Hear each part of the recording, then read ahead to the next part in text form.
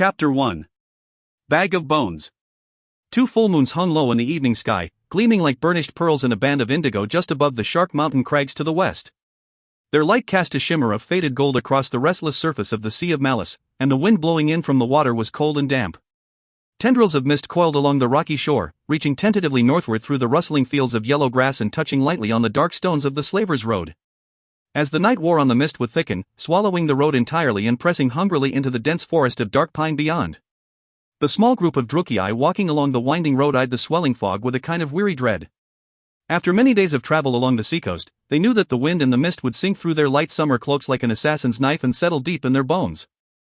They were all young and strong, and had demonstrated so on more than one occasion since leaving their homes, but their muscles ached and their joints were stiff after weeks of sleeping on damp, cold earth. So when one of their number spied a small, cleared area with a fire pit at the edge of the tree line, the band stopped in their tracks and spoke amongst themselves in low, hushed tones. Their leader, a tall woman with finger bones plaited in her black hair, turned and looked along the road to the north, searching for a sign that their destination might only be a short way away. She wanted to press ahead a bit further, but when the man who'd first spied the clearing walked to the fire pit and pointed out a stack of ready firewood tucked beneath a nearby pine, that settled the debate. With a last, searching glance to the north, the woman joined her compatriots by the fire pit, throwing back the folds of her cloak and shrugging her travel bags from her shoulders. Lengths of wood clunked and rattled as they were tossed into the pit, and the Drukei murmured easily amongst themselves, pleased at the thought of a warm fire to keep the fog at bay. Preoccupied as they were with flint and tinder and unwrapping what remained of their meager rations, none of them noticed the lean, haggard figure step quietly from the concealing mist close to the shore. Droplets of water glittered like shards of broken glass on the dark surface of Malice Darkblade's heavy, fur-mantled cloak and ran in thin streams across his worn and split-seamed boots. His long black hair hung loose in a thick, matted tangle, almost indistinguishable from the wolf fur that weighed upon his narrow shoulders. Moonlight limned the hard lines of his weathered face, sharpening the bony angles of his cheekbones and the dagger point of his pale chin. Shadows pooled in the hollows of his cheeks and the sunken orbits of his eyes as he studied the 4 men and 2 women forming a circle around the fire pit just a few yards away.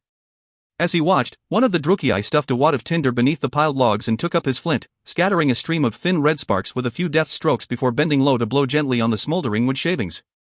Within moments a tongue of fire rose from the tinder and licked along the cured wood, and the Drukei all leaned forwards expectantly, reaching out with slim, pale hands for the warmth that was soon to follow. Malice smiled coldly, scarcely noticing the offshore breeze caress his face with cold, damp fingers. A few moments more, he thought, nodding to himself. They'd taken the bait, but now he had to set the hook. Within a few minutes the Drukei had a roaring fire going, filling the clearing and painting the sides of the dark pines with flickering orange light. The Drukei ate cold meals of hard biscuit, dried fish and cheese, and stretched their feet wearily towards the blaze. After a long, hard day of travel, the men and women seemed to come unclenched at the heady sensation of warmth and food in their bellies. None of them noticed Malice approach until he limped like one of the walking dead into the circle of the firelight. Conversation stopped. Several of the Drukei straightened, hands reaching for their swords. Their faces were carefully neutral, but Malice could see the calculating gleam in their eyes. They were sizing him up, deciding whether to treat him as predator or prey. Malice reached both hands from beneath the folds of his faded cloak and showed his empty palms. "Well met, brothers and sisters," Malice said carefully. The words came out in a low, hoarse voice. After 2.5 months of living like an animal in the woods along the Slaver's Road, he'd had little use for conversation. "Might a fellow traveler share your fire for a while?" Without waiting for a reply, he unclasped his cloak and pulled it from his shoulders. Beneath, Malice wore a ragged shirt of blackened mail and a battered chiton of human hide, cut in a rustic style common to the North Country. A broad, straight northern sword and a set of knives hung from his belt above a set of faded and torn woolen robes. His black boots were ragged as well, the soles pulling away from their pointed tips. But for a large ruby ring glinting brightly on his right hand and a plain silver band glinting on his left, he looked like a half-starved Autarii or a crazed mountain hermit. Malice spread the cloak carefully on the ground and shrugged a plain cloth bag from his shoulder. Sharp, measuring stares flicked from Malice's face to the stained brown canvas bag and back again. All of the travelers carried similar bags, kept close by their sides. Like Malice, the other Drukei were dressed simply, plain robes and chitons, light armor or none at all, and a single sword or broad knife to deal with encounters on the road. Had they horses and clinking bundles of slave irons, they could have been traders on the way to Karen Kar in anticipation of the autumn flesh harvest. After a moment the leader of the small band leaned forwards with a soft rustle of layered wool and studied Malice thoughtfully. Her hair was drawn back in a series of tight braids, accentuating her long face and severe features. The woman's brass-colored eyes shone like polished coins in the firelight. "Have you traveled far, brother?" she asked. The highborn met the woman's gaze and struggled to conceal his surprise. The woman's eyes marked her as a high priestess of Kine, the bloody-handed god. They set her apart even among other members of Kine's temple as especially favored by the Lord of Murder. Malice nodded slowly. From Nagar, he replied, thinking to describe his route down the spear road past Nagarond but holding back at the last moment. Say no more than you must, he cautioned himself. And you? From the temple at Clark-Carrant, the woman replied, and then nodded to two men to her right. And they from Hag Graf. Malice continued to nod, keeping his face carefully neutral and giving the two men only the briefest of glances. His mind raced and a fist tightened around his heart. A voice hissed inside his head, like a blade drawn across naked bone. I warned you of this, little Drukei, the demon said, its voice dripping with contempt. They will recognize you any moment and your pathetic scheme will come undone. After tonight you will not be able to return to Hag Graf, his mother had told him, her voice cutting through the howling wind as the city burned around them. You must seek the warp sword of Kine in the city of Harganath. Your brother Uriel awaits you there, seeking to make the sword his own. And so he had traveled north and east, slipping from the corpse-choked veil of shadow with food taken from the ruins of the Nagarite camp. He moved at night and stayed off the roads whenever he could, knowing that his kin would be sniffing for his trail as soon as they were able. Once the fires had been put out and order restored in the city, his half-brother Isilver would send his troops into the Vale to check every bloated and torn body to see if he lay among the fallen. When they realized he'd escaped, word would spread, and every Drukei in the land of Chill would be watching for him. For the man or woman who delivered Malice Darkblade, living or dead, into the clutches of the Witch King would reap a Drasho's ransom in wealth and favor. Not because Malice had led an army against his former home, but for the crime of taking the life of his father Lurin, the Vakar of Hag Graf, and by extension a sworn vassal of Malekith himself. No one slew the Witch King's property without his leave, and for that Malice had lost everything: rank, property, wealth and ambition, all stricken from him with a single stroke of a sword. He had thought himself clever, but in the end he'd played right into his enemy's hands. Now Isilver was Hag Graf's Vakar and possessor of not only Lurin's wealth, but Malice as well. His half-sister Nagara had conspired with Isilver. Together they'd known more about Malice and his secret quest on behalf of the demon Tizi Archon than he'd realized. They knew of the 5 relics he needed to find in order to free the demon from its prison and reclaim his stolen soul. They knew he would seek the dagger of Torxus in the tomb of Aluril the Damned, and so they'd arranged for Lurin to get it first.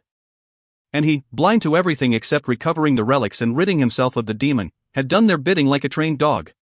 It had taken a week to reach the Slaver's Road, and 2 weeks more to reach Harganath, city of executioners. Malice had stopped there, hesitating warily before the city's open gates and somber streets. The gates of Harganath never shut because the city of executioners hungered for flesh and blood. It was Kine's city, seat of the temple's worldly power, and no one came or went from it without the approval of the priests who ruled there. Malice knew they would be watching for him. His half-brother Uriel would have seen to that, if nothing else. Uriel had every reason to hate and fear Malice, and desired the warp sword for reasons of his own. It figured into an ancient prophecy, one that the crippled highborn believed to be his birthright. Malice had reason to believe otherwise. Prophecies were often slippery things, and had a tendency to turn in the hand of those who thought to wield them. Nevertheless, he knew nothing of the city and hadn't a coin to his name to bribe anyone with, so he had no confidence that he could slip quietly into the city and remain hidden beneath Uriel's very nose, much less go poking through the temple fortress in search of a sacred relic. More than once he found it bitterly amusing that before, when he had everything to lose, he would have just charged headlong into the city, convinced he could think his way out of any mess he found himself in. Now, however, since he'd lost everything, he found himself much more circumspect. He needed more information about the city and its inhabitants, he'd decided. So he retreated into the wooded foothills north of the city and waited for someone to leave. The first thing he'd learned was that, unlike every other city in Nagaroth, few people came and went from Harganath. It was almost a week before a lone traveler emerged from the city gates and headed west on horseback. Malice shadowed the solitary figure until nightfall, when the man left the road and built a fire at a campsite along the edge of the tree line.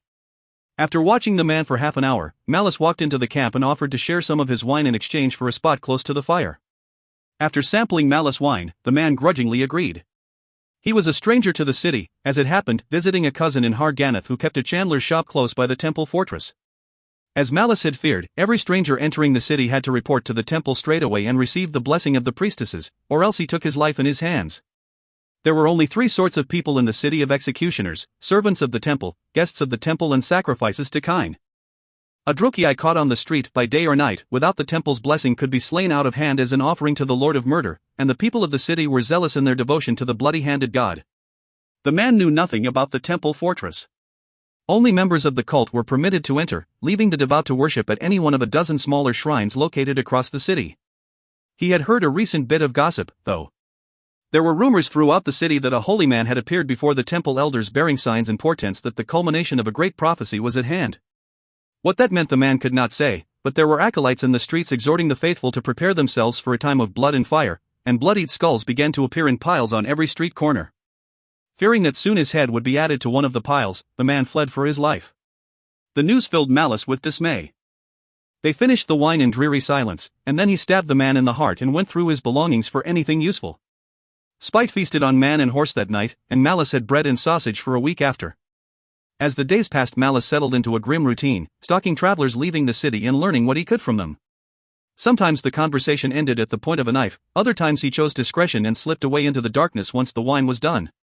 Once he nearly had the tables turned on him, and it was only the Dark Mother's own luck and his familiarity with the forest that allowed him to escape with a whole skin. Little by little, his knowledge of the city grew, but nothing he learned helped solve the most crucial riddles of all: how to avoid the notice of the temple without winding up an unwilling sacrifice, and how to find the warp sword of Kine. It never once occurred to Malice to ask either Tz Archon or his mother Eldir for help.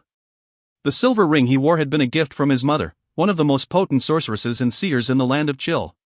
He could use it to speak with her on nights when the moon was bright. As for the demon, it had never passed up a chance to tempt him with tastes of its supernatural powers, but after the night in the burning city, its behavior had changed. It was warier now, questioning Malice every move and offering nothing unless asked. The demon feared Eldir's power for some reason, and that both pleased and troubled Malice. As the summer wore on, the pattern of travel changed. Drukei began heading for Harganeth singly at first, and then in small groups of up to half a dozen, arriving at all hours of the day and night. They came down the Slavers' Road from the west or crossed the Sea of Malice in boats, and they all traveled surreptitiously, without fanfare or finery. They came from all walks of life, as near as Malice could tell, highborn and lowborn, princes, bakers and thieves and everything in between, and once they entered Harganeth, they didn't emerge again. Malice found himself thinking about Uriel and his prophecy once more, and wondered whether there might be something to it after all. Seeking answers, Malice headed down the road and looked for a solitary traveler to share a bottle of wine with. The first man he found welcomed him like a long-lost brother and barely took a sip of wine before trying to cut Malice's throat. He'd laughed like a lunatic as they'd rolled across the damp ground, resting over the man's serrated knife. When Malice had finally gained the upper hand and searched the body afterwards, he found a brown canvas bag filled with body parts, hands, ears, noses and genitals, many still sticky with gore. Malice approached a second man a day later, and received another warm welcome. This time he was ready when the Drukei leapt at him with a knife. He, too, had a bag full of freshly severed bits of flesh. In a fit of pique, Malice tossed the Drukei's head into the bag and took it with him. After that he watched the people on the road much more closely. Man or woman, young or old, they all carried a sword or a broad-bladed knife, and a stained bag hung from shoulder or belt. Was there some holy ceremony in the offing calling the faithful to the city to present their offerings to Kine? He'd never heard of such a thing before. One thing was clear, however: the travelers seemed happy to kill any stranger they met except those carrying bags of their own. Malice had no idea why that mattered, but finally a glimmer of a plan began to take shape in his mind. Asterisk asterisk asterisk asterisk asterisk. Wine, brothers and sisters? Malice pulled a clay bottle from a second carry bag and offered it to the group. One of the men from Haggraf leaned forwards and took the bottle eagerly. Malice caught the man's eye as he surrendered the wine, but saw no glint of recognition there. I hadn't realized there were any followers of the true faith living at the Black Ark, the Temple Maiden said. The true faith? What did that mean? Malice thought. I hadn't known of any in Karen Kar either, he answered.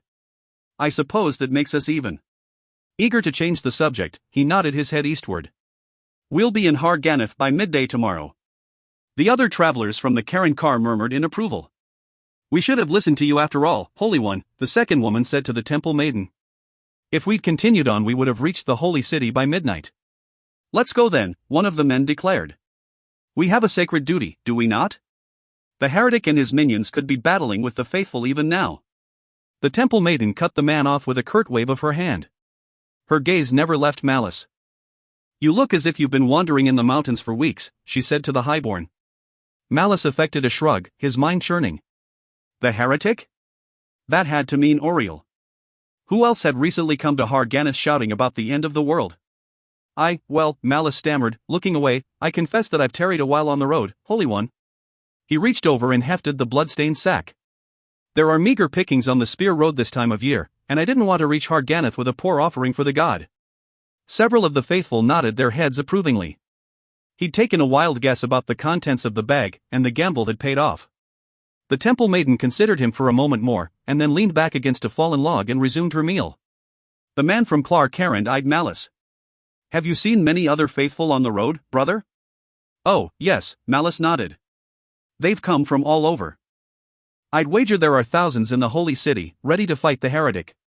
At the news, the man's eyes glinted with a savage light. "At last! The day of reckoning is at hand.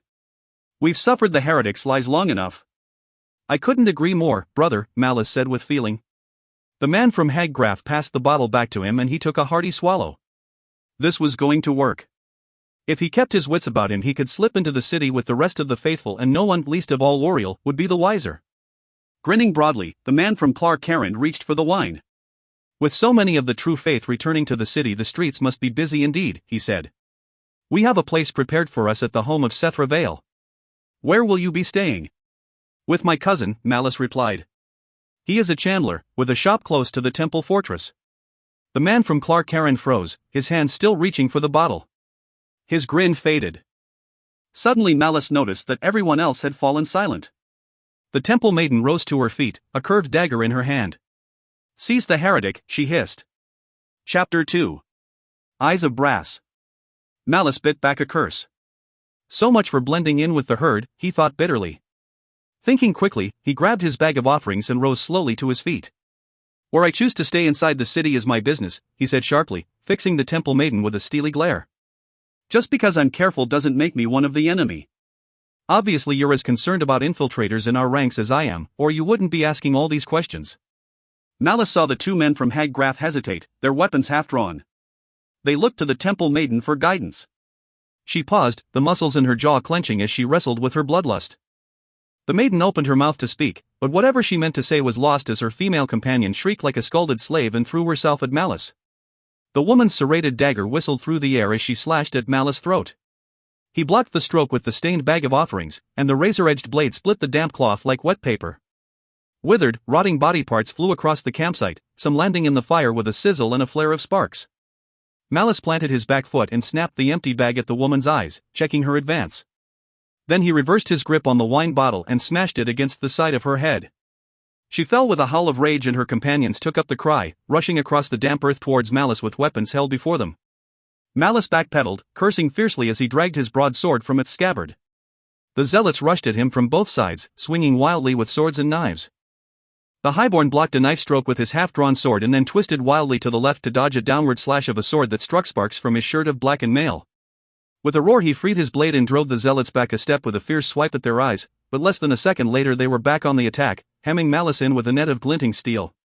What the zealots lacked in martial skill they made up for in utter fearlessness, apparently unafraid of losing their lives in the process of bringing Malice down. They kept up their relentless advance, forcing Malice to remain on the defensive against the flashing points of sword and knife. He could tell that the zealots were gauging his reflexes, and the attacks were falling into a deadly rhythm. The two men from Haggraf pressed him from the right, while the temple maiden and the man from Clark-Carrand circled to his left. One of the men from Haggraf reached in with a long thrust to Malice's neck. As he swept the blade aside with a quick shift of his sword, the temple maiden's dagger flickered in at the same moment and dug into his side. Mail rings popped and the dagger point carved a furrow through his leather chiton, but the armor stopped the worst of the blow. Snarling, Malice aimed a savage blow at the maiden's neck, but she nimbly leapt back out of the highborn's long reach. As she did, the second man from Haggraf stepped in and sank his dagger into Malice's right thigh. The blow was overextended and weak and the point of the blade sank only a few inches into the muscle of Malice's leg, but the fiery explosion of pain made the highborn stumble. The man from Haggraf showed his red-tinged blade to his fellows and cackled with glee, showing crudely filed teeth. Malice met the man's frenzied stare and let out a furious bellow, swinging at the hand holding the blood-stained blade. The man leapt back, just as the temple maiden had done, but the move was wasted, because the highborn's attack was only a feint. Checking his blow at the last moment, Malice reversed his swing, just as the man from Clark-Carrand rushed in on his left. The man was at full extension, slashing low with his knife, and Malice's heavy sword buried itself in the side of his head. The Druchii staggered beneath the blow, a choking, bloody rasp hissing past his shattered jaw.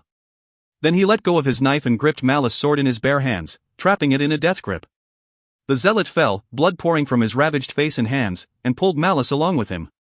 Without thinking, Malice put his boot in the man's face and took hold of his sword hilt with both hands, but he was not fast enough to pull his weapon free. The dagger man from Haggraff tackled him around the waist, knocking the highborn off his feet. Malice hit the ground with a roar, feeling the sword wrenched from his grip. The zealot's dagger was trapped beneath the highborn for the moment.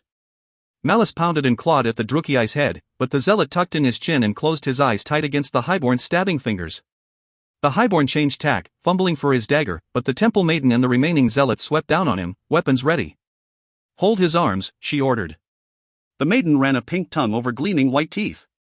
"I want him to watch while I sip from his living heart." Malice thrashed and kicked, but the men from Haggraff seized his wrists and pulled his arms back over his head. The maiden knelt and with one hand hiked up Malice's mail shirt until the leather chiton was exposed.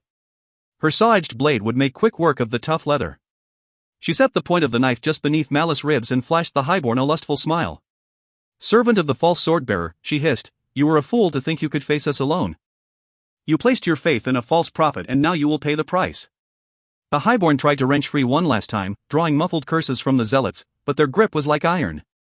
Finally he subsided, shaking his head. "Alone? I think not," Malice said coldly. "Let me show you where I place my faith, temple whore." The highborn drew a lungful of air and bellowed. "Spite!" There was a shrieking hiss, like water poured on a hot forge, and a huge, dark shape burst from the deep shadows beneath the trees. The noggler was small for its breed, no more than 24 feet long from blunt snout to tapered tail, but its gaping jaws held fangs as long as daggers and its talon forepaws were as broad as a man's chest. It propelled itself forwards on two powerful hind legs, shaking the earth with its tread. Lean, cable-like muscle rolled fluidly beneath its armored green hide as it charged like a lion at the stunned zealots. The woman from Clark-Carron was rising to her feet, blood streaming from the side of her face as the cold one reached her. Her scream was cut off with a thick, wet crunch as Spite's jaws closed on her torso and bit her in half. The war beast never broke stride, throwing the lower half of the Drukgyal's body high in the air with a sharp toss of his head and a thunderous roar. The temple maiden met Spite's hunting bellow with a shriek of her own, but it was like a war scream in the face of a howling storm. She leapt to her feet, dagger ready, but the dagger man from Haggraff let out a terrified scream and ran for his life. Spite was on them in moments, clawed feet crashing down to either side of Malice and the zealots holding him. Gobbets of flesh and poisonous slime dripped from the cold one's jaws as it snapped at the man still holding Malice's arm. The highborn cursed and screamed along with his foes, rolling on his side and pulling at his trapped arm for all he was worth. The cold one would just as easily bite off Malice's arm in the heat of the moment and never know the difference. The man from Haggraff refused to let go of Malice, yelling his own curses at the scaly war beast and the temple maiden alike. Spite lunged at the man, snapping his drooling jaws, but the zealot ducked at the last moment and narrowly avoided losing his head. Still screaming in fury, the temple maiden tried to drive her knife into the cold one's neck, but she didn't reckon on the thickness of the noggler's leathery hide. The serrated blade sank barely a couple of inches into the dark green scales and was caught fast. Spite snarled and rounded on the maiden, but the woman anticipated the move and leapt backwards, out of reach of the war beast's jaws. Or so she'd hoped. Just as she made her move, Malice caught her ankle with his free hand and checked her flight. The maiden stumbled, but Spite caught her before she hit the ground. Her scream of rage turned into a rising shriek of pain as the noggler shook her like a rat in a terrier's jaws and then flung her at the man still holding Malice's arm. Both zealots went tumbling across the ground, the impact nearly wrenching the highborn's arm out of its socket before the Drukgyal's grip was broken. Spite leapt after his stunned prey, bloodstained jaws gaping, and Malice fumbled his dagger free as the man pinning his leg saw his chance to escape and tried to get clear. The zealot rolled to his feet, eyes bright with hate, and Malice threw his dagger left-handed, burying it in the man's throat. By the time Malice staggered to his feet, the only sound in the clearing was the crackle of the fire and the brittle crunch of bones. Spite stood over the remains of the temple maiden and the man from Haggraff, devouring clothes, flesh and bone in quick, snapping bites. The highborn gave the cold one a wide berth while it fed, looking for the man who'd fled towards the slaver's road. After a moment he caught a glimpse of a pale face, several hundred yards along the road to the northeast. He could not see any details, but Malice could imagine the man running as hard as his legs would take him, casting terrified glances over his shoulder every few yards for fear that the terrible noggler had given chase. "Spite!" Malice called. The cold one looked up from its meal, steam rising from the hot blood coating its snout. It snapped its jaws once, scattering streams of gory slime, and then loped heavily towards the highborn like a faithful hound. Malice pointed down the road. "There, beast of the deep earth," he said coldly. "Smell his fear? Hunt, Spite. Hunt!" The noggler raised its snout, nostrils flaring, let out a rumbling growl and started off at a ground-eating trot. It wouldn't be long before the zealot cast a glance over his shoulder and saw nothing but red eyes and dagger-like teeth. Malice turned back to the corpses of the faithful and bit back a snarl of dismay. "Damnation," he said wearily, reclaiming first his dagger and then his heavy sword. "One day I'll have a plan that works to perfection. The shock of it will likely kill me." "You were a fool to think they would be deceived, little Drukei," Tzarkon sneered. "All cults are born of secrets and deception, the better to identify outsiders. One wrong word, one wrong look, and your skull will be sitting atop a pile on a hard Gannett Street corner." "And what would you have me do?" Malice shot back. "March into Hard Ganneth and ask them politely for the sword?" The demon's presence slithered against his ribs like silk. Malice had come to think of the sensation as Tzarkon's version of a smile. "Why not? It was meant for you, after all of that." Malice let out an involuntary snarl and began searching through the zealots' bags. One of them was bound to have a bottle of wine. "I'm not interested in your riddles," he growled. "I am not bound by fate or prophecy, least of all yours." Back in ancient times, when the Drukei still ruled Lost Nagarath, the cult of Kine was outlawed for its violent excesses and refusal to acknowledge the authority of Kirsty Narian, king of the elves. In those days, the faithful who worshipped the bloody-handed god clung to a prophecy that one day the Lord of Murder would send his chosen servant to lead the Drukei to eternal glory in a time of blood and fire. Uriel thought he was that man, chosen by Kine for his purity and devotion in spite of his physical deformities. He certainly fit the criteria set forth in the prophecy. But then, so did Malice. The scourge was destined to take up the warp sword of Kine. If Uriel was indeed the figure of prophecy, he was going to be very surprised indeed when Malice pried the blade out of his half-brother's cold, dead hands. He had to have that blade, and to the outer darkness with the rest. "Your mother has filled your head with lies," Tzarkon hissed. "You sound jealous," Malice replied absently, tossing aside the last of the bags. No wonder the zealots were such miserable wretches. Not a drop of wine among them. It was unnatural. "I have never lied to you," the demon said querulously. "I have shared my power with you when you needed it, even when it caused me great pain to do so. And you've destroyed me into the bargain," Malice snapped. "No wealth, no rank, no prospects, I've lost it all thanks to you." "Trinkets," the demon sneered. "Cheap gewgaws unfit for one such as you." Tzarkon slithered gently beneath Malice's skin, setting the highborn's teeth on edge. "Have you ever considered that perhaps this quest is but a test? A test?" Malice spat. "Of what?" Again came the silky, scaly rustle of the demon's smile. "Malice, dear Malice. Think for a moment. I am not born of flesh. I am Tzarkon, drinker of worlds. I am eternal. Do you honestly think I suffer in my crystal prison to the north?" The answer seemed evident. "Of course. Foolish Drukei. To you, a millennium of entrapment is a horror beyond imagining, but to me? It is an eye blink. If I remain bound to that crystal until the sun goes dark in the heavens, it would be about as onerous as whiling away a long afternoon." The highborn paused. "So you do not truly care if you are freed?" Tzarkon laughed. "I will be free, Malice. That is beyond doubt. The question is whether you will be able to free me." Malice frowned. "Now you're speaking in riddles." "No, you're being obtuse. Must I spell it out for you?" "I care nothing for pitiful little worlds, or the nations of pale grubs that writhe upon them. I am like unto a god, Malice. You could be, too. If you are worthy." The highborn laughed, shaking his head in amazement. "And you expect me to believe that? You'd make me a god, just like that?" He expected the demon to sneer at him. Instead, Tzarkon's reply was strangely somber. "How else do you think gods are born?" The thought brought Malice up short. "He's lying," the highborn thought. "He must be. He's trying to get the upper hand again now that Eldir has allied herself with me." And yet, it all made a terrible kind of sense. Malice thought it over. "All right," he said slowly. "Give me my soul back." "What?" "You heard me," the highborn said. "If this isn't about your freedom, there's no need to hold my soul to compel my cooperation. Give it back, and I'll get your relics for you." The demon writhed within Malice's chest. "Impertinent Drukei. I offer you power undreamed of, and you insult me." "I'll take that as a no," Malice said, pleased at the thought of discomfiting the demon. Slowly but surely, he was learning how the game was played. Tzarkon roiled like a storm inside his chest, but Malice gritted his teeth and tried to focus on the matter at hand. He had thought that with a bag of bones and a quick wit he could pretend to be a pilgrim and bluff his way into the city, but he'd underestimated the tensions running within the cult. It sounded as if the temple was on the verge of civil war. Still, now he knew more about the situation than he did previously. He knew that the faithful were flocking to Har-Ganath to stop the false swordbearer, which was encouraging. He also knew that the zealots were gathering at the house of Seth-Ravale. Deep in thought, Malice walked over to the remains of the temple maiden. Spite hadn't left much. Her head and part of one shoulder lay amid the pieces of the man she'd landed on. The maiden's face was frozen in a rictus of hate, defiant until the end.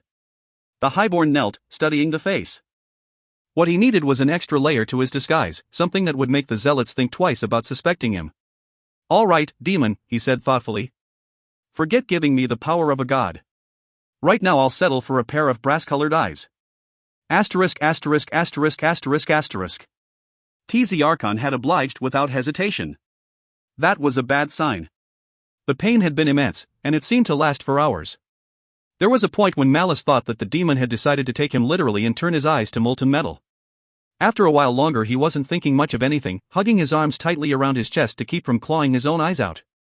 The fog had reached the wood line and the fire had burned down to embers by the time the pain subsided. His face was flushed and each eye blink sent shivers of agony through his body. Malice could hear Spite moving around the clearing, nibbling idly at the remains of the zealots. After some thought, the highborn rolled painfully onto his hands and knees and crawled towards the embers of the fire. Even the dull red light of the coals sent needles of pain into his eyes, but after some searching, he managed to find the maiden's offering bag. Malice called the cold one over and fumbled his way into the saddle.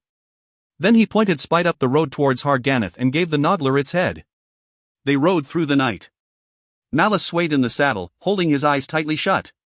Well past midnight, his parched throat felt so tight he could barely breathe, and he groped behind his saddle for a water skin. The highborn drank deep of the brackish liquid, and then on impulse he poured a little into each eye. The pain was so sudden and sharp he cried out, but afterwards his eyes felt much better. False dawn was coloring the mountains to the east when they reached the city of executioners. The sea breeze shifted, carrying with it the burnt copper tang of blood, and Malice slowly opened his eyes. The city shimmered like a ghost in the pearlescent light. Har-Ganath, the fortress of ice. Before the Drukei built Karen Kar at the mouth of the Slaver's Straits, Har-Ganath had been the northernmost city in the land of Chill. Its walls and towers had been built from the purest white marble, quarried from the mountains near the houses of the dead.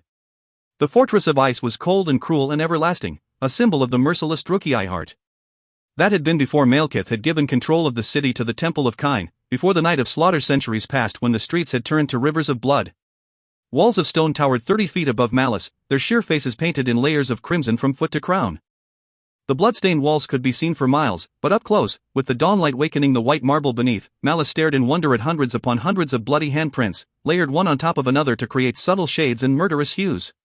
The red sheen looked fresh. Malice was tempted despite himself to touch it, to add to it, deepening the mosaic of slaughter one thin layer more. The city gate was unusually broad and low, wide enough for 6 mounted knights to ride comfortably abreast but not with their lances held high. An enormous gatehouse loomed overhead, its wide face pierced by arrow slits and murder holes. Oil gutters hung like arched tongues from the carved mouths of dragons and basilisks, ready to pour searing death on any invader. The gates of Har-Ganath were long gone, however, and its portcullis dismantled. The gateway yawned like the wide mouth of a leviathan, ever hungry for more prey. There were no guards upon the battlements, no green light of witchfires burning behind the arrow slits. Beyond the gate Malice saw streets cloaked in eddies of pale fog. Somewhere in the distance, a voice cried out in anger and pain. Malice put his heels to Spite's flanks and entered the city of executioners, seeking the house of Seth-Ravale. Chapter 3. City of Ravens. Malice soon lost count of the dead. They lay everywhere in Har-Ganath's streets and gutters, contorted by pain and violence and left to cool in drying pools of gore. Some were piled in narrow alleys like old rubbish, others lay slumped against the red-tinged marble walls, having painted the stone with bright swaths of their own blood. Most were Drukei like him, although more than once Malice caught sight of the corpse of a slave, stripped naked but for his collar of service. Every victim had been hacked to death. Many bore the gruesome wounds of axe or drake, the great two-handed swords favored by the temple executioners. There were men and women, young Drukei and old. Some died fighting, with swords and daggers in hand and mortal wounds to head and neck. Others simply ran and took their wounds in the back. The end result was the same. Many of the victims had been beheaded. Their skulls had been added to pyramids of similar trophies, some stacked as high as a mounted man along the sides of the roadway or next to the door of a business or home. Nearly all of the piles of skulls rested in thick layers of dirty gray dust. The sight puzzled Malice at first, until he noticed that there was a gruesome stratum to the pyramids. The heads nearest the top were the freshest, of course, still cased in tattered flesh and skin. Closer to the bottom, vermin and the elements had stripped them clean, leaving a layer of bleached bone at the very base. In time, even those sturdy bones crumbled, pressed down by the weight of the bones above and ground into pale dust. The city stank like a battlefield. In the open squares it was bad enough, but climbing the narrow, winding streets towards the upper districts was like walking through a dimly lit abattoir. Spike grumbled and sniffed at the heavy odor of rotting blood and spilled organs, and Malice fought the urge to cover his face with a fold of his cloak. Even in the brutal battles on the road to Hag Graf he'd never seen the like. The city of executioners had been built on commanding ground on the shore of the Sea of Chill. At first just a collection of forbidding spires rising into the sky from atop a broad, granite hill, over the centuries the city had spread like a mantle of white stone down the hill slopes and along the flat ground around the hill's base. When Harganeth was given over to the temple by edict of the Witch King, the temple in the lower city had been abandoned and the elders seized the districts surrounding the crown of the high hill. Many of the city's richest citizens had been turned out of their homes, and the buildings demolished to create the massive temple fortress that surrounded the Drashos stained white towers in a fist of dark stone. No matter where one stood in the lower city, one felt the ominous shadow of the Temple of Kine. Like all Druchii cities, Harganeth was a warren of narrow, twisting streets and alleys, purposely designed to confound intruders. Tall, narrow buildings channeled would-be invaders into dead ends and cul-de-sacs where they would find themselves at the mercy of citizens waiting on wrought iron balconies high overhead. But for a few main thoroughfares meant for commerce or war, no road was wide enough to admit more than 2 riders abreast, and in many cases the streets were narrower still. Sunlight rarely found its way into these claustrophobic lanes, and even in daylight every other house was lit by an intricately wrought, iron lamp hung outside the heavy oak door. Upon entering Harganeth, Malice had found himself in the city's merchant district. Eddies of pale fog swirled around Spite's flanks as Malice led his mount past shuttered warehouses and through market commons littered with trash. Next came the slave quarter, with its broad squares and iron-bound cages. The first of the city's many shrines lay just off the quarter, and it was here that the highborn saw the first signs of slaughter. Malice couldn't help but wonder how much flesh was bought at the markets and marched across the square just to bleed on the altar of the Lord of Murder. The narrow streets of the artisans' quarters lay past Kine's shrine, and further still were the flesh houses and blood pits of the entertainment district. Every lodging house and tavern was tightly shut, their stoops empty of the indigent or the drunk. There were no signs of exhausted revelry, only piles of leering, tattered heads. For weeks he'd fantasized about a bath, bottles of wine and a soft bed in such a lodging house, but the eerie stillness of the district drove all temptations from his mind. Beyond the neighborhood of lodging houses and taverns the road began to climb the white hill. The tall, shabby houses of the lowborn rose around him, and the way ahead became difficult. Malice's hair stood on end as he led Spite into the close-set streets. The narrow windows were shuttered and the overhanging balconies were empty, but he could not shake the sensation that he was being watched. The highborn drew his heavy sword and rested it in his lap, suddenly wishing he'd thought to put on the plate armor bound up in rolls of cloth and hung from the back of Spite's saddle. The more scenes of carnage he passed, the more his wariness grew. Some of the bodies still steamed in the chilly morning air, suggesting that the killers were close by. The thought of a running battle with a mob of fanatics on their home ground set the highborn's teeth on edge. He knew, from his conversations with travelers, that the highborn districts lay around the top of the hill, but he wasn't certain how to get there. How long could he wander down the maze-like streets before he stumbled across an armed band looking for more trophies to stack outside their door? Would his appearance give the attackers pause? Malice had no way of knowing. Nothing he'd seen so far made any sense to him. For the first time since the long, harrowing trip back from the Chaos Wastes, Malice felt vulnerable and exposed. It wasn't as if he could go door to door and ask the way to the house of Sethra Vale. Briefly he contemplated heading straight for the temple and simply presenting himself there. Surely with a heresy simmering in the city the priestesses wouldn't scrutinize any offer of help too closely. The solution was simple and direct, but it gave Malice pause. There had to be a reason why the faithful were being lodged in houses in the city proper. Perhaps the temple ranks had been infiltrated? If so, how could he be certain that the priestess he spoke with wasn't a secret ally of Uriel? With no other recourse open to him he nudged Spite onward, ears straining for the sounds of movement from the alleys or the balconies overhead. As the dawn broke to the east Malice heard the first stirrings of life, high up in the shadows of the eaves along the street. Feathers rustled and bits of loose stone rattled down the stained facades of the houses. To Malice, far below, the shadowed ledges up near the slate roofs seemed to bob and writhe with invisible life. Then, with a querulous squawk and the beat of heavy wings, an enormous raven launched itself from the shadows and swooped low over Malice's head before alighting at the peak of a pyramid of fresh trophies. The carrion bird glared impetuously at the passing highborn before cocking its sleek head and contemplating its resplendent red feast. Within minutes the air was black with gore crows, flapping and calling to one another as they soared down the city streets. They passed so close to Malice that he felt the wind of their wings against his face, and they showed no fear at all of Spite. Once the cold one stepped right over a sprawled body covered in hungry ravens, and the birds paid no attention whatever to the lumbering Noggler. The constant chatter of the birds made Malice uneasy. Some of the ravens even croaked at Malice in passable Drohir. Sword and axe. One bird called. Skulls! Skulls! Cried another. Blood and souls! Blood and souls!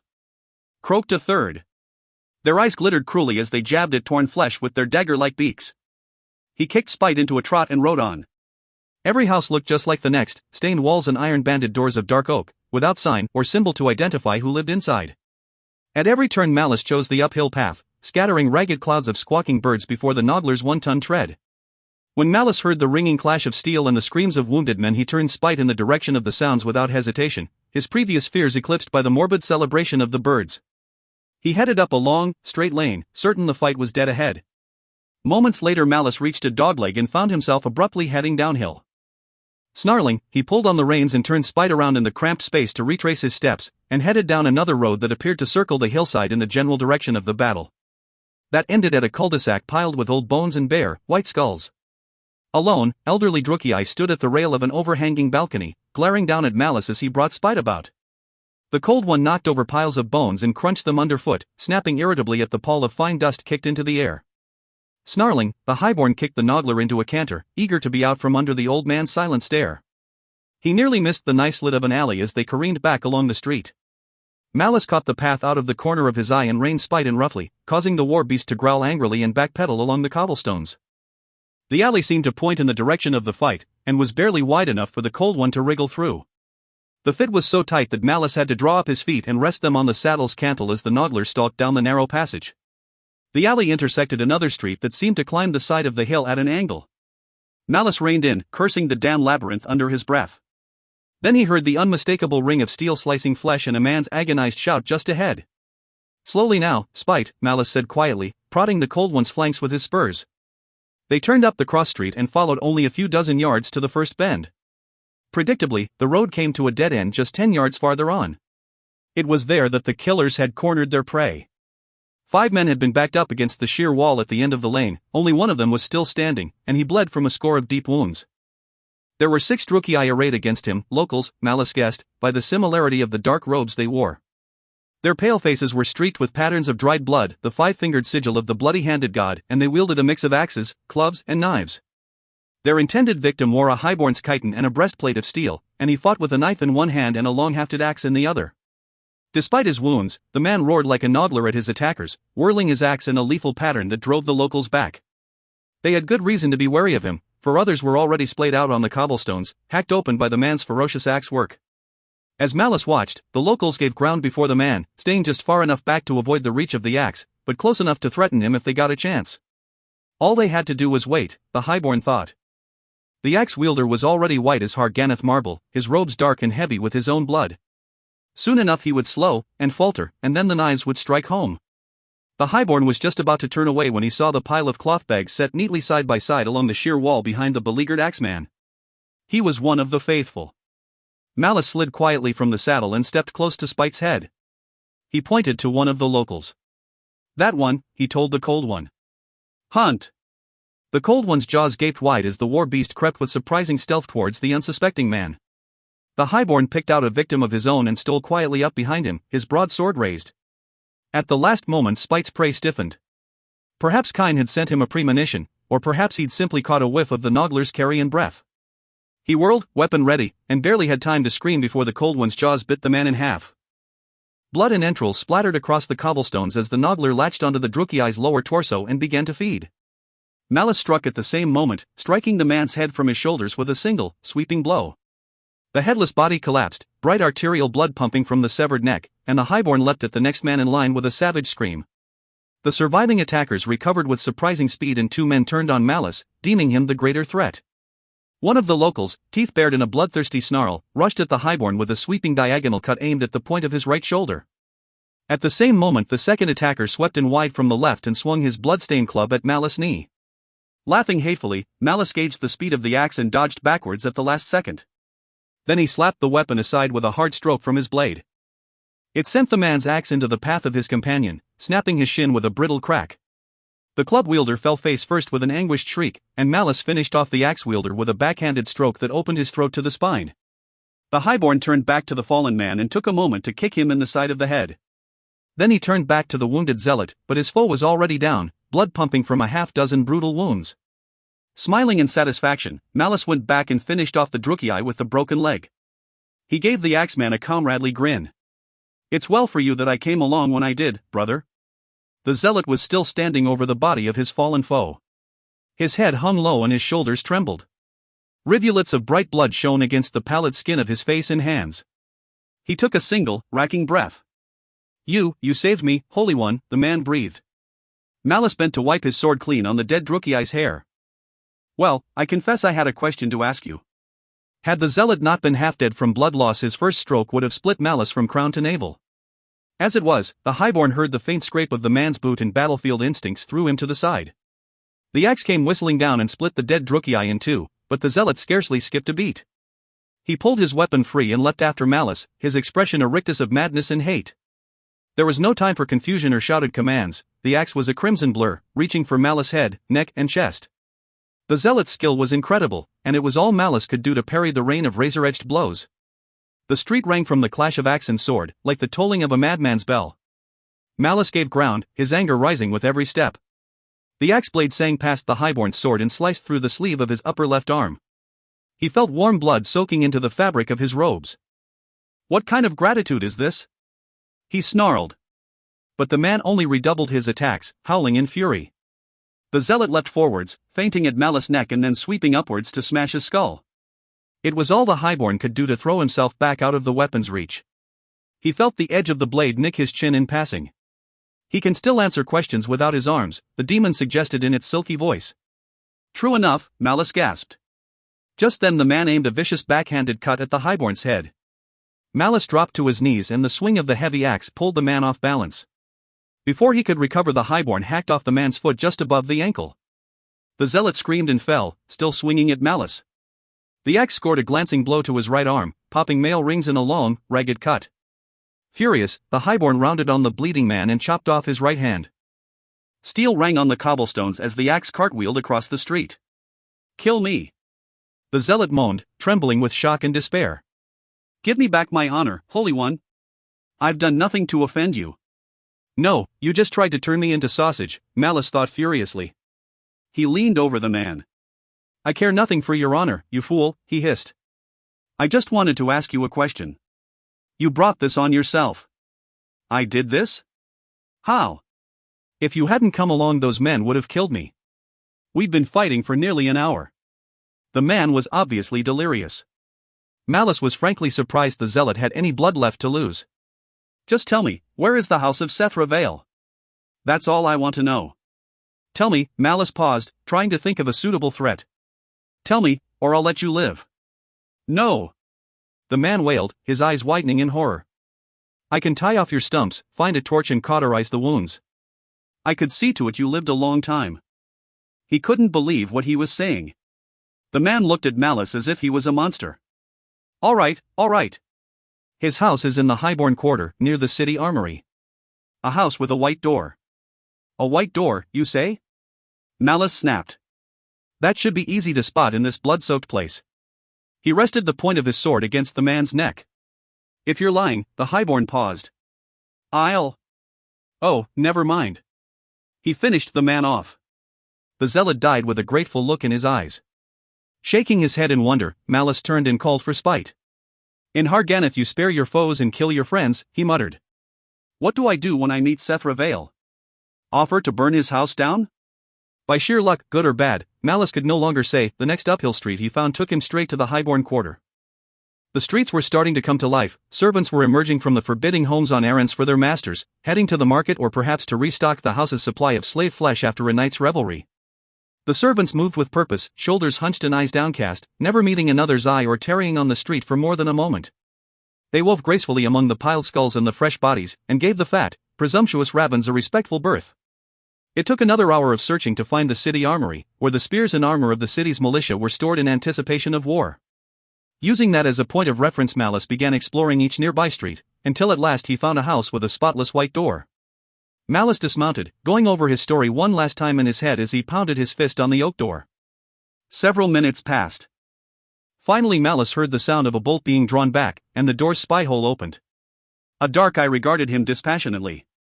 "Greetings, brother," Malice said. "I've come a long way to answer the call of the faithful. I was told there would be a place for me here." The eye regarded him a moment more, and then the spy-hole snapped shut. Larger bolts rattled in their housings and the door swung open. A young woman in startlingly white robes stood in the doorway. A long, fresh cut traced a red line down the side of her pale face, still seeping a thin line of blood. Her expression was eerily serene. "Welcome, Holy One," she said in a measured voice. Malice paused. "Do I step inside or draw my sword?" he thought. He decided on the former. Stepping just inside the doorway, he found himself in a small, walled courtyard full of armed Druchii. They all wore white robes, like the woman's, and little or no armor, but every one of the zealots had a bared blade in hand. They studied Malice with barely concealed belligerence. Malice studiously avoided the stares of the assembled Druchii, focusing on the wounded woman instead. "I will need a place for my noggler," he said. It occurred to him that nearly every zealot he'd seen on the road had been traveling on foot. "It will be seen to," the woman said. "There are noggler pits in the quarter, with people we can trust." She motioned to one of the armed men, who bowed and ran across the courtyard to a flight of steps that led into the house proper. "Your arrival is propitious," she told him. "The heretics have learned how many of the faithful have slipped into the city over the last few weeks, and they have decided to move against us." Malice nodded. "I saw a bloody battle on the way here. The heretic servants cornered 5 of our men and slew them not far from here." "Where is Sethra Vale?" The woman's serene expression darkened. "Dead, Holy One. The heretics sent assassins in the night and slew Vale while he slept. Tyron the Unscarred is the new elder, and he vows that the atrocity will not go unavenged." A thought struck her. "I should take you to him, Holy One. You may be of great use to his plans." "Of course," Malice said smoothly, considering the possibilities. Anything he could do to gain the zealot's confidence would make his position that much more secure. "We will have to act quickly," he said. "Take me to the elder. If the heretics are on the move, then Uriel must be close to claiming the sword." "Indeed," the woman said with a fierce smile. "The elders cannot deny him much longer. Soon he will take up the holy blade and we will sweep the heretics away on a tide of blood. If Tyron's plan succeeds, you will open the way for the right of the sword to begin. Think of the rewards you will reap when the true faith is reborn and the sword-bearer takes his place at the head of the temple." Chapter 4. Keepers of the Dead. The woman ushered him into a large, empty chamber on the top floor of the house, and left him to wait as she announced his arrival to Tyron the Unscarred. A variety of swords, axes, and knives hung from 3 of the room's walls, and the floor had been dusted with talc. The room was clearly meant for practice and perhaps meditation, although it was strange to find it at the top floor with the master's quarters. There was no fireplace to warm the open space, and the woman had made no attempt to offer Malice food or drink. Cold, hungry, and deeply confused, he walked to the tall windows that dominated the north wall of the room and glared down at the city streets below. Suddenly he was envious of all the damned ravens and their sleek, black wings. At that moment he wanted to fly from Harganeth as fast as he could. "This place is a madhouse," he muttered darkly. "Uriel is the hero of the faithful and the temple elders are the heretics?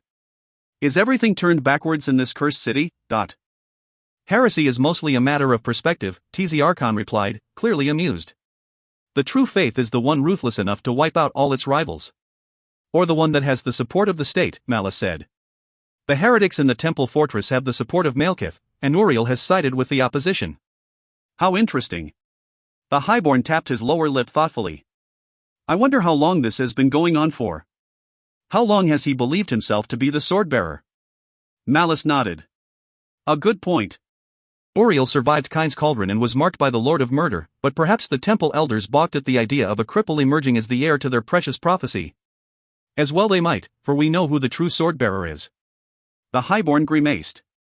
"I'll take up that cursed sword because I must, and the prophecy be damned." Archon chuckled. "A prophecy cares not what you think of it, Malice.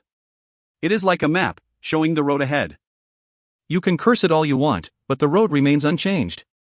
"Indeed?" Malice replied. "Eldir thinks differently." "The witch knows nothing," the demon spat. She intends to shape you to her will, little Drookie. You are her pawn, and she will cast you aside the moment you are no longer useful. Malice laughed scornfully. Next you will tell me that the sun is warm and the night is dark. You will have to do better than that, demon, the highborn sneered. At the moment she makes a far better ally than you. For one thing, she doesn't hold my soul in her clutches. No, TZ Archon replied, but she sent you to me. Think on that. The highborn's smug grin faded.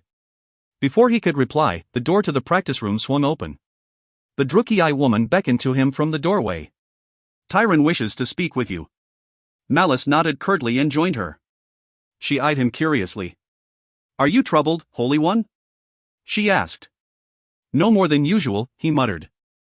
Life is never at a loss for ways to vex me, it seems.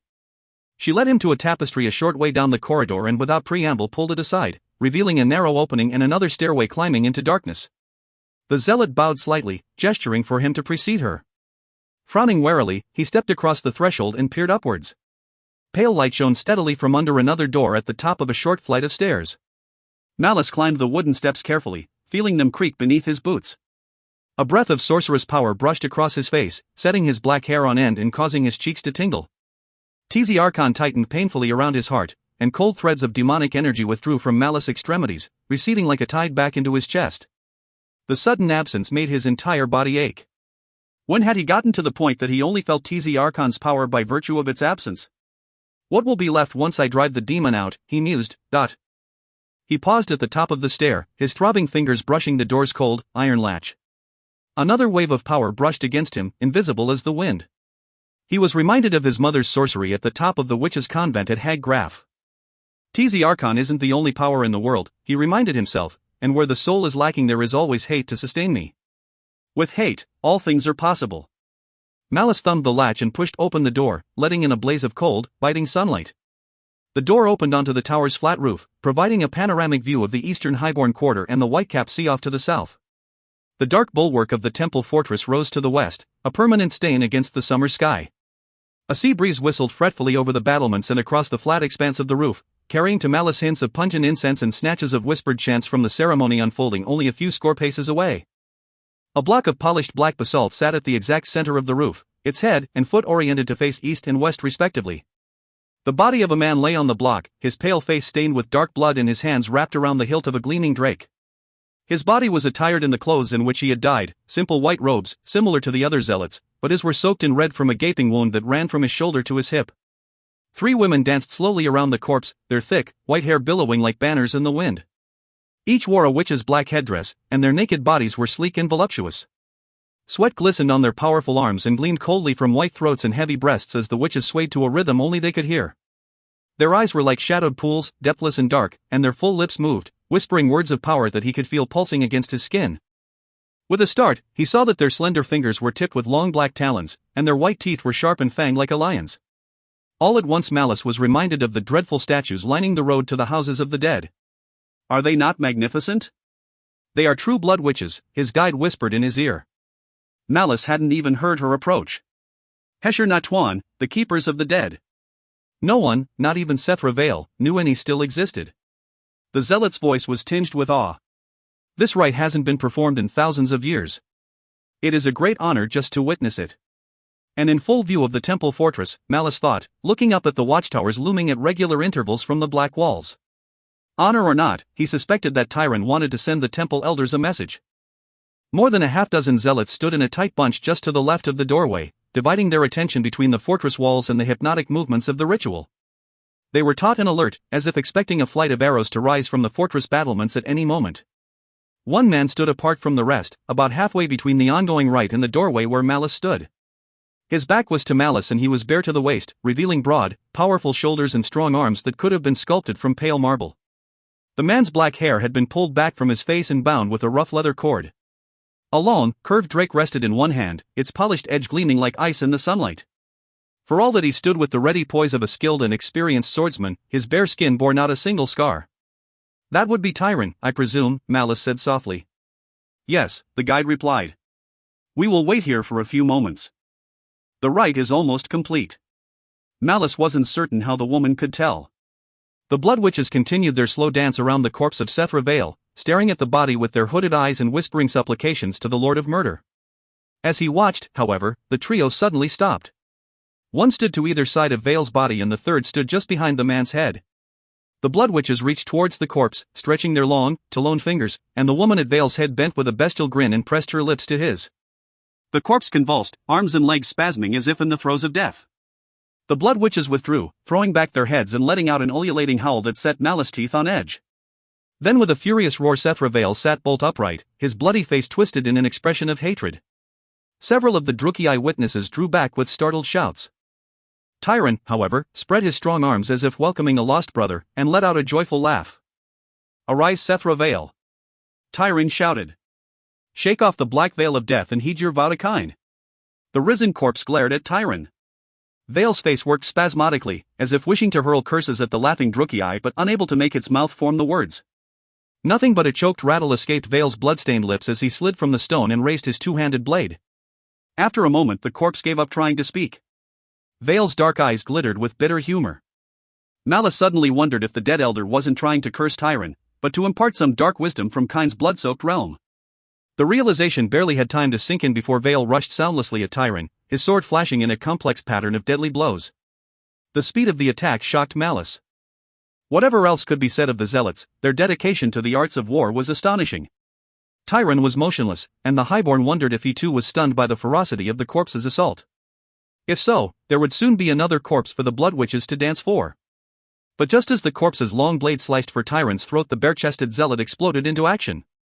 One moment his sword was hanging calmly from his hand, and the next he was past Vale's onrushing form, his drake held high. Malice barely registered the ringing sound of steel against flesh. Vale staggered to a stop, still frozen in mid-swing as if confused. Then Malice heard a wet, slithering sound, and the upper quarter of the corpse's torso slid off at an angle and fell to the floor with a spray of clotted blood. Incredibly, the rest of Vale's body remained upright for a moment more before toppling forwards and spilling steaming organs across the slate tiles. With an ecstatic shriek the witches fell upon Vale's bisected form, pulling away robes and tearing into the shorn flesh with fang and claw. Tyron turned gracefully on his heel, lowering his sword slowly to his side, and Malice was struck by the eerie, serene look on his handsome face. Tyron approached the crouching witches, moving as if in a trance. The blood witches eyed him over their carrion feast, their chins dark with blood. They studied Tyron with large, leonine eyes. Tyron held out his left hand. "Give me my due," he said, "in Kine's holy name." One of the blood witches smiled, showing blood-stained fangs. She reached into Vale's ruptured chest and pulled forth his heart. Tyron took the organ respectfully, threw back his head and squeezed the heart's contents into his open mouth. There was a subtle change in the air. Malice felt the sudden absence of an electric tension that he hadn't realized was there. A sigh went through the assembled zealots. "Now Tyron possesses a part of Vale's strength," Malice Guide whispered, more for her own benefit than his. "It was ever thus, when an elder died in ancient days. Truly our time of reckoning is nigh." When the last drop of blood was gone, Tyron turned to the looming walls of the distant fortress. Slowly and deliberately, he raised his blade and his grisly trophy high over his head. "The call of blood is answered in sundered flesh," he cried. "Blood and souls for the Lord of Murder." The faithful answered. Tyron lowered his sword and returned the heart to the waiting blood witches. His face, neck, and upper chest were streaked with dark blood. At that moment he noticed Malice. Tyron favored the highborn with a calculating smile. "Ah, here is our new pilgrim," the zealot said. "How was your journey, Holy One?" Malice paused but a moment, uncertain how to respond. Tyron's eyes were dark, not brass-colored like Uriel's or like those belonging to the other favored servants of the temple. How did one address such a man?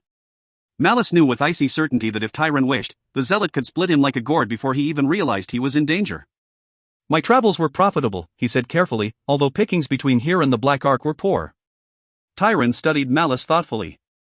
"It looks as if you traveled through the mountains to get here," he said. "Did you take to hunting Autarii for your offerings?" The highborn shook his head. "I have no skill at catching ghosts, elder." He offered his stained bag to Tyron. "I gathered what offerings I could along the road, but I confess that I spent more time out of doors than I'd intended." Tyron took the bag and emptied its contents onto the roof beside the hungry blood witches. They eyed the collection of body parts with feline disdain. Tyron did not seem much impressed either. "You say you came from the Black Ark of Nagar?" The highborn took a slow breath. "I did. The temple there is small, but there are still a few of us who honor the old ways. I didn't know there were any. Didn't Vale tell you, Elder? Malice asked. He was expecting me. Tyron considered this. What of the rest? Surely you are not the only true believer at the Ark?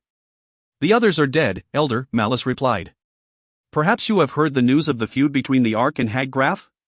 The Witch Lord lost his entire army against the forces of the Hag. It was a tragedy for the Ark, but a glorious day for Kine. Tyron's smile turned cold. It's a convenient story, Holy One, but your manner is strange, and you could easily be a heretic spy. Malice forced himself to remain calm. You would not be the first man to mock my rustic manners, he said, but why would the heretics bother with spying on you when you hold your rights in plain view of the fortress? But the zealot's smile faltered, and Malice felt his guts clench. Then Tyron threw back his head and laughed.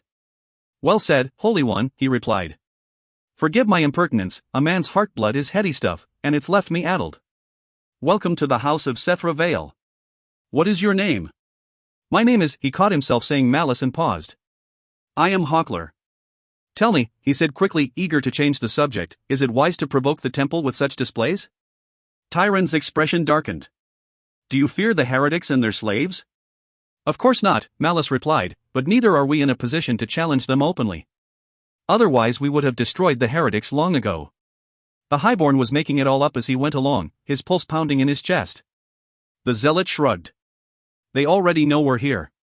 The fact that they sent a handful of assassins last night instead of turning out the temple guard tells me that they don't wish to provoke a confrontation. If they did, they couldn't be certain of killing us all, and then they would have to explain to their worshippers why they tried to wipe out the Swordbearer's disciples. And what news of Uriel? Tyron chuckled. They remain cloistered in the sanctum of the Holy Blade. When he and his sister came through the Vermilion Gate there were far too many witnesses for the temple elders to hush it up. Uriel presented his sister as the bride and declared himself Swordbearer in front of almost 100 witnesses. So they've made a big show of honoring his claim and have spent the last 3 months using the scriptures to discredit him. And a gleam of triumph shone in the zealot's dark eyes. They have failed. Our sources in the temple say that the elders have already been forced to admit that Yasmer is indeed a living saint of the bloody-handed god. So now I expect they are panicking. Malice very much wanted to know why the temple elders would be panicked over such a thing, but he feared that the question might give him away. Which is why they killed Sethra Vale. Tyron nodded. It was a clumsy, crude gesture, which speaks to me of the elders' desperation. They seek to thwart Kine's will by silencing his true believers, as if that would spare them from his wrath. The zealot stepped forwards and put his blood-stained hand on Malice's shoulder. That is why I wanted to speak with you. Is there some rite you need me to perform? Malice asked, praying fervently that there wasn't. The zealot laughed. I like you, Hawkler. For a priest you've a fine sense of humor. He took another step closer and lowered his voice. No, I need you to lead a band of true believers into the temple fortress and kill the bastards who were responsible for last night's attack. Chapter 5. The Assassin's Door. The door lay at the end of a narrow street that only knew the touch of sunlight for about an hour each day. Tall houses, the homes of highborn lords, rose to either side of the close-set lane. Malice noted that the windows facing the street were tightly shuttered. Clearly the local nobles wanted little part in the temple's clandestine affairs. He cursed himself for not anticipating Tyron's plan. In retrospect, the Drukiai's interest had been obvious. Vale's death had to be avenged and the zealot leader needed expendable men for the job. Malice was new to the city, of uncertain provenance, and had no patrons to argue on his behalf. If he died in the depths of the temple fortress the zealots would scarcely feel the loss. The highborn turned away from the mouth of the narrow alley and looked over at his two companions. The zealots were nearly invisible in the deep shadows of the rubbish-strewn passage, their faces concealed in dark woolen wrappings and shrouded by close-fitting hoods. They seemed utterly relaxed, poised and ready for action at a moment's notice. The prospect of certain death seemed to affect them not at all.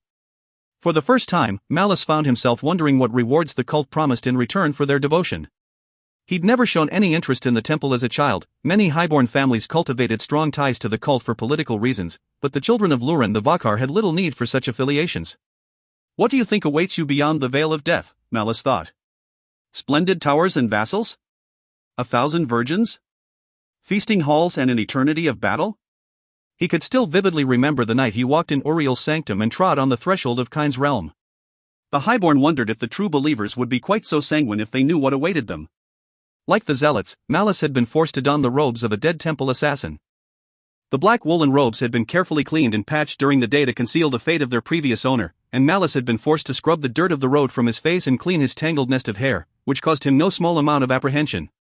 The grime had served to conceal the gray cast of his skin and the thick, blue-black veins that climbed all the way up his right arm, across his shoulder and up the side of his neck. He'd been able to conceal the corrupting touch of the demon's curse for a time by a simple act of will, but the more he'd opened himself to Archon's gifts, the more the taint had spread. Now gauntlets covered his hands and he kept his own scarves bunched tightly around his throat. Over his robes he wore the assassin's lightweight chiton of human hide and a shirt of fine black mail. Two short, broad-bladed swords were buckled to a wide belt at his waist. Malice nodded to the pair and pulled his hood up over his head. "The sun is setting," he said quietly. "It's time." Without waiting for a reply he turned and slipped out of the alley, the sound of his movements lost amid the noise of the bustling avenue at the other end of the shuttered street. Horses trod across the cobblestones, men shouted to one another or cursed their slaves, and servants chattered together as they hurried to complete their master's business before the sun went down. By day, Malice found Harganeth was much like any other city in Nagaroth. It was during the hours of the night that it became a very different place indeed. The assassin's door was made of bolted iron, with a small spy-hole covered by a cage of steel bars. There was no latch or knob, the flat, tarnished surfaces of the metal plates were inscribed with ancient, rust-stained carvings of leering skulls and piled bones. Malice raised his fist and pounded on the rusty iron, calling to mind the strange words Tyron had told him to say. Somehow the witches had got the password from the temple assassins. He wondered if they'd made the men talk before or after they died. There was a sound of scraping metal immediately and the spy-hole cover opened. A pair of dark eyes studied Malice and his companions warily. The words tumbled from his lips, spilling out in a rush. The phrase was in an archaic form of Druhir, the language of scholars and theologians. Perhaps it was a proverb of the temple, or an exhortation of the god. He simply concentrated on repeating the words as they'd been given to him. "Kind's will is done," the highborn finished. He had no idea if it was the right thing to say, but it seemed appropriate.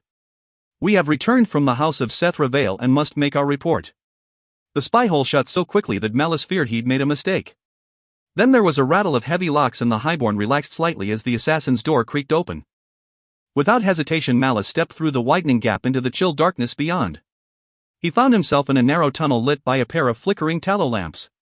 Long shadows flitted and danced along the curved, soot-stained walls. A small, pale face peered around the edge of the iron door as Malice and the zealots stepped hurriedly inside. The Druchii who pushed the door shut was no more than a boy, clad in stained white robes and wearing a brass hadrilker fashioned in the shape of a ring of linked skulls. The young novice shot home the door's heavy locks and then sat back down on a wooden stool beneath one of the guttering lamps. The highborn noticed a second, empty stool and reasoned that someone had run ahead to warn the elders that their assassins had returned. With a nod to his companions, Malice set off down the tunnel at a swift pace. The plan that Tyron and the other elders had devised was a sketchy one, but the zealot leader was very specific in his orders. Only the temple's master of assassins and the elder or elders who ordered the death of Vale were to be slain. Of course, no one knew which of the elders had sent the temple assassins to Vale's house, nor did anyone know what the master of assassins looked like, or where he could be found. Finally, after lengthy debate, Tyron concluded that once Malice and his companions reached the temple their targets would invariably come to them. The elders and the master of assassins would want to hear their report of the attack, delivering them into the zealots' hands. There was a straightforward, audacious simplicity to the plan that Malice couldn't help but admire, although bitter experience left him appalled at the number of ways that the whole thing could go disastrously wrong. Within a few dozen steps the zealots were swallowed in reeking darkness. Malice was forced to slow his pace and move more carefully, his senses straining to penetrate the cavernous blackness that surrounded him. His hands clutched the twin hilts of his stabbing swords, and not for the first time he wrestled with the notion of turning on the two men with him and cutting their throats. After more than 2 months he was finally within the walls of the sprawling temple fortress. He could leave the zealots' corpses rotting in the darkness and lose himself in the temple's maze of tunnels. Tyron and the true believers would simply think him dead, and if he went back and killed the boy at the assassin's door then there would be no one to describe him to the temple guards. It was a tempting notion, but again, experience told him that things wouldn't be quite so simple. He had reason to believe that the blade he sought was kept within the sanctum of the sword, but he had no idea where that would be or how to get inside. Finding out would take time, which he suspected was in short supply. Uriel was eager to claim the warp sword for himself, and it would be reasonable to assume that he and Tyron were plotting to force the temple's hand. Why the temple would be reluctant to accept Uriel as Kain's chosen one still intrigued Malice. What sort of agenda did the temple elders have, and how could it be turned to his advantage? The highborn walked straight through the trailing edges of a dusty cobweb, the invisible tendrils clinging to his face and the rim of his hood. He snatched at the strands in irritation, slowing his steps even further. I'm out of my element, he thought angrily. The intrigues of the temple were similar enough to politics in The Hague that he had a sense of what was happening, but the rules of the game were altogether stranger and more confusing than he was accustomed to. He needed more information before he could make his own play for the sword. As preoccupied as he was, it was some moments before he was aware of a shifting orange glow outlining the far end of the passage up ahead. Malice resumed his brisk pace, quickly composing himself before stepping through the arch and finding himself in a vaulted, firelit gallery that stretched to either side of the highborn for as far as his eye could see. Pillars of white marble, stained and streaked with centuries of soot, rose more than 30 feet into the air, supporting thick stone arches worked in the shapes of fearsome, imperious blood witches. Don't gawk, he reminded himself fiercely, forcing himself to lower his eyes and study the gallery with feigned indifference. Red coals glowed and popped in the base of iron braziers set every dozen feet or so along the gallery, outlining narrow archways that opened off the gallery on either side. Many of these archways were dark, but in a few Malice saw rearing shadows and flickering candlelight glowing against the walls of narrow cells. Acolytes of the temple shuffled quietly through the shadows, their heads bent in contemplation. They were pale-skinned, young and fit, and the highborn noticed that many of them moved with exceptional grace and speed. All at once Malice was reminded of his former retainer Arleth Van, himself a former temple assassin who'd forsaken his oath and found his way into the highborn's service. The last he'd seen of Arleth Van, he was being dragged away into the darkness with 2 crossbow bolts in his back. Such a waste, Malice thought bitterly. Like the rest of his retainers, Van's honor had been ruined when Malice had slain his father at Vaelger Keep. When the highborn had returned to the Hague at the head of the Nagarite army, the former assassin had done the only thing he could do to escape the stain of Malice crime. He'd slipped into the Nagarite camp and tried to kill his former master. But for the timely arrival of a band of Auterii scouts, Van would have succeeded. Malice vividly remembered the touch of Van's razor-edged sword at his throat. The man had most likely died in the forest outside Heggraf, coughing up his life's blood and cursing Malice's name. A figure in dark robes entered the gallery from a shadowy archway opposite Malice. For a moment the highborn was speechless, thinking he was looking at a ghost. The Drukei's alabaster skin, pale hair, and brass-colored eyes resembled Arleth Van's in eerie detail, as well as the paired swords that hung at the man's hip. Another young novice accompanied the assassin. He pointed at Malice and his companions and then backed away into the shadows, his head bowed. The temple assassin stepped forwards, holding out his hands at waist height, palms up. The blessings of Kine be upon you, brothers, he said. This is a glorious day indeed. When you didn't return this morning we believed you had fallen to the blades of the heathens. Malice mirrored the assassin's gesture. Far from it, he replied, speaking softly and counting on the hood to muffle his voice. The fools never saw us. We merely had to be patient in order to slip away while their leaders bemoaned Vale's fate. In the process we heard much of the heathens' plans, and need to make our report. The assassin nodded. Master Cyril has been summoned, as have the elders. Follow me. Malice relaxed slightly as he fell into step behind the temple assassin. As far as he was concerned, the hard part of the plan was over. Their guide led the highborn and his companions back the way he'd come, up a narrow, spiral stairway that climbed past several more gallery levels until they emerged into a narrow room lit with pale witchlight. The transition from fire and shadow to the pale green light left Malice momentarily disorientated, a feeling that only deepened when the guide pushed open a tall door and led the men outside into the deep orange glow of the setting sun. They exited through a portal built into the side of the fortress' thick wall, which emptied them out at street level at the end of a broad avenue lined on either side with some of the most palatial buildings Malice had ever seen. Hidden behind the high walls of the temple fortress, the homes confiscated from the city's highborn by the order of the Witch King had not been transformed into dar vaults of worship. If anything, they had been made grander and more opulent than before. Long roof porches had been built along the fronts of most of the homes, with pillars of veined marble carved in the shapes of manticores, dragons, and hydras. Windows had been broadened, and balconies built from soft stone instead of hard, ruthless iron. Malice saw door facings fashioned from gold and silver, wrought in intricate styles that could only have come from the hands of expensive dwarf slaves. The air was cool and smelled of incense. Priests and priestesses strolled casually along the street, wrapped in thick, red robes and chitons of fine elf hide set with gold, rubies, and pearls. The raw display of wealth and power nearly stopped Malice in his tracks. He'd known, like all Drukei, that the Temple of Kine was universally feared. What he hadn't ever stopped to consider was that it was also very, very rich. Malekith's support had benefited the cult enormously. The guide led them swiftly along the broad street, his eyes carefully downcast as he passed the high officials of the temple. He led them to the third house on the left, climbing a broad set of marble steps to a pair of gold-ornamented doors that slid open silently at his approach. Human slaves held open the doors and bowed from the waist as the Drukei filed inside. Beyond was a spacious entry hall filled with expensive statues, some bearing the refined but effete style of the craftsmen of Althuan. They'd probably been ticed to the temple sometime in the past by a noble seeking the elder's favor, Malice suspected. They crossed the hall, the soles of their boots whispering across piled rugs, and climbed another flight of stairs. The Drukei crossed another room lined with statues and hung with expensive tapestries, and were ushered into a small chamber set with a low table and half a dozen wooden chairs. A tray containing a plate of fruit and a bottle of wine sat on the table. The guide bowed to the men once more and left the room, closing the door behind him. Immediately the two zealots began a careful check of their weapons. Malice eyed the wine greedily, certain it would be a fine vintage and fighting the temptation to open it and find out. He was still contemplating the bottle when the door swung open again and a small crowd of red-robed Drukei bustled hurriedly into the room. The zealots immediately dropped to one knee, palms out, and Malice followed suit a moment later. Arch-Hierophant Roland will be along momentarily. In the meantime we shall hear your report, a woman said in a harsh, businesslike voice. Malice looked up to see a tall, narrow-shouldered priestess striding purposefully towards him, walking with the aid of a slender, silver-chased staff. Her hair was white and bore the headdress of a witch-elf, but she wore the heavy robes and ornamental chiton of a temple dignitary. A short, broad man, also swathed in crimson robes, came in behind her. A ring of gold glinted on each of his stubby fingers, and a pair of dark eyes glittered like chips of obsidian beneath a pair of jutting brows. A pair of temple novitiates bearing scribner's easels, ink and quills and sheets of parchment attended him. It would not be proper to begin without Roland, said the last man to enter the room.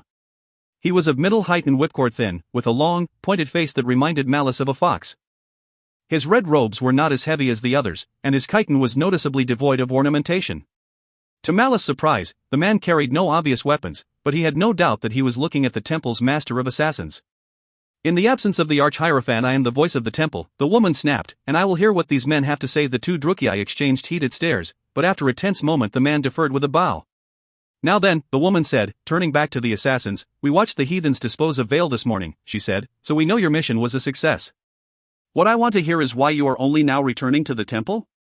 Malice quickly took stock of the situation.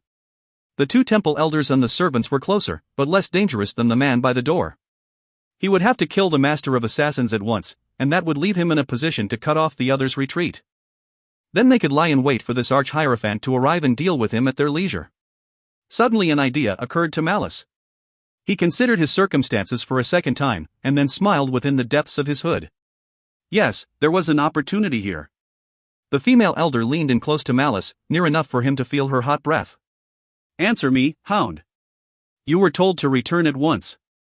Why did you tarry, when there is still more of kind's work to be done? Malice looked up, meeting the elder's glare. He smiled a killer's smile. Please accept our apologies, he said. We would have been here sooner, but it took hours to get the blood out of these robes. The elder's face twisted into a bemused frown. She opened her mouth to speak, but the words were lost in a torrent of blood. The elder staggered, dropping her staff and fumbling at the gaping cut in the side of her throat with one hand while clawing at Malice with the other. But the highborn was already on his feet, blood dripping from his sword, and he charged across the room at the man by the door. For a split second, the temple elders and their servants were frozen in shock, just as the highborn hoped. The zealots leapt into action a fraction of a second behind Malice. There was a whickering sound, and one of the stocky elder's novitiates let out a startled cry and collapsed with a thrown dagger jutting from his chest. Malice saw the remaining novitiate draw a pair of long daggers from his belt, but the highborn knew the man wouldn't have them ready in time. He would be on the master of assassins in another 3 steps. To Malice's surprise, the fox-faced Drukei still hadn't reacted to the sudden attack. This is their master of assassins, he thought. Then came the blow against the side of Malice's neck, clipping him beneath the ear. His vision disappeared in a burst of white pain and the highborn fell face-first onto the piled rugs. Both swords tumbled from his nerveless fingers. He realized, too late, that he'd made a fatal mistake. Malice rolled weakly onto his side as the stocky Drukei stepped back from the highborn's stunned body and met the rush of one of the black-robed zealots with his bare hands. The zealot's daggers were a blur of motion, but the master of assassins slapped them aside with contemptuous ease and drove his stiffened fingertips into his attacker's throat. Bone crunched and the zealot fell to the floor, writhing and choking for breath.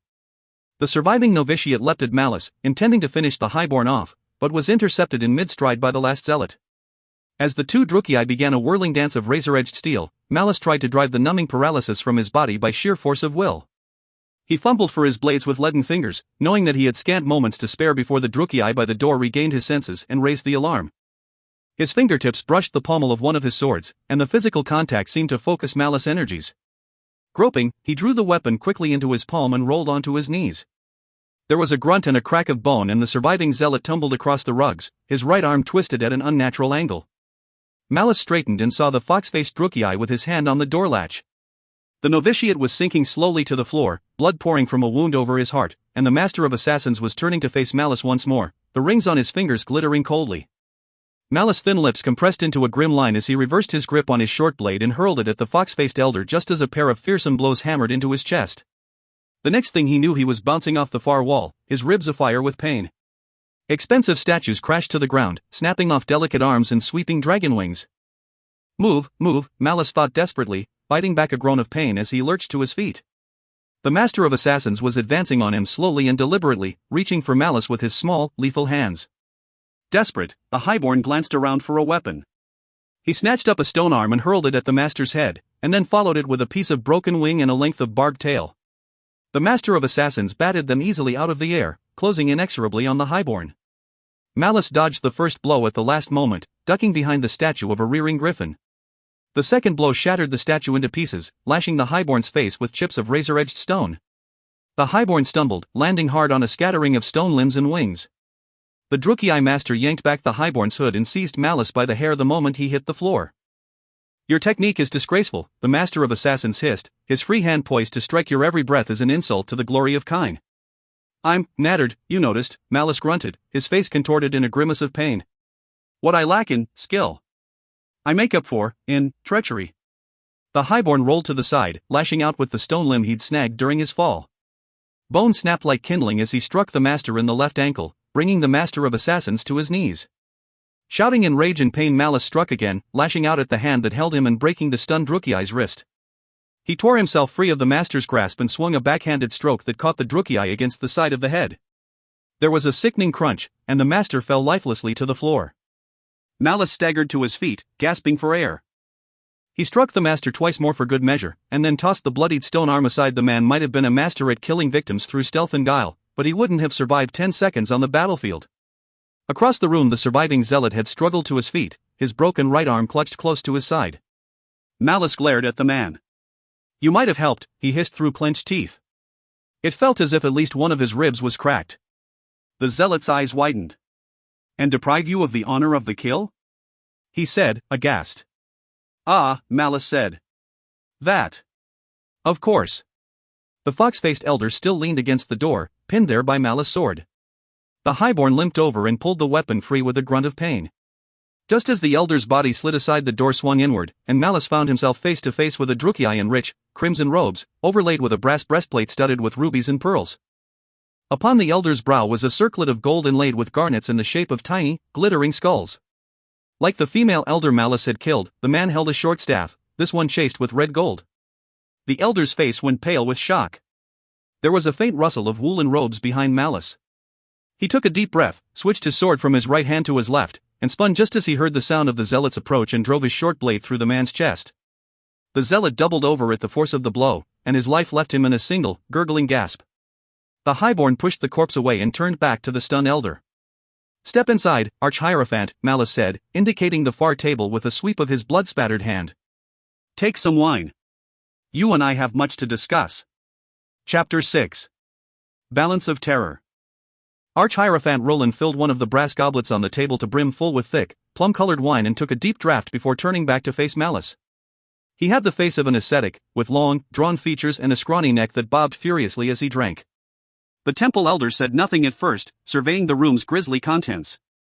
The highborn studied the man's reactions intently. Roland's eyes lit first on the female elder, lying close by in a spreading pool of dark blood. His thin lips pursed in a fleeting smile, and Malice could not mistake a smug gleam of satisfaction in Roland's brass-colored eyes. The elder's gaze passed over the dead scribes and the contorted shape of the dead zealot, seeking out the slumped form of the fox-faced elder and grimacing in evident dissatisfaction. Malice could see the gears turning in the elder's mind as he took in the carnage, gauging new political equations within the temple. Judging by your reaction, it would appear that I've handed you quite an opportunity, Roland, the highborn thought to himself. It was only when the elder's searching gaze fell upon the battered form of the master of assassins that Roland was truly taken aback. Wine sloshed from the rim of his cup as he shot Malice a worried glance. You're not of the temple, he said. Of that I'm certain. Who are you? Who I am is not important, Malice declared. My identity will not alter the situation you found yourself in. Unable to resist any longer, Malice walked stiffly to the table and helped himself to some wine. His ribs were aching madly, sending shooting waves of pain across his chest. And what situation would that be? Roland snapped. The shock of what he'd seen was wearing off, and the elder was beginning to recover some of his composure. Save your bluster, holy man, Malice shot back. The only reason you're still alive is because I'd rather bargain with you than kill you. You're sinning, nay, your very religion is under siege by a small army of fanatics who believe you're denying Kind's holy will, and they must be at least half right, because you seem powerless to act against them directly. It was a feint, meant to upset Roland and get him talking, but Malice was inwardly shocked when the elder gritted his teeth and accepted the insult in silence. The highborn studied Roland intently. You truly are desperate. He thought you suspect the zealots are right, but you're trying to silence them. Why? How is it you bear the blessing of Kind, but side with these heretics? Malice chuckled coldly. Roland, you shock me. How long have the zealots opposed the will of the temple? Did you honestly think that they could have survived as long as they have without the support of some among the priesthood? The temple fortress itself has been infiltrated, Arch-Hierophant. How else do you think I got in here? It was another bluff, but judging by the look of terror that came over the elder's face, it was an allegation with bite to it. Who? Roland stammered, his hand tightening on his cup. This is almost too easy, Malice thought. He smiled. In due time, Arch-Hierophant. Let us first consider the crux of your problem. How are you dealing with Uriel? The elder bristled. The man is deluded, Roland snapped. We should have arranged for his death long ago. I knew that sooner or later he would try something like this.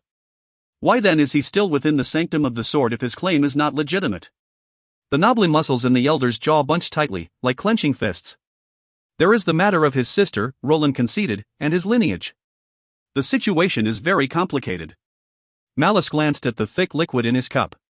He took a small taste and winced, too sweet by half. You accept that she is a living saint. The zealots know this, Roland shifted uncomfortably. Of that there can be no doubt, he admitted.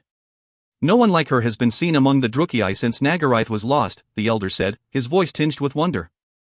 There is much she could teach us once this incident is resolved. Is it your desire for Yasmer that keeps you from dismissing Uriel's claims, or is he truly what he pretends to be? You must realize that the longer this draws out the more you play into the zealot's hands. Roland glared at Malice. It had been a long time since anyone had dared speak to him so brashly. His claim is compelling enough to demand exhaustive study before a decision can be made.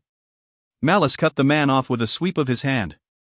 The fact of the matter is that you think he might be right, but you don't want to hand him the sword, and I suspect your reasons have nothing to do with the will of Kind.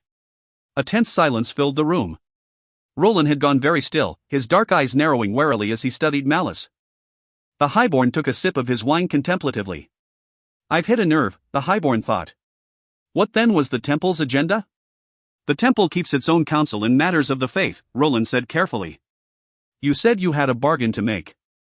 I am listening. Malice fortified himself with a sip of the cloying wine and nodded curtly. Your position is untenable, Arch-Hierophant, he said. Time is running out. You've been able to deny Uriel so far, but his allies are preparing to take matters into their own hands.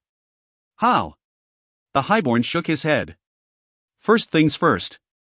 I can deliver the zealot leaders into your hands, but in return you will agree to grant me sanctuary in the temple fortress.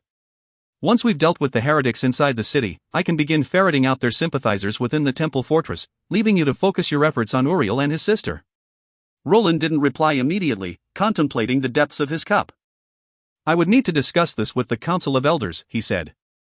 Malice startled the man with a bark of laughter. Roland, 10 minutes ago you were certain that the heretics couldn't possibly have agents within the temple fortress. Are you absolutely certain you can trust the Elder Council? The fewer people who know of this arrangement, the more likely you are to turn the tables on the zealots.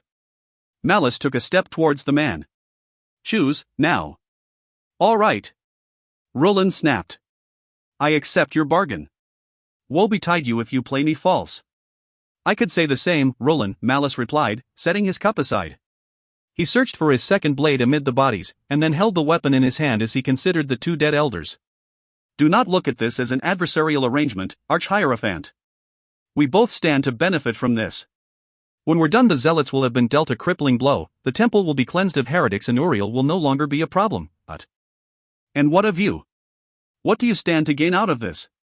Malice smiled as he walked over to the body of the female elder. One thing at a time, Roland, he said. Let's focus on you for the time being. He grabbed the woman by the hair and pulled the head upright. The short blade flashed downward, biting into the corpse's neck, but it was too light for such butcher's work. Malice had to hack his way through the flesh and vertebrae, grimacing at the artlessness of the decapitation. What in the name of Kine are you doing? Roland gasped. I can't return to the zealots empty-handed, Malice explained. Holding the grisly trophy by his side, he made for the fox-faced elder. For your part, I want you to stay here and help yourself to some more wine while I make my way back into the city.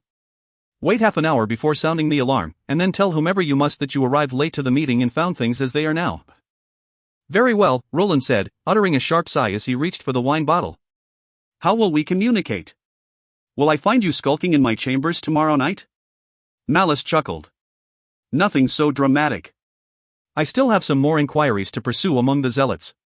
When I have news worth sharing, I will pass you a message through the shrine in the Highborn quarter. Pick a trusted servant and have them check the offerings at the shrine each night. And what will he look for? The Highborn grunted in pain as he went to work again with his sword. Tell him to look for a head that's missing the tips of both ears, he said, holding up the fox-faced elder's skull. I expect I'll have plenty of candidates to choose from in the coming days. Screams and the clash of steel lingered in the air over Harganeth, echoing like the cries of ghosts beneath the gleaming moons. It was less than a mile from the assassin's door to the house of the late Sethra Vale, but Malice spent more than 3 hours getting there. Armed bands were prowling the streets with swords and axes in hand, looking for offerings to the blood god. Armed and armored Highborn with retinues of well-armed retainers passed gangs of commoners wielding meat cleavers and knotted cudgels, each gauging the strength of the other like packs of hungry wolves. The night was still young, but many of the roaming bands already sported 1 or 2 bloody trophies. From what Malice could tell, there seemed to be an unspoken rule to prey on solitary travelers rather than engage in big street battles. It was certainly safer for the killers that way. He moved with care, using his dark robes to melt into the shadows whenever he heard a group of Druchii approach. There was no way to be certain if the marauders would spare even a temple assassin once their blood was up. Once, the Highborn stepped into a shadowed alley and found himself face to face with a white-robed zealot. The true believer was splattered with gore, and half a dozen trophies hung from his broad leather belt. The zealot had glided silently towards Malice, raising his stained blades, but at the last moment he recognized the Highborn's face and bowed deeply, stepping past Malice and resuming his own hunt along the city streets. Malice didn't begrudge the delay. It gave him time to think. Now that he had a way into the temple, he had to make good his part of the bargain and deliver the zealots into Roland's hands. Once that was done, he could bend his efforts to penetrating the confines of the sanctum of the sword and locating the damned warp sword. As he crept through the confines of the Highborn quarter, he considered his options. There was still much he did not know, but for the first time Malice saw a clear path to his goal. For the moment at least he had the upper hand, and he intended to make good use of it. It was near to midnight by the time he turned onto the narrow street outside Vale's white door. A pile of torn and headless bodies lay in a heap in the middle of the lane, and a single bloodstained zealot stood guard outside the door, his dripping blades crossed over his chest. He bowed to Malice as the Highborn approached, and stood aside as Malice pushed the door open and disappeared into the courtyard beyond. The small square was all but empty. Clearly the zealots had been turned out into the night to reap offerings in the name of Kine. To Malice's surprise, he found Tyron standing near the steps of the house, speaking to a small group of new arrivals. When the zealot leader caught sight of the Highborn, his eyes lit up with interest. "Well met, Holy One," he said gravely. "You return alone." Malice nodded, pulling back his hood. "My companions died in glorious battle," he replied. It seemed like the proper thing to say. "And you did not," Tyron observed, the unspoken question clear in the tone of his voice. The Highborn pulled aside his cloak. Moonlight glimmered on pallid flesh and dark, dried blood as Malice pulled his trophies from his belt and held them up to Tyron. "Someone had to return with the good news," he said. Tyron took a step forwards, peering closely at the 3 blood-stained faces. "I see Ania the Harrower," he said, pointing at the head of the female elder, "and this is Mag Host," he said, glancing at the fox-faced man. He frowned at the pulped mess of the 3rd trophy. "And this?" "The Master of Assassins, as you commanded," Malice replied. He wasn't as accommodating as the other 2. A slow smile spread across Tyron's face, his suspicions forgotten as he considered the news. "The Temple Harowen is broken, while ours is nearly complete," he said. "This is a great victory for the faithful." He beamed at Malice. "Truly you are blessed, Holy One." You have hastened the day when the sword-bearer shall walk among us. Such is my fervent hope, Malice said with convincing sincerity. What is our next move? Tyrant took the heads from Malice, smiling proudly into their vacant eyes. Now we can contest with the temple for the hearts of the people, he said. The surviving elders will be in disarray, and the assassins will be paralyzed until they choose a new master. The zealot leader indicated the new arrivals with his free hand. More and more true believers arrive each day, he said. We are strong enough to make our case openly in the city streets. The zealot leader beckoned for the waiting Drukei to join them. We can even count another blessed soul such as yourself in our ranks. Malice was scarcely listening. Good news indeed, he said absently, pondering what the Haroan might be, and how that figured into Tyrant's scheme. Tyrant bowed to one of the hooded figures. Holy One, this is Hawkler, a true believer from Nagar, he said, indicating Malice. Truly, it is a powerful omen that two blessed souls from feuding cities should be brought together in the common cause for the glory of Kine. The zealot reached up with a pale hand, drawing back his hood. His long, white hair glowed like a ghostly shroud in the moonlight, and his brass eyes shone like hot coins as he fixed Malice with an enigmatic stare. Truly the ways of the Lord of Murder are mysterious indeed, Arleth said, staring into his former master's eyes. Prepare yourselves, O servants of Kine. The time of blood approaches. The zealot stood on a block of dirty white stone, his twin swords glittering in the sunlight as he held them up to the afternoon sky. Twin pyramids of stained skulls rose to either side of the true believer, offering a welcome meal to a murder of nodding ravens that listened with cursory interest to the zealot's fiery speech. Barely a handful of Drukei paused to listen to what the true believer had to say, thinking at first that he was a novitiate of the temple preaching to the citizens outside the marble-columned shrine of the highborn quarter. A steady stream of men and women were passing through the small square in front of the low building, bearing offerings to be deposited before the altar at the far end of the shrine. A pair of true novitiates stood at the entrance to the dimly lit building, fingering the ceremonial sickles hanging from their belts and glaring at the zealot across the square with naked contempt. Malice had positioned himself at the mouth of a narrow street leading into the square, allowing him a clear view of both the shrine and the zealot's energetic sermon. The man had been at it for an hour. Not long after he'd begun, Malice caught sight of a messenger dashing down the steps of the shrine and heading north, towards the temple fortress. The highborn figured they wouldn't have to wait much longer. For the past 3 days the zealots had sent men and women into the city, declaiming their beliefs to the people of Har Ganath. Prior to today, the zealots had stayed on the move, wandering the city streets and spreading the word but not providing the temple with a stationary target to vent their displeasure upon. Today, Tyrant had decided to give them their wish, sending a man to preach the true faith outside every shrine in the city. The bride of ruin awaits in the sanctum of the sword. The zealot declared to his sparse audience. She waits for her mate, but the temple elders deny her. They defy the will of the bloody-handed god, and soon they will suffer his wrath. Malice surveyed the square, trying to spot the other zealots lying in wait for the temple's response. Dressed in typical robes and unadorned chitons, they were invisible among the steady stream of servants and retainers traversing the square on their master's business. Malice knew that Arleth was out there somewhere, and the thought made his blood run cold. He'd nearly given himself away when the assassin had shown himself that night. For a moment Malice had panicked, thinking he'd walked into a devilish trap. Surprisingly, it was the demon that had stayed his hand, banishing the cold terror with a voice of iron and bone. Look in his eyes, Darkblade, TZ Archon had commanded. Look! He is as shocked as you are. And it was true. For a fleeting instant they had eyed each other warily, but then Tyrant invited the new arrivals to join him inside, and Arleth had simply turned away, falling into step with the zealot leader and not giving Malice a single backwards glance. His mind reeling, Malice had staggered to the spare, unfurnished cell set aside for him in Vale's house and sat with his back against the stout wooden door, his straight northern sword naked in his lap. He'd sat in the darkness for hours, sleep dragging at his exhausted mind as he tried to decide what was going to happen. Were they waiting for more of the zealots to return before they confronted him? His instincts had told him to run while he could, slipping into the city before Arleth could betray his identity to Tyrant. Except that the zealots were his bargaining chip with Roland. If he broke his agreement with the Arch-Hierophant, he doubted he could get anywhere near the sanctum of the sword. He was entangled thoroughly in a web of his own making. So, he'd waited in the darkness, wondering how and when Arleth would try to take his revenge. The next thing he'd known, he was blinking at the first rays of daybreak, his eyes gummy from sleep, his charade still intact. He'd seen little of his former retainer since then. Tyrant spent the next few days sending the zealots into the city, sniffing for news of the death of the elders. Malice caught glimpses of the former assassin at dawn and dusk, coming and going from the house like one of the city's ubiquitous ravens. The highborn did not know where Arleth Van slept, or even if he slept at all, but it was clear that when he was at the house he spent much of his time in Tyrann's company. It was a situation that troubled Malice no end, but he hadn't the slightest idea what to do about it, not when the former assassin could betray him whenever he chose. So the highborn had kept his distance, passing cursory messages to Roland that did little more than state the obvious: the zealots were agitating the people of the city to force a confrontation with the temple. It took 2 days before Malice realized he wasn't in immediate danger. No one had moved against him. Indeed, Tyrann treated him no differently than before. Belatedly, Malice realized that Arleth Van might be just as wary of him. After all, he was a renegade himself, an assassin who'd broken his oaths and abandoned the temple in years past. The cult's treatment of prodigals was legendary. They never forgave nor forgot those Drukei who betrayed their trust. They would spare no effort to capture or kill Arleth Van if they knew he was in the city.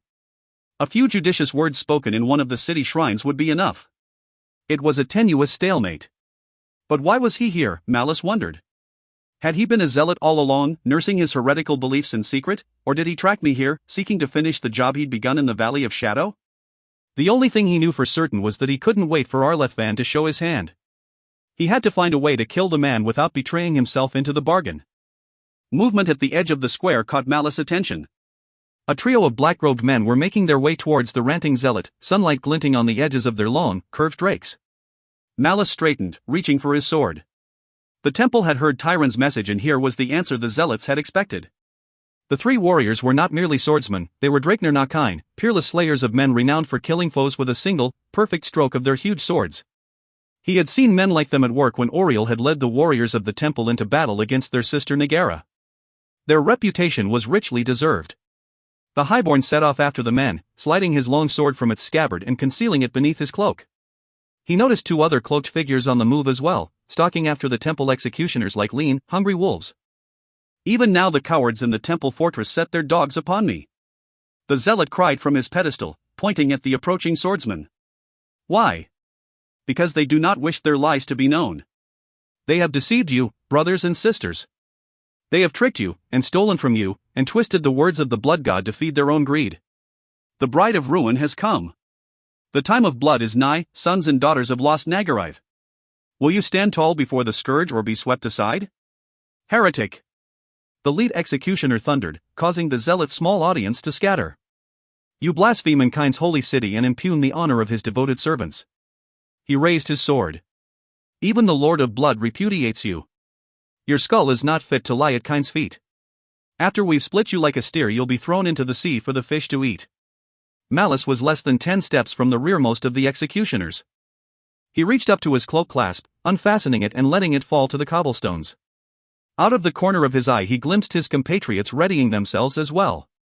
The highborn's hand tightened on the hilt of his blade as he drew in a deep breath and shouted in a voice fit for a battlefield. The swordbearer has come. Blood and souls for the swordbearer.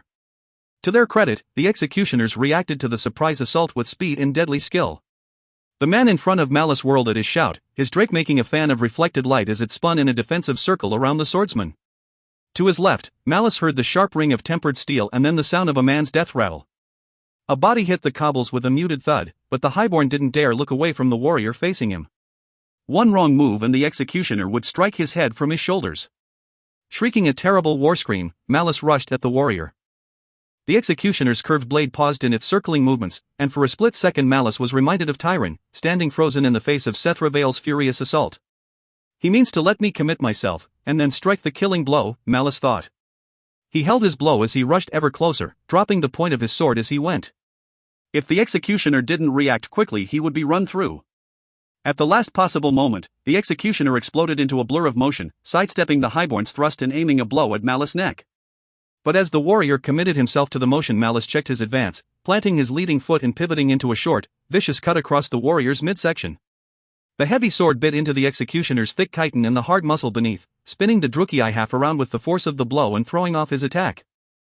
Before the warrior could recover, Malice pulled his blade free and drove its point into the side of the man's throat. Bright blood jetted from the wound and the executioner staggered, choking on his own fluids. Eyes bright with hate, the warrior swept his long blade around in an off-balance strike to Malice's head, but the highborn tore his sword free and blocked the blow easily, before lashing out with a backhanded stroke that decapitated the mortally wounded man. Malice stepped out of the way as the headless body toppled over, quickly taking stock of the situation. A second executioner lay dead, his torso split by a terrible wound that ran from his collarbone down to his waist.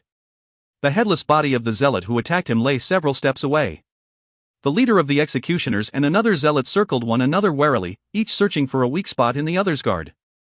Malice took a step towards them, thinking to strike the man down while his back was turned, but then remembered the true believer's strange sensibilities. Far be it from me to deny the man an opportunity to die, Malice thought sourly, and left the zealot to his fate. The highborn turned back to the man he'd slain, snatching up his bloodstained head. Moving swiftly, he sheathed his sword and pulled out a short knife as he walked over to one of the trophy pyramids by the preacher's stone block.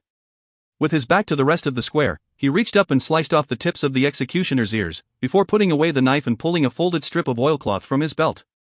The cloth node went between the executioner's teeth in a single, deft move, and then Malice ostentatiously set the skull atop the pile.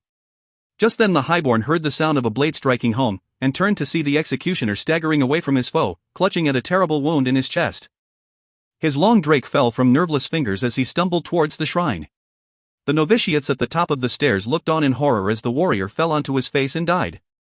The time of blood is at hand, Malice said again, repeating the words that Tyron had told him to say. He eyed the city dwellers still standing in the square, his face alight with righteous wrath. Shake the temple doors and command them to hearken to the sword-bearer. The scourge is here, and he will strip the souls from the unworthy and fling them into the outer darkness. The people of Har Ganef looked into Malice's dark eyes, and he saw that they believed him. Chapter 7. The Executioner's Blade.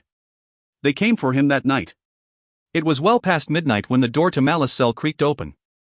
His mind registered the noise, but it took precious seconds for him to force his exhausted body to awaken. By the time his eyes snapped open, there was pale green light seeping into the room from the open doorway, and he could see the shapes of men and women outlined in the corridor beyond. His hand closed on the hilt of his sword, but he knew instinctively that he was far, far too late. He was also so deeply exhausted that it was difficult to give much of a damn. Malice lay there on his travel-worn bedroll, blinking stupidly in the witchlight for several long seconds. No one moved. If you've come to kill me, get on with it, he growled. Otherwise let me sleep. Someone chuckled. Tyron sent us, a woman's voice said. He wants to talk to you. God's below, Malice thought, sitting stiffly upright. Did the bastard ever sleep? All right, he growled. Let me find my boots. He could feel them studying him as he collected his gear. Every inch of him ached, and his muscles refused to work as they should. He could sense their amusement as he fumbled clumsily with belt and sword. The zealots showed not the slightest sign of discomfort or fatigue. For people who thought of themselves as the true worshippers of Kine, the zealots had a strange notion of piety. Unlike the practices of the temple, with its devotionals and its catechisms, the only display of righteousness the zealots respected was the perfection of the killing arts. When they weren't out in the city ambushing temple warriors by day or collecting skulls on the blood-spattered streets each night, the true believers were in the courtyard or the practice rooms of Vale's house fighting with one another. Hour after hour, sparring with heavy wooden weapons or even live steel, the zealots devoted themselves body and soul to the craft of ending life as swiftly and irrevocably as possible. The temple's fearsome executioners were layabouts by comparison. The more the zealots suffered the deprivations of hunger and exhaustion, the more serene they became. They thrived on suffering, mortifying their flesh through exertion rather than by scourge or blade. Malice had thought himself a hard man before being thrust into the world of the zealots. Now he felt like an old, tired man trying to keep pace with a pack of lions. Give me the tender mercies of Slaanesh any night, he thought grimly. At least she expected her worshippers to sleep off their devotions. Malice fell into line with the waiting zealots and followed them upstairs. The master's chambers were dark and silent. The highborn's tired mind registered fitful glimpses of dark hallways and turgid shadows cast by banked braziers. Before he knew it, he was climbing a familiar, narrow stairway and emerging onto the roof. A brisk wind off the sea blew salt mist into his face and banished the last vestiges of sleep. He took a deep breath of the briny air, looking out over the polished pewter surface of the Sea of Chill, and then to the west, where the moons peered bright and curious over the far mountains. The zealots drew back their dark hoods and moved silently across the roof, settling down into a rough circle facing Tyron the Unscarred. The zealot leader's head was uncovered, his hair glistening with tiny drops of sea spray. His drake lay across his folded knees, and he studied Malice thoughtfully. Come and join us, Holy One, he said, we have much to discuss. Malice considered Tyron's words for signs of danger. It was possible the zealot leader was toying with him. If so, Malice thought, he would be made to regret it. A strange place for a meeting, he mused, approaching the seated zealots. Tyron shrugged. For a city dweller, perhaps. I've spent most of my life living under the open sky, moving from one city to the next or following armies on the march. This is as natural to me as a temple cell is to you, he said. Besides, only a faithless heart hides itself behind walls of stone. We have nothing to fear from man nor beast, for the Lord of Murder is with us. The highborn bowed deeply. Well said. He sat heavily on the slick roof tiles, wincing at the flare of pain from his stiff joints. Several of the zealots chuckled quietly, their faces hidden in shadow. Now fully awake, Malice surveyed his companions more carefully. There were 6 of them besides Tyron. He recognized nearly all of them, including the lone hunter he'd encountered on the streets on the way back from the temple fortress and the woman who'd first welcomed him into the house nearly a week ago. She returned his gaze with a frank, playful stare. At the far end of the circle, Malice found himself staring into a pair of brass-colored eyes. Arleth Van studied him with the expressionless interest of a rock-adder. With an effort, Malice looked past the former assassin and focused on Tyron. Each day brings us closer to Kind's triumph, brothers and sisters, the zealot leader said with a fierce smile. Word of the swordbearer and his bride spreads through the city, and the temple elders remain in disarray. Their assassins have gone into conclave, debating the choice of a new master, and the Harowan remains broken. The apostates have never suffered such setbacks before, and they are paralyzed with fear that the time of blood is indeed at hand and their lies are about to be exposed. Murmurs of approval rose from the assembled zealots. Tyron regained their attention with a raised hand. Their fear is so great that our allies within the temple fortress report that some of the apostates are considering recanting their decadent ways and joining with us for the greater glory of Kind. One of them is a temple elder. The zealots glanced at one another, their eyes widening in surprise. One of the men snorted in disgust. They think to erase a lifetime of apostasy now that the hounds of Kind are baying at their door? Let them offer their necks to the axe if they are so repentant. Indeed, Malice said. They knew all along what lies they were spreading. It's the fear of discovery that motivates them, not true faith. Several of the zealots nodded, muttering in agreement. In fact, it was fear of discovery that motivated Malice. Who was this elder? Was it Roland? What if the elder hoped to buy his survival by exposing the highborn scheme? The ways of the Lord of Murder are mysterious and terrible, Tyron replied, shaking his head. Like you, I have no mercy for those who turn aside from the holy path of slaughter, but there is a great opportunity here if we are bold enough to seize it. The zealot leader folded his arms. So, after careful thought and prayer, I have decided to help this elder escape the clutches of the apostates. He stared at each of the assembled Druchii in turn, and I have chosen you to perform the rescue. Malice frowned. Entering the temple fortress so soon after our last effort will be very difficult, he said. They will be watching for infiltrators at every door and gate. Tyron nodded. Of course. That is why the elder is going to come to us. He met the zealots' confused expressions with a crafty smile. The confrontations across the city today have created an opportunity for us to exploit, he said. Tomorrow, the temple elders will enter the city and appear at certain shrines to reassure the people and demonstrate their divine authority. The elder who wishes to join us has arranged to appear at the shrine here in the Highborn district at noon. Tyron smiled. Naturally, he will be under heavy guard, which itself provides us with another chance to demonstrate our righteous wrath. Your task is simple, slay the elder's bodyguards and escort him here, where we will test his devotion and plan our next move. Startled gasps rose from the zealots.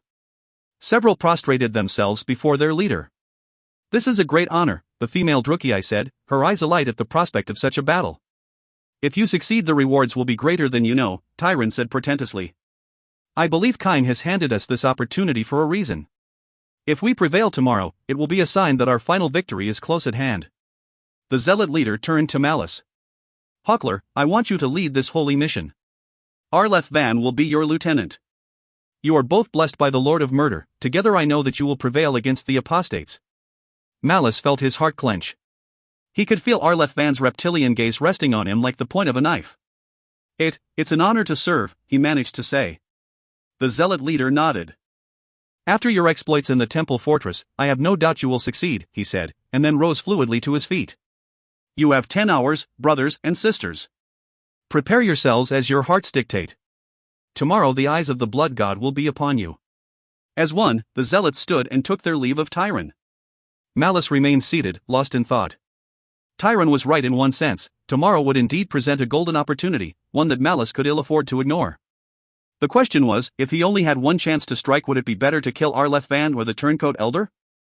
Rain blew in thin sheets across the small square outside the shrine, causing the passers-by to huddle inside their oiled cloaks and making life thoroughly miserable for the crowd waiting for the elder's arrival.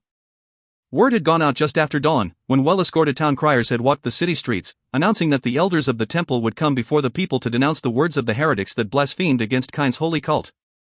The announcement made things somewhat easier for Malice and the Zealots, giving them much-needed concealment as they waited for the elder to arrive. The highborn glanced up at the weeping gray sky and frowned. "He's late," the highborn muttered. "He's probably offering sacrifices to Kain to stop the rain," the female zealot replied quietly. Her name, Malice had learned that morning, was Saria.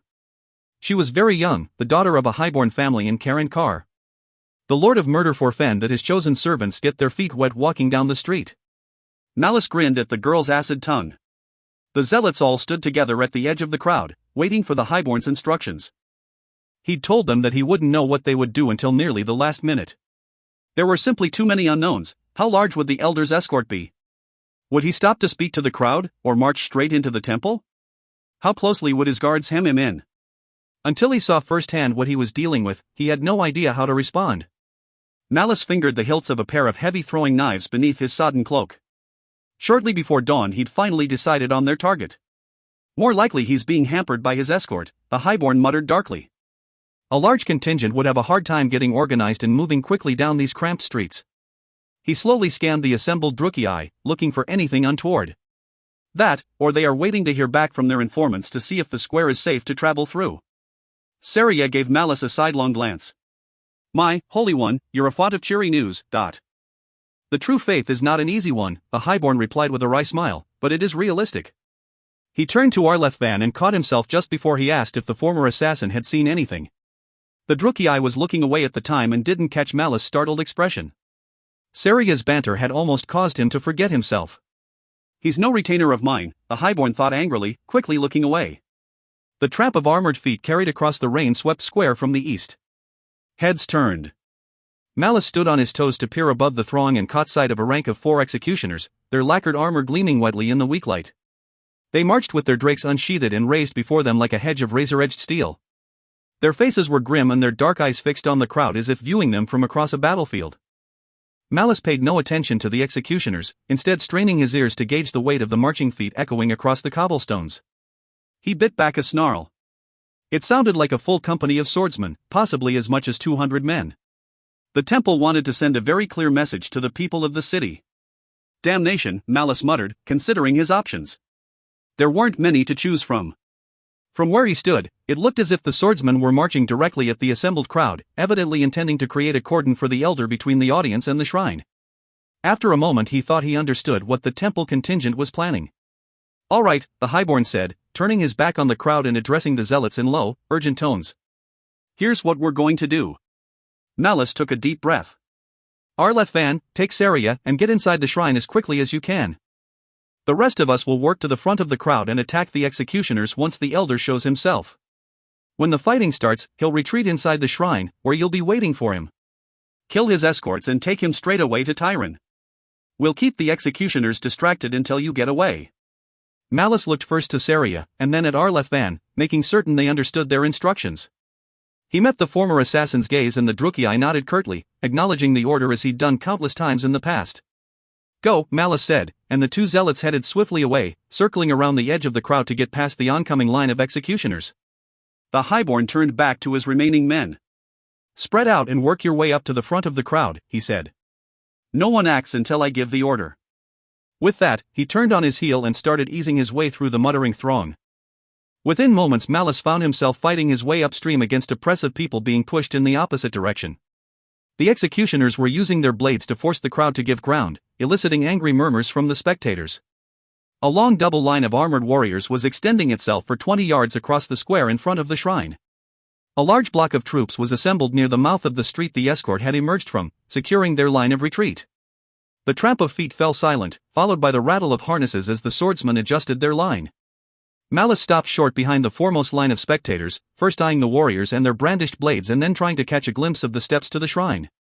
He just caught sight of 2 hooded figures slipping inside the entrance to the building, and knew that Arlethvan and Saria were in position. Movement near the mouth of the eastern lane caught the highborn's attention. All he could see over the line of troops was the tip of a gold-topped staff and a voluminous crimson hood. Was it Roland, he thought? There was no damned way to tell. He watched the figure move along behind the line of executioners as he eased his sword from its scabbard beneath his cloak. Malice shifted slightly, taking up position almost directly behind a tall, scowling man who was glaring irritably at the temple soldiers. Malice watched the elder begin to climb the temple steps. Just as he'd anticipated, the man would need the extra height to address the crowd over the soldiers. The highborn took a deep breath and lowered his right shoulder. Blood and souls for the sword-bearer! He roared, and shoved the unsuspecting man at the executioners as hard as he could. Taken by surprise, the spectator flew at the swordsman with a startled shout, his arms flinging wide for balance, and the surprised executioner in front of him reacted out of instinct. A drake carved a flickering arc through the rain and the spectator screamed, blood rising in a fountain as the sword split him nearly in half. The highborn struck at just that instant, while the executioner's blade was still deep in his victim's body. "They mean to kill us all," he shouted, stabbing his sword into the executioner's exposed throat. The swordsman reeled backwards, blood pouring down the front of his armor. More shouts and the clash of steel echoed up and down the line, adding to the pandemonium. Malice leapt into the gap opened in the executioner's line, hacking left and right with his heavy blade. He struck the man to his left a heavy blow on the side of his helmet and then cut open the hamstring of the man on his right. The executioner collapsed with a scream, clutching at his leg, and the rest of the swordsmen lost their self-control and attacked the shouting crowd. A drake swept down at Malice, but the swing had little real power and the highborn swept it aside with ease. The tight ranks of the executioners made for an imposing wall of men in steel, but it left the warriors with little room to use their long blades properly. He hacked at the man in front of him, feinting at his head and then altering the course of the blow to smash his heavy sword into the executioner's fingers. 2 severed digits tumbled from the man's right gauntlet. Malice half-knocked the drake from the man's grip with a savage swipe and then smashed his sword into the executioner's face. In the space of an instant the square had become a raging battlefield. The executioners lashed out at anything that moved, and spectators in the crowd were fighting back in an effort to save themselves. Screams and the stink of spilled blood filled the air. The executioner Malice had struck fell to his knees, his helmet crumpled by the highborn's savage blow. He stepped in and slit the man's throat with his sword, laughing like a madman in the ringing tumult. Malice felt the demon respond to the terror and pain around it, writhing and squirming around the highborn's hammering heart. For a fleeting instant he was tempted to ask the demon to share its power, just for the sheer joy of spilling blood. This was his element. He'd known it since the day he'd rescued the army of the Black Ark from the ambush at Blackwater Ford. The line of swordsmen was disintegrating. Without orders, some men advanced into the crowd and others gave ground, splitting the force into isolated knots of struggling warriors. The cobblestones were black with pools of blood, men slipping and stumbling over fallen bodies or spilled entrails. As Malice watched, an executioner overbalanced and fell to the ground, only to be set upon by a trio of Drukei who pounded his head and back with pieces of stone torn from the square itself. A muffled shout drew his attention to the east where Malice caught sight of an executioner in ornate armor brandishing a rune-inscribed drake and shouting orders to the block of swordsmen covering the eastern road. Once they entered the fight the battle would be over in moments. The highborn spun in place, looking everywhere for signs of Arleth-Van and the temple elder. There! Malice saw a pair of dark-cloaked figures herding another Drukei with a crimson cloak towards the lane on the south side of the square. No one was paying any attention in the chaos of the battle. This was the only chance he was going to get. Drawing one of his throwing knives, Malice cut back through the seething mob, staying low and skirting struggling opponents as he closed the distance with the fleeing trio. A bloodstained man grabbed at Malice's arm, bleeding from a head wound and babbling incoherently. Malice stabbed him in the leg with an angry snarl and shoved the man away. They were nearly at the mouth of the street. Malice picked up his pace, running up to the edge of the mob. It would be a long shot, he realized with a grimace. The highborn took a deep breath, drew back his arm and hurled the knife as hard as he could at the elder's retreating form. The knife was just a dark blur against the gray mist as it arced towards its target. It struck the red-cloaked figure just beneath the left shoulder blade. Malice watched as his victim staggered under the force of the blow, and then took 2 more stumbling steps before falling face-first onto the cobblestones. Malice watched Arleth-Van turn at the sound. The 2 cloaked figures paused only a moment, staring at the fallen body. Then they turned and made good their escape. A tremendous shout echoed from the other side of the square as the reserve block of executioners charged into the fray. Malice couldn't see what had become of the remaining zealots. Perhaps they had already broken free, or maybe they lay among the dead littering the cobblestones. Either way, they were no longer his problem. Malice headed south, pushing aside other fleeing city folk as he fled the oncoming executioners. As he approached his fallen victim, however, he was gripped by overpowering curiosity. Was it Roland? Had he made the right choice? On impulse, he skidded to a stop beside the body and pulled his knife free, before rolling the corpse over to peer inside the depths of the hood. His heart clenched. Mother of Night, he cursed, looking into Saria's lifeless eyes. Chapter 8. Revelations. Blood flowed in the streets of Harganeth, and the sounds of battle rang out all across the city as the warriors of the temple vented their fury on any Druchii unlucky enough to be caught in their path. Men were chased down and hacked apart, their entrails spread for the ravens and their heads set aside as offerings to the bloody-handed god. Slaves were hunted and torn apart like wild animals. Market squares turned to charnel houses as the servants of the temple sought to drown their rage in rivers of blood. An elder of the temple had been taken, so the rumors said, seized within the holy grounds of a city shrine while his bodyguards were slaughtered by a howling mob. Never in the history of the temple had such a crime been committed. It was an insult too great to be borne. Trumpets sounded from the temple walls all through the afternoon, and a flood of black-robed Druchii streamed into the city streets with bared blades held in their hands, half-mad with anger and grief. The witch-elves joined them late in the day, their muscular bodies painted with sweat and blood, and their eyes wild with murderous ecstasy. They sniffed the air and howled like wolves, their faces twisted in masks of bestial hunger, and when they could not find any more victims to kill on the city streets, the brides of Kine drove the temple servants to break down the doors of the lowborn's homes and flesh houses. That was when the fighting began in earnest. For hundreds of years the people of the city had prospered under the terrible rule of the temple and bled for the Lord of Murder when necessary. The daylight was given over to the mundane needs of the city, but at night the streets were a place of holy communion, where sacrifices could be made to the Lord of Murder without fear of feud or reprisal. Highborn families would offer up clutches of slaves in hopes of a good flesh harvest or to call down a curse upon their enemies. Lowborn families, hungry for wealth and power, were forced to turn out their own kin in hopes of winning the blood god's favor. One and all, they were prey to the armed bands that roamed the streets from dusk to dawn in search of victims to sate the eternal hunger of the temple.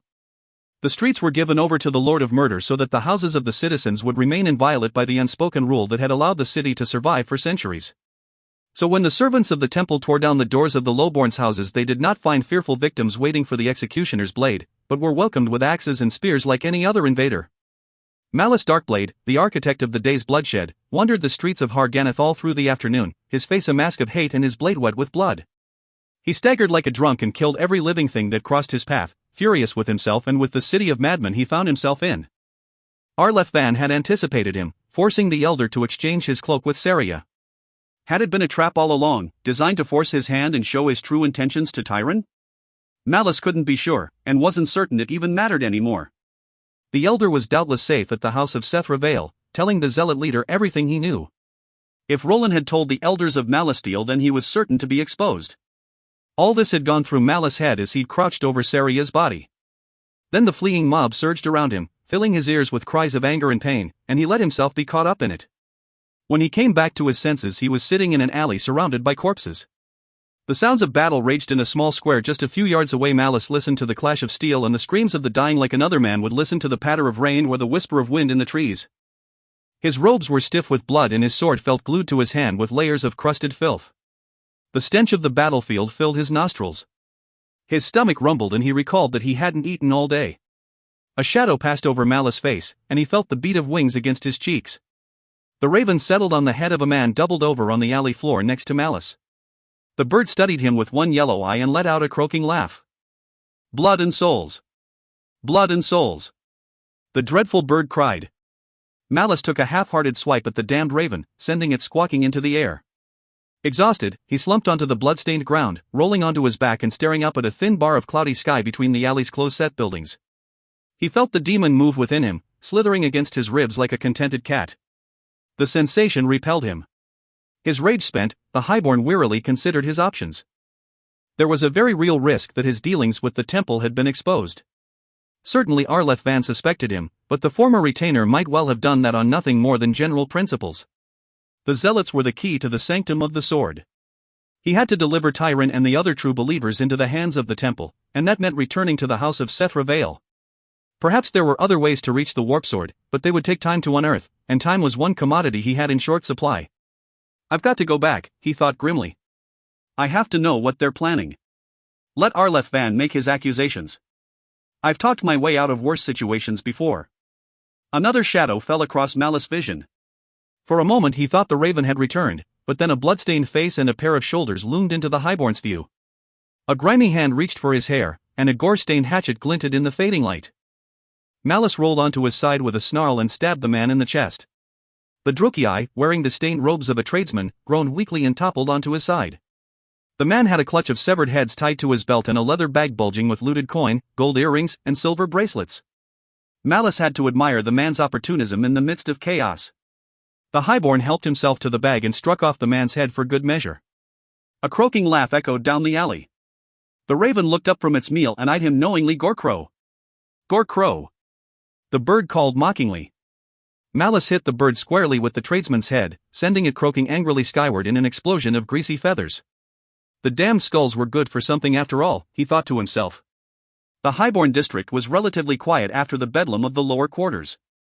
Even in the depths of their anger, the temple followers evidently knew better than to menace the city's well-armed nobility. Still, the tall houses were dark and tightly shuttered and the streets were largely deserted as Malice found his way to the house of Sethra Vale.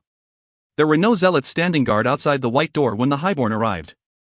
Malice pounded on the door with the pommel of his blade, but got no reply. "Open up, damn your eyes!" he roared over the wall, his previous anger returning. "Since when do true believers cower behind stone walls?" Within moments there was a rattle of bolts and the door opened.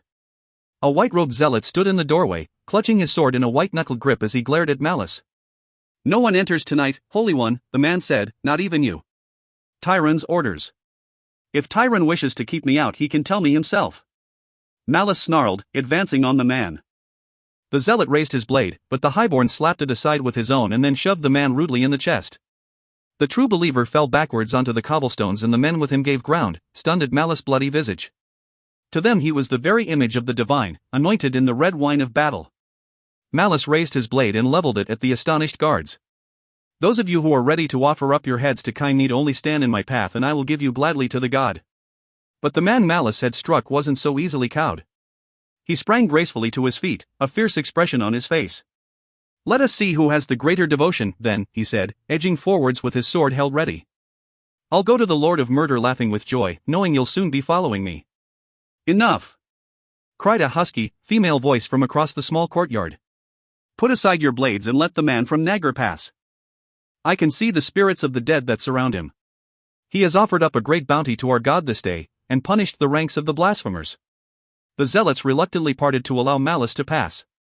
A woman waited on the steps leading up to the house, her pale face gleaming from the depths of a wide, black hood. The Blood Witch studied Malice with a frank, predatory stare. Malice made his way slowly across the courtyard, noticing for the first time that it was conspicuously empty. The zealots that had camped in the open space had all vanished, taking their meager possessions with them. The highborn frowned up at the woman. "Where is Tyron?" he asked. "Elsewhere," the Blood Witch replied. When word of the elders' disappearance reached the temple, the remaining leaders could not contain the fury of their servants. Once night has fallen and their bloodlust has been spent, they will return to the fortress and the elders will send them against the houses of the true believers no matter where they lie. "And the elder who has joined us?" The Blood Witch smiled, showing her leonine fangs. "He has proven worthy, Holy One, and eager to witness the time of blood. Our Harawan is complete, while the temple remains in disarray." Malice paused, trying to puzzle out the full import of the Blood Witch's words. If she knew so much and yet allowed him into the house, then clearly the zealots still trusted him. Or perhaps they simply had no time to deal with him because something much more important was afoot. What was this damned Harawan everyone kept talking about? "What would Tyron have of me?" he asked. The Blood Witch shrugged. "When you did not return with the others, it was assumed that you found a glorious death in the riots," she said. "Those of us who have no role in what is to come will take to the streets tonight and offer up tokens of devotion to the bloody-handed god." She smiled again, her feline eyes glowing in the fading sunlight. "I will dance with many men tonight, take many mates and bathe in their fluids." "You may dance with me, if you wish." That's quite an honor," Malice managed to say, quite taken aback by the woman's feral gaze, "but I am not worthy of your attentions. For one thing, I'm filthy." The Blood Witch threw back her head and laughed. The sound both aroused and frightened Malice at the same time. "Go then, as the Lord of Murder wishes," she said. The Blood Witch descended the steps, reaching up to gently trace a curved talon along the line of his jaw. "Another night perhaps," she said softly. "Remember me, Holy One. I might not recognize your freshly scrubbed face when we meet again." Malice strode swiftly down the deserted hall, his mind racing. Tyron was making his move tonight, of that he was certain, but what was his plan? He reached the sparsely furnished cell that had been set aside for him and dashed inside, not bothering to shut the door behind him as he started gathering up his possessions. There was no way he was going to find the zealot leader before he set his plan in motion. The best he could do was to bluff his way into the temple and tell Roland what little he knew. Malice figured he could improvise the rest as the situation developed. It was not as if he had any other choice. The highborn went to roll up his bedroll and realized that after everything that had happened he was still holding on to his sword. Malice stared at the long blade in irritation. Put the damn thing away, he thought. You wouldn't have made it this far if the zealots wanted to kill you. Then a chill went down his spine as a dark shape moved through the light at his back. Malice whirled just as Arleth struck. The assassin was nearly invisible in the dimly lit room. The only warning Malice had was a glint of witchlight on metal as one of Arleth blades caught the light streaming in from the corridor beyond. The highborn raised his blade and narrowly parried a stroke that would have sliced open his throat. Pure, desperate instinct caused him to sweep his blade downwards and parry the assassin's second sword as it stabbed for his stomach. Malice gave ground quickly, trying to circle around to the cell's doorway so he would be backlit by the corridor lights, but Arleth anticipated this and darted swiftly to the side, aiming a flurry of blows at his former master's head and neck. The highborn parried stroke for stroke, but was forced inexorably backwards as he warded off the assassin's attacks. Malice fumbled for one of his throwing knives as the assassin shifted position again and melded back into the darkness. The highborn pulled the dagger free as quietly as he could, reversing his grip on the blade with a flick of his wrist. He crouched low, sliding warily to the left. I continue to underestimate you, Arleth, he hissed. I never expected your little surprise in the Valley of Shadows, and here you nearly pulled the same trick on me again. Surely you realize that there's no honor left to reclaim by killing me. As far as the world knows, I died with the army outside Haggraf. For a moment there was only silence. Malice waited, his ears straining for the slightest sound. Then there was a faint hint of movement and Arleth spoke in a sepulchral whisper, like wind soughing through the cracks in a tomb. Would that I thought so as well, he said, but in the absence of honor, the need for vengeance remains. Malice fixed on the source of the voice and hurled the dagger with all his strength, before bolting for the open doorway. He heard the discordant ring of steel behind him as Arleth knocked the dagger aside and bit back a savage curse. He reached the shaft of light thrown by the hall lights and dashed for the relative safety of the corridor, only to be hauled roughly off his feet as Arleth seized his blood-stained cloak. The highborn crashed to the floor, swinging his sword wildly over his head.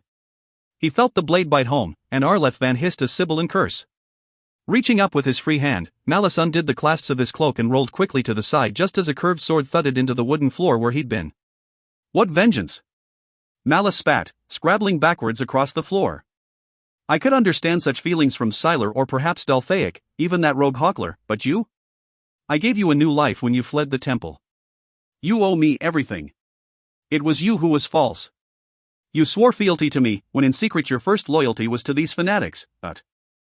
There was a whirring in the air. A spinning shape passed through the weak light, and Malice caught sight of the hurled sword a moment too late. He moved to block the weapon but misjudged its trajectory. The back of the curved sword smashed into his right forearm. The highborn felt the bones break and cried out in pain. Then another blow knocked the broad sword from his nerveless fingers. Arleth hand closed around Malice's throat. His second sword hung poised above his head. My loyalty to you and to the temple was one and the same. Arleth snapped. I sought you out, across the length and breadth of Nagaroth.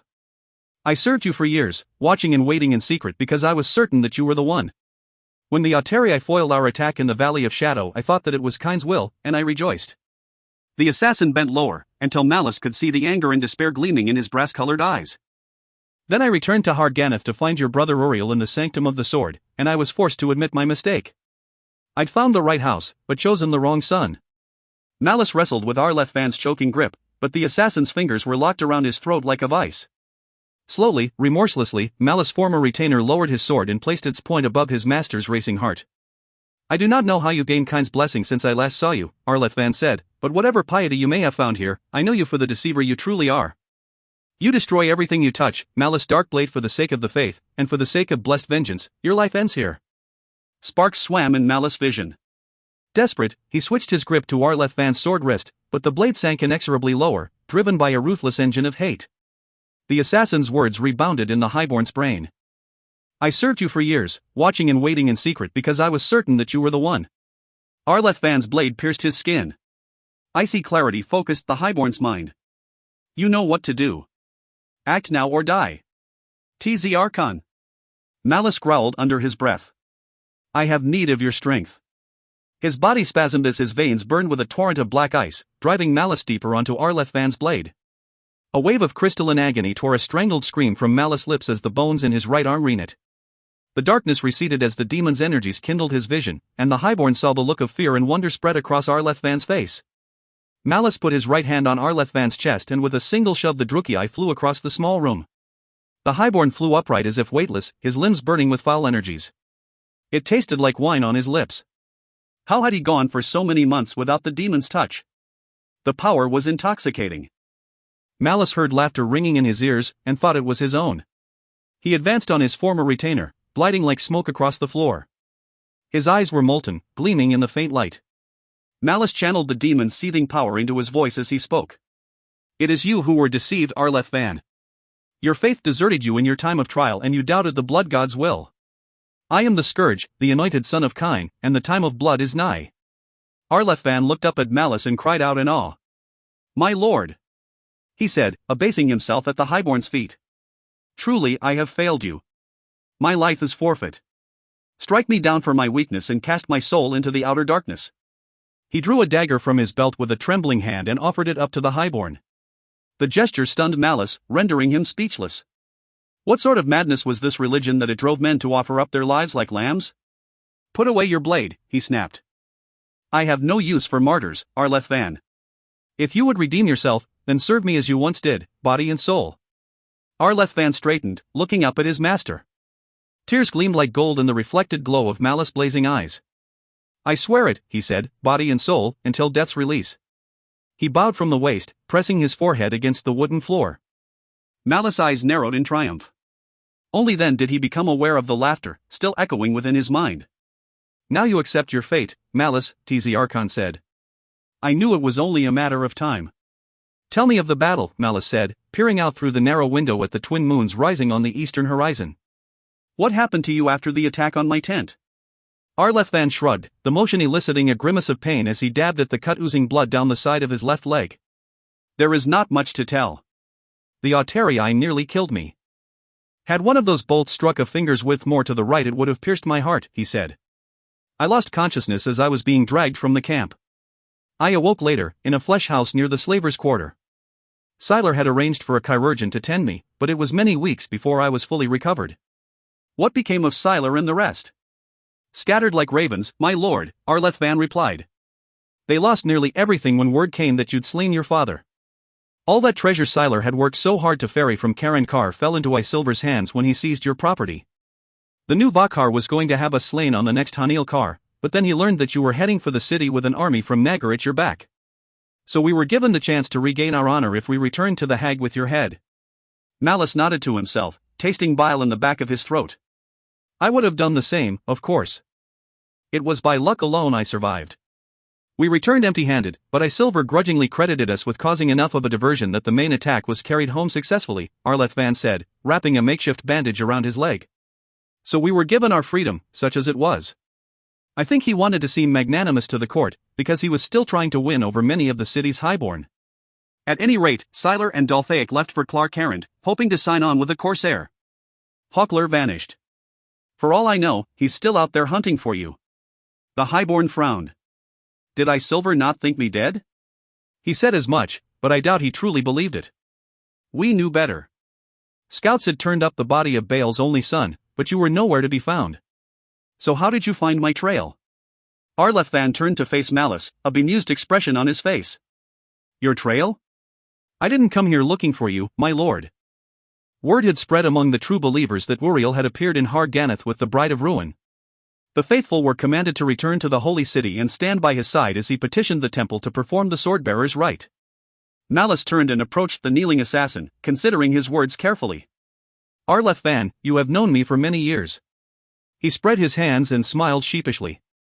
You know I was never a worshipper at the temple. It was no accident that Kain led you to me. I have need of a guide to illuminate the path I'm on. He knelt beside his retainer. What is the rite of the swordbearer, and why would the temple be loath to perform it for Uriel? The warp sword of Kain is bound within ancient, powerful sorceries, wards that can only be undone by a special rite, and only in the presence of the prophesied one, Arlethvan said. Only the Haruan can perform the rite itself, which is why the temple. Wait, Malice said, raising his hand. What is the Harawan? Arlethvan looked shocked. The Harawan is the council of elders that serves the Grand Carnifex, he said. There are 5 members of the council, each bearing a sacred duty to the temple. Malice remembered the Blood Witch's words outside the house. Our Harawan is complete, while the temple remains in disarray. Suddenly he knew what Tyron was planning. While the temple turned out its warriors for an assault on the houses of the faithful, the zealots were going to sneak into the temple and perform the sword-bearer's rite themselves, delivering the sword into Uriel's hands. Chapter 9. Citadel of Bone. The pieces all fell into place. Malice realized that Tyron had manipulated the elders of the temple masterfully. The zealot leader would call on his agents in the temple fortress to admit him and his zealot council while the warriors of Kine fought the bulk of the true believers in the city streets. There would be nothing to prevent them from reaching the sanctum of the sword and performing the rite of the sword-bearer for Uriel. Malice rose and began to pace the room, considering his next move. Where are Tyron and the elders now? He asked. Arlethvan shrugged. I don't know, my lord. I brought the elder here and found Tyron waiting for me in the courtyard with a cadre of warriors. They took charge of the elder and left immediately. The highborn bared his teeth. Likely he's gone to ground somewhere close to the temple, waiting for the right time to make his move, or he could be inside the temple even now, having slipped inside with the returning warriors. Malice took a deep breath. There was only one viable course of action to take. I have to speak to Arch-Hierophant Rulin, he said. Can you get us inside the temple?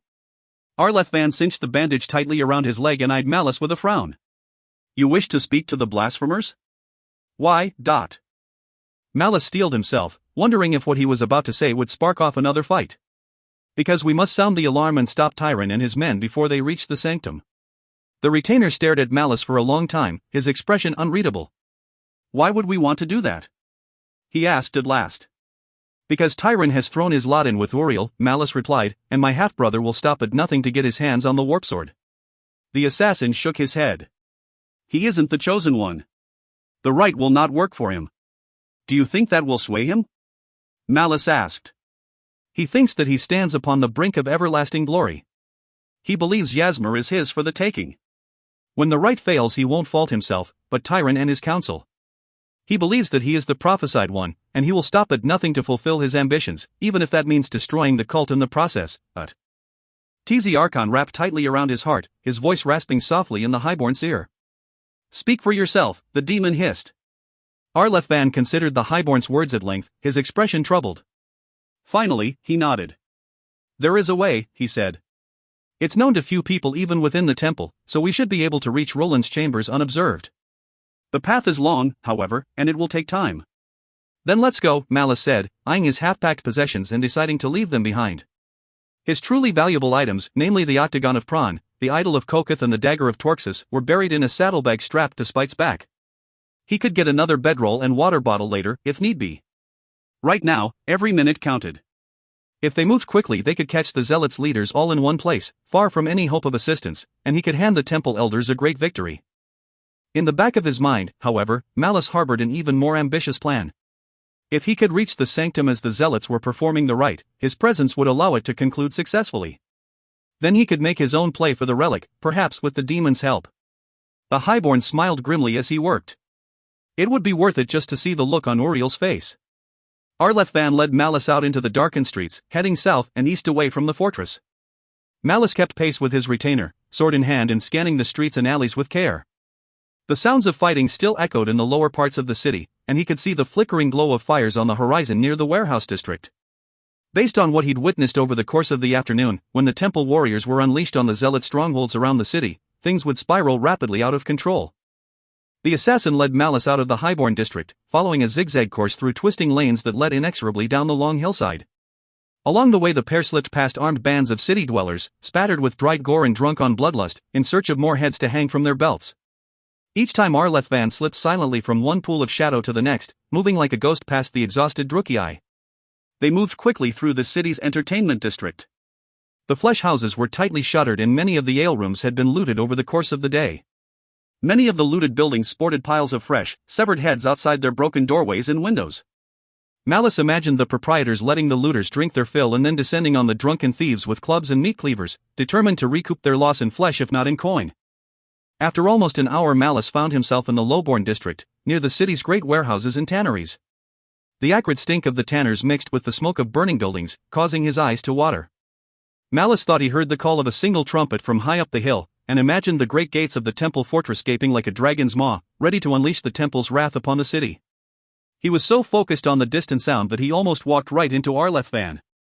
The assassin had stopped in a pool of deep shadow a few feet back from the mouth of a narrow alley and was studying a dark, shuttered house across the street.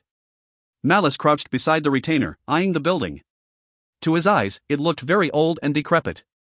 The witch lamps over the door had long since expired, and at some point in the past one of the 3 iron balconies had given way, leaving only deep gouges in the stonework where the iron railings had once been. The door, Malice noted, was dark oak, and its iron hinges were thick and free of rust. "What is this place?" he whispered. Arleth gave him a sidelong glance. "This house is the reason why the temple chose Harganeth for their own." He edged forwards and peered carefully up and down the street. "I see no guards. Perhaps they were caught up in the fighting, or maybe the temple has grown lax over the years." The assassin shrugged. "Follow me." Moving quickly and quietly, the 2 Drukei slipped across the moonlit street. At the door, Arleth laid his hand on the dark wood and pushed. It slid open noiselessly, revealing abyssal darkness beyond. Malice shot Arleth a worried look. "No guards and no locks?" "No obvious ones," the assassin replied, "but the house is tightly warded, my lord. Be assured of that." The retainer stepped cautiously into the blackness. Malice followed, apprehension tickling his guts. As he crossed the threshold, he felt a prickling sensation along his neck and scalp. TZ Archon stirred. "Old magic," the demon whispered. "It tastes of rot and the grave. Be wary, Darkblade." Darkness, cold and dank, enveloped Malice. He stopped and waited for a moment, allowing his eyes to adjust. The entry hall of the old house was high-ceilinged, like most Drukei homes, and 3 narrow windows allowed only a trickle of moonlight past their grimy panes. Everything appeared to Malice in different shades of night.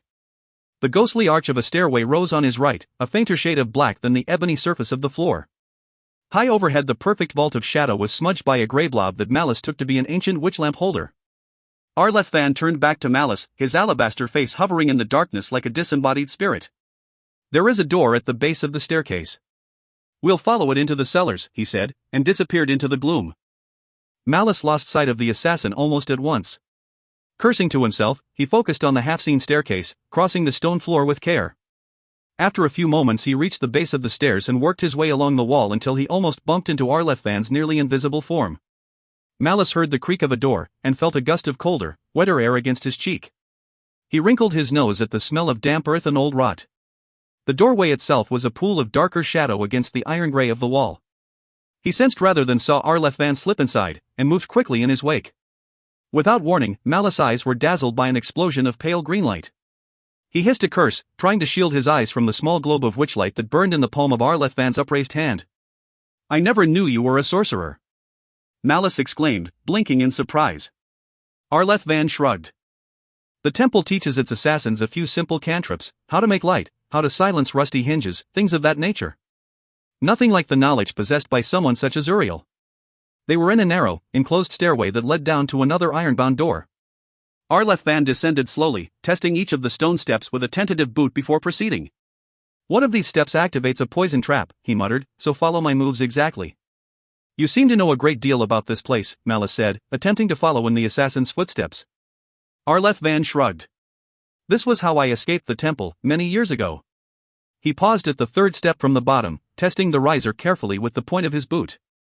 "This is the one," he said, stepping carefully over the trap and continuing to the door. There was a grating of metal as he turned the iron ring and pushed it open, letting in a blast of frigid air that sank right into Malice's bones. The doorway opened onto a stone landing lit by a flickering green glow. The assassin doused his witchlight and stepped through the doorway. Malice followed close behind Arleth, watching his breath turn to vapor in the chill air. His boots skidded on the dark stones, which were rimed with glittering frost. Arleth caught his arm at once, helping his master steady himself. "Careful, my lord," he said quietly. "You wouldn't want to take a fall right here."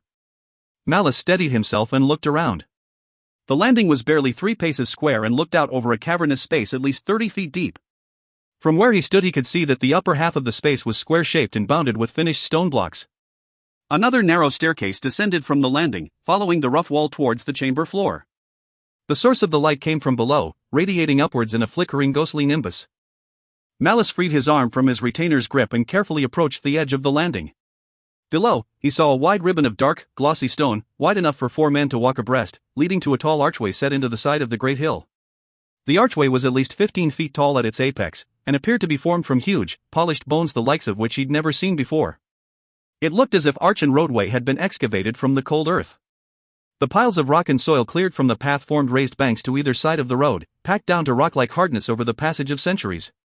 4 iron spikes, each 12 feet long, had been driven into both banks alongside the road, making a rough octagon pattern with the roadway passing through its center. Corpses were impaled on each of the iron spikes, their dark, shriveled bodies stacked one on top of the other so that Malice couldn't tell for certain where one body ended and the next began. They had all been bound hand and foot, their limbs twisted in the throes of long, agonizing deaths. They had hung from the iron spikes for a very long time, and colonies of grave mold covered the corpses, emitting the pale light that filled the eerie space.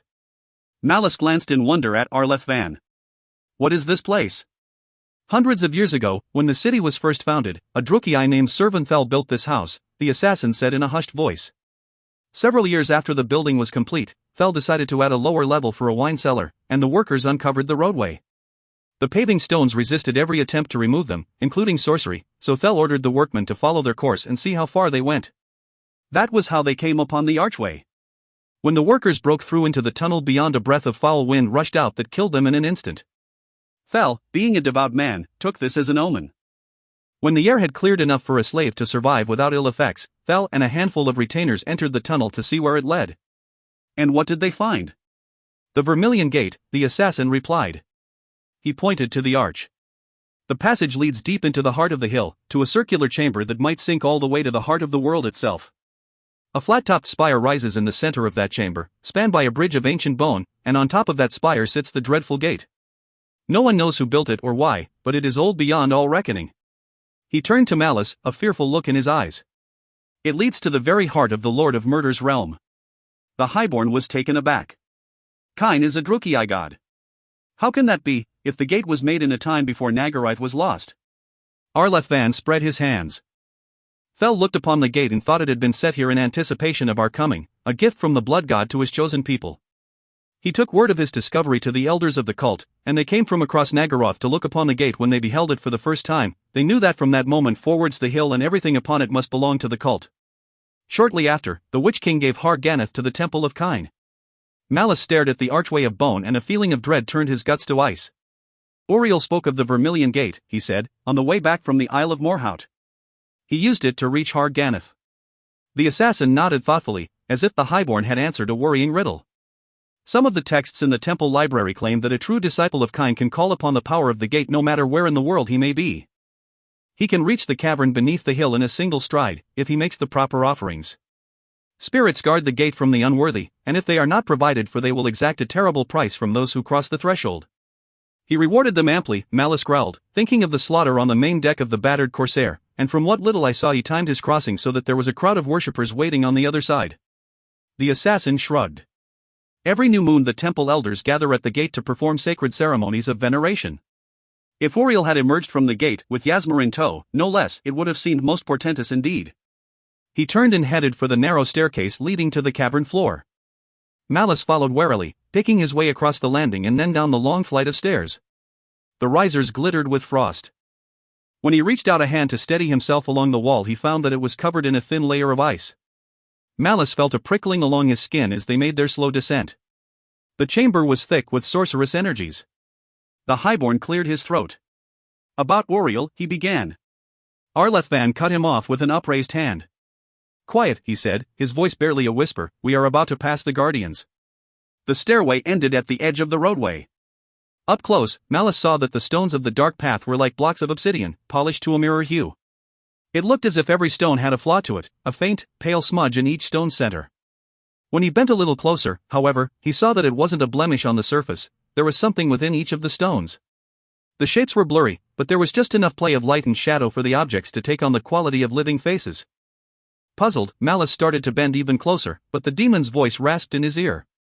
If you value your sanity, mortal, look no further, TZ Archon said coldly. There are some things no Drukei, not even you, were meant to know. The Highborn straightened with a start. Arleth Van was already some distance away, approaching the first of the iron poles with his head bowed and his hands tucked into his robes. Malice moved as quickly as he dared, hurriedly following suit just as the assassin reached the first set of poles. Suddenly a chorus of thin wails filled the air, rising piteously from the blackened mouths of the bound corpses. A thrill of terror coursed down Malice's spine.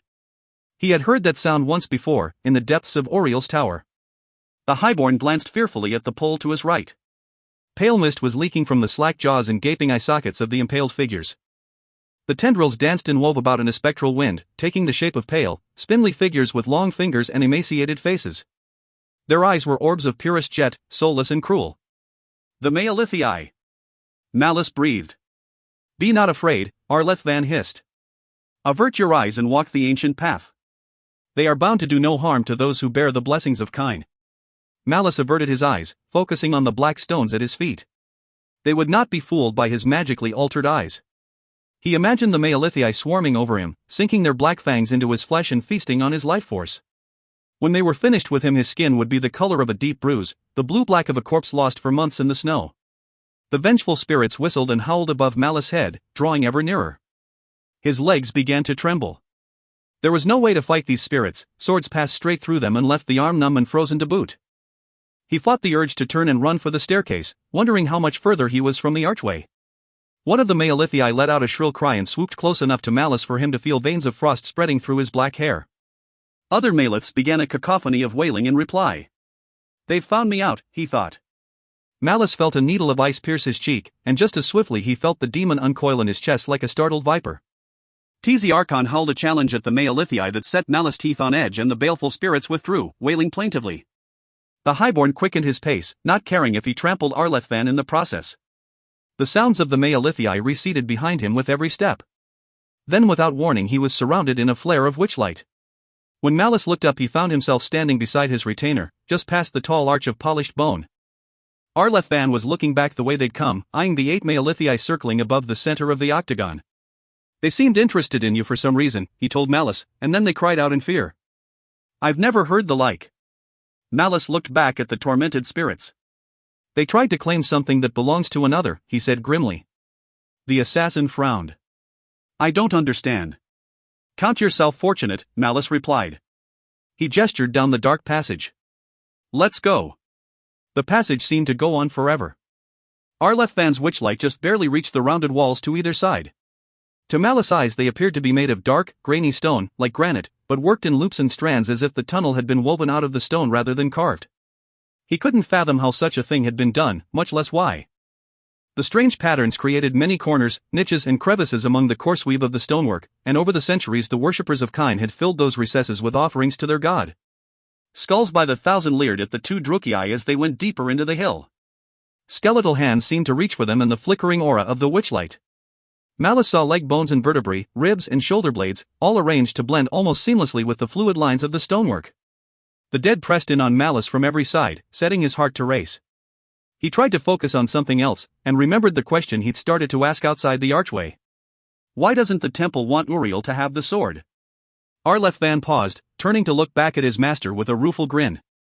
Had you ever taken an interest in religion, my lord, you wouldn't have to ask such a question, he replied. As far as the temple is concerned, they've already given the sword to another. Another? Malice exclaimed. Who? The assassin shook his head. Who else? Malekith, of course.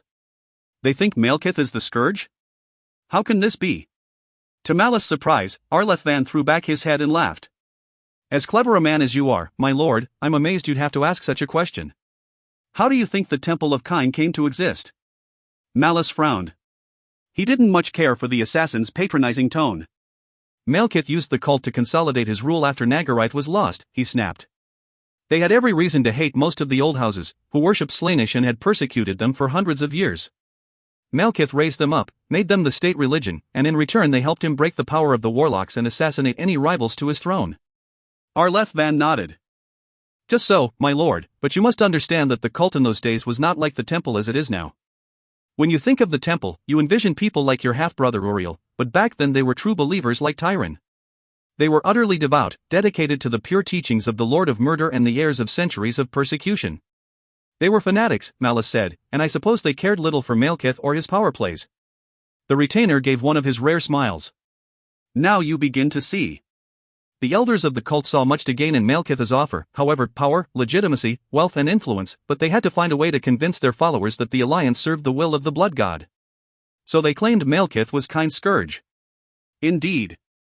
For almost as long as the Drukei have lingered in Naggaroth, the temple has taught its followers that Malekith is their unquestioned master because he is the chosen scourge of Kyne. When the time is right, he will come to Har Ganeth and wed the Bride of Ruin. Then he will take up the warp sword of Kyne and usher in the time of blood. Anything else is heresy. Chapter 10. Faith and Murder. Malice stared dumbfounded at his retainer. You mean to tell me that all of this is built on a lie? The temple followers sold out their faith for the sake of political favor? Arleth Van nodded. Does this trouble you? The highborn cocked his head thoughtfully. Actually, it's rather reassuring. These motives at least make sense to me, but clearly not all of the faithful believe the elders' pronouncement. No, the retainer said. The elders built a compelling case, of course, pointing to numerous obscure prophecies that seem to support their claim. A devious mind can make the words of an oracle fit anything he wants if he tries hard enough, but it wasn't enough. Several cult leaders and their disciples saw through the elders' arguments and refused to take part in the alliance, regardless of the benefits.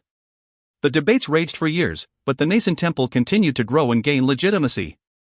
Finally, the true believers saw that their power was waning fast. If they didn't act soon, the elders and their blasphemy would be too deeply rooted to eliminate. So they fought. The assassin nodded. They fought. At the culmination of a week-long holy festival, the Drake Na Antler, the schism leaders gathered their followers and attacked the elders in the midst of their consecrations. Somehow, the attempt failed. Some scholars suggest that the schism leaders were betrayed, while others point to divine intervention. At any rate, the 5 true believers that entered the temple to kill the blasphemous elders were never seen or heard from again. Other confrontations across the city degenerated into a chaotic riot that killed thousands. Fighting raged through the city streets all through the night, and by daybreak the White City was stained with rivers of blood. Afterwards, the temple elders tore the city apart looking for the schism leaders and their allies, dragging those they found into the street and decapitating them on the spot. This is how Har Ganeth came to be known as the City of Executioners. And the survivors? Arleth Van shrugged. They fled the city, spreading out all across Naggaroth and beyond to keep the true faith alive. They knew that one day the true scourge would appear, and there would be another day of reckoning with the blasphemers. So the zealots returned to their roots, worshipping in secret as they'd been doing since time out of mind. The assassin nodded, resuming his course down the long tunnel. It was the proper way, regardless. Kyne is not meant to be worshipped in a temple, but on the battlefield or by the side of the road. We are exalted by testing our strength against others and taking their lives with skill and daring. Malice fell into step behind his retainer, thinking back to the constant training and superlative skill of the zealots. So Kyne is actually a god of combat? No, he is a god of death, Arleth Van replied. What is the greatest power a man can have in this world? Malice shrugged. The power of a king. The assassin let out a snort. A king can die on the field of battle like anyone else. Think again. Damned sorcery, then. The retainer shook his head. No, it is simpler than that. The greatest power in this world is the ability to end life. The one thing every man shares, whether he is a slave or the Witch King himself, is a beating heart. The power to stop that heartbeat in a single stroke is what brings us closer to Kyne. We become gods, holding the lives of those around us in the palms of our hands. Do you see? I believe so, Malice said. That is the purpose of the executioners, I suppose? The assassin nodded. In the days before the temple, every worshipper of Kyne was an executioner, a sword of Kyne. The true believer killed his opponents with a single, perfect stroke, making it a gesture of worship and enhancing his power with every foe he slew in battle. It was only after the temple was founded and the elders required acolytes to devote themselves to sinful practices like tithe collection that the executioners became an isolated sect. And the temple witches? Arleth Van cast a sidelong glance over his shoulder at Malice. They suffered the worst degradations of all. Once, they were Kyne's bloody oracles and the enforcers of the blood god's divine will. They had the power to summon back the souls of the fallen and partake of their powers. And now? Now they are degenerates, aping the glories of their forebears with drugs and pitiful necromancies. You have seen true blood witches, my lord. Can the witches of the temple compare to their terrible majesty? No, Malice admitted, certainly not. So what happened? The assassin shrugged. The Blood Witches tried to stay apart from the fray during the early years of the schism. The Brides of Kine did not concern themselves with such petty conflicts. After the true believers were driven from the city and the elders hemmed the rest of the cult into temples, their prestige gradually diminished. There hasn't been a true Blood Witch serving the temple for at least 2,000 years. As they walked, Malice began to notice narrow doorways cut into the ropey stonework of the tunnel walls. The doorframes were made of glossy white marble and carved with intricate runes in archaic Drutchist.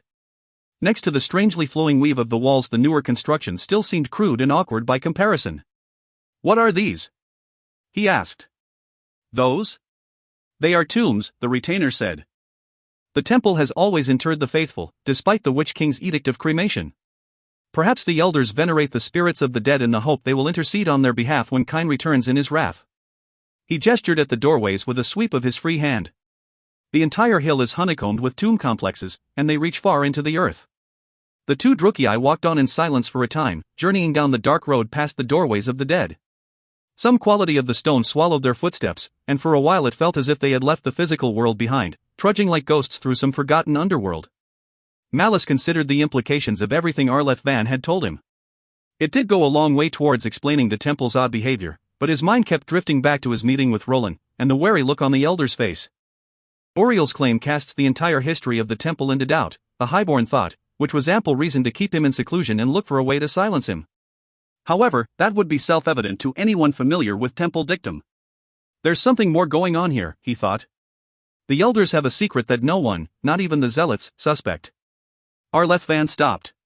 Malice looked around and saw that they had reached a point where two curving stairways, one ascending, the other descending, were carved into the living rock to either side of the dark road. "We'll go no further into the hill.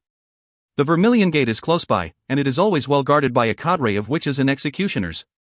He pointed to the climbing stairway. "Here is where the journey becomes difficult." Malice eyed the staircase. "More spirit wards?" Arleth Van shook his head. "No. Just hundreds and hundreds of stairs." Malice lost all track of time as they trudged up the winding stairway. The journey passed as a blur of echoing steps and shadowy landings that opened onto ancient galleries and maze-like passageways leading to moldy tombs.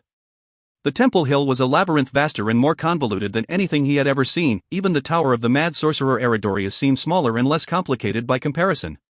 The highborn mused between gasps for breath that crossing paths with Arleth Van had turned out to be a great boon. Alone he might have been fumbling about the hill and its passageways until the seas ran dry. He breathed the dry, dusty pall of bone dust at every turn, as centuries of temple servants rotted to dust in the niches and alcoves beneath the great temple. The dust made his nose itch and left the taste of the grave in the back of his throat. At last, they emerged into a well-lit chamber glowing with the green fire of witch lamps. They were in a large space with low, vaulted ceilings, practically an underground plaza compared to the tight passageways and the narrow, enclosed staircase they'd traveled. Malice fought the urge to rub the ache from his trembling legs. "Where are we?" he asked quietly. "We're in the vaults beneath the temple proper," Arleth Van replied, eyeing the many passageways leading off from the chamber. "From here we can reach almost every major building within the fortress, including the elders' private chambers." Malice nodded, gritting his teeth against the burning ache flaring from his knees. "All right. Where are we likely to find Roland at this point?" "When the elders are not conducting their rites, they typically retire to their chambers," the assassin replied.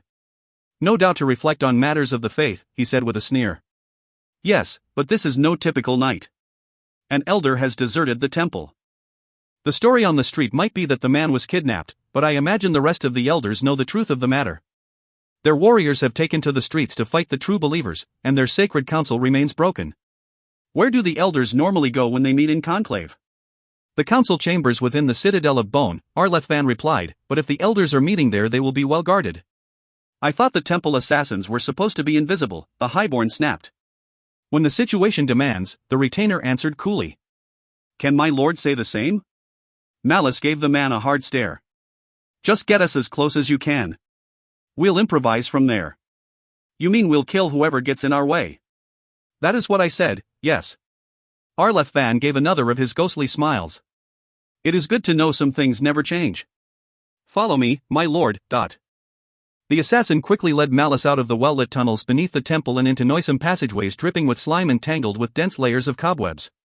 He made no effort to relight his sorceress lamp, forcing Malice to crouch low and follow the almost undetectable sound of the retainer's footfalls. From time to time their path crossed better-traveled corridors, and once or twice the highborn caught snatches of whispered conversations as the servants of the temple went about their nightly tasks. Each time, Arlethvan would pause at the junction and listen for several moments, gauging the servants' movements, before darting silently across the passageway into the darkened tunnel mouth opposite. Malice felt like a rat inside the walls of some vast city house, scuttling from shadow to avoid the master's house serpents. After nearly half an hour, Arlethvan stopped a few feet shy of the end of the passage and drew his twin blades. He turned to Malice. "From here on out, I go ahead," the assassin whispered. "Wait 3 minutes and then follow after me." Malice frowned. 3 minutes? How will I know where you've gone? The assassin looked at Malice over his shoulder. "Look for the trail of bodies," he said in a hard voice. Then he stepped out of the corridor and slipped off to the right. Malice drew his own sword. His limbs felt leaden after the long climb through the heart of the hill, and the prospect of more fighting filled him with a weary kind of dread. "I should drink of the demon's power," he thought. "Just a little, to lend me strength and take away this damned fatigue."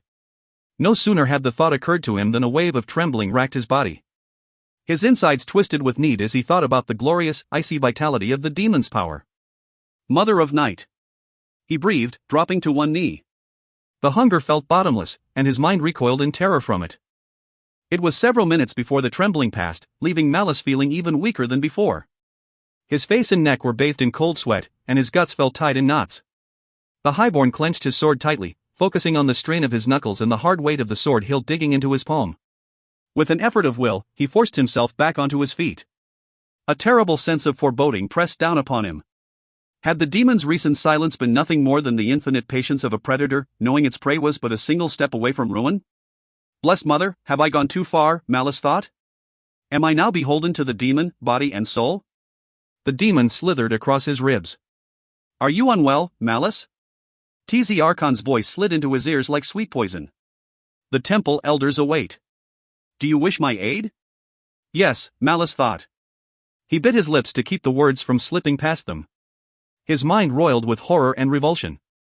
Another wave of trembling passed through his taut frame. "Come now, don't be proud," the demon whispered. "I can feel your weakness, little Drukei, your need. If you go before the elders like this, they will see how weak you are. Let me make you strong again." Malice tasted blood on his tongue. He bit deeper into his torn lip, letting the pain kindle the fires of his hate. With hate all things are possible, he told himself. "I want nothing from you," he gasped, sending a trickle of blood coursing down his chin. "Nothing, you hear?" The demon chuckled, his manner smug and easy. "That's an easy thing to say when you're alone and in the dark," Tz Archon said. "You have no idea how pitiful you look. If the elders see you like this, they will laugh in your face. Is that what you really want?" Growling like a wounded beast, Malice forced his body to move, one step, and then another. Hate seethed in his heart, a weak fire compared to the icy torrent of the demon's power, but it propelled him nonetheless. He bared red-stained teeth and spat onto the stone floor.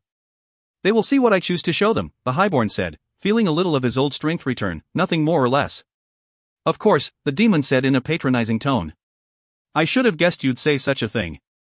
Perhaps you can manage a little longer without my help, but mark me, there will come a time very soon when you will find yourself in dire need of my power. Ask, and it will be yours." Malice staggered from the dark passageway, blinking owlishly in the light of the corridor beyond. Not 10 feet to the right, a temple servant lay on his face in a pool of spreading blood. The man had died without the slightest sound. The highborn drew a shuddering breath, horrified that suddenly he felt unequal to the task before him. He thought he'd gained the upper hand over Tz Archon, and the whole time the demon had simply bided its time, like a spider sitting in the center of its invisible web. "All is not lost just yet," the highborn thought. "I still live. I still have my sword and my mother's ring, and my hate, always my hate. Dark Mother, let that be enough." Licking bitter blood from his lips, Malice set off in the assassin's wake. Arlethvan was true to his word. The assassin left a trail of slaughter that a blind man could have followed. Malice passed more than a dozen temple servants in corridors and at junctions, each laid out on the floor as if slain in mid-stride. At one point he passed a trio of corpses propping one another upright, and Malice was struck with the image of the pale-faced assassin weaving his way through the close-knit group and slaying them so quickly that they fell almost as one. The man's supernal skill filled Malice with admiration even as it reminded him of his own wretched state. Finally Malice found himself at the end of a long corridor built from pale marble that glowed beneath globes of witchlight. An open doorway waited at the other end, beyond a pile of armored guards. The highborn picked his way through the tangle of steel-clad bodies, his boots making tacky sounds as he crossed an enormous puddle of congealing blood. Beyond lay a narrow chamber, dominated by a short ramp that led upwards to a large, echoing chamber. Arleth Van waited at the base of the ramp, surrounded by half a dozen dead servants. The assassin was pausing to clean his twin blades with a cloth rag appropriated from one of the corpses. His pale face was spotted with blood and eerily serene. The roar of scores of angry voices rolled down the stone ramp from the chamber beyond, washing over Malice in seething waves. Where are we?" Malice stammered, raising his voice to be heard above the cacophony. "Just beneath the council chamber," Arleth Van replied. "This is the room where they remove claimants who fail to persuade their case before the council." At that moment a projectile hit the top of the ramp with a wet thud and bounced down the slope past the assassin. Malice caught the furious expression on the face of the severed head as it rolled across the floor. The retainer looked up from his work. "Are you well, my lord?" "You look.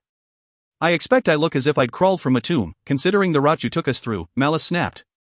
"It's a wonder I can see after all the webs I walked into." He looked down at the grisly trophy and gave it a savage kick. The spiteful gesture heartened him a little.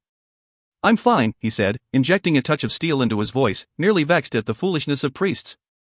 Without another word he moved past his retainer and climbed the ramp, his sword held at his side. For a moment Malice was certain Arleth Van had led him wrong. He found himself near the point of an oval chamber, ringed by a gallery that rose in tiers for at least 20 feet.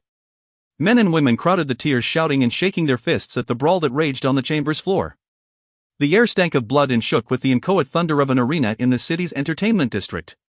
Not 10 yards from where Malice stood more than a score of Drukei pushed, pummeled, and slashed at one another. At the center of the fight 2 older men grappled with each other, their faces twisted with bestial hate. Broad-bladed knives trembled in their white-knuckled fists as they wrestled for the advantage. Each man wore rich, red robes and chitons of fine leather studded with gold and precious stones. Their retainers were only slightly less bedecked themselves, their struggles having left a fortune in gilt and gems scattered across the marble floor. Wounded men stumbled or crawled away from the raging fight, clutching at their wounds and screaming encouragement to their respective sides. A handful of corpses lay forgotten underfoot. Malice looked up at the gallery, realizing that the shouting throng was made up of still more richly attired elders and their servants. 6 large thrones were set around the perimeter of the chamber at the lowest gallery tier. 3 of the seats were empty, although they were surrounded by elders and their retinues like hounds standing over a freshly killed deer. At the apex of the oval chamber, in a throne that surpassed all the rest in size and extravagance, sat an ancient Drukei in vestments of hammered brass inlaid with diamonds and rubies. A mask of gold worked in the shape of a leering skull concealed his features, but his gnarled fist shook as he leaned forwards in his chair, shouting encouragements or curses upon the men fighting below. Malice caught sight of Roland sitting on the throne to the elder Drukei's right. Of all the assembled elders, he seemed least interested in the fight. A gold mask lay in his hand as he leaned to one side and conferred with one of his followers. The highborn looked over at Arleth Van, who emerged from the ramp behind Malice. "This is how the Temple Council conducts its affairs?" he shouted. Arleth Van shrugged. "You must admit it's more entertaining than any Drishos court," he shouted back. The highborn shook his head irritably. "To the outer darkness with this," he snarled. He pointed at the reeling brawl. "Make me a hole," he said to the assassin. Arleth Van nodded grimly, raising his short blades. He glided swiftly towards the fight with Malice close behind and cut his way through the crowd like a thresher harvesting grain. Men fell away to either side, struck down by the assassin's flickering blades, and the rest recoiled in shock from the sudden assault. Within moments Malice reached the battling elders, each man lost in his own single-minded struggle. The assassin stepped aside with a bow. Malice walked up to the 2 men and swung his heavy blade, decapitating both elders in a single stroke. Blood erupted in a bright fountain from the 2 slain men, their bodies falling against one another in a grisly embrace. The severed heads bounced audibly on the stone floor in the sudden, shocked silence. Gore dripping from his blade, Malice turned, regarding the assembled elders with cold, brass eyes. "Now that I have your attention," he said, his voice echoing in the council chamber, "I've come to bring a warning to the council. You must sound the call to arms and hurry to the sanctum of the sword. While you squabble here like dogs over a corpse, Uriel and his supporters are closing their hands around the warp sword of Kine." Murmurs of shock and snarls of derision echoed from the assembly. At the far end of the chamber the Grand Carnifex of the temple rose portentously to his feet. To his right, the Arch-Hierophant turned pale, his dark eyes shifting from Malice to the leader of the temple and back again. The Grand Carnifex's voice was a liquid rasp, bubbling up from old lungs thick with corruption. "Who are you?" he said, his words carrying across the chamber in spite of the mask he wore. A servant of Cain, Malice answered. A man with a dire warning, and beyond that, what does it matter? Your enemies are on the verge of destroying you, Grand Carnifex, you and this house your predecessors have built. Will you act, or shall we sit here and waste precious time with introductions? The entire chamber resounded with a single intake of breath as the audience recoiled in shock at Malice's words. Steel rang as swords leapt from gilt scabbards, and a number of the temple elders barked at their retainers to make a way for them to reach the chamber floor. Then Roland leapt to his feet, calling out in a carrying voice. How do you know this? He asked, looking meaningfully at Malice. The highborn met the elder's gaze and nodded respectfully. Because I have spent the last 4 days at the feet of Tyron the Unscarred, the leader of the zealots who oppose you, he answered. I have sat in their councils, and I know that they have agents within the temple itself. He surveyed the outraged elders coldly. They have been in close contact with Uriel since the moment they entered the city, and everything they have done has been in preparation for this very night. He raised his blood-stained sword and pointed at each of the empty thrones in turn. Do you think this was all some sort of accident? A stroke of cruel luck? No. They struck directly at the Haruan, sowing confusion and discord while they formed a learned council of their own. Now, with all your warriors pounding at the gates of empty houses across the city, they have slipped inside the temple and are performing the rite of the swordbearer even as we speak. Let them! A woman shouted. Her voice was an angry rasp, cutting jaggedly through the tense atmosphere. Malice saw a young priestess in the third tier of the gallery face the Grand Carnifex. We know Uriel is not the scourge. The ritual will fail, and we will have the opportunity we've been waiting for to denounce him. If the rite fails, the heretics will find fault in the men performing the rite, not in their would-be savior, Malice shot back. This can only end in death, he snarled, looking to the Grand Carnifex. You know this. I say this is the work of the heretics, said an older Drukei to Malice left, leaning over the first-tier railing and pointing a long finger at Malice. They've already sent assassins against us once. Perhaps they sent this loudmouth to draw us to the sanctum so they could slay us all. Malice gave the elder a cold stare. If you fear for your life, elder, then by all means run and cower beneath your overstuffed bed. He met the Grand Carnifex's dark gaze. This is a matter for warriors. This is nothing of the sort, snapped the young priestess. If this is true, the zealots have handed us an opportunity. Let them try to complete their ritual. When it fails, they will return to their followers and fall upon one another, looking for someone to blame. This crisis can solve itself in a single stroke. Malice watched the Grand Carnifex glance at the priestess, and for a brief moment he caught a flicker of uncertainty in the ancient Drukei's eyes. He is afraid, Malice thought with a start. I have heard enough, the Grand Carnifex declared. Summon the guards. We will march to the sanctum and offer prayers to the Lord of Murder for a bloody deliverance from the works of heretics. He held out his hand and a retainer appeared from behind the tall throne to press a huge, rune-carved axe into the Carnifex's palm. If there are trespassers within the sanctum, we will offer them up as sacrifices to our Lord. The Grand Carnifex rose to his feet. Ropey tendons stood out taut as steel wires beneath the skin of the elder's neck and arms as he leveled the axe at Malice. If not, I will strike off your head and pour your blood upon the sacred stone, he declared. As you said, stranger, this can only end in death. Chapter 11. Warp Sword. The sky over Har Ganath was the color of blood as the doors to the citadel of Bone yawned open and Malice followed the elders of the temple into the battle-torn night. More buildings were burning in the city below, sending towering plumes of cinders into the sky, and the air reverberated with the distant clash of arms. Malice knew that the streets would be choked with corpses come the dawn, but the madness and slaughter in the city was nothing more than a mummer's show. The true battle would be fought between a few score men and women within the towering structure barely 30 yards from the council chambers. Witch-like globes swung from long, iron poles as a vanguard of temple executioners led the way, their bared blades glittering coldly as they fanned out into the deserted lane outside the gleaming citadel. Behind them came the temple elders, led by the Grand Carnifex in his grinning skull mask. The remaining officials and their retainers jockeyed for position behind their leader, brandishing broad knives and ornamented axes at the prospect of reaping fresh skulls for their hungry god. All except for Roland. The narrow-faced elder had dutifully slipped on his skull mask, but let the mob sweep past him until he fell in among the guards escorting Malice and Arlefvan. The executioner escort-eyed Roland curiously as he paced along beside the highborn, but made no move to intervene. Why didn't you warn me? The elder hissed. Unlike the Carnifex, his voice was muffled beneath the weight of his mask. There was no time, Malice replied. The zealot leaders guarded their plans with care. No one was told until late this evening. Roland said nothing for a moment, staring into the night. Then the death's head turned back to Malice. If Tyron and his lieutenants die tonight, then their agents must be slain as well. We must sweep them all up in a single stroke. You understand? I understand that our arrangement is at an end, Malice thought grimly. I suspected as much, he said coldly. It was unavoidable. Tyron had forced his hand, just as he'd forced the Elder's hand. If Tyron and Uriel were stopped, Roland would force him to reveal what he knew about their network within the temple. Once they realized he was bluffing, he was finished.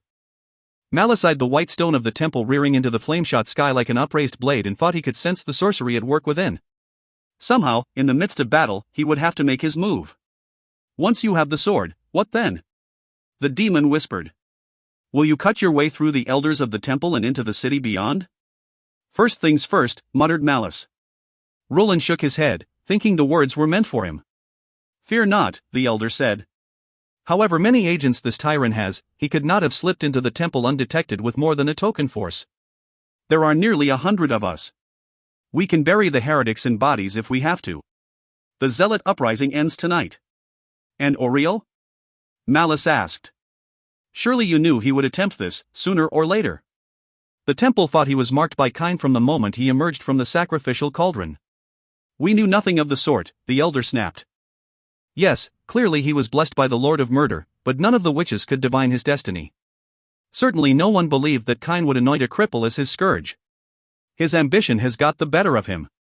The highborn cocked his head at the quaver in Roland's voice. He studied the elder with narrowed eyes. You aren't so sure. Do not presume, Roland said archly. You heard me. He is a cripple. It's inconceivable that he could be Kyne's chosen one. Then why do you sound so afraid? Just then a howl of challenge, fierce and joyous, rang out from the front of the great temple. Weep, unbelievers, for the great reckoning is at hand. The faithful stand in the presence of the sword and the time of blood draws nigh. Your wickedness will soon be revealed for all the people to witness, but see the gift of Kyne's mercy we bear in our hands. Come and redeem yourselves on our hungry blades. The procession of elders stumbled to a halt in a welter of angry shouts and bellowed curses. Seeing his chance, Malice nodded his head at Arleth Van and quickened his pace, diving into the milling press of the elders and working his way towards the Grand Carnifex. Roland shouted something that Malice didn't catch. Then there was a rush of pounding feet as the Highborn's escort swept wide of the crowd and ran ahead to join the semicircle of warriors forming a cordon between the Carnifex and the 5 white-robed zealots that stood in his path. They seemed like living shards of the shimmering, blade-shaped tower that rose behind them. Moonlight shone on their unbound hair and glinted on the edges of their fearsome drakes. The zealots' dark eyes were alight with holy purpose. They were ready to shed their blood in holy sacrifice to the Lord of Murder. Malice thought he'd never seen 5 more dangerous warriors in all his life. The Grand Carnifex, however, was not impressed. He raised his enchanted axe skyward and his voice trembled with rage. Be silent, unbeliever. Your every breath defile this sacred place. The elder spread his arms wide and commanded the executioners. Split their bodies asunder and cleanse this holy earth in libations of blood. With a shout the temple guards raised their long swords and charged at the waiting zealots, who met them with triumphant shouts and an intricate dance of death. Malice watched in horrified wonder as the 5 zealots wove their way among 4 times their number of foes. Their swords were a gleaming blur as they rushed, ducked and spun, seeming to glide past a flurry of fearsome sword strokes and bypass their opponent's heavy armor with swift, precise blows. Executioners collapsed, clutching at the stumps of severed arms or hands, or doubled over from disemboweling strokes that slipped beneath the edge of their breastplates. Screams of anger and pain reverberated in the red-tinged air, some cut short with a ringing note of steel. The fight was over in moments. With a clatter of steel plates the last executioner stumbled away from the pile of fallen bodies, one hand outstretched towards the gleaming temple of Kyne.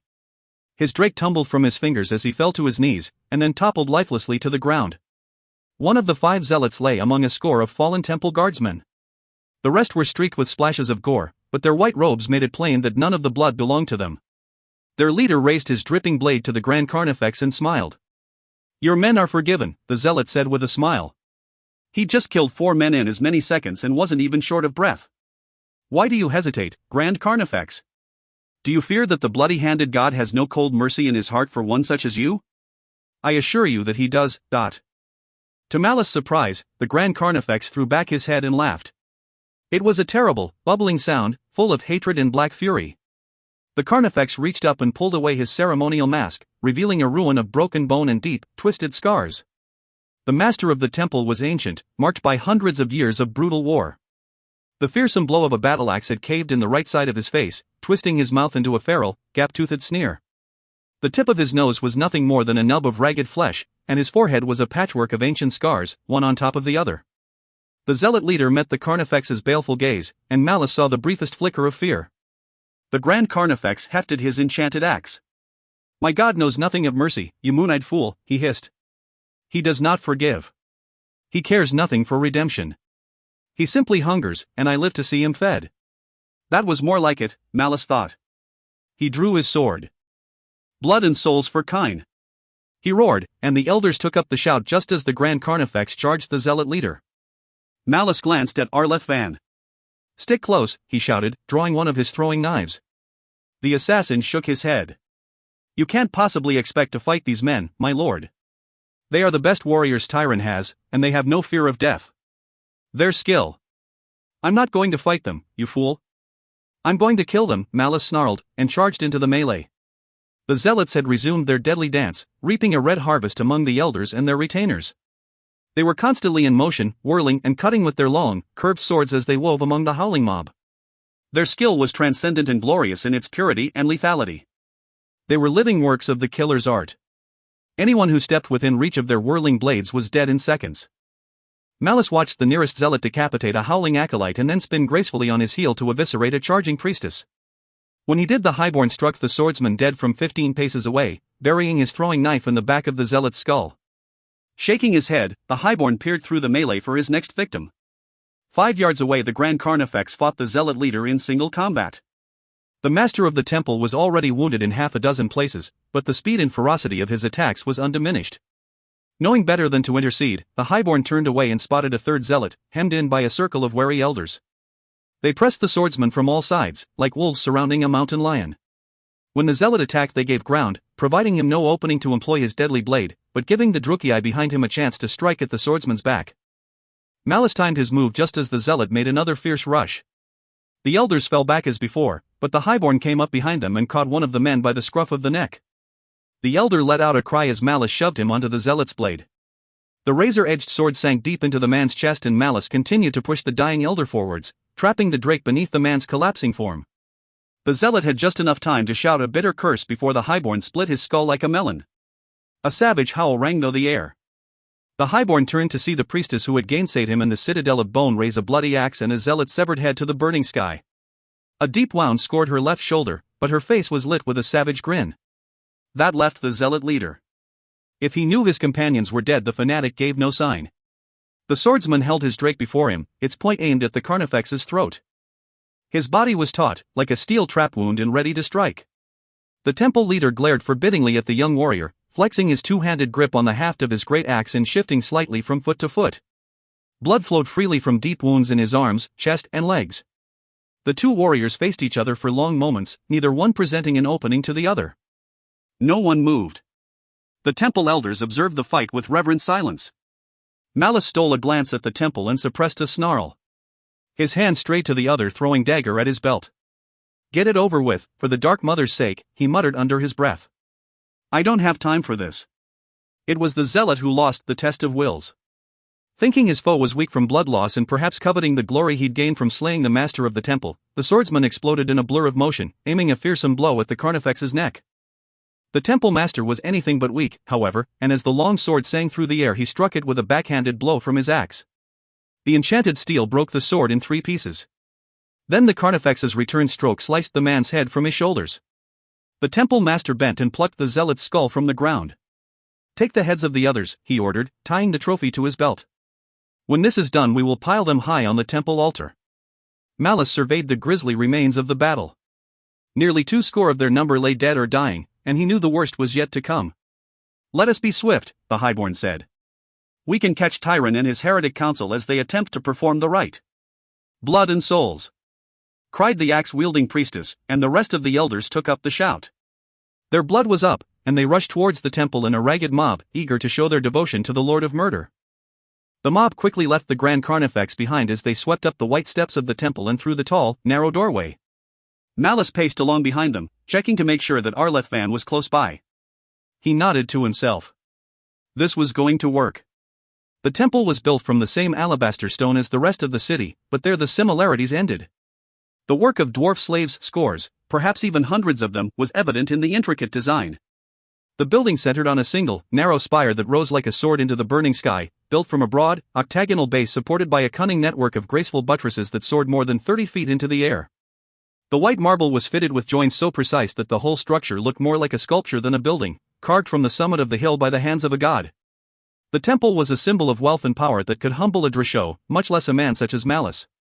He stared up at the great spire and could not help but feel a surge of black-hearted avarice. The highborn raced up the temple steps, listening to the cries of the elders echoing angrily in the cavernous space beyond.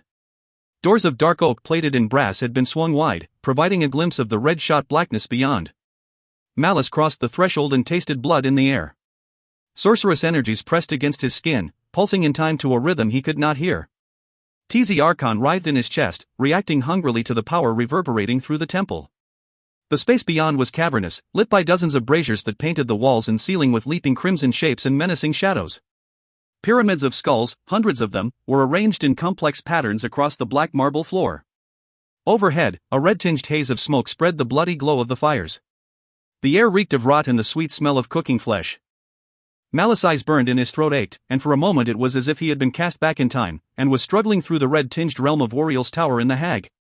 At the far end of the chamber Malice saw another broad staircase, rising to another narrow doorway. He turned to Arleth Van. "Where do we go?" he asked. The assassin nodded at the stairs. "The temple has 3 sanctums. This chamber is reserved for acolytes and visitors. Up the steps yonder we will come to a smaller chapel where the temple priests and the elders make sacrifice and worship. Beyond that lies the sanctum of the sword." Malice nodded and started loping towards the stairs. "When we reach the sanctum, I'll need a clear path to the sword." "Do whatever you must." "I understand," the assassin replied grimly. "Kinds will be done." The air grew thicker as Malice neared the steps to the second chapel. He felt a buzzing in his ears, like the distant shouts of a multitude. Again, he found himself reminded of Oriel's tower, and steeled himself for what might lie ahead. "You will need my power," the demon whispered. "Take it, or you will die." The highborn paused, halfway up the broad stairway. "No," he hissed. "Now is not the time for pride, Malice. You are weak. You know this. I can help. If you do not partake of my power you will be defeated. They are much too strong for you." A shudder racked Malice's body. All at once he felt shrunken and starved, his muscles shriveled and his bones aching from fatigue.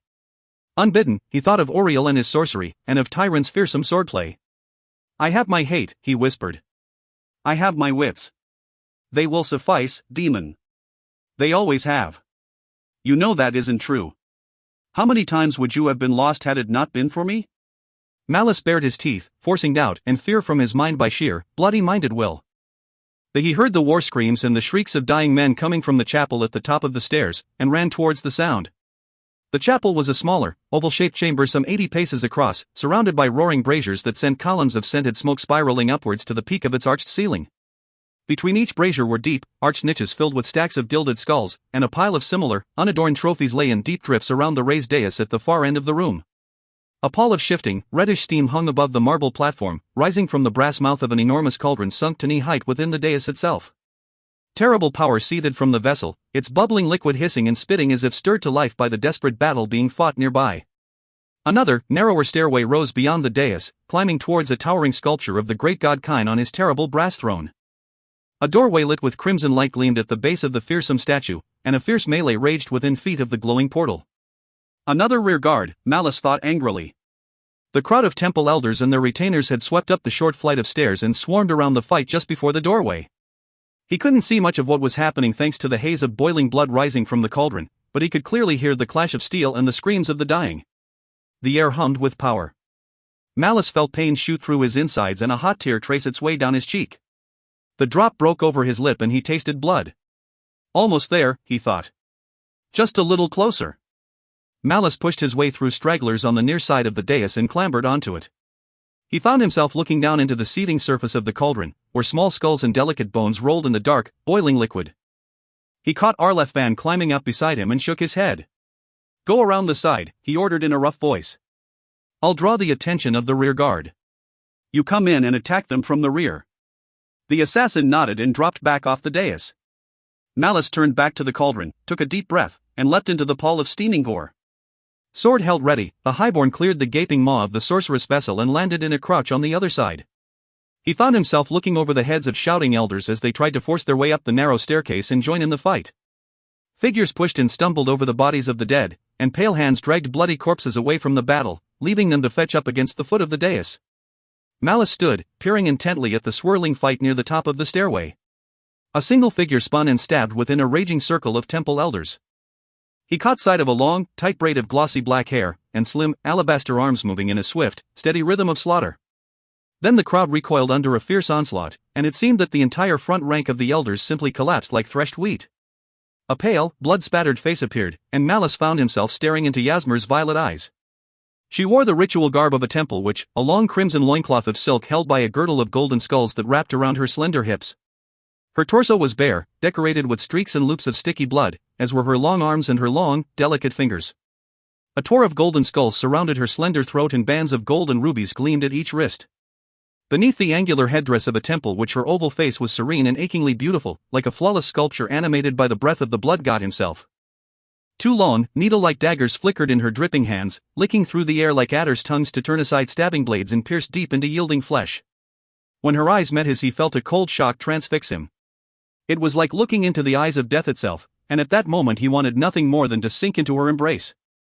The crowd of elders surged back up the stairs, only to lose 3 more men to Yasmir's flickering blades.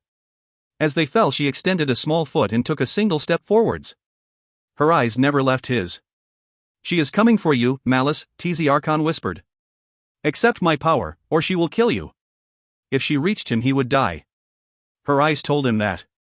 He could feel her desire like a cold breath against his skin. Malice's hand tightened on his sword, but it felt no better than a bar of lead. 3 more elders leapt at Yasmir, striking at her almost simultaneously. They died before the blows were halfway to their target, stabbed through throat, eye, and heart. She took another small step as the dead fell at her feet. Malice couldn't take his eyes off her. Another few steps and she would be almost close enough to touch. Yet he could not move, transfixed by her violet gaze like a bird before the gliding serpent. "Hear me, Darkblade, this is the moment of truth. The bride of ruin approaches, and without me you cannot prevail. Take what I offer you. Take it." A terrified cry went up from the elders, and they fell back before the onslaught of the living saint. One man realized he could not escape and simply sank to his knees before Yasmir, accepting a dagger point in his eye with a prayer upon his lips. Others at the base of the stairs turned and ran. Less than 10 feet separated them. Suddenly the very air resounded as if struck by the hammer of a god, and Malice sensed that the rite of the swordbearer had been completed. Somewhere beyond the red-lit doorway he knew that Uriel was reaching for the warp sword of Kain, and the thought of being thwarted so close to his goal kindled a spark of bitter hate in his breast. Death approached, bearing her dark knives, and damnation lay coiled in his breast. What could he do? With a cry of despair 3 elders fell and poured out their blood on the marble steps, and Yasmir leapt like a deer onto the edge of the dais. Malice drew a shaky breath, gazing into her face. "Hello, sister," he said. That was when Arleth appeared, crying out the name of the blood god as he leapt at Yasmir's back. Quicker than lightning his short blades jabbed at her throat and arms, but she whirled with uncanny speed, flowing like water around his strokes and stabbing the assassin once, twice, thrice. Her long braid uncoiled like a whip, brushing Malice's cheek. Without thinking he seized that thick rope of hair, and the spell was broken. His hate blazed like a furnace and he pulled with all his might, twisting into the motion and dropping to one knee. Yasmir was pulled from her feet, crashing into and over Malice and falling headfirst into the seething fluids of Kain's cauldron. Tz Archon writhed and screamed in rage, raking along the inside of Malice's ribs, drawing an involuntary shout of pain from the highborn even as he bared his teeth in triumph. Arleth sank against the side of the dais, one arm pressed tight against his chest. A trickle of blood leaked from the corner of his mouth. "The will of Kain be done," the assassin gasped. The way to the sanctum was clear, and Malice knew that speed meant everything now. Tyron and his ritual mates would be nearly spent from the exertions of the rite. He would deal with Uriel now, and claim the warp sword for his own. With a howl of bloodlust he leapt over Arleth and charged up the stairs, his sword held ready. A shadow loomed in the doorway just as he reached it. He felt an icy shock transfix him as his half-brother Uriel stepped through the portal, clad in gleaming black armor. His brass-colored eyes gleamed with triumph and his thin lips were drawn back in a savage smile. Malice tried to raise his sword, but his body refused to obey. He staggered slightly, still off balance, but something held him upright. The highborn looked down at the length of dark, gleaming steel that pierced his chest. A thin line of blood ran down the surface of the warp sword, filling the runes etched along its surface. "Looking for this?" Auriel asked, and plunged the blade deeper into Malice's chest. Chapter 12. From the Cauldron Born. Malice felt his heart clench in agony as the long blade slid between his ribs. His chest spasmed and he gasped, coughing up blood. Auriel's sepulchral laugh rang in his ears. "Glory to Kain, greatest of gods!" Malice's half-brother shouted, his pale face alight with triumph. "Truly it is a gift to find you here at the moment of my exaltation." The former acolyte stepped closer, his twisted left foot dragging slightly across the polished marble. His withered right hand was tucked against his breastplate, its deformity hidden within a shell of dark steel armor. Auriel's gaunt, hawk-like face was lit with a savage grin and his thick, white hair spilled unbound around his shoulders. He looked like a sorcerer prince out of the ancient legends, radiating icy cruelty and implacable power. "It is fitting that you be the first to die," Auriel said, his voice almost a whisper. "After all you and that whore Eldir have done to me, this will be sweet indeed." He smiled, flexing his good hand on the warp sword's hilt. "I'm going to split you from crotch to chin and let you bleed out on these steps. Then I'll command the blood witches to call you back, and I'll look you in the eye as I feast upon your liver." His grin hardened into a sneer. "Once I've eaten of your spirit Darkblade you will be no more. I will take your strength, such as it is, and what is left will be lost to the abyss forever." With a single, fluid motion, Auriel jerked the warp sword free from Malice's torso. A wave of pain spread like ice through the highborn's body, so great it took his breath away. Blood leaked from his gaping mouth as he swayed on his feet. Then his knees buckled and Malice fell backwards, landing on his back and sliding limply down the marble steps. His sword, clutched in a death grip, rasped and rang as it was dragged along in his wake. Malice fetched up at the base of the dais, his laboring heart sending cold waves of pain rippling through his chest. TZ Archon stirred, and for a brief moment the agony subsided. "I'm here, Malice," the demon whispered.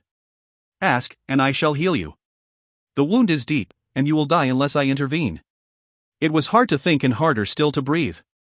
"Not possible," Malice rasped, bloody froth collecting at the corners of his mouth. "The prophecy." Auriel looked out over the temple elders and raised the bloodstained sword, savoring their cries of dismay. Behind him came a slow procession of white-robed zealots, stiff and exhausted from their labors. Tyron led the way, his drake unsheathed by his side.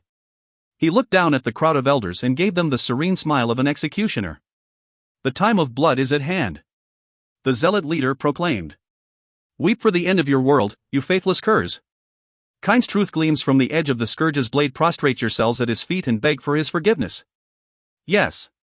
Plead for a clean death to wash away your sins," Auriel hissed at the stricken throng. He brandished the warp sword at the crowd like a burning brand. "When the cauldron spared me you knew that I was blessed by the Lord of Murder. You knew the prophecies of old, and yet you refused to believe the signs that were before your very eyes, because I was a cripple," he spat, "a bent and twisted man, unfit to wield a dagger, much less the sacred blade." Auriel took another slow step down the stairs. His face was taut with murderous rage and his eyes gleamed with savage glee. "I say to you that these withered limbs were a warning, revealing your blindness and lack of faith. You chose the pleasing lie over the grim truth of Kain's will, and you will reap the bitter fruit of your faithlessness." The sword-bearer gave a bloodthirsty laugh. "I have claimed the sword, and soon I shall take my magnificent bride. Then the world will burn, oh, how it will burn, and we shall rise on a tide of blood as high as the stars themselves." Auriel leveled the warp sword at the temple elders. "But these glories are not for the likes of you. The blood witches will call you back and we will feed your guts to the ravens. Be silent, heretic!" thundered the Grand Carnifex. The crowd of elders fell away to either side from the fearsome master of the temple as he strode into the chapel and climbed onto the dais beside the bubbling cauldron. The Carnifex's face was a mask of fearsome, righteous rage, and fresh blood dripped from the long blade of his rune-carved axe. The severed heads of the zealots slain outside the temple were clenched in his left fist, and his gold-covered chiton was smeared with dark splashes of gore. He was the image of an avenging hero, anointed in sacred blood, and the ferocious glare he laid upon Auriel stopped the sword-bearer in his tracks. "You are an abomination, Auriel of Hag Graf," the master of the temple proclaimed. "You claim that the cauldron gave you back as a gift from Kain, but I say the Lord of Murder spared you to test our beliefs, not fulfill them." The Grand Carnifex surveyed the assembled elders, fixing each one with a stern glare. "The will of the bloody-handed God is clear to the faithful. Malekith is his chosen scourge, who will lead the faithful to glory." He cast the severed heads into the cauldron and raised his axe to Auriel. "You are a deceiver and a false prophet," he declared. "You have defiled the holy sanctum and laid hands on the sacred blade of the scourge. The master of the temple stepped from the dais onto the steps, taking his axe in a two-handed grip. "I condemn you and repudiate you, and it is my joyous duty to slay you in the blood god's name." To Malice's surprise, Auriel smiled and shook his head. "The first man that dies by this blade is my half-brother.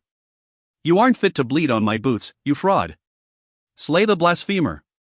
Tyron cried, and two zealots answered with a lusty roar, charging down the steps past Uriel and brandishing their deadly blades. The Grand Carnifex met them with a howl of righteous fury, his axe whirling in deadly patterns as he advanced on Auriel. The charging zealots reached the Carnifex first, their blades flickering like lightning. The master of the temple gauged their advance, and with skill born of countless battles he shifted his stance and sidestepped to the left, meeting the leftmost attacker blade to blade. The zealot's sword snapped as it met the temple master's ensorcelled axe, and the Carnifex responded with a lightning return stroke that split the man's torso crosswise, just beneath the ribs. His sudden dodge threw off the rightmost attacker's stroke just enough to spoil the man's killing blow, but not enough to fully escape the reach of the long blade. Malice felt the hot droplets of the old Drukei's blood as the zealot's sword tore a deep cut through the Carnifex's side. A torrent of blood and spilled organs tumbled down the steps around the temple master's feet as the two halves of the slain zealot emptied their contents onto the stairway. "Blood and souls for Kine!" the Grand Carnifex shouted, pivoting smoothly to meet the remaining zealot's charge. The old Drukei parried a deft swing at his upper thigh and struck back with a reverse stroke at the zealot's head, but the robed warrior ducked nimbly beneath the blow. The zealot stepped into the temple master's guard with a blurring backspin, aiming an eviscerating cut at the Carnifex's midsection, but the old Drukei gave ground and parried the blow against the long haft of his axe. The swordsman skidded slightly in the thick blood coating the stone steps, but with preternatural agility he checked his motion and leapt backwards, getting swinging room for his two-handed blade and chopping downwards into the Carnifex's right leg. The long sword bit deep into the meat of the temple master's thigh, but like an old, grizzled boar the Carnifex bellowed in rage and pressed the attack. Twisting slightly to trap the sword in the wound, the old Drukei lashed out one-handed with his axe and hacked off the zealot's right arm just above the elbow. The zealot let out a sharp hiss of pain, blood pumping from the severed limb, but his left hand tore the drake free from the temple master's leg and the swordsman got the long weapon into a defensive stance as the Carnifex lurched forwards. Drops of hot blood scattered like rain as the old Drukei unleashed a barrage of blows against the zealot's faltering guard. On the third, ringing stroke the rune-carved axe snapped the drake just above the hilt and the curved blade buried itself in the zealot's face. Drunk on pain and slaughter, the Grand Carnifex pulled the axe free and rounded on Auriel. Laughing like a madman, he ran his tongue along the edge of the gore-stained blade. "The blood of slain warriors is sweet," he proclaimed, "but cowardice is bitter. I can smell your blood curdling to vinegar, Auriel." The true scourge of Kine would not cower and leave others to fight on his behalf. The elders of the temple shouted their approval and the zealots responded with a maddened cry as the two sides threw themselves at one another. Robed figures poured around the dais like a black wave, surging up the stairs alongside their master as white-robed zealots rent the air with bloodthirsty howls and rushed to meet them. Blades flashed and rang and more blood poured down the black stairs as the battle was joined in earnest. Amid the mayhem, Malice felt strong hands grab his shoulders and try to pull him upright. Crying out in pain and coughing up more blood, the highborn tried to twist in the unseen grip and came round to find himself staring up into Arlethvan's bloodstained face. "Let go of me," he croaked. "Let go. You have to get to the Grand Carnifex. When Auriel falls, you must claim the sword and bring it to me." The former assassin shook his head. "It's hopeless," he said in a dull voice. "Auriel has the warp sword. Not even the master of the temple can prevail against him." "But you can," Tz Archon whispered in Malice's head, "with my help. Take it, Malice. Quickly, before it's too late." The highborn shook his head angrily. "I don't need your damned help," he gasped. His knees weakened and he slumped against Arlethvan, who struggled to hold him upright. The ache in his guts belied his defiance. His lungs felt heavy, as if a great weight was pressing down on them, and a numbing coldness was spreading across his chest. Hissing in frustration, he tried to push himself back upright and catch a glimpse of Auriel among the swirling melee raging on the stairway. Auriel and the Grand Carnifex raged at one another like demigods less than 15 feet away, their sorcerous weapons striking showers of angry sparks as they clashed again and again in a flurry of artless, brutal blows. The master of the temple lashed at Auriel relentlessly, but the former acolyte wielded the warp sword one-handed and blocked the Carnifex's two-handed blows with ease. Still, the sword-bearer was giving ground, falling back towards the sanctum one slow step at a time. Malice would have taken this as a good sign were it not for the vicious smile on Auriel's gaunt face. The master of the temple was weakening. Bleeding from deep wounds, any of which would have been enough to kill a lesser man, the old Drukei was slowing a little with each murderous stroke. Whatever strength the Grand Carnifex had stolen from his foes was nearly spent, and Malice realized that with every step he took towards Auriel he became more isolated from his fellow elders. He was already a solitary black figure in a surging sea of white. With a bloodthirsty howl, the old Drukgyal feinted at Uriel's waist, and then checked his swing and made a vicious, backhanded blow at the swordbearer's knees. Again, Uriel blocked the heavy blow with frightening speed, as if he was swinging nothing more than a willow switch. The Grand Carnifex stumbled slightly, and Uriel flicked his blade across the temple master's face, scattering a thin spray of blood. The old Drukgyal barely flinched from the blow, redoubling his attack with a swipe at Uriel's sword arm. Laughing, the former acolyte swayed back, letting the axe blade whistle through empty air. Then he straightened and slashed open the temple master's left arm from wrist to elbow. Uriel was toying with him, Malice realized, his heart sinking. He fumbled at his belt for his remaining throwing knife, but the hilt of the blade was slick with his own blood and slipped from his fingers. His bitter curse was lost amid the cacophony of screams and clashing blades echoing in the steamy air. The Grand Carnifex reeled as Uriel raked his blade across the old Drukgyal's forehead. Another stroke sliced off the temple master's left ear. The wounded elder swayed on his feet, his chest heaving. Blood had soaked through his robes, making them gleam dully in the reddish light. Malice saw Uriel say something to the Carnifex, but the words were lost in the tumult. The temple master responded with an angry shout and aimed a powerful stroke right at the center of the swordbearer's chest. Uriel blocked the blow easily, a smug expression on his face, one that turned to a look of horror as the canny old Drukgyal hooked the blade of the sword with the beard of his axe and pulled the former acolyte off his feet. The swordbearer crashed against the Grand Carnifex, his mouth gaping like a gaffed fish as the old Drukgyal closed a powerful hand on Uriel's narrow throat. The axe rose heavenward, trembling in the temple master's hand, and then plunged downwards into the former acolyte's left shoulder. Uriel screamed in pain and fear as the sorceress blade pierced his black armor and bit into flesh and bone. For a moment, Malice thought Uriel had dropped the sword. He saw the blood-stained blade dip, but then it flashed upwards, piercing the temple master's midsection and rising underneath the ribs until the point erupted from the elder's right collarbone. Both men froze for several long moments, and then the old Drukgyal sagged, sinking to his knees. A cry of horror went up from the temple elders as they saw their master fall, turning to wails of terror as Uriel gritted his teeth and levered his blade upwards, splitting the old Drukgyal's chest open like a slaughtered steer. The blood-stained axe fell from the temple master's lifeless hands, his ruptured body toppling onto its side. "Blessed Mother of Night," Malice hissed, as the zealots redoubled their attack and the temple elders recoiled in horror. He saw Uriel searching the melee intently, and knew who his half-brother was looking for. The highborn looked to Arleth Van. "This is about to become a rout," he snarled.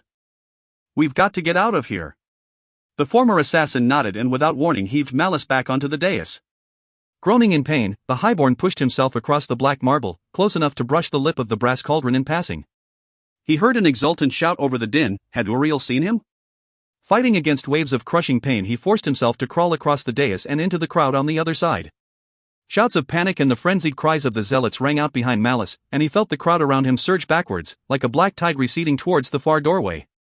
He let himself be borne along in the press, until he realized that the shouts of the dying were spreading around the sides of the dais like fire through tinder. Tyron and his men were closing in like a pack of wolves. Snarling angrily and spitting streams of dark blood, the highborn threw himself forwards, using the blade of his sword to batter his way through the panicked elders.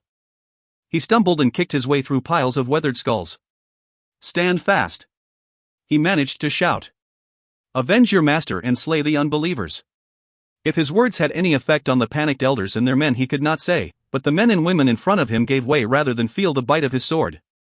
Arleth Van appeared at his side, swords bared and facing back the way they'd come in case the zealots pressed too close. They had forced their way through the far doorway within moments.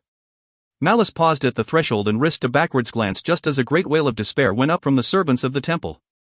He saw that the zealots had swept past the dais and were wreaking a terrible slaughter among the panicked and demoralized elders. On top of the marble platform, shrouded in crimson steam, Uriel the Forsaken stood before the great cauldron where he'd been sacrificed as a crippled babe, only to be reborn as one of kind's chosen. He held the Grand Carnifex's severed head over the mouth of the great vessel, letting streams of dark blood fall into its hissing brew. The sword-bearer's eyes were fever-bright with divine madness, and his hateful gaze was fixed hungrily on Malice. Then the contents of the cauldron erupted, showering Uriel and the zealots with a rain of steaming fluids as Yasmer burst from the cauldron's depths. Heat shimmered from her naked form, and blood ran like quicksilver from her alabaster skin. Her raven hair had gone snowy white, and when her eyes opened Malice saw they were luminous and golden. They transfixed him, sinking like hooks into his laboring heart. Yasmer smiled, revealing curved, leonine fangs.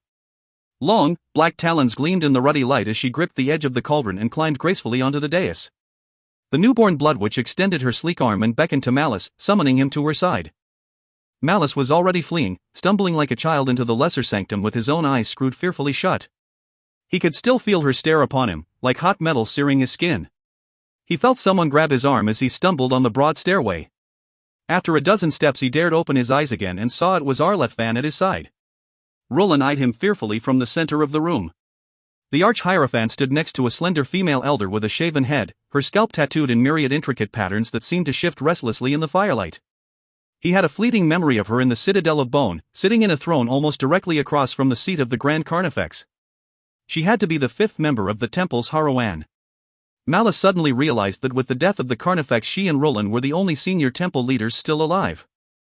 They were surrounded by a thin cordon of temple retainers under the watchful eye of the young priestess that Malice had seen earlier. "What has happened?" Roland asked, although from the look on his face it was clear that the elder already suspected the worst. "We've failed," Malice said bitterly. "The Grand Carnifex is dead, and we're next if we don't get out of here." The tattooed woman gave Malice a look of contempt. "You expect us to surrender the temple to a gang of heretics and thieves?" she snapped, her voice thick with a rustic northern accent. "That's not a matter of debate," the highborn shot back.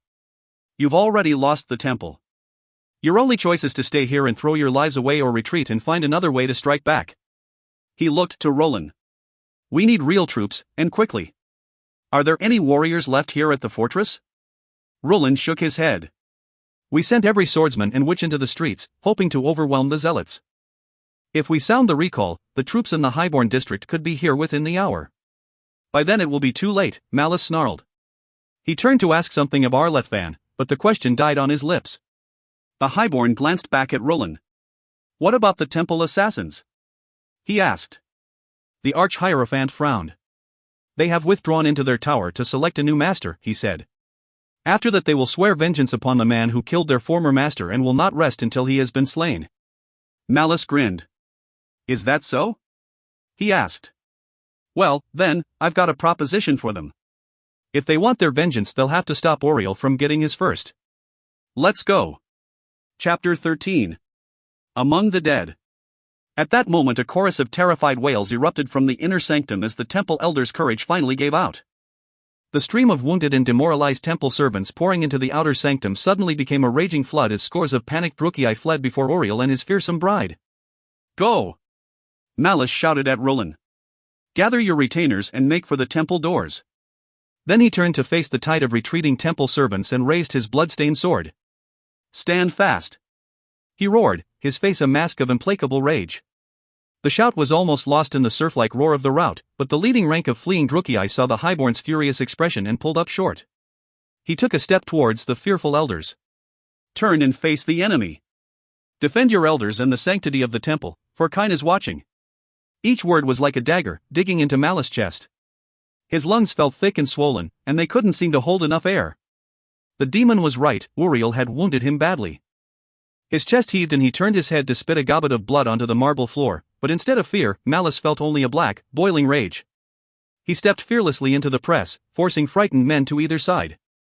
"Skulls for the blood god!" he cried, bloody foam flecking his thin lips. The front rank of temple servants turned with him, raising their weapons as Malice forced his way through the crowd towards the narrow door. He knew that if he could reach the door they could hold it almost indefinitely. The battered temple retainers could form a tight ring around the portal and slay the zealots one at a time if they tried to fight their way through. The doorway was less than 20 feet away, but the path was crammed with thrashing, black-robed figures that contested each and every upward step. Malice snarled like a trapped wolf, laying about the men before him with the flat of his sword and eyeing the doorway with mounting dread. If the zealots could reach it before he did, then all would be lost. "Stand fast!" Malice shouted again, and succeeded in rallying the men closest to him. "Drive for the door!" he ordered, and the men around him tried to force their way upwards, against the tide. The fleeing Druchii pushed back, yelling and cursing. A temple retainer in front of Malice stabbed wildly at the Highborn, and Malice split his skull without a moment's hesitation. He stepped into the gap the fallen man left behind and continued to press forwards. "Hold them at the door," he repeated. "We'll stop them here." Had they been soldiers, accustomed to following orders amid the chaos of battle, the plan might have worked, but these were elders and temple acolytes, many of whom had not spilled another's blood except in temple rituals. The death of the Grand Carnifex and the slaughter visited upon them by the vengeful zealots had ground their courage to dust. Malice was halfway to the door when a chorus of thin cries rose to challenge his shouted commands. The sword-bearer is come!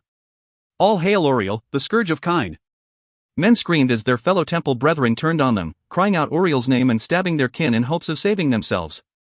The throng pressed with renewed vigor against Malice and his handful of rallied troops, but this time it was with knife points and axe blades as well as elbows and fists. The highborn heard the brittle snap of bones as the man in front of him was struck in the back by a retainer's axe. He fell with a gurgling scream, and his assailant pulled his weapon free with both hands and set upon Malice with a fevered gleam in his dark eyes.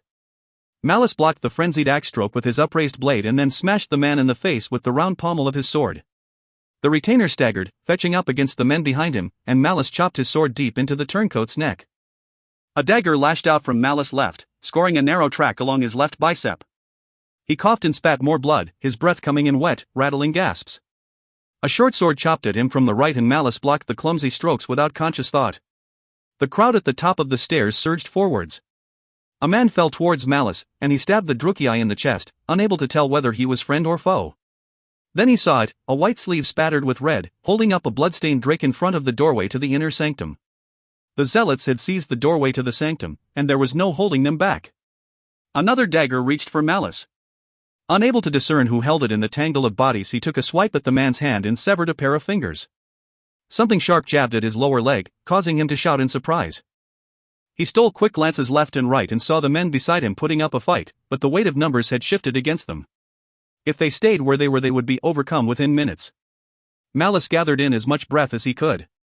"Warriors of the temple!" he cried. "One step back!" The elders and their men eyed Malice with bewilderment, but their ragged line fell back a step.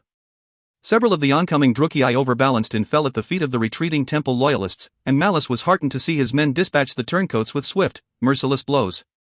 The highborn risked a quick glance over his shoulder and saw Arlethvan right behind him, his swords held low and to either side of his body. Malice noticed the rivulets of blood running from beneath both of the assassin's sleeves and dripping from his clenched fists, but the highborn had no doubt that his retainer could still fight and kill on command. "We're retreating to the door," he shouted. "Watch our backs and keep the bastards from flanking us once we're off the stairs." Arlethvan nodded grimly and turned his back on Malice, surveying the chapel floor. "Warriors of the temple! One step back!" Malice commanded, and the retreat began in earnest. The 80 paces back to the doorway were the longest steps of Malice's short life. Every loyal temple servant between Malice and the doorway was dead within moments, and there was nothing in front of him but a bloodthirsty mob howling for his head. A man charged headlong at him, brandishing an axe, and the highborn dropped to one knee and stabbed the turncoat in the groin. Another rushed in and slashed for his face with a short sword. Malice pulled his sword from the axeman and blocked the sword stroke, forcing his assailant backwards with a jab to his face. He regained his feet and stepped backwards, taunting the men in front of him to try their luck against his blade. And so it went: step, parry, kill and step again. As the temple loyalists came off the steps, the mob spilled onto the chapel floor and lapped around the ends of the ragged line, slowly forcing the retreating fighters into a tight knot of weary men. The piled skulls on the chapel floor were a boon to the loyalists, breaking up the turncoat attacks so that they couldn't press the defenders from all sides. True to his word, Arlethvan kept the line of retreat open, slaying every turncoat who crossed his path. When they were slightly more than halfway to the doors, Malice was panting like a dog. Red spots swirled at the corners of his vision as he struggled for breath. He picked up a dagger from a fallen turncoat and fought on two-handed, blocking with the heavy northern sword and stabbing foes with the knife. He'd lost track of the number of men he'd killed. The rest paced in his wake like wolves, sensing that he was weakening and waiting for the right moment to strike. The highborn gasped like a landed fish, hardly daring to glance away from his opponents to see how well the rest of the loyalists were faring. With each halting breath he felt the demon shift inside him, saying nothing but reminding him of its presence. Malice caught himself with the demon's name on his lips, more than once, knowing that a single word could fill his lungs with fresh air and turn his blood to deadly ice. Each time he pushed temptation away with a snarl, although whether from fear or sheer, bloody-minded spite he could not say. It was only when the turncoats redoubled their attacks that Malice knew they were nearly to the door. He heard the tempo of fighting increase to either side of him, and the three men who had been testing his defenses for the last few minutes decided to rush him all at once. Two men held short, stabbing swords, while the Drukei on the far right hefted a large, single-bladed axe.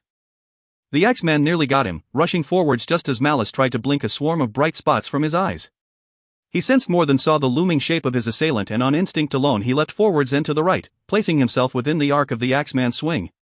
Malice's attacker tried to adjust his aim by pivoting further to his right, but the move was a second too slow and his aim was poor, and the weapon struck one of the swordsmen in the back of the head instead. Before the axeman could recover, Malice stabbed him twice in the chest and neck. Then he threw himself at the last swordsman, who was stepping over his fallen mate and thrusting his weapon at the highborn's throat. The turncoat's shorter blade meant he had to overextend himself in order to reach his target, and the highborn made his foe pay dearly for it, sidestepping the thrust and chopping his sword deep into the side of the man's neck. Malice risked a quick look backwards and saw the doorway only a few paces distant. Someone, probably one of Roland's men, had pulled the doors partly shut, so only one or two men could slip through at a time. Already there were only a bare handful of loyalists led by Arlethvan remaining on the interior side of the door, barely keeping the escape route open.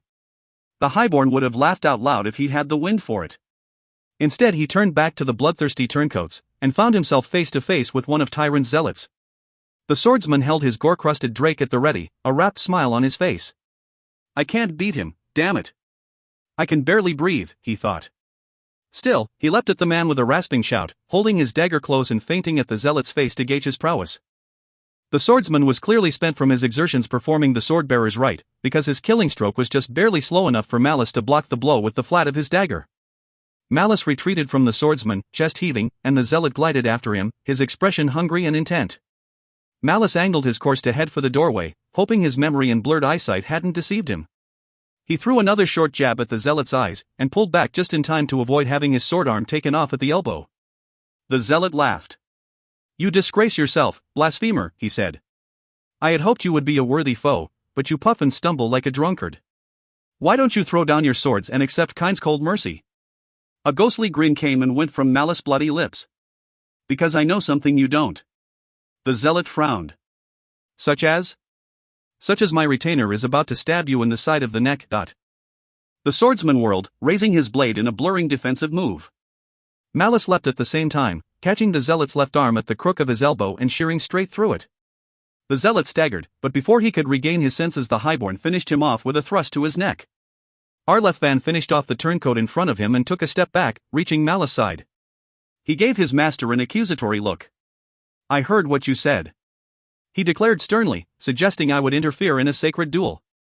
"I'm a bit surprised he fell for it myself," Malice replied.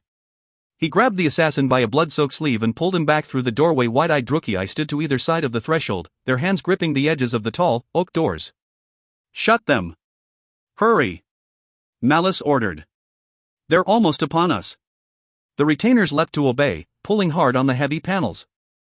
Frantic, blood-stained faces appeared in the narrowing gap and hands pounded fearfully on the closing doors. A pale hand shot through the gap, reaching desperately for Malice. With a curse the highborn stepped to the side and brought his sword down on the offending limb, severing it in a spray of blood. The loyalist's agonized shriek was lost in the heavy thud of the doors slamming shut. Malice turned and sought out Roland, who stood ashen-faced at the foot of the temple steps. "Can you seal it?" The temple elder started at Malice's voice, as if lost in a reverie. "Seal?" he asked, blinking owlishly. "The door, damn you!" The highborn snapped, his voice so sharp that Roland and his retainers flinched at the sound. "Do you know some sorcery to lock the doors?" "Oh, yes. Of course." Roland strode forwards, raising his right hand. "Step away from the doors," he said. Malice and Arlethvan cleared the steps, and the rest of the temple servants scattered to either side.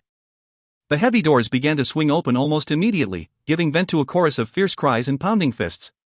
A severed head rolled through the widening gap, bouncing wetly down the wide steps to stop at Malice's feet. Then Roland straightened to his full height and spoke a single word of power that crackled in the air like the lash of a whip.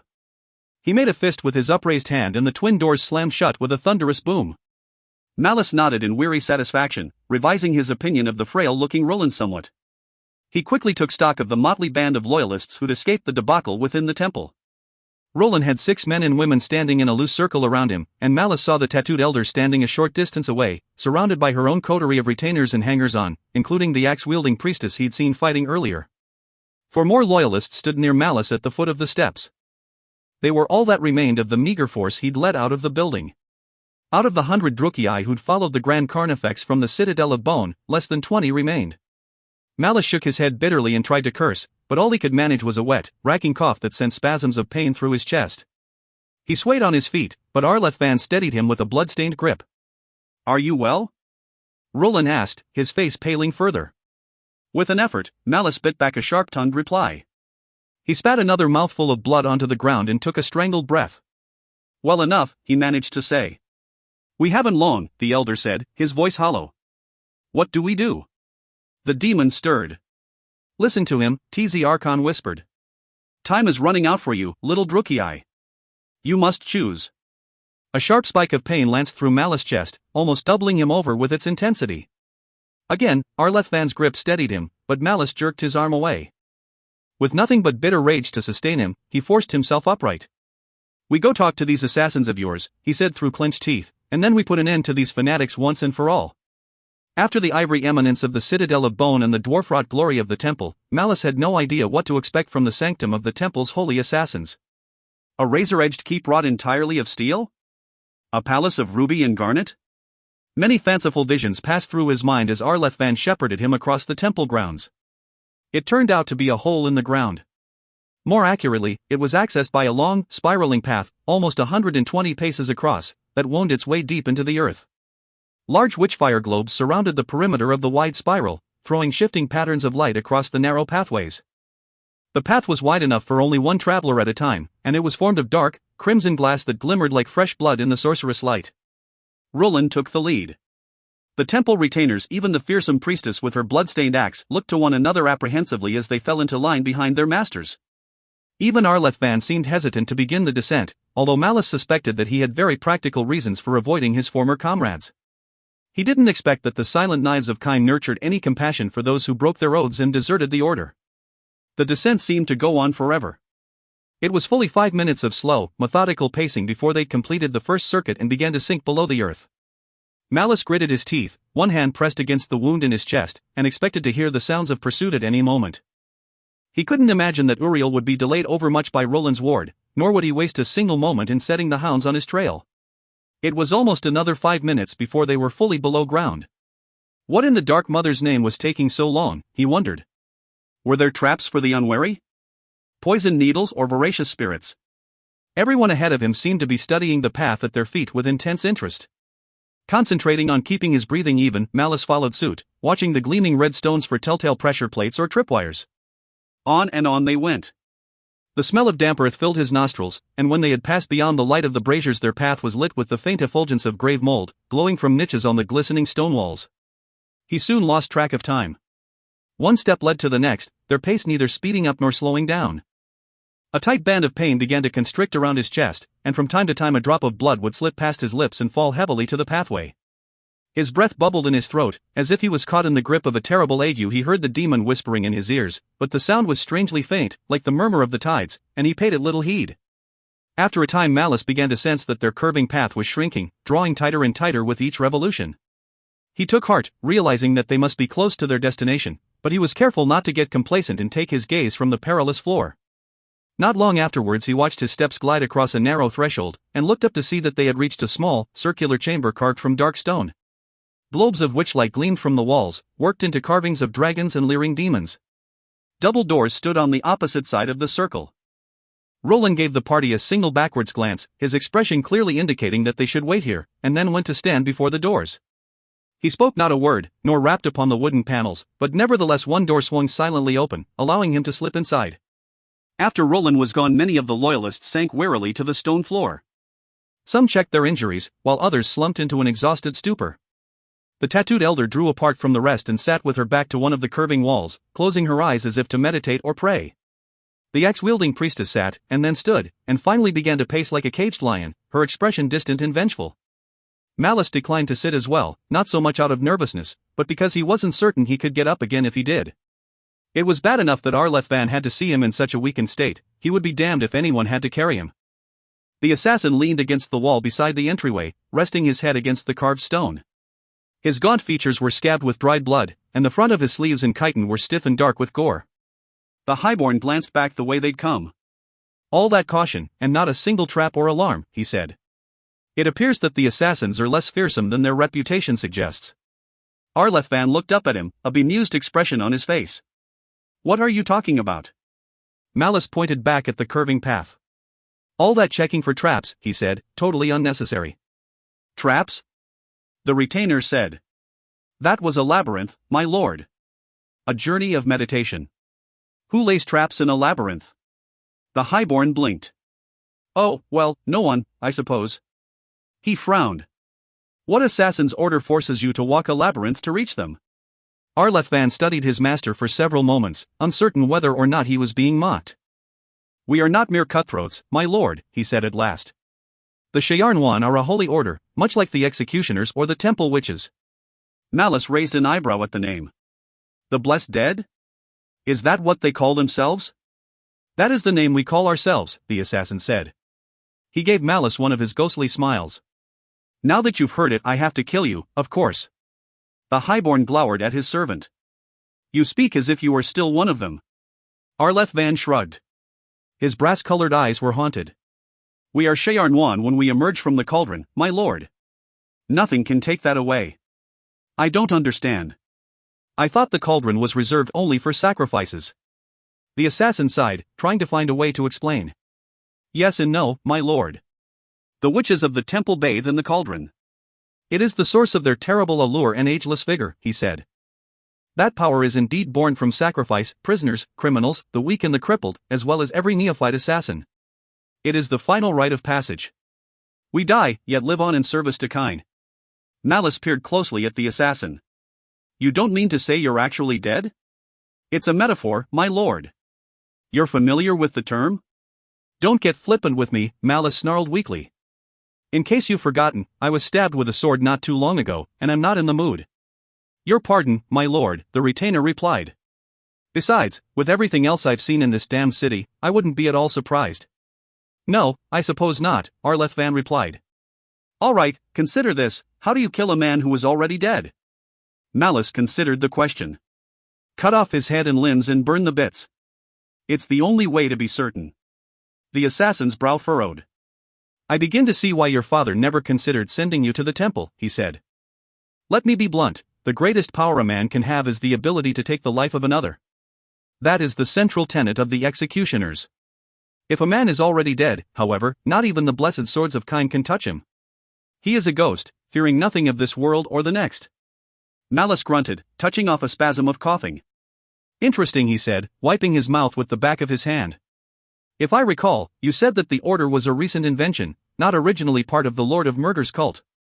Arlethvan eyed the other Kynites warily. That is so, he admitted softly.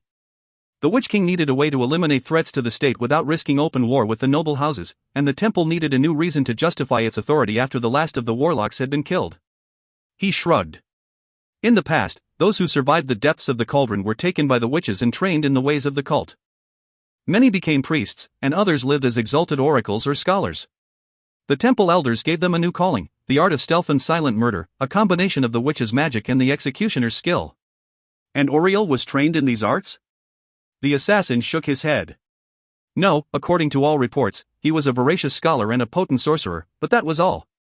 His deformities precluded him from mastering the arts of combat. As far as I know, he was never considered for inclusion into the order, nor could he truly be considered a priest, for even elders like Roland must be ready and able to march to war. Honestly, I don't think anyone quite knew what to do with your brother. It's a pity they never asked me. I could have offered a number of pointed suggestions. Malice studied the closed doors. Do you think they will help us, now that Uriel has the sword? Arlethvan shrugged. Truly, it's hard to say. Like the blood witches of old, the order professes to take no interest in the affairs of the temple. Indeed, much of the witches' prestige and authority has been ceded to the assassins over the centuries. They may see Uriel as usurping Malekith's role as the scourge, or they may not care who wields the warp sword so long as Kyne's will is done. Another sharp jolt of pain stabbed through Malice. His breath was coming in shallow drafts, and shadows crowded at the edges of his vision. He knew that time was running out. Where was Roland? What was taking so long? It appears they need some persuading, he said grimly, and lurched towards the doors. Arlethvan let out a startled shout, but Malice was at the doorway before anyone could react. He placed his hands against the cold, damp oak and pushed. The doors opened easily, giving way to cave-like darkness. Without hesitation, Malice plunged through. He walked blindly forwards, expecting any moment to smash into a wall or plunge off the edge of a pit. He dimly heard Arlethvan shouting his name, but he paid no mind. After only a few moments he saw a dim light up ahead. A few steps later he could make out 3 figures, 2 standing, and 1 kneeling before them. Malice guessed that the kneeling figure had to be Roland, and a dozen strides later, his suspicions were confirmed. The Arch-Hierophant knelt in a circle of faint luminescence that seemed to emanate from the very air itself. Two robed figures stood before him, their faces hidden within deep hoods. Roland glanced back fearfully at Malice's approach. His eyes widened as he recognized who it was. Blessed murderer! What are you doing here? You were supposed to wait. Time is more precious than gold at the moment, Malice seethed, and we are growing poorer by the second. He faced the hooded men. Are you among the elders of the order? One of the figures stepped forwards. The elders are in conclave, a young man's voice replied. He reached up and drew back his hood, revealing the boyish features and dark eyes of an initiate. Malice pointed at Roland. Do you not know who he is, boy? Of course, the initiate replied, but he has brought no blood tithe and nor have you. Not even the Grand Carnifex may speak to the elders without a suitable offering. The commandments of the order are clear. The Highborn's hurled dagger struck the initiate in the forehead with a meaty thunk. The boy's body quivered for a moment, his mouth frozen in mid-sentence, and then the corpse collapsed to the floor. Malice turned to the second hooded figure. All right, he said coldly. There is my blood tithe. Take me to the elders. Roland let out a strangled gasp. The hooded figure considered the dead acolyte for a moment, and then faced Malice. Your tithe is acceptable, he said, but the elders are choosing a new master. They will speak to no one until their sacred duty is complete. Do you not realize that a usurper has stolen the warp sword of Kine and killed the Grand Carnifex? If we do not move against him quickly, he will seize the temple and then the city beyond. The figure said nothing. Furious, Malice tried another tack. Are you not bound to avenge the death of your fallen master? Yes, the figure replied. Well, it was I who slew him. The Highborn declared. I beat the fat oaf's brains out with a hunk of broken marble. If your damned elders don't get off their arses and do something about Uriel, he'll kill me and rob them of their revenge. Someone shouted angrily. Malice couldn't be certain who it was. The room started to spin. A fierce jolt of pain shot through him, but with a shout of rage he fought to stay upright. The Highborn groped for his sword, but powerful hands seized his arms and pulled him from his feet. Malice never felt himself hit the ground. He was floating through darkness. A hot wind hissed across his face and strange sounds echoed in his ears. Visions came and went in brief, red flashes. He saw stone walls and robed men, twisting passages and narrow stairs. After a time he realized he was being carried, but he could not guess where or why. Sometimes the sounds resolved themselves into voices, echoing in close, dark spaces. Sometimes they whispered, sometimes they shouted. He tried to answer them, but no words would come. The next thing he knew, he was cold. No, he was laying on something cold. He tasted blood. There was another red flash, and Malice flinched, blinking in the sudden glare. Arlethvan loomed over him, his pale face mere inches from Malice's own. Brass-colored eyes peered deep into his. Malice tried to speak. The sounds that came in response to his efforts were barely recognizable. Where are we? The assassin's face receded. The torchlight painted a wall of rock to Malice's right, revealing deep niches set at regular intervals from floor to ceiling. Skulls and piles of bones shone dully in the flickering light. Among the dead, Arlethvan replied. Then darkness closed in once more. Chapter 14. Contemplating the Abyss. A hot wind blew over Malice, tangling his unbound hair and blowing fine, rasping sand across his face. Flat plains stretched for miles, lifeless and inimical. He lay on his chest, facing north, staring at the broken line of iron dark mountains that reared up from the edge of the burning world. Malice knew that one of the mountains had a cleft in it, as if it had been split by the axe stroke of a god. At the foot of that mountain, in a dead and withered wood, there was a road of dark stones that led to an ancient temple. He'd tried to do his part. He had tried to gather up all 5 of the lost relics, but in the end he'd failed. It was too much for any one man to do. Now the sands were running out. They were stolen from him by the desert wind, streaming away into the pale white sky. He tried to rise to his knees, but his body refused to obey. A hot pain burned like a coal beneath his skin, stealing his breath away. He'd crawled for miles upon miles, trying to reach the temple and beg the demon to release his tainted soul. Terror gripped him as the hour drew near, when Tizi Archon would claim his soul for all time. A hand, cool and strong, gripped his shoulder. Sharp, writhing pain made him cry out as he was turned onto his back. Harsh, white light burned through his clenched eyelids. Then a shadow covered him, blotting out the merciless sun. He felt a caress along the line of his blistered cheek.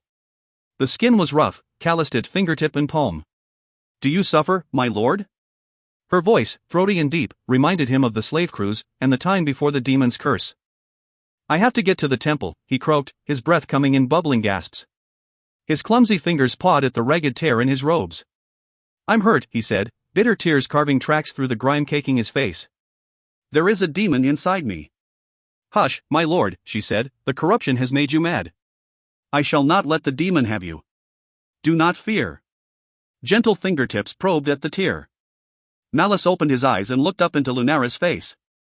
She smiled, causing the blood-filled orb that had been her right eye to bulge from its ruined socket. Blood and bile fluid seeped from the terrible wound in her skull and maggots writhed in the rotting brain matter, disturbed by the terrible heat. Her fingers wriggled into the tear and then the open wound beneath. He felt the cold digits grasp the inside of his ribs and he screamed as she flexed her arms and pulled his ribcage apart. Flesh and bone parted with a rotten, tearing sound. She lowered her face to the gaping hole and started to feed, tearing at his organs like a wolf, and it was all he could do to open his mouth and scream. Hands shook him, gently at first, and then insistently. Wake up, my lord. For the murderer's sake, wake up. Malice awoke, his rising scream silenced by a spasm of racking coughs. His body was cold and damp, and his joints ached from lying on unyielding stone. He rolled onto his side, spitting clots of blood and phlegm from his mouth and struggling for a decent breath. He lay on a mortuary slab in a small, rectangular cell. Its previous occupant, some withered temple elder from centuries past, had been dumped unceremoniously on the rough-hewn floor. Long niches lined the walls, filled with the tattered skeletons of favored retainers and allies. A small oil lamp guttered from one of the higher niches, shedding a dim yellow light onto the ancient crypt. The air was dank and thick with dust, coating the back of his aching throat. Strong hands gripped his shoulders, touching off a thrill of terror as he relived the last moments of his nightmare. He tried to fight back, but a fist of agony clenched around his left lung, leaving him near senseless with pain. Arleth pulled his master back down onto the slab, studying him with concern. You had a nightmare, my lord, he said quietly. It must have been a terrible one. I don't think I've ever heard you scream before. Malice wiped his face with a trembling hand. That's just because you haven't spent much time with me lately, he replied, attempting a half-hearted smile. I've had occasion to hone my vocal skills over the last several months. He pushed aside the retainer's hands and tried to sit up. Where in the Dark Mother's name are we? Deep in the tombs, the assassin replied. By the time we'd emerged from the assassin's sanctum, Oriel had already broken through the temple door and was well on his way to seizing the entire temple fortress. The great gates had been opened and a large force of zealots had slipped inside, reinforcing Oriel's small band. They were killing every slave they could find and rounding up all the remaining acolytes. It was all we could do to sneak past their hunting parties and lose ourselves in the catacombs. Malice winced as another stabbing pain shot through his chest, but he refused to lie back down again. How long have I been out? You've been in and out for most of the day, the assassin said. He nodded to the narrow doorway over his shoulder. Roland and the rest are in the antechamber beyond. They haven't stopped bickering since we got here. The highborn muttered a curse. An entire day, he said bitterly. Oriel grows stronger with every minute.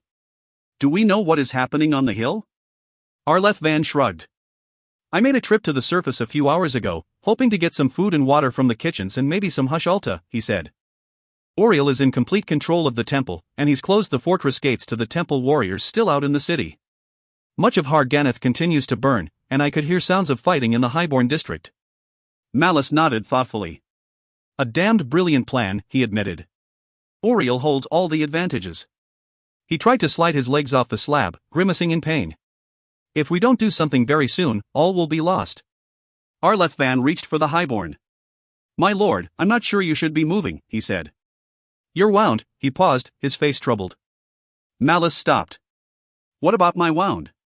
The retainer considered his words carefully. The warp sword pierced between your ribs and punctured your left lung, he said. There was bloody froth on your lips, and you were gasping for air. Most men die from such a wound, even with the aid of a chirurgeon. Indeed, there were times during the morning when I was certain that you were about to take your last breath. But? The highborn inquired. Arleth started to reply, but words failed him. Helplessly, he pointed to the cut in Malice's robe. Malice looked down, realizing for the first time that his chiton had been stripped off and his robe loosened. He felt a twinge of dread as he reached up with tentative fingers and pulled the dark cloth aside. Arleth had evidently used some of his plundered water to clean Malice's wound as best he could. The skin on the left side of his chest was mottled with dark, indigo-colored bruises from his breastbone all the way to his navel. The puncture was a neat line almost as long as his finger, running between his fifth and sixth ribs. The ache in his back told him that a similar wound was present there as well. The skin around the puncture was almost solid black. The injury itself was sealed shut, bound by a rope of thick, black tissue that wept a pale, foul-smelling liquid. Mother of night, Malice thought, his blood running cold. What has TZ Archon done to me? Arleth pointed hesitantly at the highborn's wound. I've never seen anything like that, my lord, he said. What is it? Corruption, he thought, remembering Lunara's words. The demon's grip on his body was far worse than he'd imagined possible. Suddenly he remembered the stab wound he'd received in the battle on the Slaver's Road. He ran a hand over his thigh, finding not so much as a scab or scar. It was all he could do not to cry out in fear. I'm teetering on the abyss, he thought. One more step, and I'm lost. Belatedly, Malice realized that Arleth was watching him, his expression growing more disturbed with each passing moment. He groped about for an explanation. It's the blessing of Kine, he said. Am I not his scourge? A cruel chuckle echoed in Malice's head.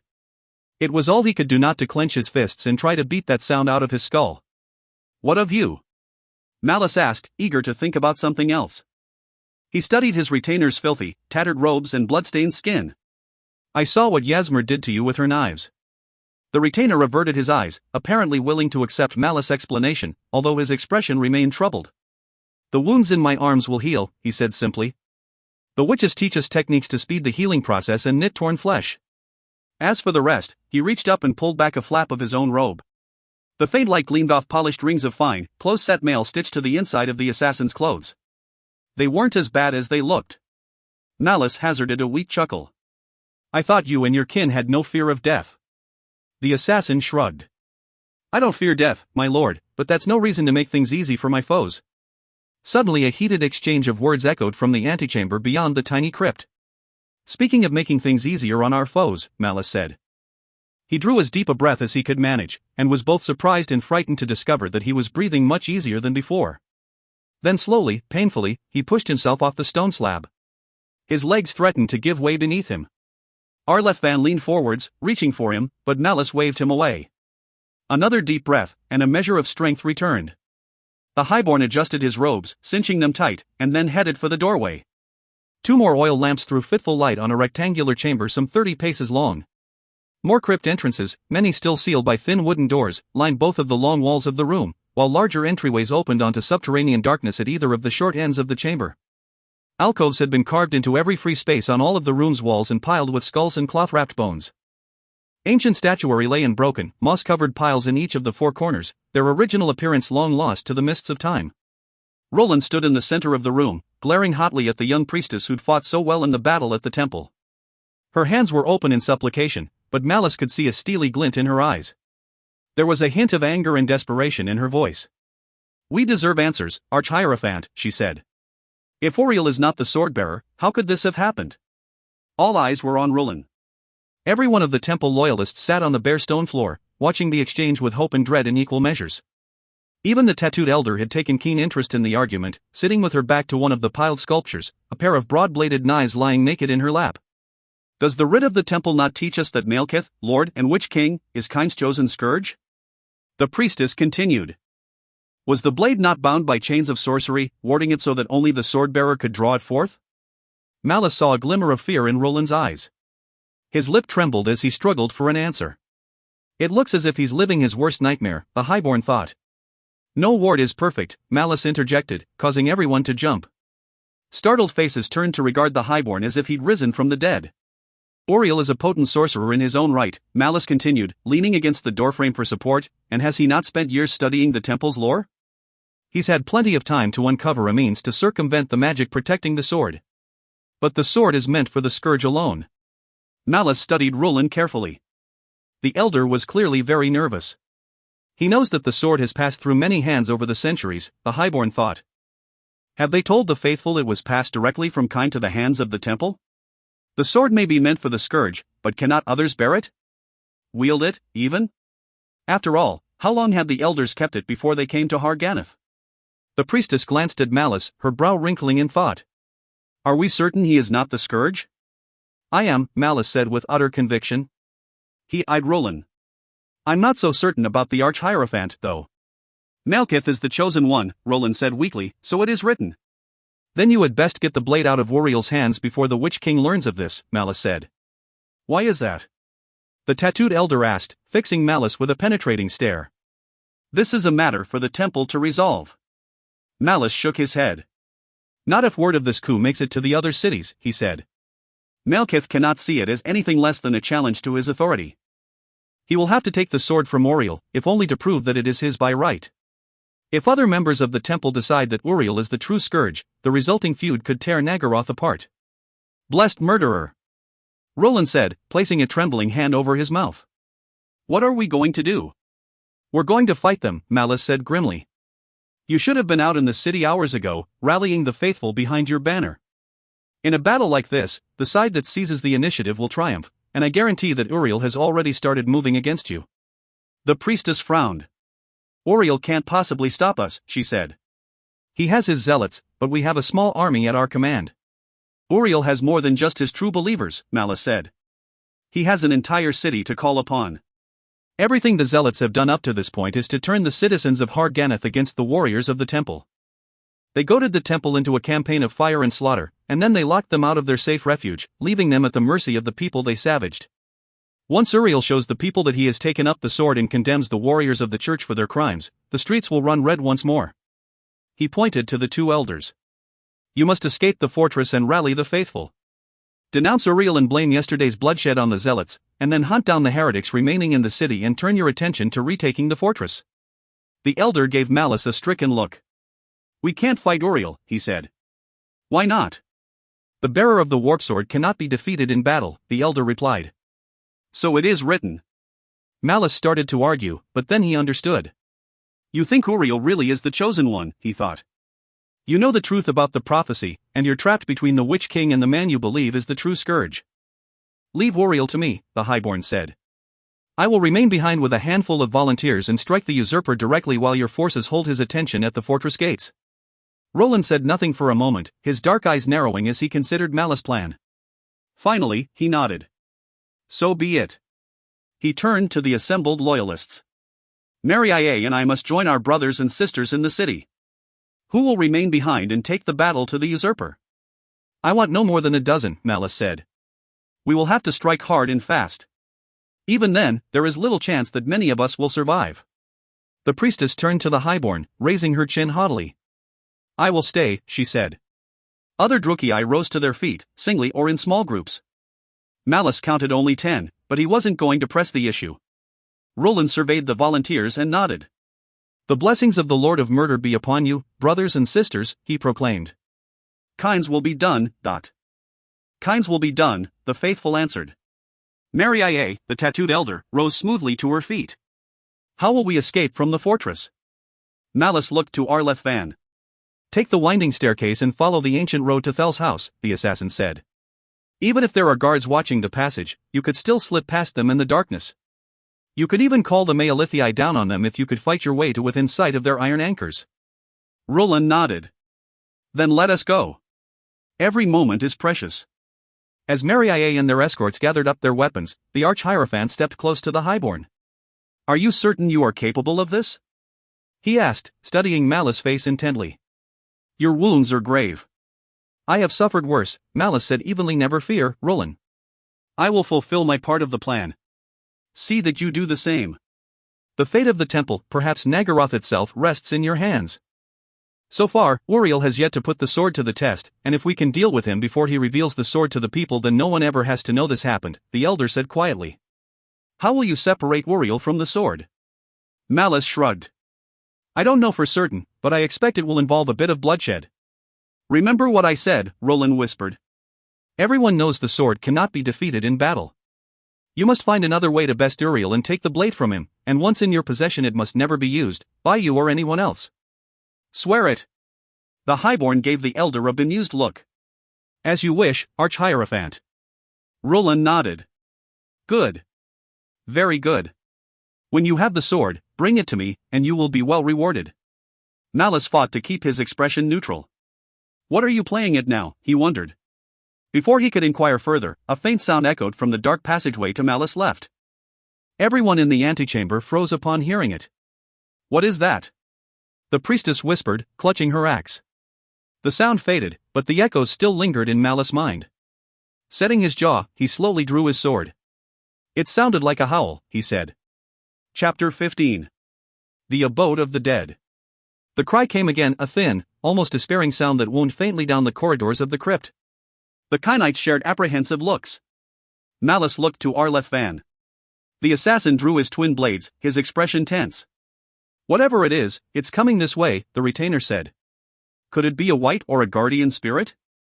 the highborn asked. Roland answered, a quaver of fear in his voice, "We built these tombs to contain the dead, not give them free rein." "Then I believe Wariel has come looking for us," Malice growled. Mariae rose gracefully to her feet. "What do we do?" "You and Roland get out of here. Now," Malice said. "We'll buy you as much time as we can, but..." The howl echoed down the eastern passage once again, then dissolved into a chorus of shrieking, gobbling cries that seemed to draw nearer by the moment. Galvanized by the horrific sounds, Roland, Mariae, and their escorts dashed for the western corridor. The tattooed elder gave Malice a comradely nod as she passed. "Kill one for me," she said, drawing a vicious grin from the highborn. Roland's parting look was far grimmer, as he paused at the mouth of the passageway and turned his gaze on the highborn. "Remember what I said," he said. "The future of the temple depends on it." "I'll do what must be done," Malice said gravely. "Count upon it." Providing I live through the next 10 minutes, he thought. He was in no shape to fight, of that alone he was certain. The wound in his chest ached when he moved, and his limbs felt clumsy and weak. Unbidden, he thought of the demon. A taste, just the merest taste of TZ Archon's power would make all the difference. Could he take one more sip from the font of corruption without losing himself forever? He could bargain with the demon. He could ask for just enough to get through the next battle, and no more. He could do that, couldn't he? If he died here, in the depths of this goddess-forsaken crypt, his soul would belong to the demon anyway. Was it not better to live in corruption than to die and be enslaved forever? The cries of the hunters drew nearer, and Malice felt all too keenly just how trapped he'd become. More sounds emanated from the darkness, wet, slithering sounds, punctuated by the dry scrabbling of claws. One of the loyalists let out a frightened cry and shrank from the passageway. "Blessed murderer, deliver us," he said, his voice cracking with strain. "We're all going to die." The words sent a tremor through the assembled Kynites, but the axe-wielding priestess let out a derisive snort. "Speak for yourself, wretch," she said, spinning the haft of her weapon in her hands. "I'm going to live long enough to make the bastards pay for what they've done." Arleth Van chuckled. "Never underestimate the power of sheer, bloody-minded spite," the assassin said. "Isn't that right, my lord?" Malice thought it over. A wolfish smile spread across his face. "Truer words were never spoken," he said, hefting his sword. "We'll meet them at the threshold," he said, the words coming briskly as a plan of action took shape. "Whatever's coming, I'd rather face them one at a time." The loyalists took heart from the highborn's fierce demeanor, readying their weapons and rushing to form a tight semicircle around the open doorway. The sounds of the approaching hunters stalking down the narrow passageway grew louder and more terrible, a cacophony of slithering, galloping, clawing madness that sent chills down the highborn's spine. Suddenly he was reminded of the twisted chaos beasts that he fought in Uriel's tower, many months past. As bad as those things were, this sounded a great deal worse. The roiling tide of unnatural motion swept down on them in an avalanche of unsettling noise. Then it suddenly stopped. The Drukei stared vainly into the cave-like darkness, more unsettled than ever. An eerie stillness hung in the air, setting Malice's nerves on edge. He glanced at the man on his right. "Fetch me one of those lamps," he whispered, barely loud enough to be heard. The loyalist nodded and quickly snatched a lamp from the base of a broken statue. The brass vessel was hot to the touch as it was pressed into the highborn's hand. "Let's see what we're dealing with," Malice said, hurling the lamp down the passageway. The palm-sized lamp tumbled end over end, its tiny flame guttering until it struck the stone floor and broke apart. Orange fire whooshed into life as the wick ignited the spreading oil, revealing the hunters in all their horror. There were 3 of them, their bulk so great that they could not stand side by side in the narrow, bone-strewn corridor. Firelight shone on glistening, gelatinous flesh, shot through with thin, black veins and throbbing with unnatural strength. They had lean, powerful bodies similar to those of lions, their broad paws tipped with glossy, black claws, but their heads were like bloated octopi. The closest one to the fire reared back on its paws, its soft, bulbous skull pulsing with rage as it lashed the air with 8 long, whip-like tentacles. Hundreds of suckers lined each tentacle, each one fitted with a barbed hook for trapping and shredding prey. At the center of the mass of tentacles, a cruel, glossy beak snapped furiously at the offending flame, unleashing a torrent of thin shrieks and gobbling cries. The man beside Malice screamed like a child, and the chaos beasts attacked. The lead hunter bounded over the pool of flame and leapt for the screaming man, as if drawn by the sound. Its tentacles made a whirring sound in the air as they lashed at the terrified Drukei.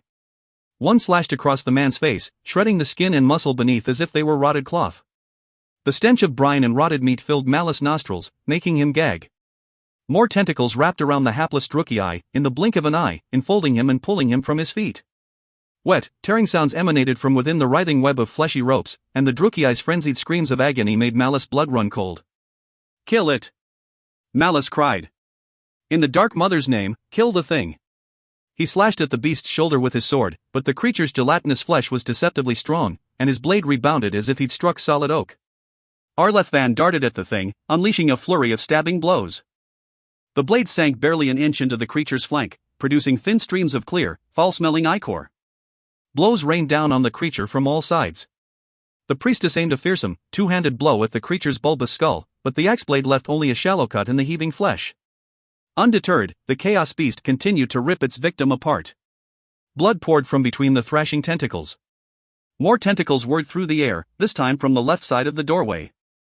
Malice heard a strangled scream and turned to see another man lifted from his feet by a second chaos beast that clung to the wall of the passage like a spider.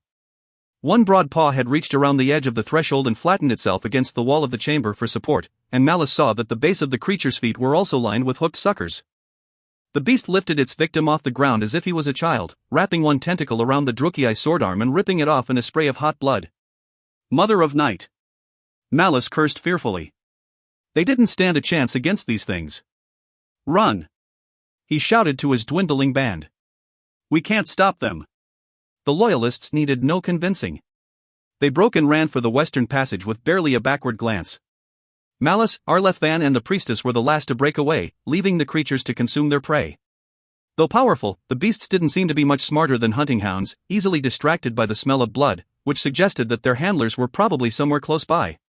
They were barely halfway across the antechamber when the third beast raced along the right wall of the passage and bounded heavily into the chamber, its tentacles waving sinuously as if it was tasting the air for prey.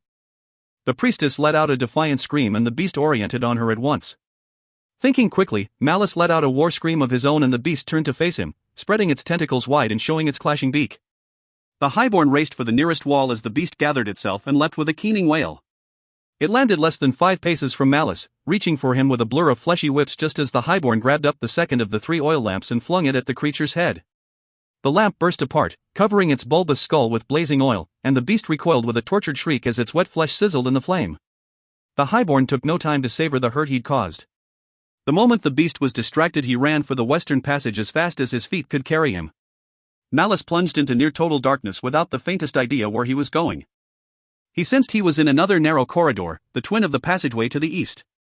Somewhere up ahead he heard faint shouts, so he gritted his teeth and ran towards the sound. His feet struck a pile of spilled bones and he stumbled through the remains, cursing under his breath. Thin howls echoed behind him as the hounds began sniffing for new prey. He reached a crossroads lit by patches of grave mold and paused, his heart hammering in his chest. The shouts seemed to be coming from everywhere at once, overlaid with the unsettling cries of the chaos beasts. Thinking quickly, he glanced at the stone floor and saw hints of wet tracks following the passage to the left. The highborn ran on, swallowed once again by suffocating darkness. The passage curved before he knew it and he bounced along the wall for several feet before it straightened out again. A piercing cry rang out behind him. It sounded as if one of the hounds had reached the crossroads, just a dozen yards or so away. Malice broke into a run, not caring if he ran headlong into another wall. After another dozen yards the passageway opened into a larger, broader antechamber, bordered by half a dozen crypts and connecting 3 other passageways. Malice's heart leapt when he saw a small globe of green witchfire glowing at the mouth of the southern corridor. Arlethvan beckoned to him urgently. "Hurry, my lord! They're right behind you!" An impertinent reply rose to his mind, but Malice elected to save his labored breathing for more important work. Sharp daggers of pain shot through his chest as he struggled to breathe, and whenever he stood still it felt as if the chamber would start to spin. Focusing his will, he took the deepest breath he could and ran on. The assassin took the lead, racing down the twisting passageway as fleet as a deer. Arlethvan pulled steadily away from Malice, even as the sounds of the pursuing hounds drew closer. He could hear their wet, slithering strides and the click of their claws on the stone as they bounded steadily closer. Malice could only utter a breathless curse as the retainer darted around a sharp corner up ahead, taking the faint light with him. The sounds of pursuit echoed all around him, and he found himself dreading the whip-like touch of the hound's lashing tentacles against his back. He was so focused on the sounds behind him that he missed the turn ahead, crashing against the wall hard enough to lose what meager wind he had. He rebounded from the stone and reeled like a drunkard with the gobbling cries of the hunters punishing his ears. He staggered a handful of steps around the corner, and found another long corridor glowing with patches of mold. A broad, jagged fissure ran across the passageway. Arleth Van was nowhere to be seen. Grunting against the pain and loss of air, Malice lurched down the hall. He could hear the whirring of the tentacles. The hounds were just around the corner. My lord! Malice started at the sound. The assassin's voice was coming from the fissure. Down here! The retainer said. Quickly! There was no time to argue. The first hunter rounded the corner with a wailing roar and Malice threw himself at the fissure. Fierce pain bloomed in his chest as he hit the stone floor and half-slid, half-rolled into the jagged opening. Clawed tentacles scraped the stone just a handspan behind him. Malice felt a powerful sense of vertigo as he tumbled over the edge. The fissure was no mere cleft in the ground. It was a narrow crevasse, plunging deep into the earth. Arleth Van let out a warning shout as Malice flailed desperately at the close-set, irregular walls. Pain bloomed in his knees and elbows as he managed to wedge himself tightly enough to stop his fall. His boots hung over empty space, leaving Malice giddy with fear. My lord! The assassin cried from above. Are you all right, Dot? Just fine, Malice snarled. These jagged rocks managed to break my fall.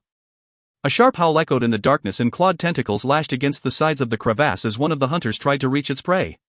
Keep going down! The assassin shouted. The beasts won't be able to reach us.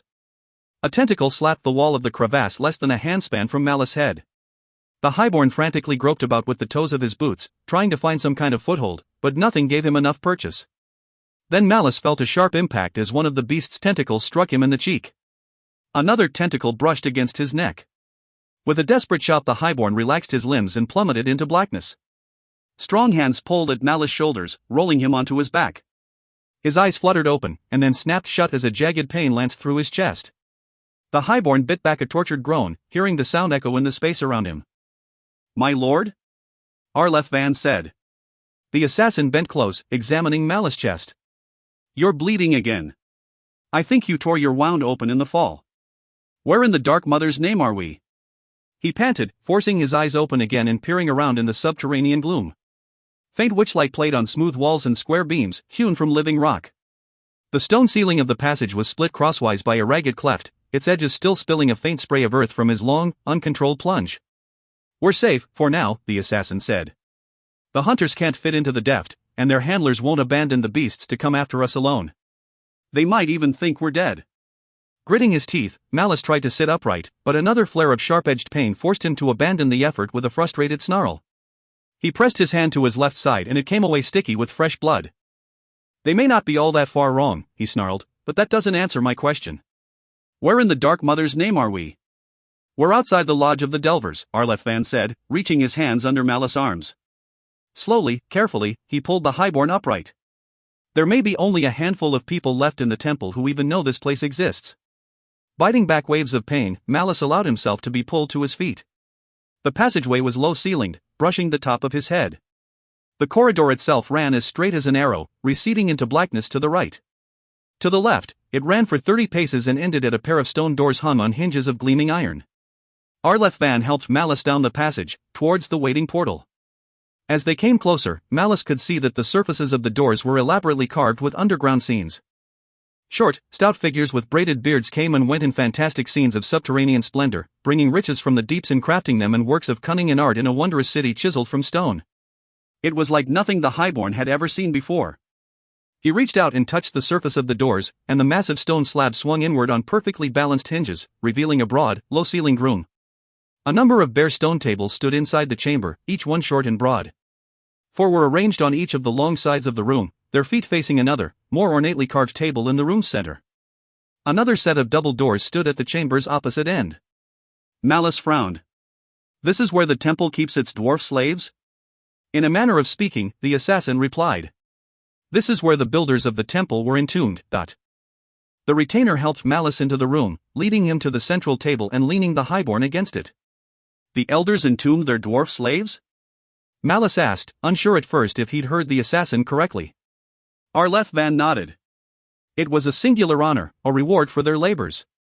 Surely you noticed the craftsmanship of the building? I had rather a lot on my mind at that point, but, yes, I noticed, Malice replied irritably. That was just after the schism, the assassin said, surveying the room appreciatively. With the dissenters driven out or slain, the first elders began work on the great temple in earnest.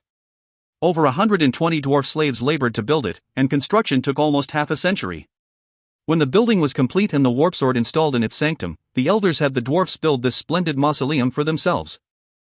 They told the Delvers that their work had earned them a place of everlasting honor among the faithful, and that their spirits would be venerated for all time. And then? Arleth Van paused. Once they had completed the crypt, the elders had them all killed and interred within. Mother of Night, Malice gasped. 120 dwarfs, cut down in their prime? The waste of so much valuable chattel staggered the imagination. A highborn could build and outfit a raiding ship for the cost of just one dwarf slave. Short of dragon eggs, there was no more expensive commodity in all of Nagaroth. The assassin shrugged. Bad for them, but good for us. The lodge was built deep below the hill, deeper even than the Vermilion Gate, and no one has come here for millennia. Only a few records of the place remain in existence, buried in the archives of the temple library. He nodded to himself. It's a perfect base of operations, really, defensible and difficult to reach, but close enough for us to reach the passage leading to Thel's old house and communicate with the loyalists in the city if we need to. He sighed. Now I've just got to get back up into the tunnels and lead the rest of our people down here past those damned beasts, he said. This could take time.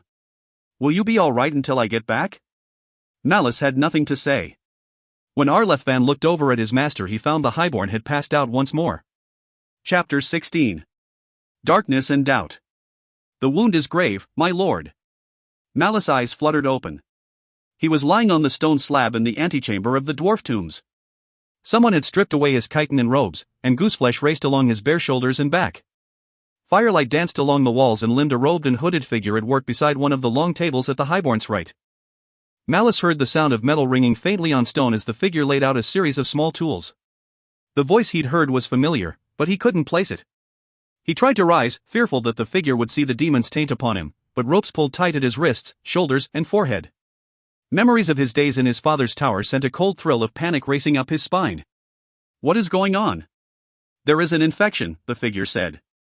Your lung has collapsed, and the wound is corrupted. Something must be done quickly, or you will die.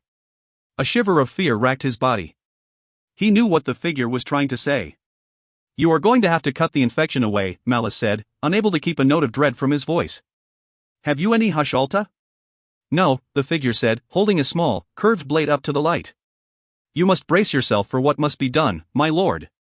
It is the only way, Adat. The figure turned towards him, reaching for his chest with a long-fingered hand. Orange light shone on the blade's razor edge. Malice could feel the wound in his side begin to throb and his heart quicken in fearful anticipation. I will work very quickly, the figure said. Fingers played across Malice's ribs, fluttering like spiders' legs over the raw, bleeding wound. You may scream if you wish.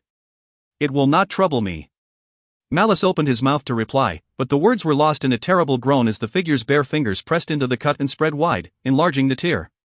Hot blood welled up in the wound, flowing down his side as the knife went to work. A spear of white-hot pain lanced again and again into his chest, stealing his breath away. Just when it seemed he could take no more, he saw the figure straighten, holding up a lump of pink, glistening meat in its hand. The hooded face looked down at him. You see? Almost the size of a fist. As I said, very grave. A shudder passed through Malice. I feel cold. Of course, the figure replied, tossing the flesh onto the floor. That is to be expected, but it is a small price to pay for your health, is it not? The figure raised the knife again, but this time its bloodstained hand pulled at the hem of its own robes. With a flick of its wrist it pulled its robe open and revealed bare, gleaming ribs stained black with corruption. Nearly all of the internal organs were missing, save for a wrinkled sack of flesh pulsing close to the breastbone. Nearly done, the figure said. As it spoke, it reached up into its chest cavity and cut away the tattered, oozing remnant. The wound is painful, but it will heal, and then you and I will be stronger than ever. Malice tried to move, but the bonds held him fast. He screamed, shouting curses at the figure as it bent low and pushed the corrupted tissue into the highborn's gaping wound. At once, he felt the alien flesh wriggle and squirm inside him, and worse, he felt his organs heave and rise up to meet it. The hooded head turned, close enough for Malice to see the face sheltered within. It was his face, pale and perfect, devoid of any demonic taint. Only the eyes, black orbs like shards of the outer darkness itself, suggested the depths of the corruption that seethed within. Tzarkon smiled, showing jagged, obsidian fangs. "You'll be a new man before you know it," the demon said with a gruesome chuckle. "Careful. Careful. Hold him tight." Malice awoke with a shout, struggling against the grip of the 4 Drukei who held him pinned to the stone slab. Arlethvan loomed over him, pressing a hand to his clammy forehead and forcing a small vial between his lips. "Drink," he said, his voice hard and unyielding. The taste of burnt copper flooded Malice's mouth. He gagged and tried to spit the Hushalta out, but the assassin cursed fiercely and covered the highborn's mouth. Glaring at the retainer, he reluctantly swallowed the healing draught and forced himself to relax. Arlethvan studied Malice's eyes closely for a moment, and nodded in satisfaction. "All right. You can let go," he told the Drukei, and the loyalists withdrew. They eyed Malice fearfully as they returned to sentry positions on either side of the dwarf lodge's entryway. Malice raised a trembling hand and pressed it against his side. The wound ached fiercely. He pulled open his grimy robe and peered at his ribs, discovering the cut scabbed over and beginning to shrink. The black bruises remained, however, giving him the look of a weak old corpse. His mouth still tingled with the sharp taste of copper, and his joints creaked like dried leather. "Water," he said hoarsely. The retainer lifted a leather water bottle to the highborn's lips, and Malice drank greedily. It was warm and brackish, but he savored it like rare wine. When his fierce thirst abated somewhat, he glared at the grim-faced assassin. "You've been drugging me," he croaked. "You were going to die otherwise, scourge or no," Arlethvan replied. Malice drew a deep, slow breath, his eyes narrowing as he tested the extent of his injury. "How long have you kept me out?" 3 days. Mother of night. Malice seethed, grabbing a handful of his retainer's robe. "Have you any idea what you've done? Roland has been waiting outside the wall all this time. You may have damned us all." "Roland is not at the wall," the assassin replied. "In fact, I can't say for certain that he's even in the city anymore." The highborn's anger faded. "He hasn't rallied the warriors of the temple?" Arlethvan shrugged. "If he tried, they evidently didn't listen," he said gravely. "I made my way out through the house of Servanfell the night after we reached the lodge, hoping to locate some food and other supplies," he explained. The city had gone mad. Bloody riots were raging in the streets and much of the city was burning. From what I could discern, the temple warriors are holed up in scattered pockets all across Harganeth, cut off from one another by the raging mob. Certainly no one is directing their efforts to regroup and reach the temple. Malice took his hand away from Arlethvan and slowly, painfully, he forced himself upright. The pain gave him something to focus on beside the rising tide of dismay that lapped at his brain. "So Roland and Mariae ran afoul of the riots," he said. "It is possible. There are bodies everywhere," the assassin replied. "Or they might be trapped with one of the isolated war bands and can't find a way to communicate with the rest." The highborn gave his retainer an appraising stare. "You don't think so," he said. Arlethvan weighed his reply carefully. "If he isn't dead, I think he's escaped the city," he said with a sigh. Perhaps his courage failed him. Who knows? "You heard him in the crypts. He thought Uriel couldn't be beaten." "Damnation," Malice spat. "I thought at least Mariae would have been made of sterner stuff. We needed that diversion to help us reach Uriel." The assassin straightened and set the water bottle on a nearby table. "In a way, the temple warriors may be serving us better in the city than they would outside the temple gates," he said. "As long as the fighting continues, Uriel must divide his forces between the temple fortress and the riots in the streets. He doesn't dare ease up on the pressure and allow the war bands to link together." Malice considered this. "How easily can you move about the catacombs?" "I can come and go as I wish, so long as I'm careful," the assassin replied.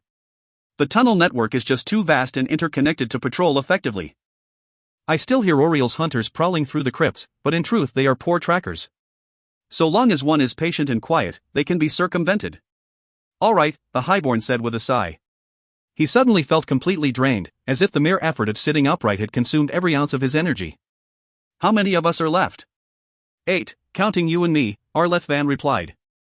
"After the flight from the crypt I was able to find out where 6 of the volunteers were hiding and led them down here one at a time. Kine alone knows what happened to the other 2. The highborn nodded. His eyelids were getting heavy. He realized that it was because of the damned Hushulta. No more mother's milk, he mumbled. No time to waste. Find where Uriel is hiding, how he's being guarded. Arlethvan said something in reply, but the assassin's voice seemed to fade into the distance as the healing drug pulled him under. When he awoke again, Arlethvan was gone. Malice was ravenous. He took that as a good sign. The highborn lay on the stone slab in the center of the dwarf lodge for several long minutes, gauging the stiffness of his limbs and the degree of pain in his chest.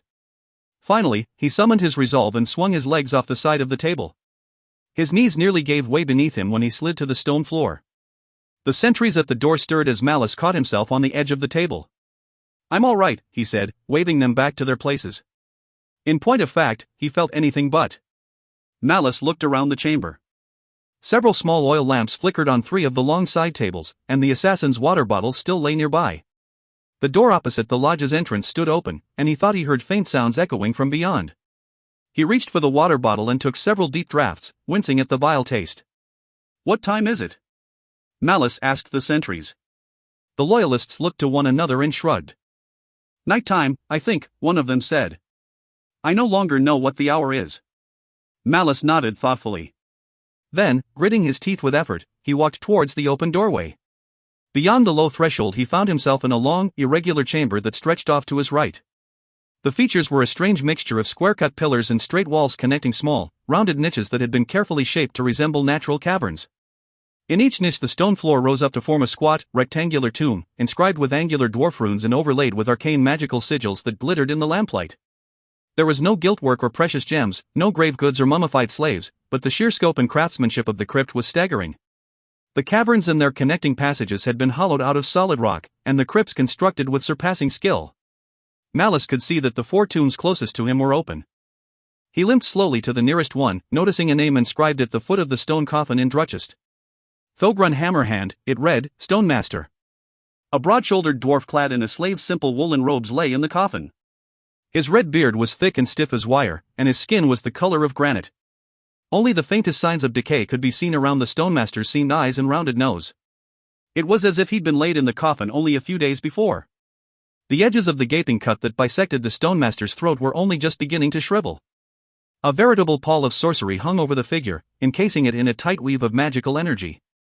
More sounds echoed through the chamber from its far side, the scrape of stone, mutters, and faint, tired-sounding curses. Frowning, the highborn sought out the source of the noise. The room curved slightly to the right, following a logic that perhaps only a dwarf could appreciate.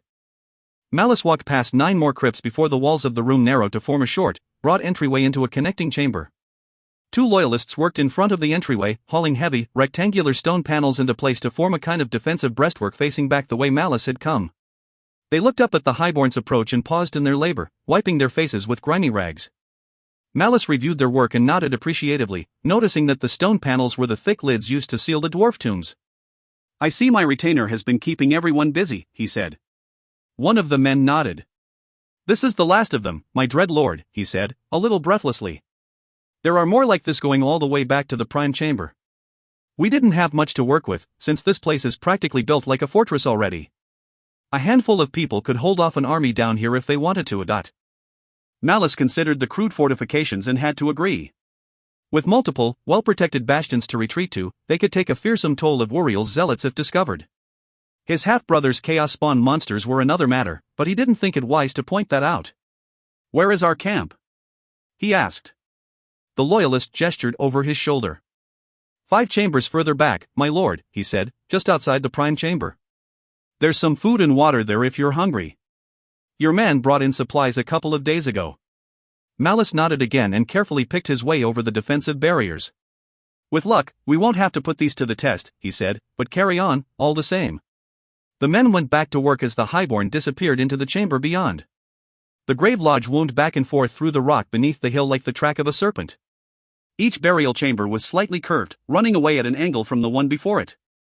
Possibly it was a technique to allow such a large number of tombs to fit within the stone confines of the region, but Malice suspected there was a ritual purpose to the layout, as if the curving lines of the chambers formed a sigil or sacred rune carved into the undying rock. At each entryway the Druchii had built a defensive position using the lids of the tombs found nearby. 1 or 2 oil lamps sputtered in each chamber, providing just enough light to travel by. By the time he'd passed through the second burial chamber, the sounds of work behind him were swallowed by the stone walls, leaving Malice wrapped in funereal silence. For a brief time he felt truly alone, passing from shadow to shadow like a ghost amid the broken tombs, and it soothed him after a fashion. "Did you have pleasant dreams?" whispered the demon inside his head. Malice paused at the entrance of the next burial chamber. Was it the fourth, or the fifth? He hadn't been keeping track. "I dreamt of stuffing you into a chamber pot and throwing you into the deep sea," he growled. TZ Archon chuckled. "Dreams of vengeance and spite. I should have expected no less." The demon uncoiled itself within the highborn's breast. "What of your wound? Are you healing well, little Drukei?" Malice's hands clenched into fists. "You should know better than I, demon." "Soon I'll be no better than the wretches confined in these tombs, infused with so much sorcery that not even the worms will touch me." Obscene laughter raked along the inside of Malice's ribs. "Such childishness! Such vanity! Your body has recovered from a mortal wound in less than a week. There are men who would think that an awesome gift, one worth almost any price." The highborn entered the next chamber, picking up his pace. "The difference is that I see through your deceptions," he replied. "Every time I open myself to your power, I let you increase your hold over me. I have your soul, Darkblade." The demon sounded genuinely amused. "What greater hold over you do I need? Then why this?" Malice pulled open his robes, revealing the glossy, black scabs on his chest and the deep bruises in his flesh. "Your gifts are making me into an abomination." TZ Archon sighed. "No, they are making you worthy of the fate that awaits you." "Do not dissemble, Malice. I know your heart's deepest desires. You crave power. You dream of the day when all of Nagaroth bows before you." Malice continued on in silence, stalking angrily past the dwarf tombs. "Did you think that mere treachery and cunning would be enough to supplant one such as the Witch King? You will need power beyond that of the greatest Drukei heroes. That is what I offer you, yet you reject it at every turn." "I don't feel stronger, demon. I feel," hollowed out Malice said. "I feel twisted and diseased." "You're corrupting me." "To what purpose?" "To enslave me." "What else?" The demon laughed. Stupid Darkblade. Why would I do such a thing? I know your fate. I laid its foundations millennia ago. In that sense, you were a slave to my wishes from the moment you were born. For the sake of argument, let's assume you are right. Let's say that I am subverting your will with each touch of my power. Tell me then, how is it you continue to resist me, even as your body weakens and your foes gain in strength? Have you lost one whit of your obstinate personality since you entered my temple in the north?" Malice held his tongue. Part of him hungered for the demon's power, like a drunkard ached for the taste of wine. If TZ Archon didn't know it, he wasn't about to volunteer the information. "Nothing to say?" "I thought not," the demon replied smugly. The highborn crossed the dimly lit burial chamber and entered the next. Things were different here. More lamps burned along the curving chamber, outlining a meager camp of bedrolls and cloth bags lying haphazardly in a dense cluster in the center of the room. The priestess and a Drukei novitiate lay wrapped in their cloaks, sleeping soundly on the stone floor. It struck Malice that after all this time he still didn't know the young priestess' name.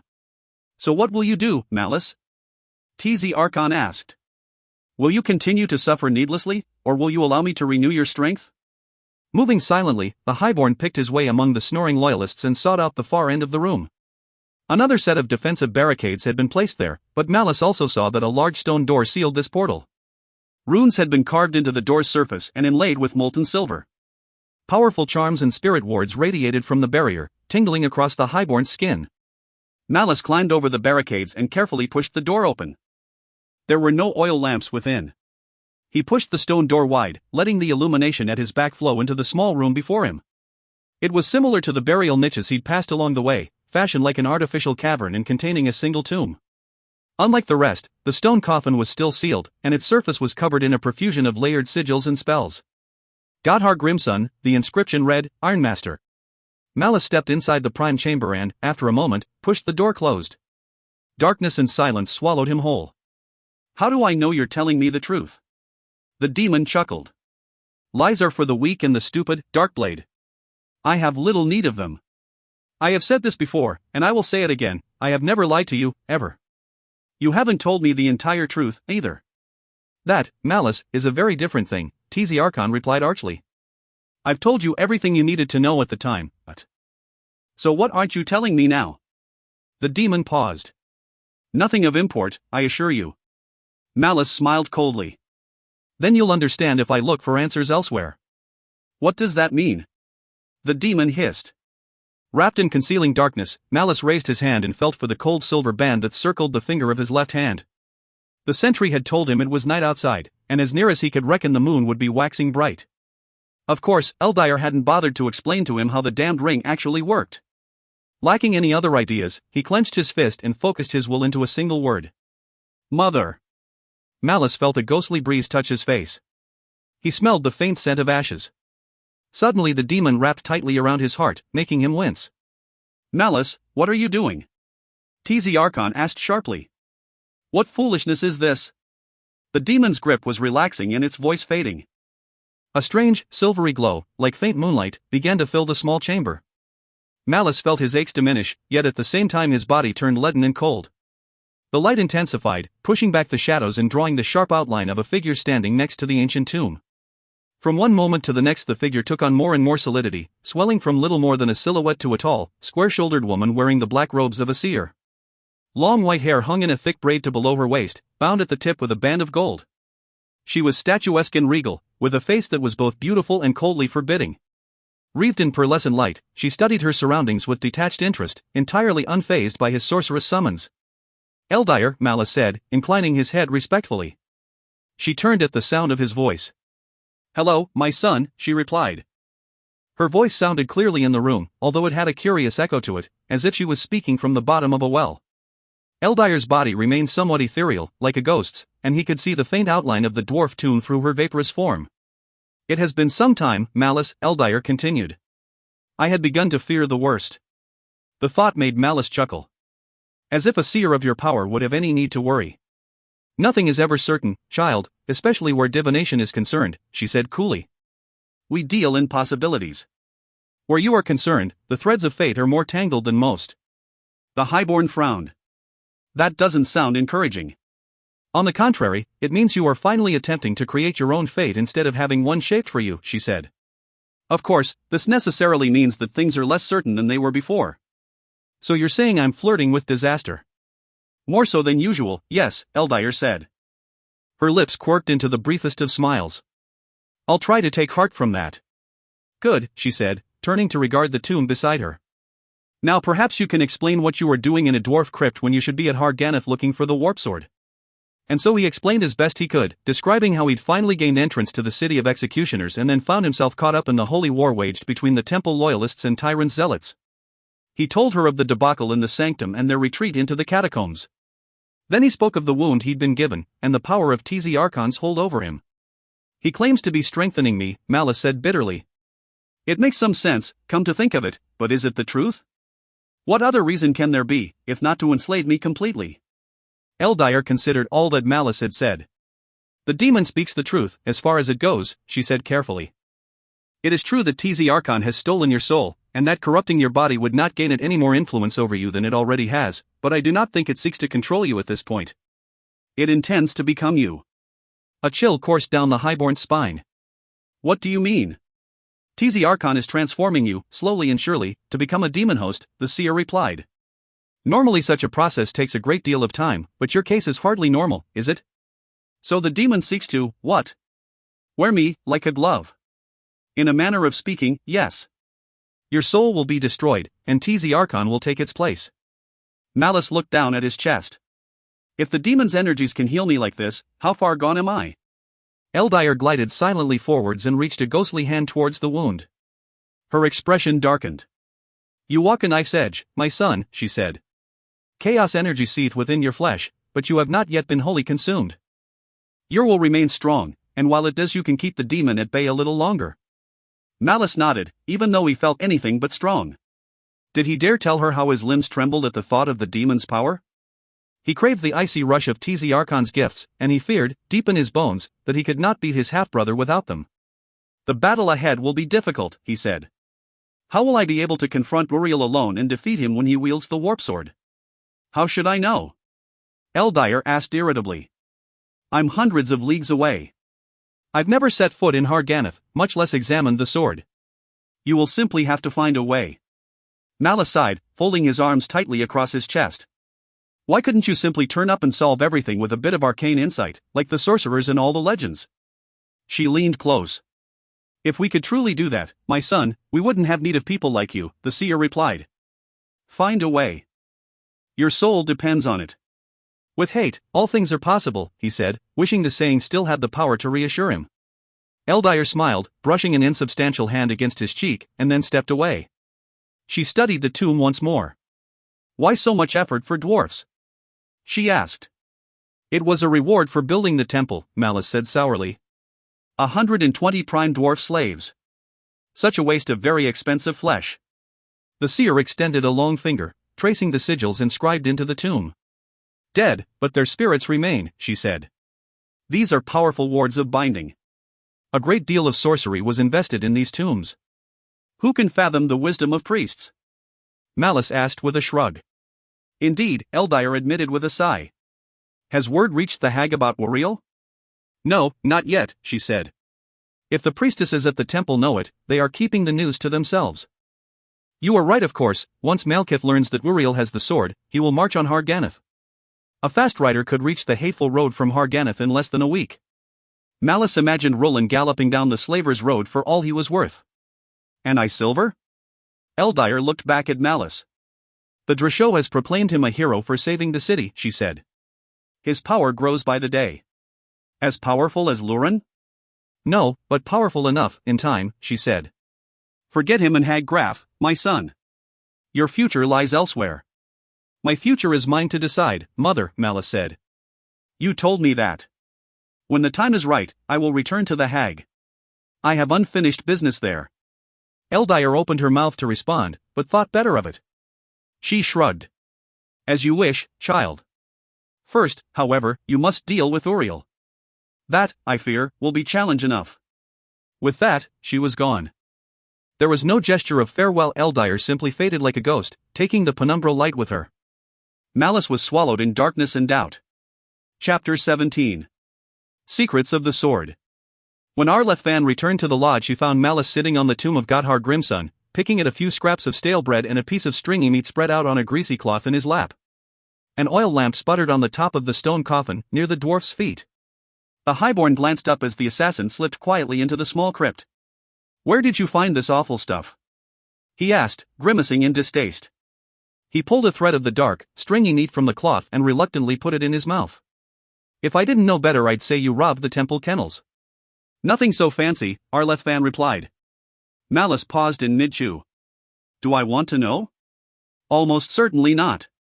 The highborn eyed the rest of the food with dismay. Damnation, he muttered wearily, and forced himself to continue eating. How are your injuries, my lord? Better, the highborn answered, hoping he sounded sincere. Or well enough for me to get out of this damned mausoleum, at any rate. What have you learned? The assassin glanced back into the chamber beyond, checking to see if anyone might be listening. Apparently satisfied, he sank to his haunches and steepled his fingers under his chin while he collected his thoughts. It's getting harder to move around the temple grounds, he began. The zealots have killed most of the temple novitiates and slaves, and converted the rest. Those that remain have been given a brand in the center of their foreheads in the shape of a sword. I think Tyron has done this to make infiltrators easier to spot. Malice considered the news. Are there still zealots in the fortress grounds? Yes. I'm not certain how many, but most of them know one another on sight at this point, but... I see, the highborn replied. He pulled out his dagger and began sawing at the stale bread. Any news of the temple assassins? Arlethvan shook his head. Incredibly, they remain in conclave. I suppose Uriel's move has complicated their decision somewhat. That doesn't sound good. If they were solidly for Roland and the Loyalists, they would have made up their minds by now. The retainer shrugged. He drew his own stained cloth parcel from the folds of his robe and unwrapped it across his knees. There was a piece of flatbread inside and a handful of small, dried fish. That's true, but at least they aren't actively opposed to us yet. True enough, Malice said. He stopped sawing at the bread and inspected his work, surprised that he'd barely made an impression on the stale lump. Frowning, he set the bread on the top of the tomb and hammered at it with the pommel of his knife. The blows made no mark at all. He held the lump up to the lamplight. If I could put a strap on this, I'd use it as a shield, he muttered darkly. Arlethvan pulled a small bottle of water from his belt and set it by his knee. Then he reached into the voluminous folds of his left sleeve and produced a small, clay jar. The assassin broke the wax seal around the lid of the jar and pulled off the lid, sniffing experimentally. Satisfied, he dipped one of the fish in the jar and popped it into his mouth, chewing contentedly. What have you learned about Uriel and Yasmer? The assassin frowned, switching back to business. Nothing good, I'm afraid. It appears that your half-brother has taken his bride-to-be and retreated back into the sanctum of the sword. Only Tyron and a few other zealots are allowed inside to confer with him, and the temple is heavily guarded. Malice leaned back against the foot of the coffin.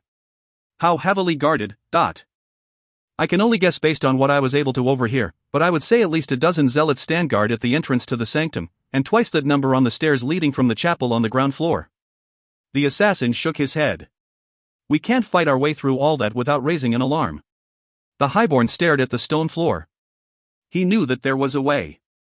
With the demon's help he could carve through the true believers like a whirlwind, but Eldire's words dogged him. You walk upon a knife's edge. Surely there are secret passageways leading into the sanctum? Every other building on the hilltop seems riddled with them. Arleth Van shook his head. The sanctum was created specifically to safeguard the sword and serve as the site for the temple's holiest rites. There is only one way in and out. Frustration gnawed at Malice, setting his teeth on edge. He leaned his head back and knocked it lightly against the tomb. There has to be another way in. Think, damn you. Not unless you know a way to dig through dwarf-crafted stone, the assassin replied grimly. Malice froze. What did you say? The assassin frowned. I wasn't trying to be impertinent, I just said that unless you know a way to dig through dwarf-crafted stone. That's it. Malice said, leaning forwards intently, dwarf-crafted stone. The highborn tapped his lower lip thoughtfully. Slowly, he turned and looked back at the tomb. Blessed Mother of Night, he whispered in wonder. Arleth Van eyed his master warily. Surreptitiously, he picked up the jar of yellow sauce and sniffed it suspiciously, before setting it down again. Is everything all right, my lord? Malice stared thoughtfully at the foot of the coffin. Why is this room called the Prime Chamber? He asked. The assassin shrugged. That's not its real name. Dwarf burial rites are very secret affairs. Bodies are prepared in the antechamber yonder, away from the prying eyes of all but their kinsmen, and then laid to rest in their crypts. He looked around the small room. I called this the Prime Chamber because there's just one tomb in here, unlike the others. So this slave was someone important? Most likely. A master of his craft, perhaps. Malice nodded, feeling his heart quicken. And the sanctum is made of stone? All of it? Arleth Van could not help but give his master a condescending stare. Of course, my lord. Dwarfs don't build with wood. Every bit is cut stone, cunningly fitted together. What are you driving at? Once again, Eldire's words echoed in Malice's ears. Why so much effort for dwarfs? The highborn reached up and touched the inscription on the tomb. Tell me, he said, looking back at his retainer with a dawning smile, if the temple was built entirely of stone, what did the elders need with an ironmaster? Arleth Van's eyes narrowed warily. I don't understand. Godhar Grimson here is an ironmaster, not a stone carver, Malice said.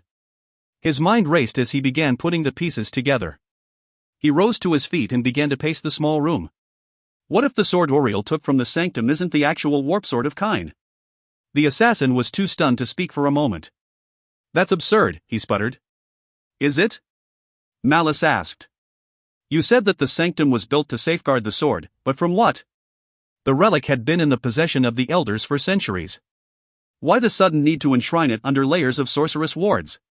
The retainer's voice faded as he wrestled with the notion. I don't know. Perhaps the elders feared the schism leaders would try to steal the sword at some point.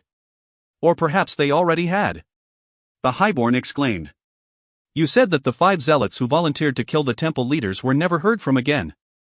Doesn't that seem odd to you? If they had been caught or killed, wouldn't the elders have wanted to make a public spectacle of their deaths? I suppose so. Then it's reasonable to assume they weren't caught. So what happened to them? Malice spun on his heel, his stride quickening along with his thoughts. What if they realized that their assassination attempt was doomed to fail, and decided on another course of action? Perhaps they couldn't kill the elders, but they could deprive them of the cult's most prized relic. So they took the sword and vanished. The highborn nodded to himself. That's why the elders sent their warriors rampaging through the city afterwards. They weren't looking for the zealot leaders so much as they were looking for the warp sword itself. But we know the assassins never returned from the fortress, the retainer said. So where did they go? Where else? Through the Vermilion Gate. Arleth froze, a rebuttal dying on his lips. Blessed murderer, he swore softly. Of course. One can imagine how frantic the elders were when they learned the sword had been taken, Malice said. How could they claim to be the true servants of Kine without the blade in their possession? What would become of their alliance with the Witch King? The elders may have survived the assassination attempt, but the zealots had dealt them a mortal blow all the same. Then a very strange thing happened. Days turned to weeks, and weeks into months, and nothing more was heard about the sword. If the zealots had it, they would have used it to discredit the temple publicly. So the elders realized they'd been given a sort of reprieve. For the moment, no one in Nagaroth knew of the warp sword's fate, so they hatched a desperate plan to save themselves. They made a copy of the blade, Arleth said, his voice tinged with wonder. Exactly, the Highborn said. He patted the foot of the tomb. They had got Har here make a perfect copy of the relic, and then made a grand show of installing it in the temple. The sanctum wasn't built to safeguard the sword at all, but to protect the temple's darkest secret. That's why they killed the dwarf slaves, the assassin said. They had to silence Gotthar so he couldn't betray them, and murdered the rest to camouflage the act. The elders even went so far as to bind their spirits into these tombs so that no sorcerer could question them later, Malice said with admiration. That's why the elders kept Uriel at arm's length all this time. Even if he had been the true scourge, they couldn't give him what they didn't have. So Roland and the other elders knew the truth? Yes. That's why he told us we couldn't fight Uriel directly, because the legend says the bearer of the warp sword can't be defeated in battle. If we put the lie to that claim, the rest of the deception would have begun to unravel. The assassin nodded thoughtfully. It all makes sense, he said. Although from the sound of his voice he was loath to believe it. Suddenly he straightened. Do you think Uriel knows he doesn't have the real sword? Honestly? I don't think so, Malice said. Not yet, at least. Until the blade is put to the test he has no reason to think it is a replacement. That's why Roland hasn't rallied the temple warriors. He doesn't dare spur a real confrontation with the zealots, despite the fact that he knows he has a good chance of defeating them. The assassin shook his head ruefully. What madness! Indeed, Malice said. He continued to pace, tapping his chin furiously. Mother of Night, he swore. The sword could be anywhere in the world. How are we going to find out where the assassins took it? The rush of triumph he'd felt as all the pieces of the puzzle clicked into place turned to bitter frustration. For a moment he thought he'd found a way to cheat the demon and claim the sword without having to confront Uriel or Yasmer at all. He struggled with a flood of hopeless fury, so preoccupied that at first he didn't notice Arleth had spoken. Malice caught the questioning look in the assassin's gaze and paused in mid-stride. What? He asked. I said that I think I know a way, Arleth replied. The assassin's right hand shot up and the small party froze in place. Malice and 3 of the surviving 6 loyalists settled onto their haunches, hands tightening on their weapons. Darkness flowed towards them as Arleth closed his left hand, muffling the small globe of witchfire he'd conjured. For several long moments Malice heard nothing but the sound of his own heart laboring in his ears. Then he heard a faint, keening wail, skirling out of the blackness somewhere up ahead of them. 2 of the Druchii behind Malice shifted nervously at the ominous howl. One let out a fearful moan. HSST. Malice whispered threateningly. Not a sound. No one moved. Malice caught himself holding his breath, straining to hear the telltale signs of discovery. A minute passed, and then another. Finally Arleth relaxed, opening his hand and filling the narrow tunnel with cold light. He turned his body slightly so he could glance back at Malice. The Chaos Beasts are hunting somewhere up ahead, but they don't seem to be in our path, he whispered to the Highborn. Malice nodded. He hadn't the faintest idea how the assassin could tell, but he knew better than to argue with the Druchii's keen senses. How far to the citadel? He asked. Another few minutes, if all goes well. Let's go, then. The retainer rose silently to his feet. Malice followed suit. Behind him, the axe-wielding priestess, whose name he'd finally learned was Neriel, and 2 more loyalists made ready to move. They had been working their way through the tunnels beneath the hill for more than an hour, climbing from the deepest levels where the Dwarf Lodge was located and taking a circuitous route to the subterranean chambers of the Citadel of Bone. They had been forced to crouch in the darkness and hold their breath many times, while Uriel's hunters prowled nearby, but so far the assassin had succeeded in leading them away from the horrific beasts. Arleth assessment had been correct, the monsters were fearsome killers but very poor trackers.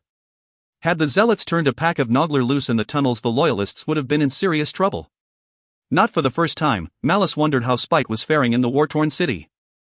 Was he still being fed and boarded in the Highborn district's Noggler pens, or had hunger or misadventure driven the Cold One into the streets? He had no real fear for the Noggler's safety. The war beast was more than a match for any but the most heavily armed warbands prowling Harganithus streets.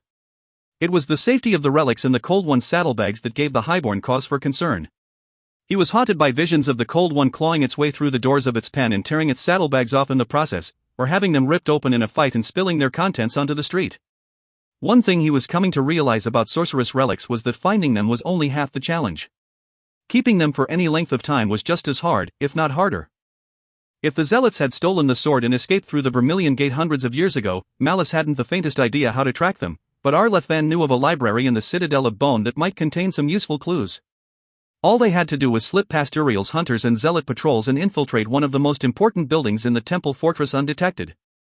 As ever, the assassin volunteered to make the attempt alone, but Malice had insisted on sending a small party instead. There was simply too much at stake to risk sending a single man, even one as skilled as Arlethvan.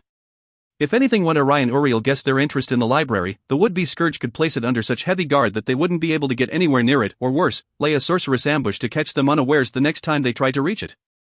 Holding the globe of witchlight over his head, Arlethvan set off down the narrow, bone-strewn corridor.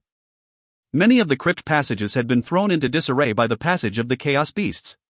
Skeletons had been scattered from their shelves and crushed to powder beneath the hunter's leonine paws. Some of the fresher ones even had the skulls and long bones split open in a vain search for meat. The assassin picked his way carefully among the drifts of bone and rotted cloth, leaving Malice and the loyalists to follow in his footsteps and watch every dark niche and side passage with a growing feeling of unease. No one spoke, but everyone shared the same sense of dread. The longer they spent in the tunnels, the greater the chance that the hunters would catch their scent. Sooner or later their luck would run out. Arlethvan moved unerringly through the maze of tunnels, pausing only occasionally to check his bearings at corridor junctions or antechambers.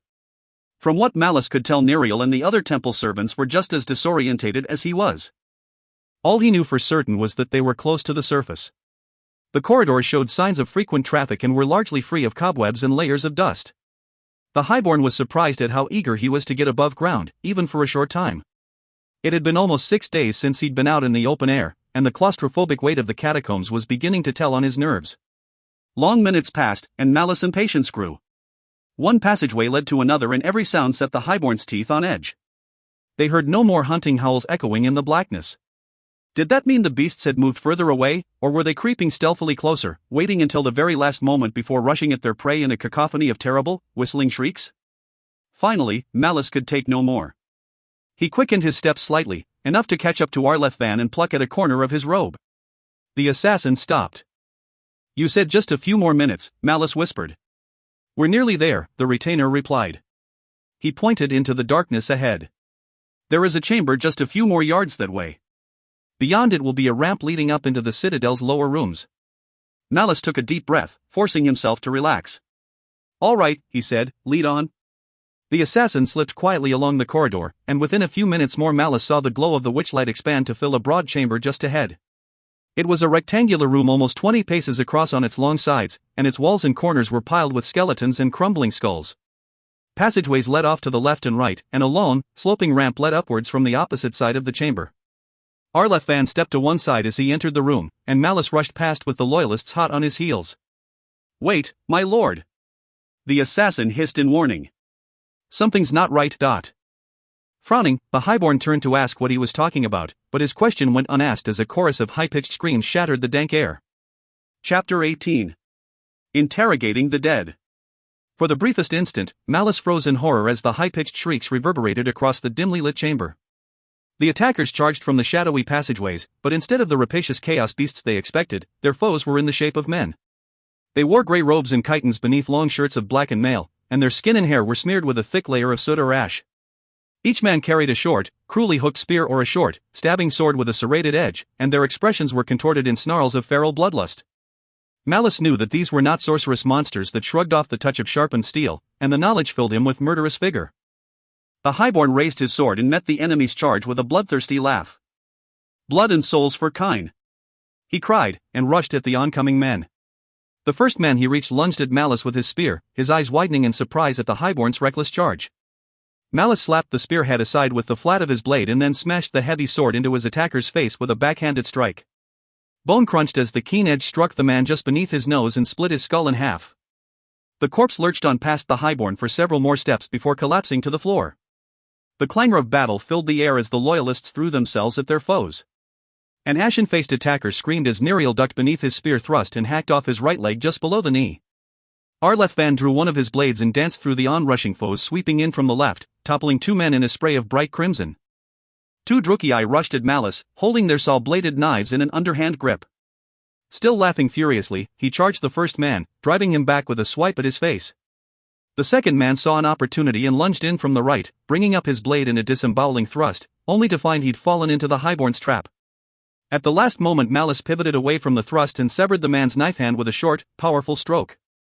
Hot blood sprayed across Malice's face as the maimed warrior reeled backwards, but the highborn had already turned his attention back to the second knife wielder. The Drukei slashed at Malice's throat, but the highborn blocked the knife stroke easily, deflecting the smaller weapon away with his heavier blade. Before the Drukei could recover, Malice planted his left foot and lunged, driving his double-edged sword into the man's throat. The point of the blade grated against the Drukei's spine and the mortally wounded man dropped lifelessly to the floor.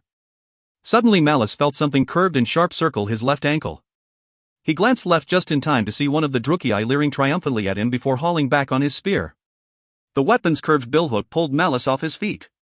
Instinct and battle-hardened reflexes made him rotate in midair, letting him take the fall on his back instead of his sword arm, but the spearman was a quick and cunning fighter, stepping in swiftly and smashing his billhook against Malice's sword hand. The highborn roared in pain and rage as his sword was sent spinning end over end across the room. The spear swept around again, this time angling for Malice's neck, but the highborn caught the haft with both hands and pulled the Drukei towards him. As the man stumbled forwards, Malice kicked the Drukei hard in the groin and then smashed a heel against his attacker's left knee. The man fell hard, his face locked in a grimace of pain, and Malice pulled the spear from his hands.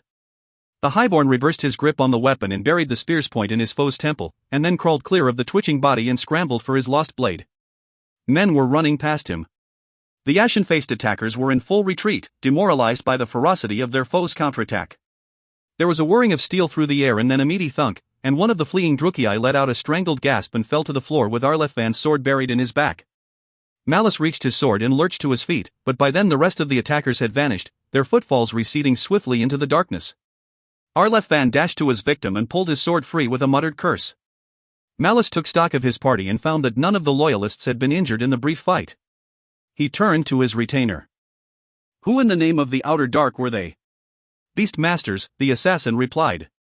The temple employs them to provide animals for festival games and to train its warriors. He glanced down the left passageway, concern on his face. We must have surprised them as much as they did us, but they'll be calling the hunting beasts to them at any moment.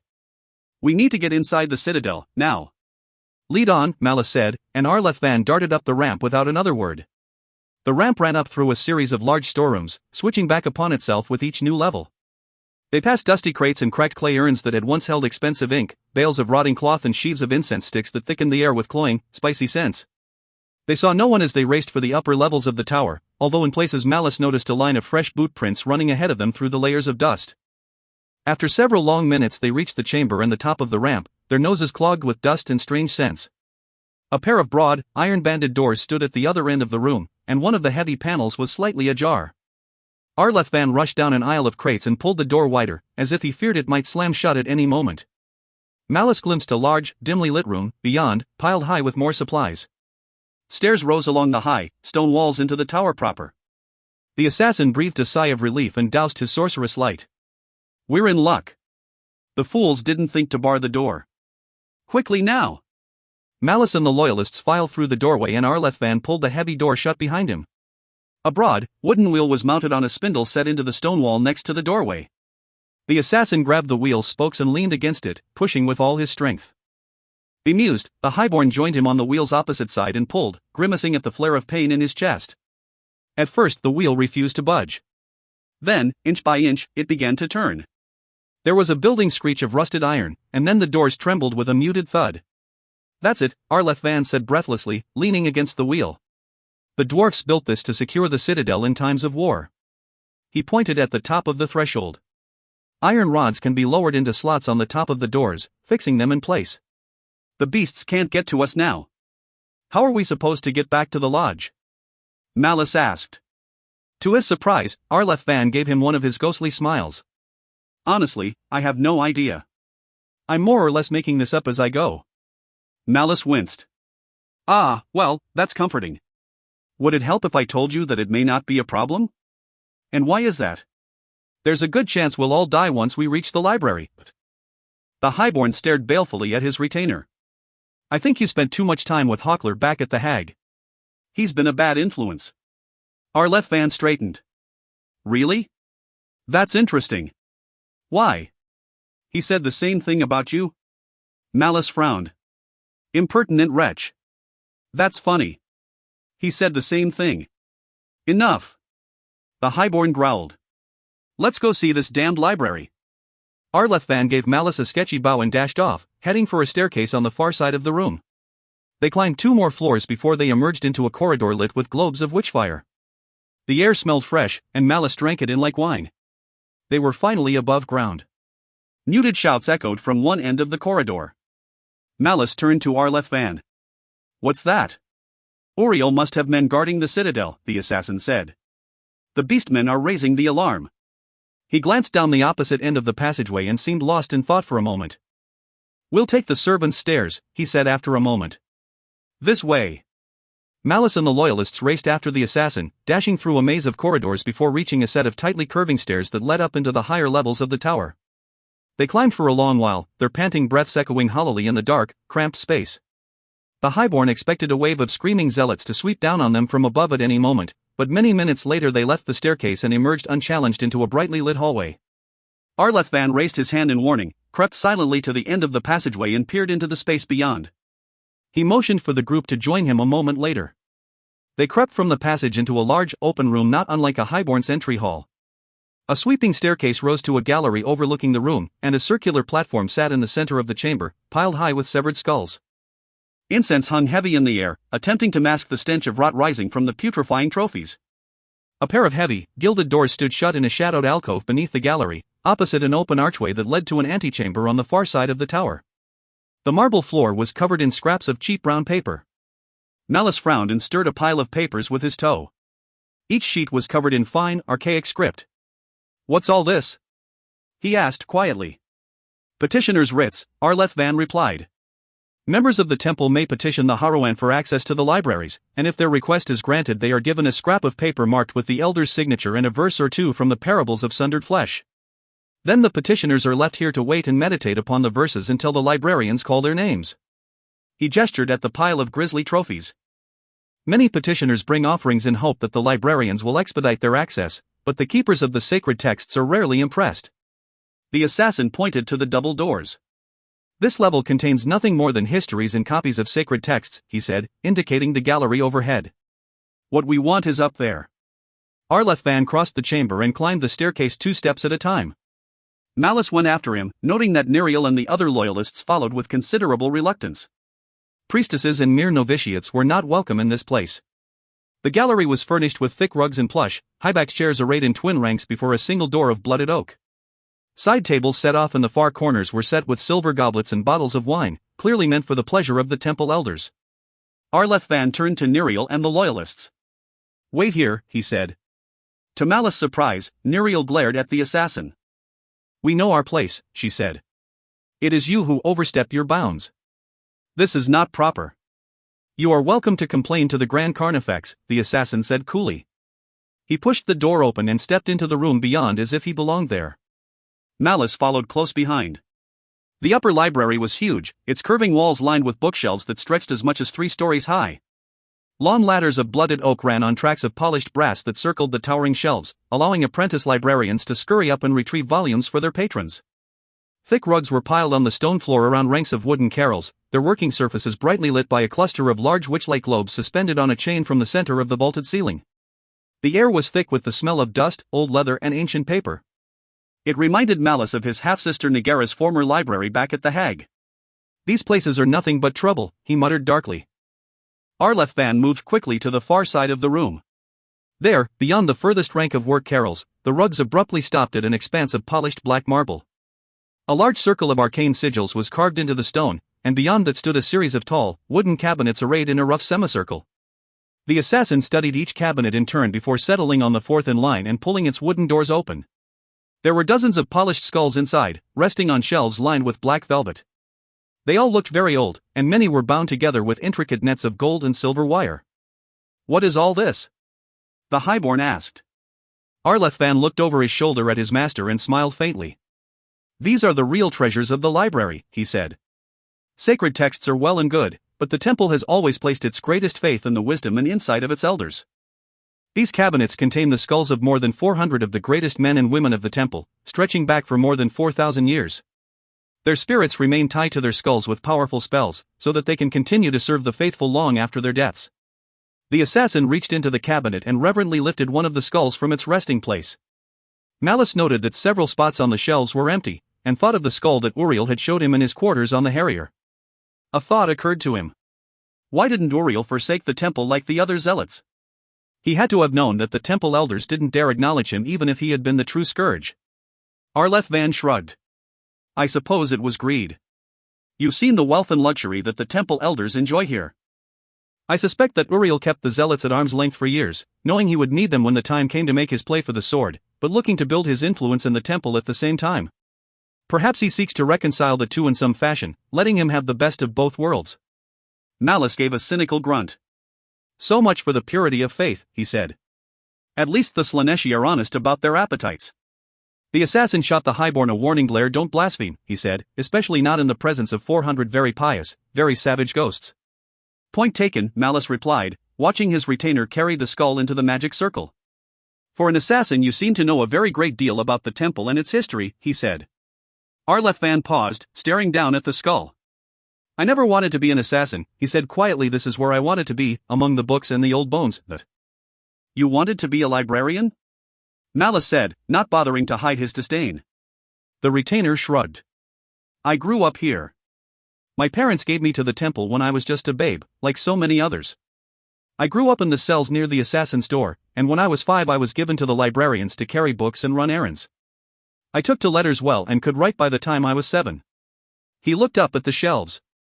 I was also good on the ladders, which the elderly librarians appreciated. I prided myself on getting up and down as quickly and quietly as possible." His expression darkened, and that was my undoing, in a way. The librarians assigned me to a temple who was working on an important project, and she thought my skills were going to waste fetching books and picking up rubbish.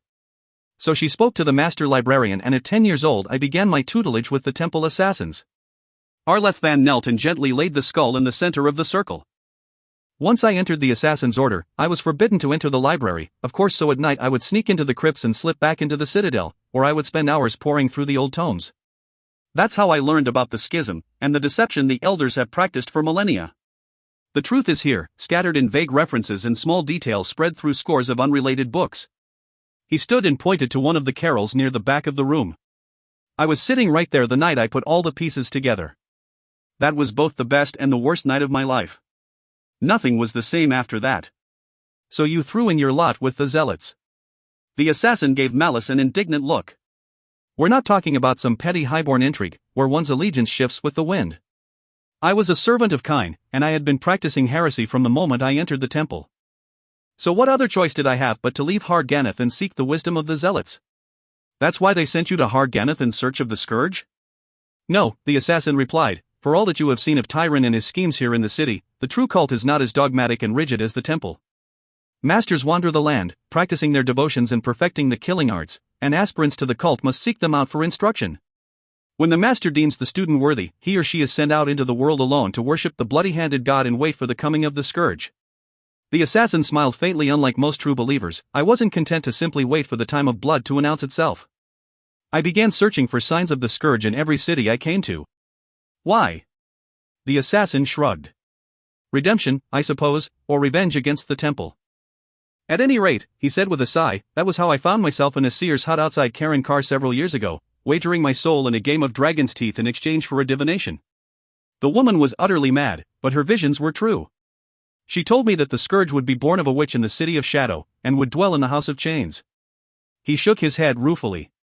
"The old wretch tried to serve me poisoned wine afterwards.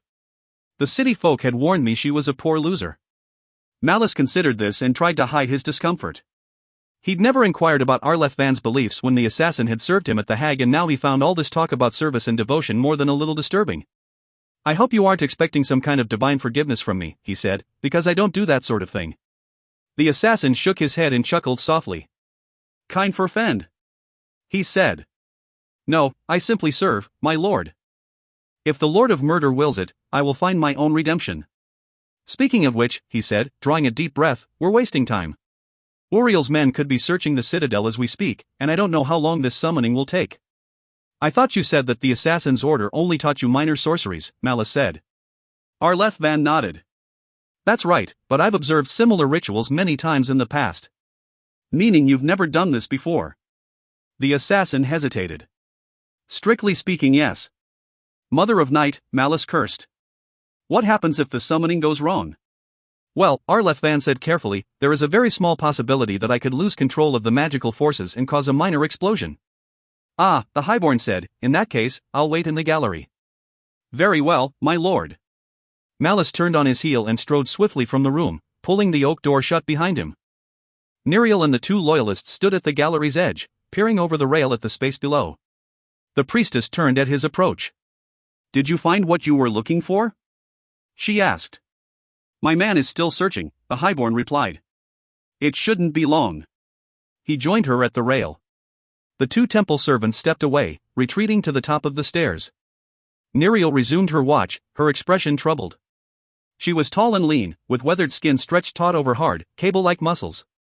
Faint scars marked the backs of her hands and the side of her thin face and neck, and her small mouth was set in a hard, determined line. "How am I to address you?" she asked. Malice gave her a sidelong look. "What?" Her dark eyes met his. "You have a retainer, a man with the blessing of Kine upon him and the swords of an assassin, no less, but for Roland, none of the other elders had any idea who you were. You know next to nothing about the temple, but you know things about the warp sword and about Uriel that no one else does." She looked him up and down. "You dress like a beggar but shout commands like a highborn, and somehow you spent several days in the company of Tyron and his zealots, and then arrived unannounced in the council chambers to deliver an anonymous warning to the Grand Carnifex." She cocked her head inquisitively. "So, who, or what, are you?" The highborn spread his hands and managed a smile to mask his concern. "As I said to the council, I'm a servant of Kine. What else matters?" Neriel arched a whip-thin eyebrow. "I can think of a great many things, but let's start with this. How can you be so certain that Uriel is not the sword-bearer after all? The more I think about it, the more trouble I have believing that he found a way to circumvent Kine's will and claim the blade for himself." Malice hesitated. "Malekith is the scourge of Kine, so it is written, but—" "Yes, but written by whom?" "All I know is that the Witch King is in his tower at Nagarond, and Uriel is here with the warp sword in his hands. I saw it with my own eyes, just as I saw him slay the Grand Carnifex in single combat." "The Grand Carnifex? How can that be possible if Uriel isn't Kine's chosen one?" The Highborn's eyes narrowed warily. "Because Uriel is a sorcerer of fearsome power, and he has coveted the warp sword for many years." The Arch-Hierophant realized this. "Why can't you?" Neriel leaned close to Malice. "The Arch-Hierophant has fled the city," she whispered. "I heard your retainer say so." Malice stiffened. "Roland is a coward," he hissed. "Or he has no faith in you, and if he does not, then why should I?" Out of the corner of his eye, Malice saw the loyalist sentries watching from the stairs drop into a crouch. He caught the warning movement a moment too late. Before he could react, he heard shouts of alarm from the chamber below. The Highborn gave a silent snarl as he saw a trio of temple beastmasters standing just inside the room. One of them locked eyes with Malice and leveled a short spear at his face. "Damnation," Malice cursed quietly, and the air shook with hoarse war screams as the beastmasters charged for the gallery stairs. 5 of Tyron's zealots followed hot on their heels, their gleaming drakes held high. "Stop them on the stairs!" the Highborn shouted to the loyalists. The stairway was just wide enough for 2 men to walk abreast. If they could keep their foes off the gallery floor, the zealots would be at a disadvantage with their long blades. As he raced past Neriel, Malice shot a nervous glance at the door to the upper library, but there was no hint as to what was happening on the other side. All he could do was hope Arleth Van learned what he needed quickly. They couldn't hold out for long. The Beastmasters flung themselves at the loyalists, jabbing fiercely with their spears in an effort to drive them back. One of the men started to give ground, but Malice reached the top of the stairs and grabbed a fistful of the retreating man's robe, forcing him back. The Highborn stood close, just above and behind the 2 loyalists, looking for an opportunity to strike. One of the Beastmasters blocked a spear thrust with his sword and then drew a ragged cut across his opponent's weapon arm. Seeing an opportunity, the second Beastmaster feinted at the man in front of him and then threw a lightning-quick thrust at the overextended swordsman, but Malice's sword flashed down like a thunderbolt, biting deep into the Beastmaster's forearm. Bones snapped with a brittle crack and the Beastmaster's howl of pain turned to a choked gurgle as his opponent recovered from the feint and stabbed him in the throat. The dying Beastmaster sagged to his left and tumbled off the stairs. His companion stepped forwards into the gap, aiming a low blow at his foe's legs.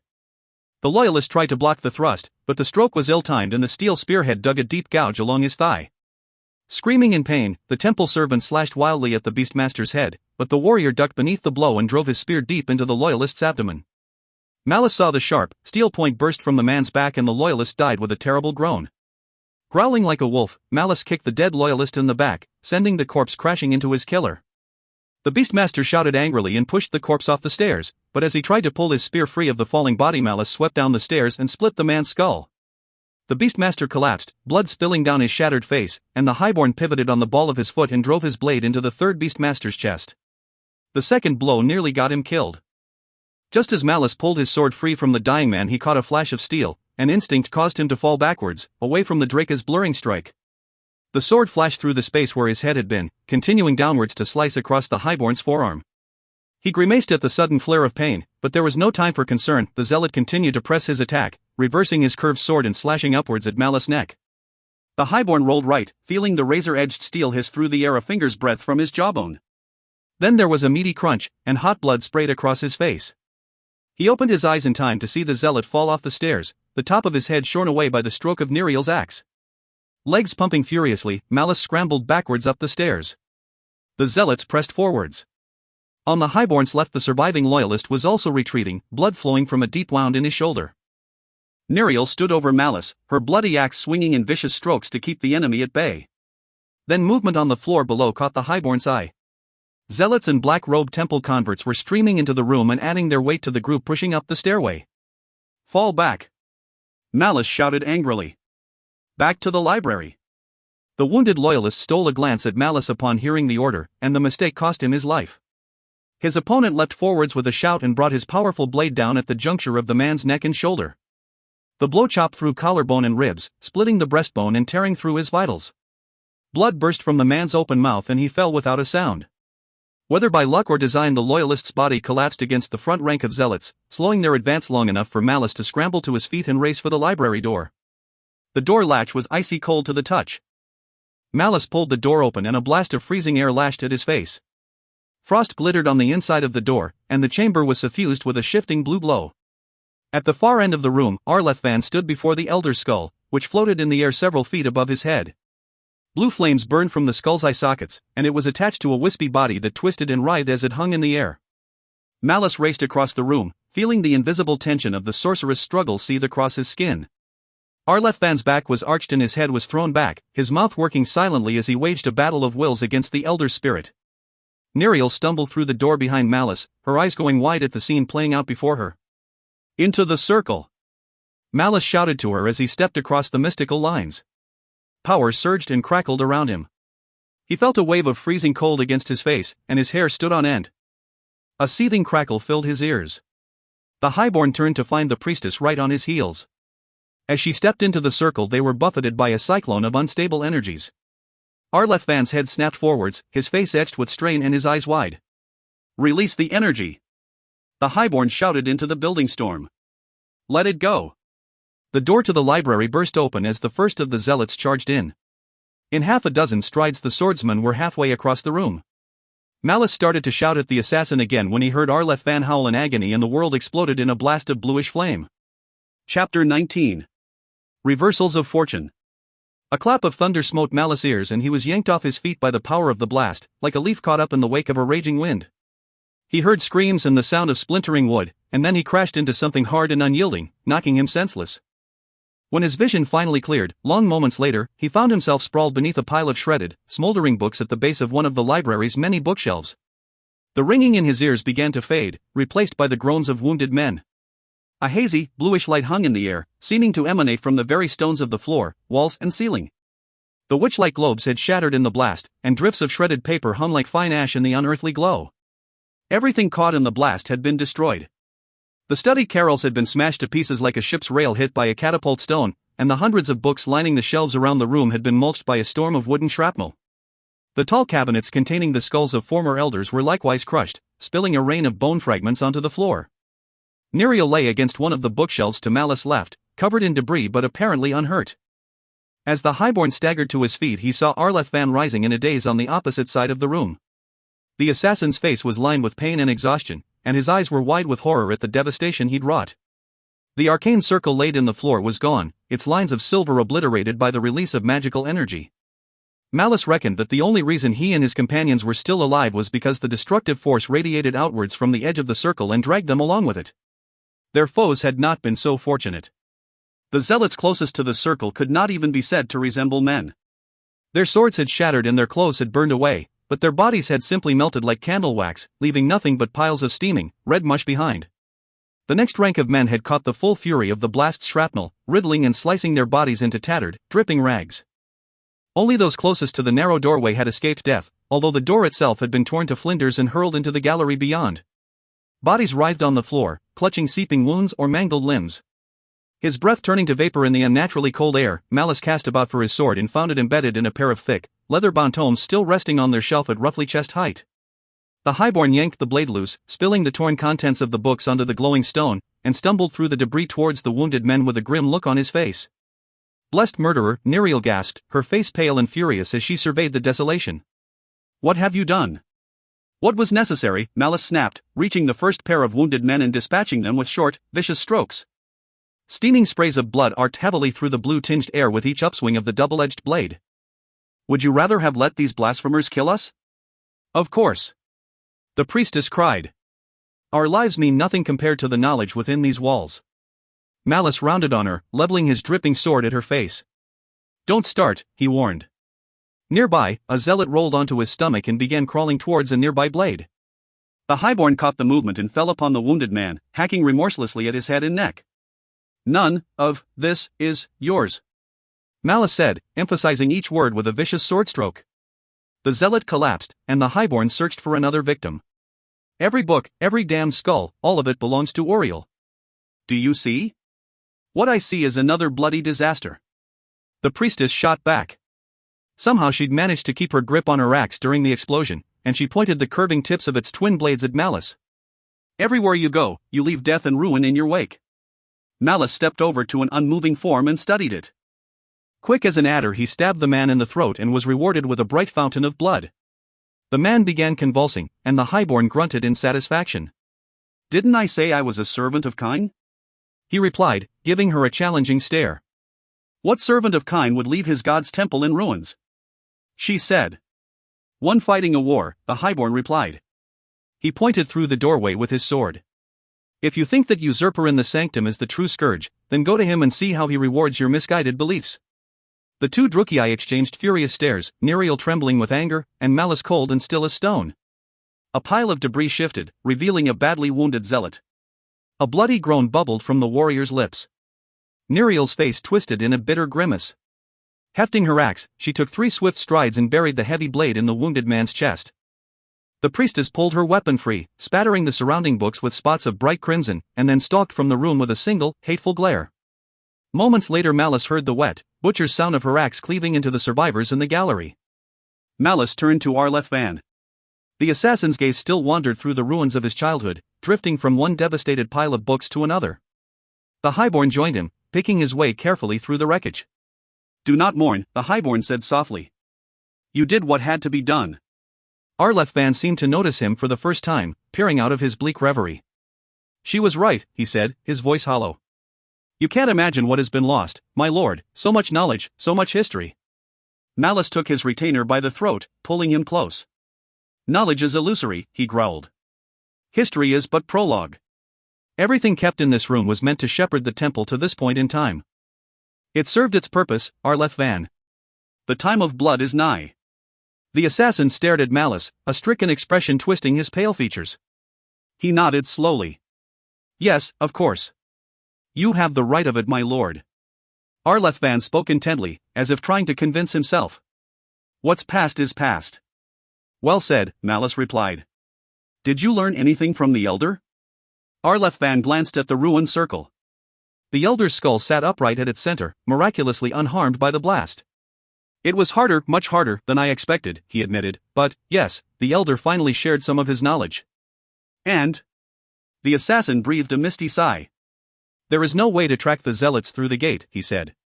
To do that would require a personal connection with one of them, like the blood of kinship or the power of a sorceress oath. Malice growled deep in his throat. That is not helpful. Arlefvan interrupted the highborn's protests with a raised hand. We have no tie to the zealots, but we do have a powerful connection to the sword itself. What tie? Why, you, of course, the assassin replied. You're the scourge. The blade is fated to be wielded by you during the time of blood. That destiny binds you to the warp sword, and with it you can navigate your passage through the Vermilion Gate. Damned fate. Malice thought bitterly. He imagined he felt the demon swell with pleasure inside his chest. Then we shall leave at once, he said brusquely, provided we can get back into the crypts. We can't go back the way we came, obviously, the assassin replied, his voice slowly regaining its strength as he shook off the strain of the ritual and its cataclysmic end, but if we move quickly we can slip out through the ground floor and find another entry point in one of the nearby buildings. What about the guards? The assassin managed a faint chuckle. They're all up here and more will be coming any minute. Uriel could not have helped but sense what happened here. I shouldn't be surprised, Malice said. Let's get out of here. Once we've reached the lodge, however, I've got another errand for you. As you wish, my lord, the retainer replied, stifling a weary sigh. May I ask a question? Make it quick. Arlefvan nodded in the direction of the gallery. Would you have let her go to Uriel if she'd wished? Malice didn't dignify such foolishness with an answer. The 4 remaining loyalists filed silently from the prime chamber, all of them casting troubled glances over their shoulder at Malice and the tomb of Godhar the Ironmaster. Neriel was the last. She hadn't said a single word since leaving the Citadel of Bone, but Malice could plainly see the anger and doubt warring behind her eyes. The conflict had only deepened when he told them his theory about the warp sword. He could tell that they wanted to believe him, because it meant that there was still a chance to restore the rightful order in the temple and gain some vengeance in an otherwise hopeless situation. The fact that the temple elders had lied to the faithful about the sword for centuries hadn't made much of an impression yet, but that would come in time. Providing that any of them survived. There was no telling what they would find on the other side of the gate. Malice had racked his brain, trying to deduce where the zealots would have taken their prize, but he couldn't think of a single place that made any sense. He wanted some idea of what they would be up against when they emerged on the other side of the gate.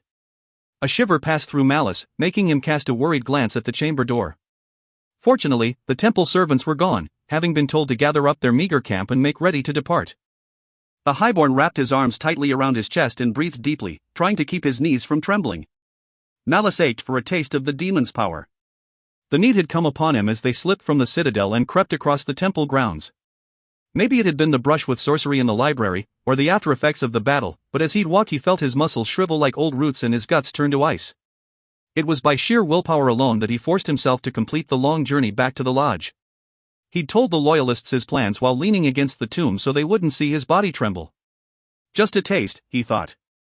Just a small taste. Eldir said all wasn't yet lost. My will is still strong. Another racking shudder passed through him. He felt his knees buckle and couldn't get his hand out in time to keep himself from landing hard on the stone floor. Malice bit back a stream of vicious curses, appalled at his own weakness. It will only get worse, little Druki, the demon whispered, sliding like oil across his brain. This is but a taste of the ordeals to come, unless you let me help you. You're corrupting me, the highborn growled wearily, chewing out my guts from the inside, like a rat. Do you think I can't see what you're doing? Malice, you brought this on yourself, the demon replied, the ordeal in Lurin's tower, and all those times afterward, when we returned to Nagaroth from the sea. You were too greedy, taking too much of my strength at once. Don't put this on me. The highborn shouted angrily. I did what I had to in order to survive. I took nothing but what I needed at the time.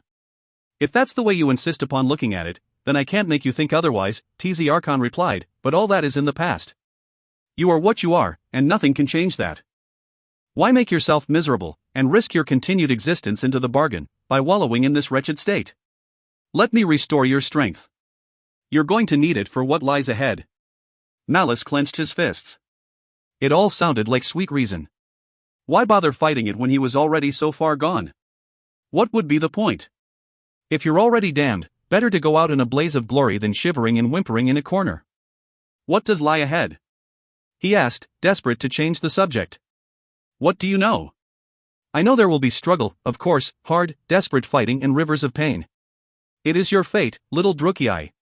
Fate, Malice spat, feeling a little of his old hatred flare to life. Mentally, he huddled around its wan flame. You mean the grand trap you built for me? Suddenly, a thought occurred to him. How does Kine fit into all this?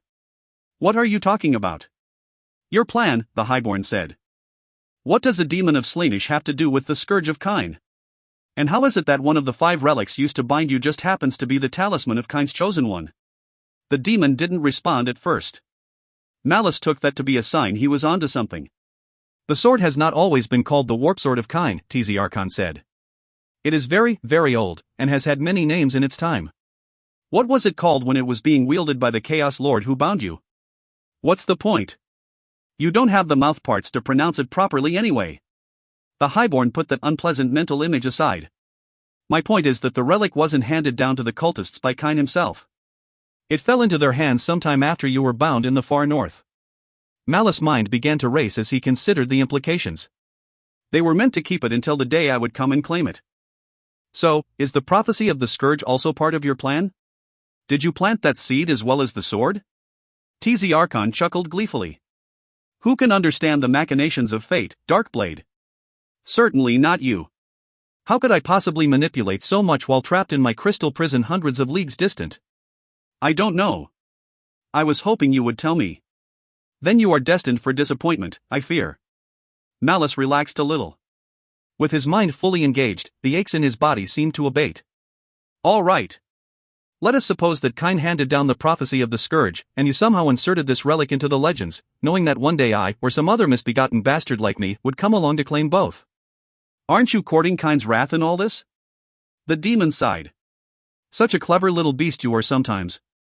All right, as a token of pity for the sad state you are in, I will tell you this much: the blood god does not care who spills blood in his name, or why, only that it flows. Malice considered this. Then, in truth, anyone can wield the blade. Anyone? Hardly. Obviously it isn't meant solely for the Scourge of Kine, which means that I have no more a tie to the damn thing than anyone else. No, but I do, the demon said.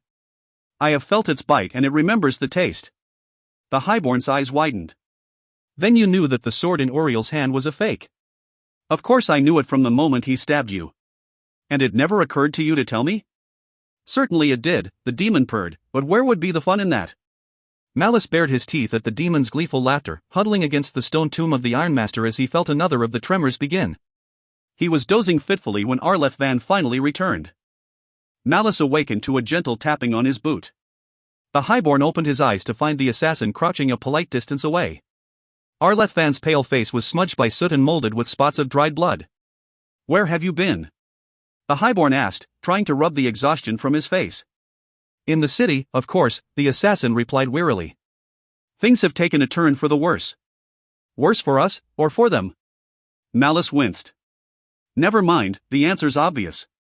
He tried to stand. Help me up. Arleth pulled him upright, a worried frown creasing his face. Is it the old wound? That and more, but I will survive, the Highborn said. Now tell me what's happened. The assassin nodded and headed for the doorway with Malice following close behind. Sometime this morning, most likely just after dawn, the temple warriors abandoned their holdouts and tried to fight their way out of the encirclements Uriel threw around them. The Highborn shook his head, bemused. Why now, of all times? Arleth shrugged as they passed through the first of the burial chambers. The 2 temple loyalists resting there saw Malice on the move and rose to their feet, picking up cloth bags containing their supplies and falling into step behind the Highborn. There are rumors on the street. Most people think that the holdouts ran out of food several days ago, so they had the choice of breaking out or starving to death. Others say that penny oracles in the merchants' district have had visions of a terrible army bearing down on Har-Ganath from the west. Malice hissed thoughtfully. Could the Witch King already be on the move, he wondered? Anything's possible, he admitted. Were the breakouts successful? Eventually, Arleth said. The fighting lasted all day, and there are rumors that hundreds of warriors and witches were slain. What little of the warehouse district hadn't burned before was put to the torch, it seems. Over the course of the day, the isolated warbands managed to link up and fight their way to the city gate. The Highborn stopped in his tracks. The city gate? Not the fortress gate? Arleth Van nodded. They retreated about half a mile up the slavers' road to the west and they're building a camp by the shore. Those fools, Malice spat. Oriel controls the entire damned city. It will be 100 times harder to dislodge him now. Unless perhaps those penny oracles were right and the temple witches have foreseen that Malekith is on the way. Damnation, Malice said. If it's true, then we're nearly out of time. If Oriel is still in control of the city when the Witch King arrives, the die will be cast and there will be no stopping the war that will follow. With a muted growl he leapt back into motion, speeding through the succession of chambers with long, impatient strides. Honestly, my lord, I'm surprised you care, Arleth Van said, moving swiftly to keep pace. Would a holy war not serve kind's purposes? The Highborn gave his retainer a hard look. Under the circumstances, I believe that's for me to decide. Of course, my lord. Malice continued on, rushing through the last of the crypts and coming to the open doorway of the lodge's antechamber. A familiar, acrid reek filled his nostrils, and he heard one of the accompanying loyalists let out a surprised curse at the smell. A sharp, drawn-out hiss sounded from within the antechamber, like steam whistling from a cracked kettle. Though small for its breed, Spite took up nearly a third of the large, rectangular antechamber. Arleth Van had left it resting on his haunches just inside the lodge's main doors, and even with its powerful tail tucked along his side, the Noggler was long enough to brush the ends of the long tables on either side of the room. Malice raised a warning hand. Wait here, he said to Arleth Van and the loyalists. Spite, hearing his voice, rose onto its clawed feet and turned its huge, blocky snout in his direction. Nostrils flared wide as Spite tasted his master's scent. The Highborn slowly crossed the room, studying the Cold One carefully for signs of danger. Before he'd sent Arleth Van into the city to fetch Spite, he'd applied a fresh coat of Rasha to both his and his retainer's skin from a small vial tucked into his robes. The salve disguised a Drukei scent, but not the demonic corruption that Malice knew was spreading through his body. Spite's nostrils flared as it tasted Malice scent. A low grumble rose from its chest. It's all right, you great, dumb beast, Malice said lightly, it's me. The Cold One lowered its head slightly. Venomous drool fell in long, ropey strands from its huge jaws. Spite growled threateningly as the Highborn took another step forwards. Scales grated over stone as the Noggler uncurled its tail. The powerful, cable-thick muscle brushed the room's center table in passing and smashed one of the corners into powder with a sharp crack. Malice stopped where he was, suddenly wary of getting within the Cold One's reach. Where did you find him? He asked. In the stables where Tyron's men left him, the assassin replied. He'd broken out of the pen days ago and just seemed to be settling there. The Highborn looked the Noggler over and noticed a number of recent wounds on the warbeast's armored hide. None looked remotely life-threatening. To his great relief, the saddle and bags on the Cold One's back still looked intact. Has Spite been fed? Oh, it's eaten well, the retainer assured him. There were bits of flesh and pieces of broken bone all over the pen. It probably ate the attendants first, and then started hunting the locals over the last few days. Malice nodded. If Spite was well fed, this was as safe a time to approach the beast as any. Taking a deep breath, he took another step forwards. The Cold One settled slightly onto its haunches, assuming a defensive stance, another bad sign. What do you think you're doing? Malice said to the war beast. It's me, and I don't have time for your nonsense. There's hard writing to be done. He took another step forwards. Spite's jaws began to open, one slow inch at a time. The Highborn realized that Spite was getting ready to attack, and felt an overpowering rush of frustration. Now you listen here, you great lump of scales, Malice snapped, leveling an angry finger at the one-ton warbeast. I didn't come all this way to get made a meal of by my own mount. Now stand, and let me look at you. Malice's commanding shout rang from the chamber walls, startling the Cold One. Spite jerked back, nostrils flaring, and snapped at the air with a bone-jarring crunch of dagger-length fangs. For an instant the Highborn feared that the warbeast would turn and dart out of the antechamber into the tunnel beyond, but then it paused, blew steam from its nostrils and settled obediently onto its haunches. Inwardly the Highborn breathed a sigh of relief. That's better, he said, and walked up to the Noggler. He circled the Cold One and looked him over, checking talons, teeth, eyes, flanks and tail. Once he was convinced that the beast was essentially unhurt, he moved to check his possessions. Help me with this armor, he called out to Arleth Van. Moving warily, the retainer joined Malice at Spite's side and helped remove the leather bags containing the Highborn's plate harness. Arleth Van worked quickly and efficiently, unwrapping the armor plates from their oiled cloths and then helping Malice into his old chiton. Within minutes the Highborn was buckling his sword belt over his mail fold and almost feeling like his old self again. You said that fighting in the city lasted until around sunset, Malice said, pulling on his armored gauntlets. What time is it now? About 2 hours past sunset, my lord, the assassin replied. Malice grimaced. The first light of false dawn had been paling the sky over the fortress when he, the assassin, and Neriel had escaped the citadel of bone. "We've lost a great deal of time," he said. The highborn glanced at the lodge's main doors. "Where's Neriel?" She and one of the other loyalists were standing watch. Arlethvan frowned. "I didn't see anyone when I came in, my lord." Malice froze. A cold knot of dread tightened in his guts. Suddenly, Spite turned, pointing his snout towards the tunnel outside and growling threateningly. At once, a chorus of gibbering howls answered. Chapter 20. Blood and Souls. "Bar the door!" Malice shouted, grabbing Spite's reins and leading the cold one deeper into the room. Arlethvan and the loyalists leapt to obey, giving the hissing Noggler as wide a berth as possible. The three Drukei reached the doors and pushed them shut. Then they picked up wedge-shaped pieces of stone they'd broken from the dwarf crypts and began jamming them as tightly as they could into the narrow space beneath the stone panels. "What did you see?" The highborn asked his retainer as he guided Spite around the far end of the room's central table. "I saw at least one of the hunting beasts," the assassin replied, using a hammer looted from one of the tombs to drive the wedges home. Flecks of stone flew with every sharp blow. "Worse, I saw witchlights." "How many?" "At least a dozen," Arlethvan said grimly. "Mother of Night," Malice whispered. "That many lights could mean 50 men or more." "Any sign of Neriel or the other sentry?" The retainer shook his head. If the assassins finally decided to join Uriel, they could have taken both of them and left no one the wiser. "They probably let me through because I had Spite with me." "And they know we're trapped," the highborn said grimly.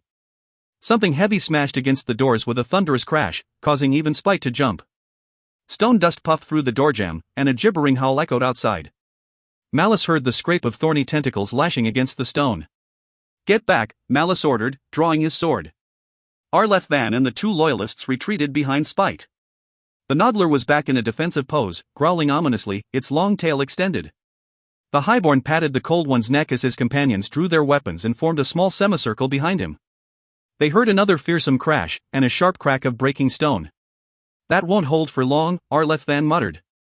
"I don't suppose there's a secret passage out of here that you haven't told me about?" Malice asked. "If there was, don't you think the dwarfs would have taken it?" "Good point, Dot."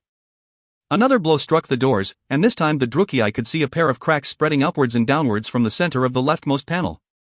Malice tried to think past the frantic sound of his pulse pounding in his ears. "Perhaps we could hide in the tombs? Pretend we're dwarfs?" Arlethvan shook his head. "It wouldn't work, my lord, Spite's too tall for a dwarf." "There is that," Malice deadpanned. "I suppose we'll just have to find a way to kill the bastards then." With a thunderous crack, the leftmost door exploded in a shower of dust and fragments, and the lean form of one of the chaos beasts came tumbling into the chamber. Dust caked its damp, gelatinous hide, and its claws raked across the stone as it skidded to a halt.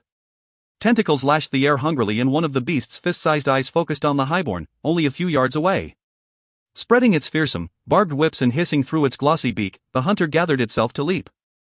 Malice slapped his hand against the Noggler's neck and shouted, "Hunt, Spite! Hunt!"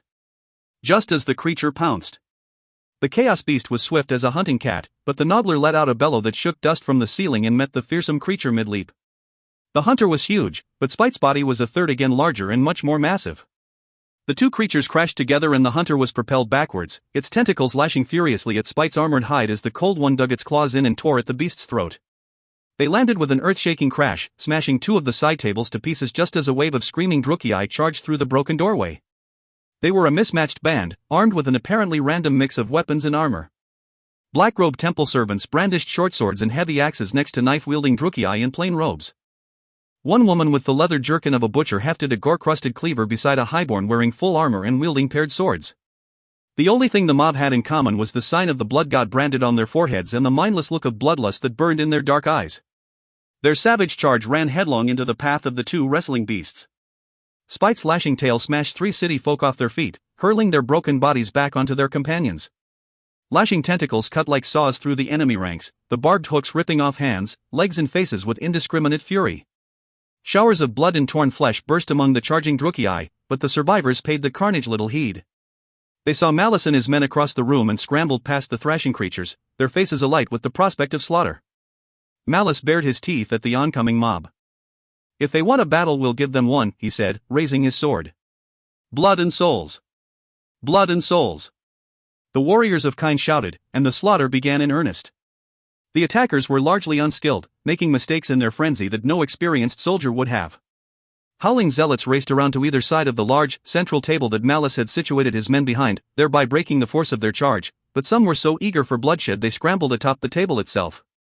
The highborn let them come, ducked low out of the reach of their shorter weapons, and hacked off their legs at the knees. 3 city folk died that way, spilling huge gouts of blood onto the flat stone as they toppled off onto the heads of their compatriots. To Malice's left, Arleth slew every foe that came within reach, blocking with one sword and coolly dispatching each opponent with a single thrust or cut from the other. To the highborn's right, the 2 surviving loyalists staggered against the frenzied assault of the zealots, but grimly held their ground, lashing at their foes with red-stained swords. With the tabletop clear, Malice turned his attention to his right, using the corner of the table to keep the zealots at a distance where their knives and axes couldn't reach him. It was like slaying cattle. The frenzied city folk rushed at the loyalists, clashing blades, and Malice stabbed them in the throat or chest, dropping them to the ground. Whatever had robbed the attackers of their reason served to blind them to the murderous efficiency of the highborn's tactics. The thrashing struggle of the huge beasts continued near the door. Spite's neck and flanks were crisscrossed with countless furrows from the hunter's barbed scales, but the Noggler had the chaos beast by the throat, keeping its fearsome black beak at bay. The 2 creatures struggled to overbear one another, but Spite's greater bulk and long tail gave the cold one a powerful advantage. The Noggler found its feet and bore down with its jaws, forcing a strangled screech from the hunter.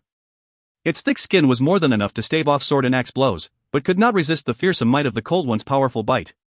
Runnels of clear ichor flowed off Spite's jaw as the war beast lifted the hunter off the floor and shook it like a terrier shakes a rat. Tentacles flailed and bones snapped. Then Spite jerked his head and flung the creature across the room.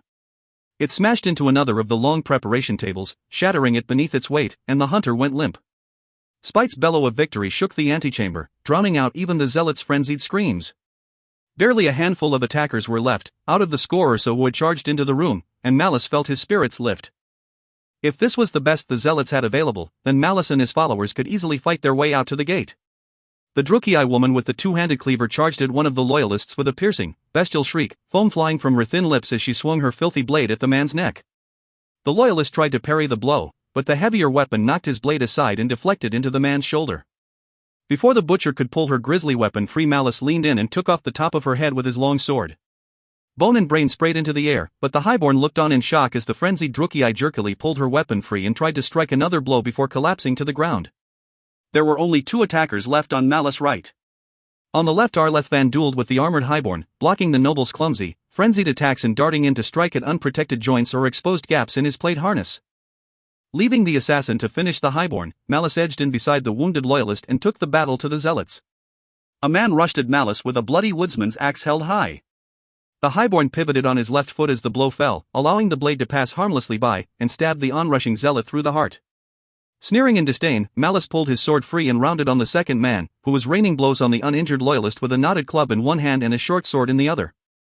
The zealot was so intent on his victim that he never saw Malice step up beside him and split his skull from back to front, spraying the loyalist fighting him with bits of blood and bone. On the other side of the table, the armored highborn slumped against the flat surface with a groan, succumbing to blood loss and a score of deep wounds. Arleth stepped close, slicing his swords across the noble's neck in a scissoring motion, and the man's head went bouncing across the floor.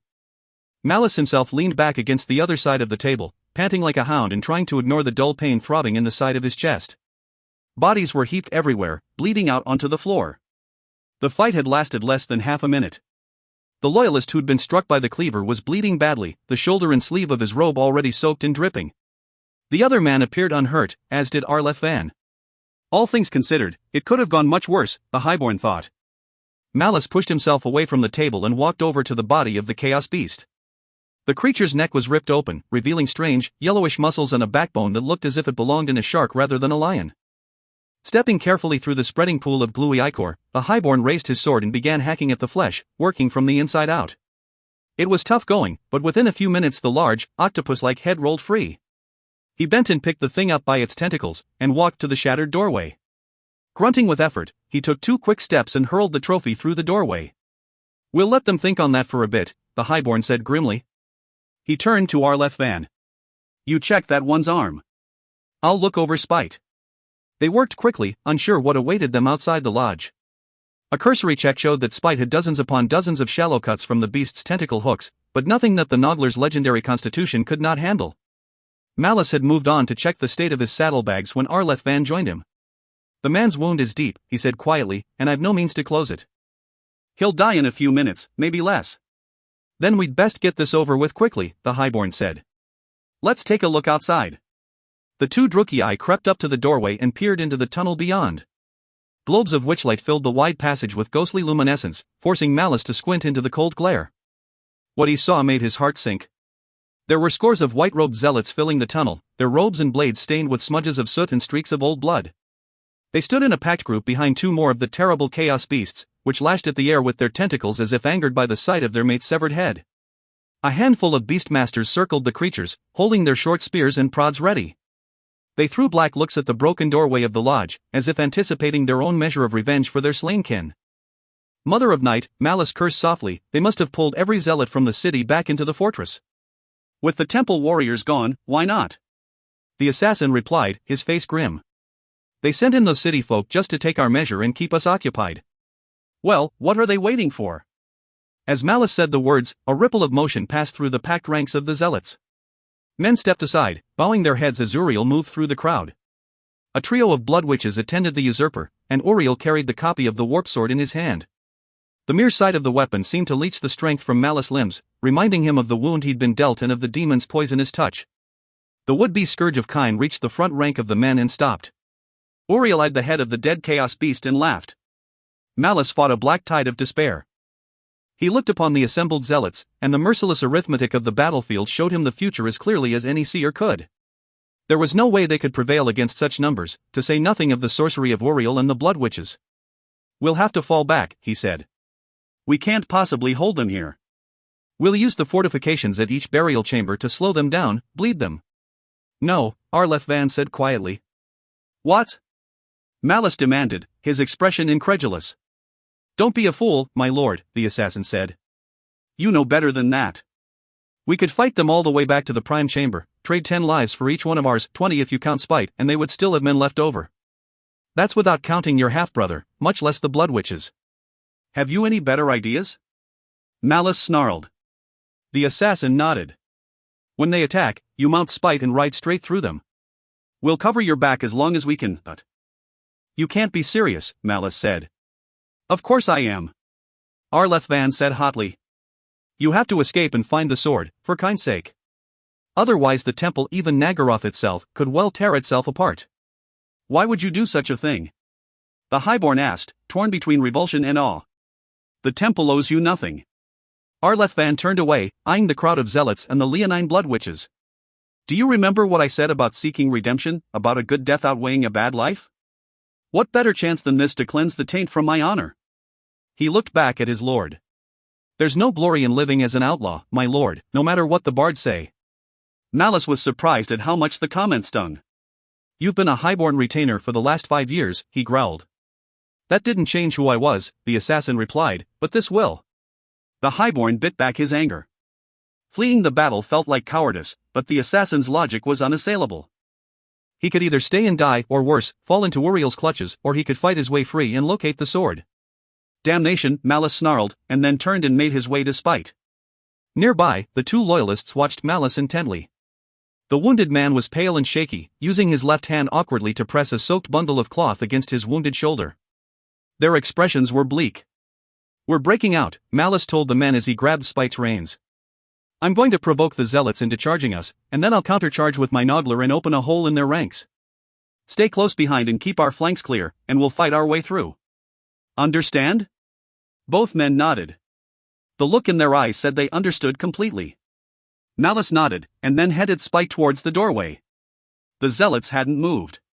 Uriel appeared to be speaking to the assembled force, but Malice couldn't hear what his half-brother was saying. "He's probably ordering his men to take me alive," he thought. "I expect he and the blood witches have something special planned." The Highborn turned to Arleth Van. "Are you ready?" he asked. "I suppose I've been waiting for this for a long time," the assassin said calmly. "Farewell, my lord. When the time of blood comes, perhaps you and I will meet again." Malice didn't know what to say. He shook his head fiercely. "If you see the Lord of Murder before I do, you march up to his throne and tell him I'm coming. Tell him that when I get there I'm going to kick his brass teeth straight down his throat." Before the assassin could reply, the highborn drew a deep breath and shouted into the tunnel. What are you waiting for, brother? More men, perhaps? I think these dead bakers and butchers had more courage between them than you and all your ilk. Malice heard Uriel laugh. Is that you, brother? The usurper asked. I was certain you'd died. The last time I saw you, that man of yours was dragging your limp body away from me as fast as he could. What can I say, brother? He's a very pious man, and was afraid I'd hurt kind scourge. Malice said, his voice dripping with contempt. Fear not, I set him straight. I told him all about the night on the Harrier, and what that damned skull of yours told me. Say, did the skull ever speak to you alone, or did you just forget to mention that to the temple elders? That was part of the prophecy, correct? Shut your blasphemous mouth. Uriel snapped, the heat in his voice so strong that Tyron and the closest zealots gave the usurper questioning looks. How are things with your new bride? Is she still spurning you? I expect so, Malice said, smiling despite himself. The bride of ruin is not meant for the likes of you, brother. She will never think of you as anything but a withered, pitiable man. The highborn's taunts were drowned by Uriel's wordless shriek of rage. Arlethan chuckled, readying his blades. You always did have a way with words, my lord. Malice swung into the saddle. Perhaps I'd have made a decent priest after all. The assassin smiled ruefully. I don't know if I'd go that far. A roar shook the tunnel as the zealots charged. Blades glinting, they flowed in a furious tide past the chaos beasts, charging for the dwarf lodge at the command of their lord. Now, Malice said, looking to Arlethan. The assassin shook his head, peering into the tunnel. Not yet. Shouts of bloodlust echoed in the antechamber. The sounds of pounding feet filled Malice's ears. Now. Not yet. Malice could make out individual voices in the thunder of the warshouts. He could hear the slap of boot heels on stone. We did decide to fight them in the tunnel, correct? The highborn said pointedly. The assassin looked at Malice and nodded solemnly. Go, my lord, and kind be with you. Not if he knows what's good for him, Malice growled. He put his boots to Spite's flanks. Charge! The war beast leapt forwards with a bone-jarring roar, its shoulders striking the edge of the right door and smashing the heavy panel from its hinges. Malice ducked at the last moment as they crossed the threshold, feeling the top of the doorframe scrape along his backplate. When he looked up again, he saw that they were rushing at the front rank of zealots, less than 10 yards away. The charge of the white-robed Drukei faltered as the Noggler bore down on them, its blunt jaws clashing together as it smelt the blood on the zealots' robes. Malice howled like a wolf as they plunged into the press, his blade falling left and right as he lashed out indiscriminately at the bodies flashing past. Zealots screamed, flung like bloody dolls into the air by the Noggler's jaws or smashed aside by the beast's armored shoulders. A blade struck Malice on the left thigh and glanced from the steel plate. On his right, a highborn slashed down at an upturned face, splitting the Drukei's skull like a melon. He twisted his waist and cut to his left, knocking aside a blood-stained drake and slicing open another man's forehead. The cold one plunged on, leaving torn and broken bodies in its wake. Zealots struck at the Noggler from all sides, opening deep wounds in the beast's muscular flanks, but the pain only enraged the cold one further. A zealot leapt for the Noggler's face, aiming a lightning thrust at Spite's left eye, but the cold one's training took over and the beast snapped at the flickering motion. The huge jaws bit off the swordsman's right arm at the elbow and spat his twisted sword onto the tunnel floor. Malice looked over his shoulder to see how Arlethan and the others were keeping up. The wounded loyalist was already dead. His headless body lay only a few yards from the lodge's broken doors. The assassin and the last remaining warrior fought side by side close to the cold one's lashing tail. Roars of rage turned to screams of anger, pain, and fear. Men fell back to either side of the thundering cold one, stunned by the ferocity of the sudden attack. A tight semicircle of zealots formed between the Noggler and Uriel. Malice smiled fiercely and aimed Spite directly for them. The swordsmen held their ground, ready to die to protect their lord. Malice did everything in his power to give them their wish. Spite let out a bloodthirsty roar and lunged at the man to his right, catching the swordsman's right arm and torso and biting them in half.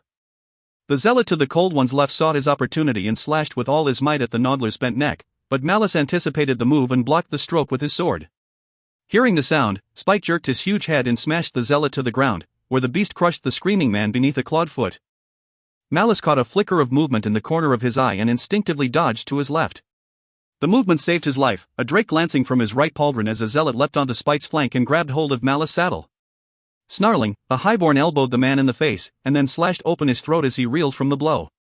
More zealots were closing in on both sides as the attackers recovered from the surprise charge. Uriel stood just 5 yards away, surrounded by the fierce blood witches.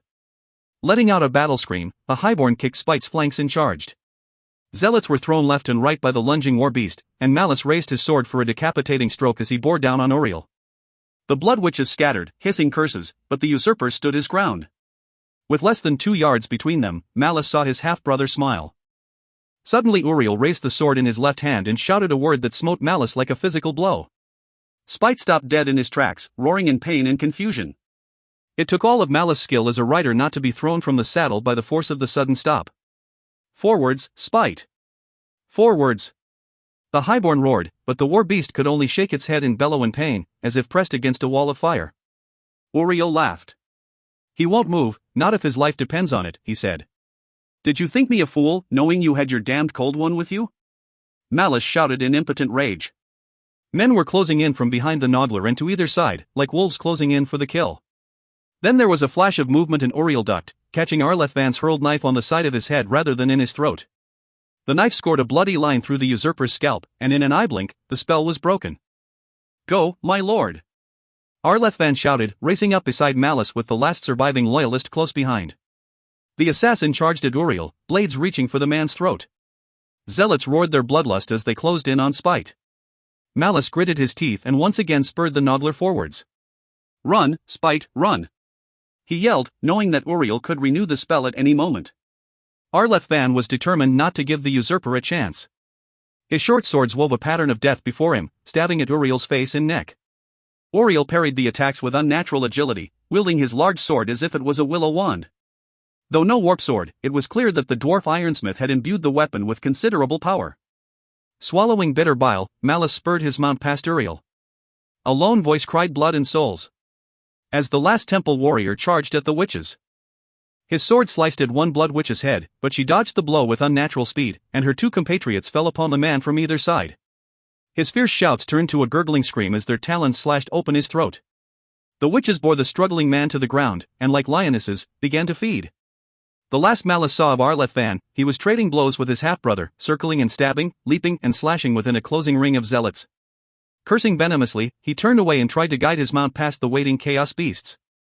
Unlike the zealots, the beastmasters knew very well how dangerous a charging cold one could be. They scattered like quail at the thundering Noggler's approach, shouting commands to the hunters in a strange, savage tongue. The air filled with the hunters' obscene, gibbering cries as they were unleashed upon Malice and Spite. There was no point trying to fight. Malice knew all too well how useless his sword was against the monster's hide. He bent low in the saddle and cried, "Race like fire, beast of the deeps. Show these slugs how you can run." Rumbling like a cauldron, Spite obediently lowered his head and stretched his legs into a full, earth-shaking gallop. Malice angled their flight to pass the beasts on their right. The closest hunter flared its tentacles and screeched at the Noggler, but the cold one lunged at the chaos beast and struck the creature a powerful blow with its shoulder. The hunter was knocked sideways, tentacles lashing, and the highborn was slapped on the side of his head by the back of one of the beast's fleshy whips. The blow nearly took his head off, throwing him hard to the left and almost pitching him from the saddle. Another tentacle brushed against his leg, the barbs scraping against his armor. Suddenly, Spite lurched and bellowed in pain. The cold one's body slewed to the left, struck on its rear flank. Blinking tears of pain from his eyes, Malice glanced back and saw another of the hunters sinking its claws into Spite's powerful rear leg, much as a lion would pull down a gazelle. The highborn looked into the creature's right eye and heard the whirring of its tentacles as it reached up to pluck him from the saddle. Malice hauled on the reins and planted his right heel in Spite's side, and the obedient war beast slashed its tail to the left. The powerful motion flung the clutching chaos beast over the Noggler's back, smashing it against the side of the tunnel. "Go!" Malice shouted, spurring his mount forwards once more. With the howls of the hunters echoing behind them, Malice and Spite raced down the broad passage. Darkness engulfed them, and the sounds of battle faded. He gave Spite his head, trusting the cave-born Noggler's senses as they raced down the passageway. Arlethvan had shown him where the tunnel ran, and he knew that after 100 yards it ended in a large, empty chamber that once housed the dwarfs while they worked on their tomb. A spiral ramp at the west end of the chamber led up to the road of black stones that would take Malice to the Vermilion Gate. When the echo of Spite's footfalls suddenly stopped, Malice knew he'd entered the housing chamber. He slowed the warbeast's pace and guided him to the left, allowing the Noggler to pick his way through the debris-strewn room. When he felt a breath of moving air against his cheek, he nudged the cold one's flanks. "Climb the ramp," Malice said, trusting it was there even though he couldn't see it. "Up." With a grunt, the cold one padded forwards and sure enough, Malice felt them begin to climb. The ramp was just broad enough for the cold one to work its way up, and the highborn lay flat against the Noggler's back and tried to stay out of the way. After several long minutes, Malice found he could see vague outlines of the ramp around him. They were almost at the top, where the road's glowing fungus shed a modicum of light. 2 turns later Spite edged out into the main passageway, and the highborn breathed a sigh of relief. He turned Spite's nose to the left, heading deeper into the hill, and let the war beast lope down the tunnel. They rode on in silence for some minutes, until Malice began to feel the tingle of eldritch power against his skin. They were drawing close to the ancient gateway. Moments later Malice found himself riding through a long, underground plaza, its ceiling lost in darkness high overhead. Worn stone statues flanked the long chamber, their features worn smooth over uncounted millennia. A heavy silence hung in the enormous chamber, and even Spite seemed to feel its weight. The plaza led them to a large, semicircular gallery at the edge of a wide, natural pit. Here, statues of beautiful, fearsome blood witches bore lamps of witchlight and robed executioners carried elegant swords of white marble. A slender bridge of stone ran from the gallery to a circular spire of rock that rose from the center of the pit. The top of the spire was flat and capped with paving stones of glossy, black marble, and upon those stones rose an arch of seamless, reddish stone. Taking a deep breath, Malice led Spite onto the bridge. He had no idea if the span would support the cold one's weight, and it was just barely wide enough to accommodate it. A cold void yawned beneath the bridge, leading perhaps to the heart of the world itself. "Easy, Spite, easy," he said. The Noggler seemed to understand, taking one slow step at a time as it edged its way across the abyss. Nearly 5 minutes later they were just over halfway across the span, and Malice was starting to breathe easier. Then he heard the sounds of pounding feet behind him and turned just in time to see the Chaos Beast leap at Spite with a chilling howl. Chapter 21. Red Skies. The Chaos Beast landed square on Spite's back, its talons sinking deep into the Noggler's hindquarters. The cold one roared in surprise and pain and instinctively turned to bite its attacker. The Noggler's right hind leg slipped from the bridge, and to Malice the world seemed to lurch vertiginously to the right. He threw himself to the left, away from the bottomless chasm, just as the hunter lashed at him with a pair of tentacles. One of the barbed whips wrapped around his left arm and another wound around his waist. Screaming in fear and rage, Malice hacked at the tentacles with his sword, but the rubbery skin was barely marked. With no apparent effort the beast dragged him out of the saddle. Malice looked down and saw nothing but emptiness and shadow. Then Spite's jaws snapped at the hunter and caught the tentacles in his fearsome maw. The cold one's teeth parted the whips like thread, splashing Malice with sticky ichor. Still screaming, he fell like a stone, hitting the edge of the span and tumbling over it face first. By an equal mix of pure luck and desperation, Malice caught the raised edge of the span with his left hand and seized it like a drowning man. His legs swung past and he rocked like a pendulum over the pit as the two beasts raged above him. He heard the sounds of talons on stone as he fought for purchase, clawing at the other side of the bridge with his hind leg in an effort to force himself back onto the span. A stream of broken stone trickled into the blackness, and Malice heard an ominous crack. His ichor-covered hand and arm slid across the stone. With a thrill of terror, he realized he was slipping. The highborn threw his other hand over the edge of the bridge, hoping to stop his fall without losing his sword, but he hadn't reckoned on the slickness of the fowlers coating his arms, and the sudden motion caused his left hand to slip. Malice's stomach lurched as he dropped. Then he felt a heavy weight cover his arm and jerk him to a stop. He hung over the pit for an instant, his legs swinging uselessly. Then the mind-numbing panic subsided and the highborn had the presence of mind to let go of his sword and try to find some kind of purchase with his right hand. The weight on his left arm shifted slightly, and Malice distinctly felt the armored shell of his vambrace bend beneath the pressure. Pain began to build at his forearm and wrist as they took the mounting strain. Gritting his teeth, Malice pulled himself upwards with his sword hand until he was able to get the crook of his arm over the bridge's rounded edge. A clawed hand the size of his torso slashed past him, missing his head by inches. Spite had managed to regain his footing and was reaching back to claw and bite at his attacker. In doing so the one-ton war beast had stepped on Malice's arm. The Chaos Beast still clung to Spite's hindquarters, tearing at one hip with its cruel beak and lashing at the war beast's face with its remaining tentacles. The Noggler's clashing jaws had bitten off several more, and the stump sprayed the cold one with gouts of clear, briny ichor. Spite roared and lashed his tail, hoping to dislodge the hunter from his back, but the Chaos Beast only dug its claws in deeper and held on. The Noggler's foot ground down as it swung its tail, and the pain in Malice's arm intensified. He threw a leg over the edge of the bridge and pulled most of his body over. Then he grabbed up his sword and slapped at Spite's leg with the flat of the blade. "Get off, you great lump of scales, dot." Whether by accident or design, Spite lifted his leg and Malice yanked his arm free. The vambrace was crumpled, and a thin stream of blood leaked past the edges of the steel halves from where the armored parts had bitten into his skin, but the highborn was not in any position to complain. Spite shifted again, and Malice heard his jaws snap shut on empty air just above his head. A surge of terror shot through the highborn as he saw a shadow spread like a stain on the bridge around him, and out of pure instinct he rolled as far to the left as he could, just as a smothering weight of stinking flesh smashed against him. He couldn't breathe for a moment, much less see, but then the chaos beast drew back from its lunge and Malice saw how horrifyingly close he'd come to being impaled by the thing's beak.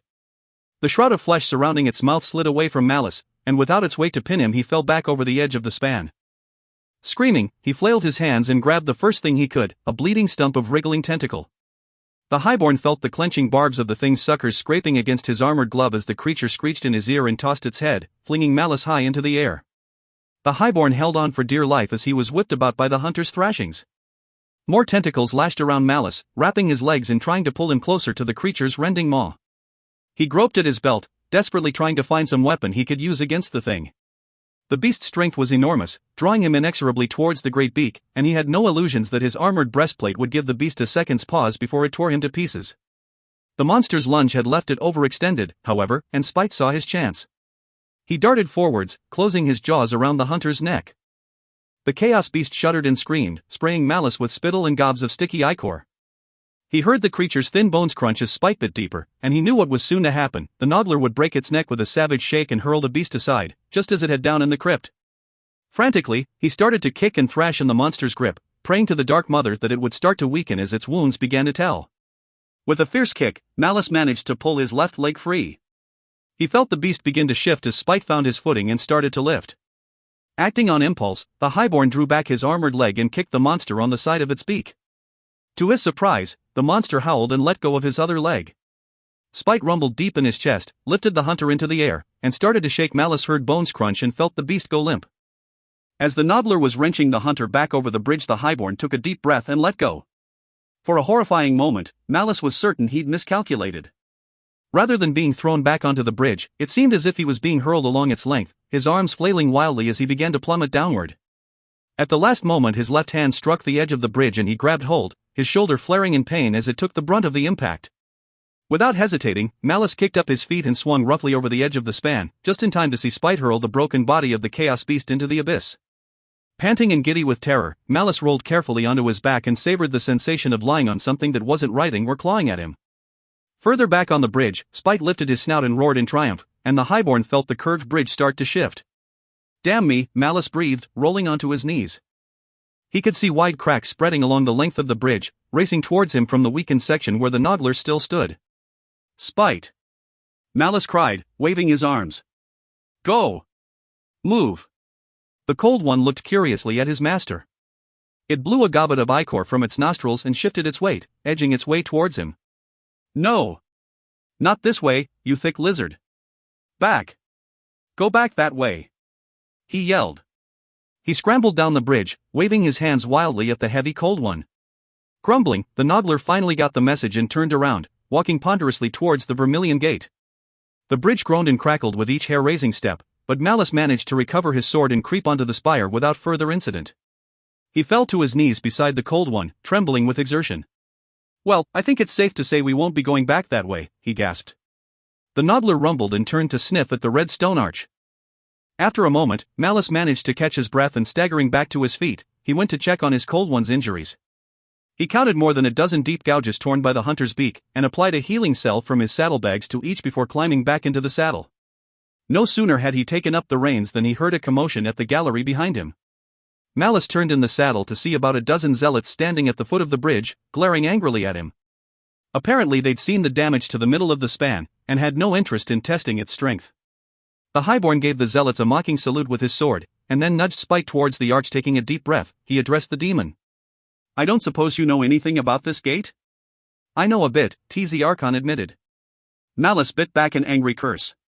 "Well, why don't you tell me how it works?" The demon shifted within his chest. "There's little to tell. Cross beneath the arch and fix your destination firmly in your mind." "I don't have a destination, as you damned well know," Malice snapped. "Don't be churlish, little Drookie," TZ Archon sneered. "I will guide us to where we need to go." They rode towards the archway. Malice studied it closely as they approached. There was not a single rune or sigil anywhere along its length. Whatever magic worked upon it was invisible to his uneducated eye. He could feel its power though, washing over him in pulsing waves that made his ears ring and set his teeth on edge. As they passed beneath the arch, the highborn expected to see a portal of smoke or light, but nothing appeared. "Are you sure you know how this works?" he said. Then the world turned the color of blood, and Malice felt himself twisted inside out. TZ Archon had neglected to mention the pain. Malice was blind, plummeting through howling darkness, and it felt as if ravens were feeding on his organs. The highborn felt their sharp beaks tear at his heart and lungs, worrying out little pieces and pecking thoughtfully at his quivering flesh as if savoring a fine meal. He could not move, could not scream. All he could do was suffer the ravages of the carrion birds for what felt like an eternity. Then there was a clap of thunder, a hot wind smote Malice in his face, and Spite was stumbling down a shallow hillside of loose stone and parched dirt. The noddler bellowed in confusion and pain. Malice reeled in the saddle, feeling sticky moisture on his face. His stomach heaved, and for a terrifying moment it felt like something was trying to force its way out. Spite skidded to a stop at the base of the hill and Malice all but fell from the saddle. He landed hard on his knees and vomited a fountain of dark blood and glossy, black feathers onto the lifeless ground. "Mother of Night," he groaned, wiping his mouth with the back of his gauntlet. The armored glove came away slick with blood. Gasping for breath, he straightened and tried to see where he was. The hillside behind him emptied onto a dry and desolate plain under a swirling sky the color of blood. Towering black mountains reared above the northern horizon, their iron flanks painted with chiaroscuros of jagged yellow lightning. The hot wind seemed to blow from every direction, shifting crazily around the compass at the whim of some lunatic god. It moaned and whispered in his ears with a susurrus of strange voices, hinting at things that he only dimly grasped, but the pieces he understood turned his guts to greasy ice. A city of black iron and blasted stone sat on the plain like a vast, black spider. Tall, blade-like towers reared hungrily into the crimson sky behind ruined walls and craggy battlements. Pillars of inky smoke rose here and there across the cityscape, wreathing the ancient buildings in a pall of suffocating fumes and ash. Off to the east, huge, hulking shapes the size of citadels writhed and lumbered along the horizon, reaching skyward as if to grasp the fickle lightning, and bellowing in madness and rage. The gate had sent him into the far north, into the chaos wastes. Nowhere else in the world could such a vision of torment exist. Why had the zealots brought the warp sword here, he wondered. What had possessed them? Was it fear of discovery by the temple, or had the blade itself chosen its resting place? "Where is the sword, demon?" Malice croaked, his throat ravaged by his ordeal. "Enough with your damned games. Just tell me where to find it so we can quit this accursed place." "It is yonder, I think," TZ Archon said. Malice knew the demon meant the foul city on the plain. "You think? What am I, a hound that sniffs out swords?" TZ Archon spat. "The gate is not so precise as I imagined, or else my control was not quite as perfect as it might have been. We are in the proper area, and I feel a source of great power to the north. What else could it be? Here? In the wastes? It could be a great many things." Before Malice could expound further, however, Spite looked back the way they'd come and sniffed the hot air warily. The highborn looked back over his shoulder. Up the long, rocky hillside, perhaps 200 yards away, a knot of horsemen regarded him from the hill crest. Malice glared sidelong at the noggler. "You and your damned bellowing," he muttered, climbing to his feet. As he did so, the horsemen kneed their mounts forwards, walking them carefully down the treacherous slope.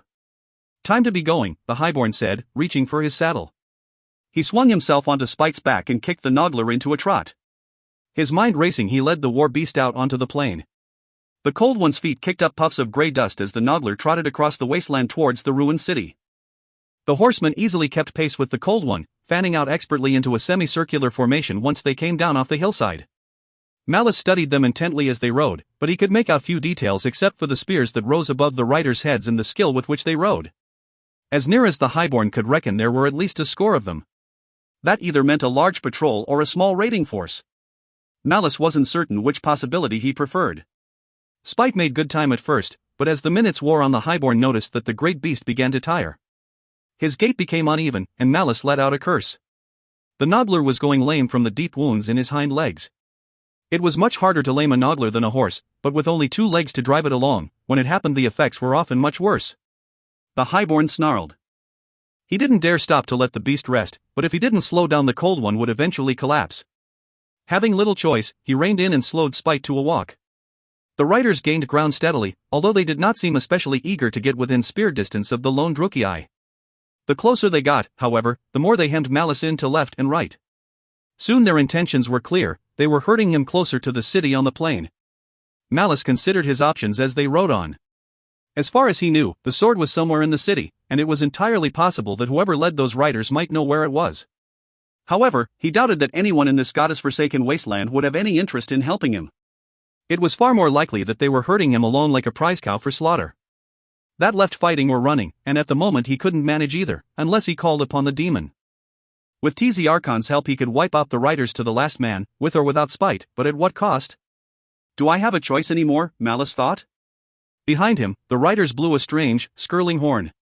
Malice's heart quickened, thinking the riders were about to charge, but when he looked back they were still keeping their distance a few hundred yards away. They were only a few miles from the city. The Highborn knew that he had to act soon. He had no intention of becoming a prisoner to these chaos-twisted savages.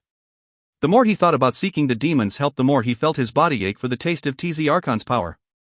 How much more potent would it be here, with the energies of chaos raging through the very skies? How like a god he could be. Malice had the name of the demon on his lips when they crested a gentle rise in the landscape and saw the riders waiting ahead of him. There had been no warning of their approach, no horns or telltale dust clouds. They had mastered the terrain with devilish cunning, using its folds to maneuver directly into his path. Just like that, the trap closed shut around him. Horsemen from the trailing patrol had already reached the rise to either side of him, cutting him off from escape. The riders in front were less than 100 yards away, waiting patiently. He studied the men awaiting him as he guided Spite down the shallow slope. They were broad-shouldered, powerful men, wearing animal furs and bits of ragged chainmail.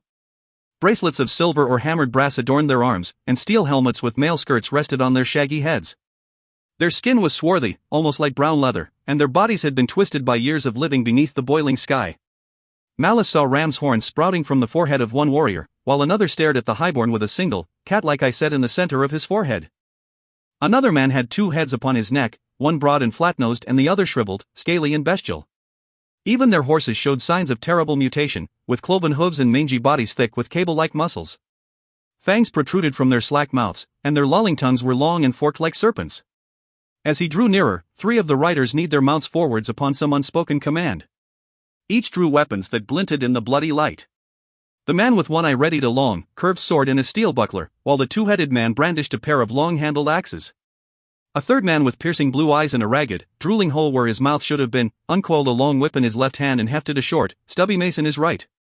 None of the other riders moved. Malice looked back at the men behind him, and saw them observing the scene from the rise many yards away. The Highborn questioned whether this was some sort of challenge. He'd heard that some tribes of marauders favored trials by combat, pitting their champions against those of their enemies. If that was their intent, he was happy to indulge them and see where it led.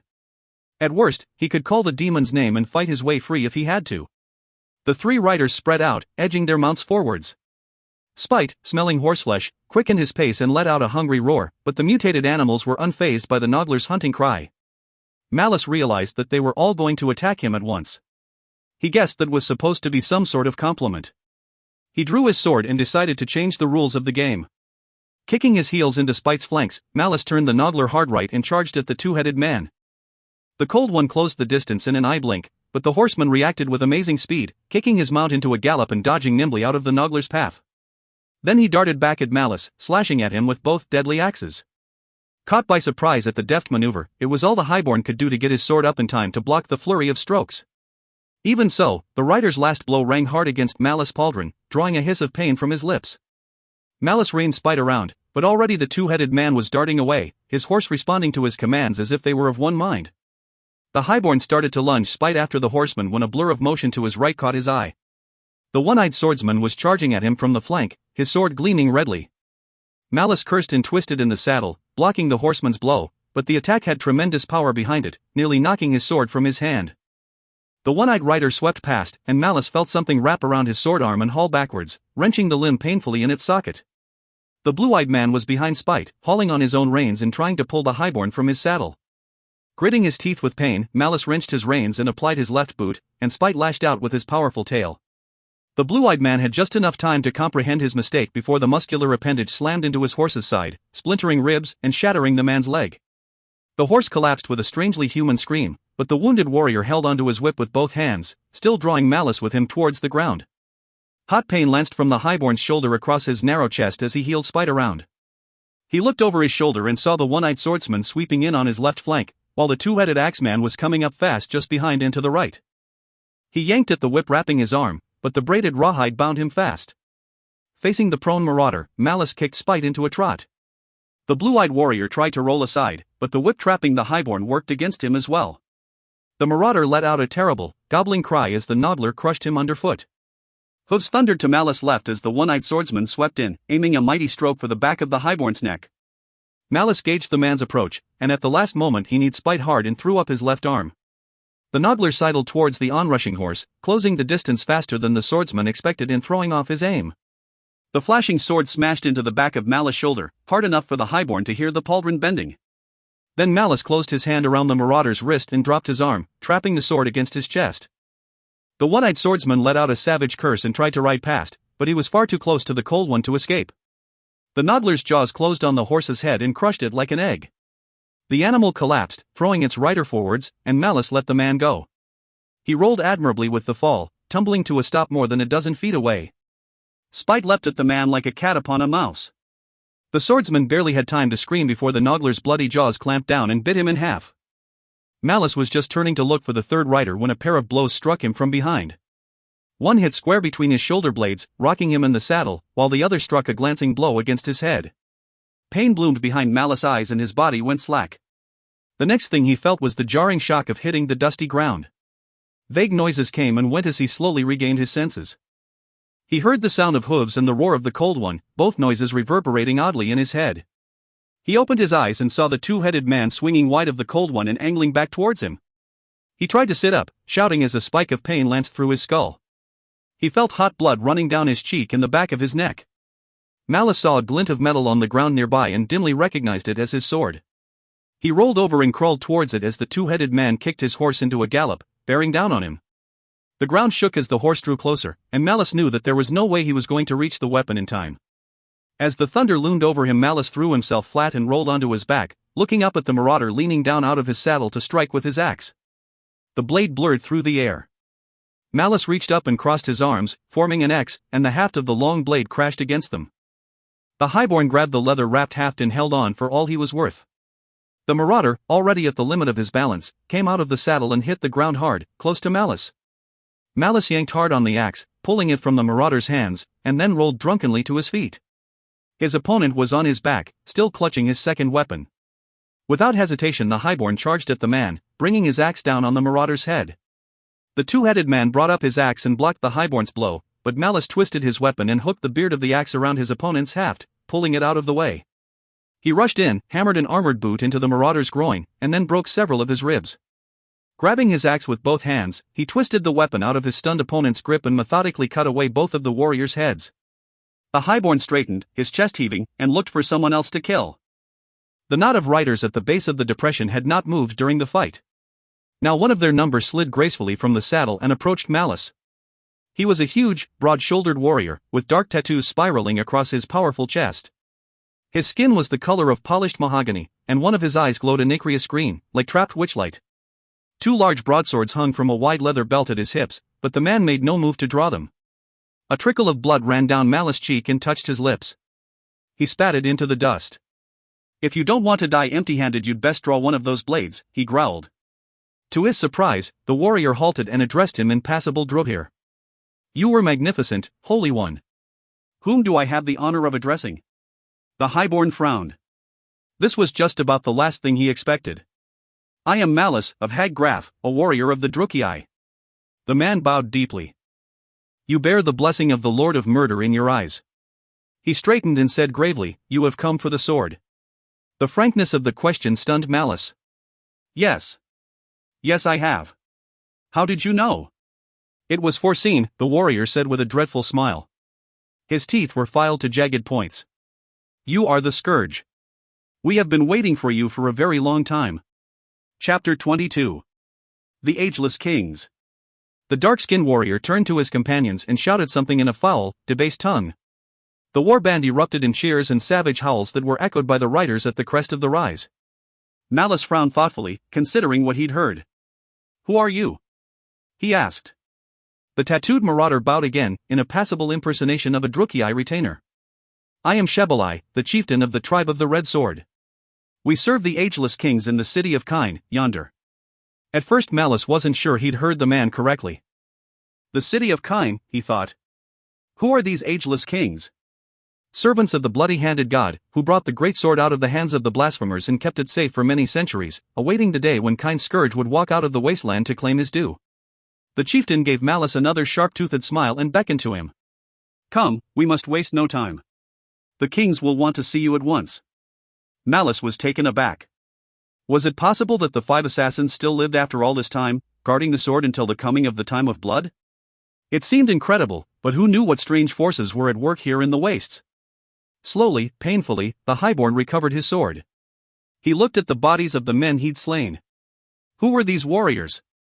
The champions of the tribe, Shebelai said proudly. Not even I could have defeated them all at once. Malice didn't think that spoke very highly of Shebelai or the rest of his tribe, but the highborn judiciously held his tongue. On impulse he went to each of the men, struck off their heads, and carried the trophies over to Spite. The marauder chieftain watched, nodding in approval. The highborn stuffed the heads into one of the empty sacks that had held his armor, and hung it from his belt like any zealot pilgrim.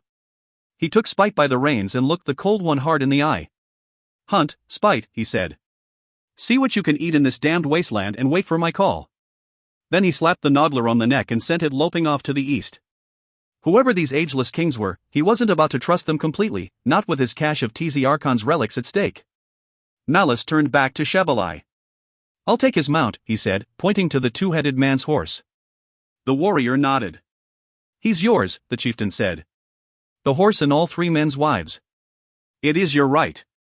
Just the horse will do, the highborn said, fighting to suppress a look of pure horror. Shebelai led the party through a ruined gate at the southern edge of Kine City, past towers of bleached skulls that rose more than 30 feet into the crimson sky. The city itself was huge, easily the size of Haggraf, and looking at the sleek, black stone of its construction, Malice couldn't help but see the hands of elves in its making. Certainly the ageless kings hadn't built it. The crumbling structures groaned under the weight of ages, perhaps going back as far as the Great War against Chaos or even earlier. Malice and the marauders rode down deserted streets piled with broken stone. He found himself catching movement out of the corner of his eye more than once, but when he turned to look, he saw only a shadowy alley or an empty doorway. Piles of ancient skulls stood at every corner, reminding the highborn of Harganeth, hundreds of leagues distant. How did your tribe come to serve the ageless kings? Malice asked. Shebelai chuckled, letting his horse find its own way along the avenue beside Malice. By conquest, of course. Long ago my tribe wandered these plains like the other tribes, but the ageless kings came from the cold lands and slew our chieftain and nearly all of his warriors with the power of the red sword. Then they took the wives and children of the tribe and brought them here, to the city of Kine. We have served them ever since. The marauder twisted in his saddle and pointed back to the plains from whence they had come. We rule all the land from east to west, and many tribes pay us tribute in flesh and treasure to cross our territory. Shebelai smiled proudly. Other tribes must journey for many leagues in search of wealth and glory to heap at the feet of the old gods, but we need only stretch out our hands and the tribes bury their faces in the dirt and give us all they have. There is no tribe more powerful or more favored by the gods than ours. A tribe's glory is wrought in battle, is it not? Malice asked. Shebelai's smile faded. We fight from time to time, but few of the tribes dare to challenge the power of the sword.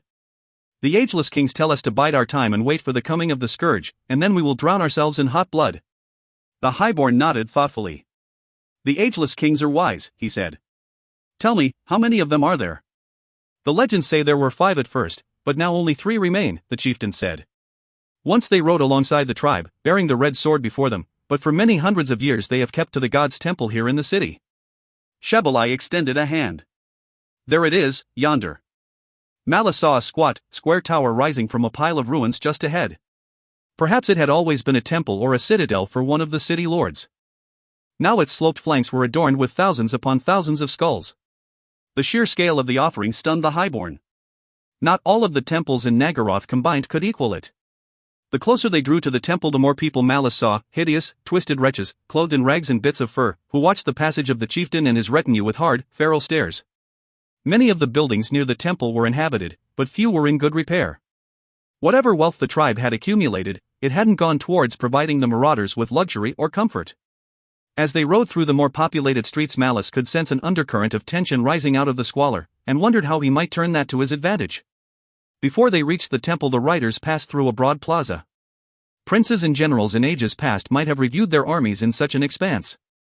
Now, however, it was a forest of iron poles bearing the rotting, headless corpses of thousands of sacrificial victims. The stench of decay was immense. Malice gritted his teeth and tried to keep his expression neutral as they worked their way through a miasma of death. Malice studied the bodies closest to the narrow path. Many of these look quite fresh, he observed. It seems you've been fighting recently. Shebalai's expression darkened. Just the killing of dogs, he said gruffly, and spoke no more.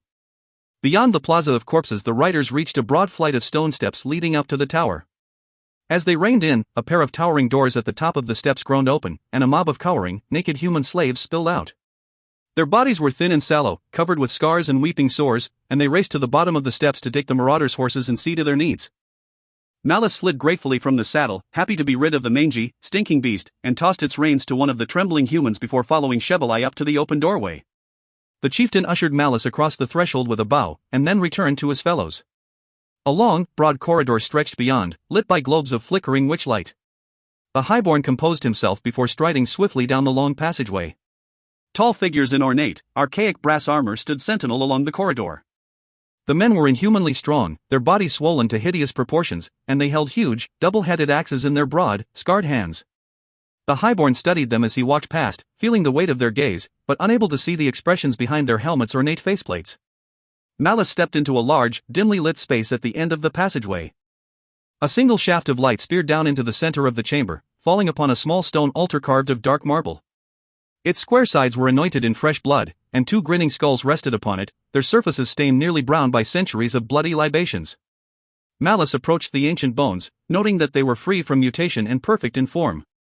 The cheekbones were sharp, the jawlines angular. "The two dead kings," he murmured, reaching out to touch the remains of one of the 5 lost assassins. "You are not worthy to touch the bones of the ageless kings," hissed a voice from the darkness. The sound was eerie, like a keening wind whistling through bare branches and forming words Malice could understand. It echoed in the vast chamber, seeming to come from every direction at once. "You defile this sacred place with your presence." Malice turned, seeking the source of the frail voice. "Are you wraith or man?" he called out. "Show yourself, Dot." Another voice spoke. Like the first, it was chillingly unnatural, like the groan of glacial ice. "We are ageless," it said, "and we rule here, not you." The imperious tone in the groaning voice annoyed the highborn. "You rule here? I thought you were waiting, serving the will of Kine and guarding the warp sword until the arrival of the Chosen One." A third voice answered, thin and creaking like old leather. "Who are you to question us so?" Malice took a deep breath. "I am the Scourge," he said. "Your vigil is ended, for I have come for the sword. The time of blood is nigh." The echoes of his voice faded into the stillness. Malice waited, straining to locate the aged assassins in the depths of the room. After a moment he caught the faintest sound of movement to his left, a dry rustle of robes. "Impossible," the first voice said. "You cannot be the Chosen One." Malice turned to the source of movement. "Can I not? Am I not Brookie-eye, like you? Do I not bear the blessing of Kine upon my face?" "I have followed you here through the Vermilion Gate, drawn by the tie I have with the sword." "How else could I have found you here in the waste?" He held out his hand. "Will you bring me my sword, or will you dishonor your long vigil here at its end?" More faint hints of movement whispered in the darkness. The second voice spoke. "You come from the temple," it groaned. "So did you, once upon a time," Malice answered. "The true believers count you among the dead." "The heretics in the temple concealed the theft of the sword and have ruled unchallenged for centuries." "That is of no matter to us," creaked the third voice. "Let them rule atop their filthy hill. It will all be swept aside when the time of blood arrives." The voices were drawing closer. Malice was certain now. "Why conceal your triumph from your fellows?" he asked. They might have swayed the people of the city to the true faith had they known. Faint shapes resolved themselves at the edges of the light. Malice saw the outlines of robed and hooded figures regarding him from the darkness. "We are the true faith," the first voice replied. "Prove it," Malice said. "Give me the sword." "The sword is not here," the second voice groaned, "and you are not worthy." "You dare deny me?" The highborn snapped. "I am Malice of Haggraf, born in the city of Shadow to the House of Chains. My mother was a witch and I slew my father with my own hands. The skull of Orenvar spoke to me through my sister, a living saint of the Lord of Murder. Have you forgotten your duty after so many centuries, or has your lust for power turned you into the very heretics you once rebelled against? All three voices shouted at once. Blasphemy! A man blasphemes against the gods, not cowardly figures hiding in the shadows of a ruined temple, Malice shouted. Did you steal the sword to keep it from the hands of the temple elders, or did you secretly covet its power? What are you but pathetic mockeries of the very heretics you once railed against? Seize him! The first voice shrieked. Malice reached for his sword, but huge figures loomed silently out of the shadows to either side of him. There had been more of the armored guards standing a silent watch in the darkness of the room, and they grabbed Malice's arms and lifted him from the ground as if he was a child. The robed figures crept slowly into the light, drawing back their hoods, and Malice looked upon them and cried out, horrified at what the assassins had become. Their bodies were impossibly ancient, shriveled and dried like mummies over thousands of years in the hot air of the wastes. Two males and a woman, her paper-thin lips framed a pair of yellow fangs that told Malice she had once been a blood witch, little more than living skeletons with parchment skin stretched over sharp bones. The man in the center of the trio stepped close to Malice, studying him with cold, reptilian orbs that bore little resemblance to living eyes. You are young and strong, the creature said, its voice whistling from the depths of dried lungs and past cracked lips. The people here are faithful, but their spirits are weak. We have lived on thin gruel for far too long, the withered Druki said. You are blasphemous, but in a sense you are also a blessing from kind. Tonight we will kill you, so that tomorrow we may call back your spirit and consume it. Your energies will restore us and lend us strength for a very long time to come. You would dare take the life of kind's chosen scourge? Malice raged. The withered creature looked up at Malice and shook his head. The true scourge would not have been taken so easily, he said, and gestured to the guards. Take the heretic to the plaza and crucify him, the ageless king said. Chapter 23. The Burning Blade. Malice roared like a trapped animal, thrashing and kicking in the guards' iron grip as they began to remove him from the altar room. Consumed with rage, he used their strength against them, twisting at the waist and kicking the man to his left in the side of the head. The highborn's armored shin rang like a gong off the polished brass helmet and the guard staggered, allowing Malice to pull his arm free. The guard on his right reacted quickly for a man of his immense size, reaching for Malice's throat with a wide, spade-like hand. Snarling, Malice ducked beneath the guard's lunge and tried to grab the bone handle of a dagger sheathed at the man's waist. The highborn's hand closed on the hilt and he drew the blade free, just as a clawed hand grasped the side of Malice's cheek and every nerve in his body exploded in icy pain. Malice convulsed beneath the witch's agonizing touch. His body arched, taut as a bow, and his face locked in a rictus of torment. Malice dimly heard a sharp, brittle crack near his waist and realized that the bone hilt had snapped in his clenched, quivering hand. Armored hands grabbed him roughly, tearing the dagger away and lifting him from the ground. His gaze was fixed. He could not move, could not breathe, could not even blink. The pain was so intense that he could barely think. Tizi Archon's name rose unbidden to his mind, but he had not the power to speak it. The blood witch recoiled from Malice with a frightened groan, her black eyes glittering with shock and honor as the guards dragged him away. The last thing he saw as darkness enfolded him was her white, withered face, its leathery features twisting into an expression of despair as the witch reeled from the glimpse she'd been given into Malice's soul.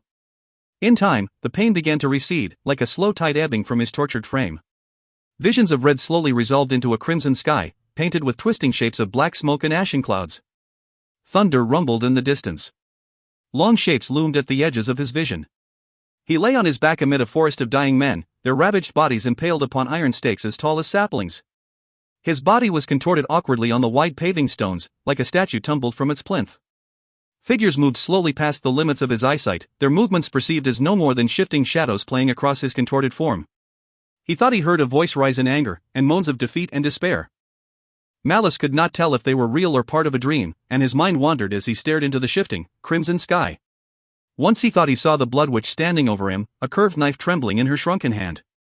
Shrieks and groans echoed in the turgid air, and when he looked into her eyes she wailed like a ghost and shrank from his sight. He tried to laugh but managed only a low, tortured moan. The sky darkened. Thunder rolled like war drums, and drops of blood mixed with gritty ash fell heavily against his face. Hands gripped him around his arms and lifted him. He rose into the air, wondering if he was being offered up to the storm. Then he was falling again, being lowered onto a frame of rough wood in the shape of an X. The hands pulled at him, stretching his contorted limbs and laying them flat against the crossbars. His head sagged between the crossposts, sending drops of dark red streaming down into his ears and hair. He felt his gauntlets being pulled away. Something cold and sharp pressed against his right wrist. His mind drifted, unable to make sense of what was happening. Then the first hammer blow struck, driving the spike deep into his wrist, and Malice began to scream. Thunder crashed, vibrating his armor like a struck gong and startling him awake. His body jerked, and he cried out in the grip of raw, jagged pain as his broken wrists and ankles grated against the nails pinning him to beams. Agony caused his stomach to clench, and he vomited blood and bile onto the paving stones. Darkness had fallen since the guards had nailed him to the wood and left him in the plaza to die. Lightning raged overhead, playing a nightmarish pantomime of shadows across the stones of the plaza. Blood and ashes had dried on his cheeks, forming a brittle death mask that lent a demonic cast to his angular face. Had it not been for his armor, he would have been dead already, suffocated by his own ribcage as he hung from the upright wooden posts. As it was, the interlocking plates kept his body from sagging too far downwards, taking some of the weight off his mutilated wrists. He'd swum in and out of consciousness for hours, delirious from pain and loss of blood. His mind was clearer now. Perhaps the last vestiges of the witch's touch had faded, or else his nerves no longer had the power to communicate the awful truth of his injuries. It was enough that he was able to notice the solitary figure outlined by the flash of lightning only a few yards away. Grunting in pain, he managed to raise his head slightly and peer at the motionless figure. "S.H. Shebelai," he whispered, his voice little more than a thready rasp. The figure stirred. "I thought you dead," the chieftain replied. He stepped closer. Another flicker of lightning etched his dark-skinned face in sharp relief, revealing an expression of anger and torment. "How can this be?" he asked. "You are the first warrior of Nagaroth to come here since the arrival of the ageless kings. You bested my finest warriors, and you bear the mark of Kine in your eyes. You must be the scourge." "The ageless kings have forgotten their duty to the Lord of Murder," Malice rasped. "They have been seduced by power and wealth. Long ago they ruled this land to safeguard Kine's sword. Now they rule for their sakes alone. Do not blaspheme." Shebelai snapped. "You know it's true," Malice said. He tried to look up at the bodies hanging nearby. "On the way here you told me that your tribe rarely fought anymore. Where, then, did all these men come from? They have the look of warriors, but were they foes taken in battle or members of your own tribe who rebelled against the ageless kings and their inglorious rule? But you're here now," the chieftain said, "and the time of blood is at hand. How can they deny you?" "Because this is all they have," Malice said. "They've clung to life and power for so long that the struggle is all they know. They cannot return to Nagaroth, not as they are, and once I claim the sword, who will fear them? The centuries have made them mad, Shebelai, and weak. Their time is at an end." Malice met his eye. "It's your time now. Of all the hundreds of chieftains who have led the Red Swords, it is you who will ride to battle beside Kine's chosen scourge." An expression of awe transformed Shebelai's scarred face. "What would you have me do? Tell me where to find the warp sword." It is not here," the chieftain said. "Long ago, when the kings first came here, the sword passed between them at the turning of each moon, so that all of them would share the burden of safeguarding it. One day the king who kept the sword refused to give it up, and they fought among themselves. The struggle lasted for centuries, or so the legends say." Shebelai turned and looked back at the temple. "Two of the kings died during the feud. You saw their skulls in the reliquary chamber. And the sword? They agreed to place it beyond their grasp except in the direst of circumstances, so that they would never feud amongst themselves again. They took the sword north, into the mountains, and hid it in a cave, so goes the legend," Shebelai said grimly, "as it has been passed down through the line of chieftains. It is part of our part with the ageless kings, to keep their secret from the rest of the world." "That's all very fascinating," Malice wheezed impatiently, "but how am I to find this cave?" "Follow the skulls," the chieftain said. "They will lead you through the gullies to the cave and its guardian." "Guardian?" Malice spat. "What sort of guardian?" The chieftain shrugged. "The legends do not say. Something powerful enough to guard the warp sword for ages and not be tempted by it as the kings were." "Delightful," the highborn snarled. The pain in his wrists was starting to build once more. Gritting his teeth, he tried to take some of the weight off of them, prompting a groan of torment as he bore down on the spikes penetrating his feet just below the ankles. When the agony subsided and his vision cleared, he focused his gaze on Shebelai once more. "You must pass the word to those of your tribe you can trust," the highborn said. "When I return with the sword, the reign of the ageless kings will end." "Do you understand?" The chieftain nodded. "I understand." "Good. Now get me down from this damned cross," Malice groaned. But Shebelai was unmoved. He looked Malice in the eye. "If all you say is true, and you are the scourge of Kine, you should be able to free yourself." He backed away from the cross. "I will await your return," he said, and disappeared into the darkness. Malice stifled a vicious curse. He had a plan for Shebalai and his warriors, so for the moment he needed the chieftain on his side. Plus, he thought bitterly as he tried in vain to close his fists, there was not enough mother's milk in the world to heal him from the guard's iron spikes. Lightning flared overhead and arced among the iron poles of the plaza. Malice heard screams and smelled the sweet odor of burning flesh. He drew a deep breath. This would not be any mere taste. He stood at the edge of an abyss. The next step he took would be into darkness. Thunder crashed. "Tz Archon!" He screamed at the bleeding sky, and his veins burned with the demon's icy touch. Power coursed through him in an icy torrent, banishing fear, weakness, and pain. The strength of a god flowed through him. Clenching his fists, he tore them free of the iron spikes and laughed like a madman as shattered bone and torn flesh rent it. Reaching down, he pulled the lower spikes loose with his bare hands and fell to his knees upon the gore-slick stones. Malice squeezed the spikes between his fingers as if they were half-melted wax, and threw them high into the air.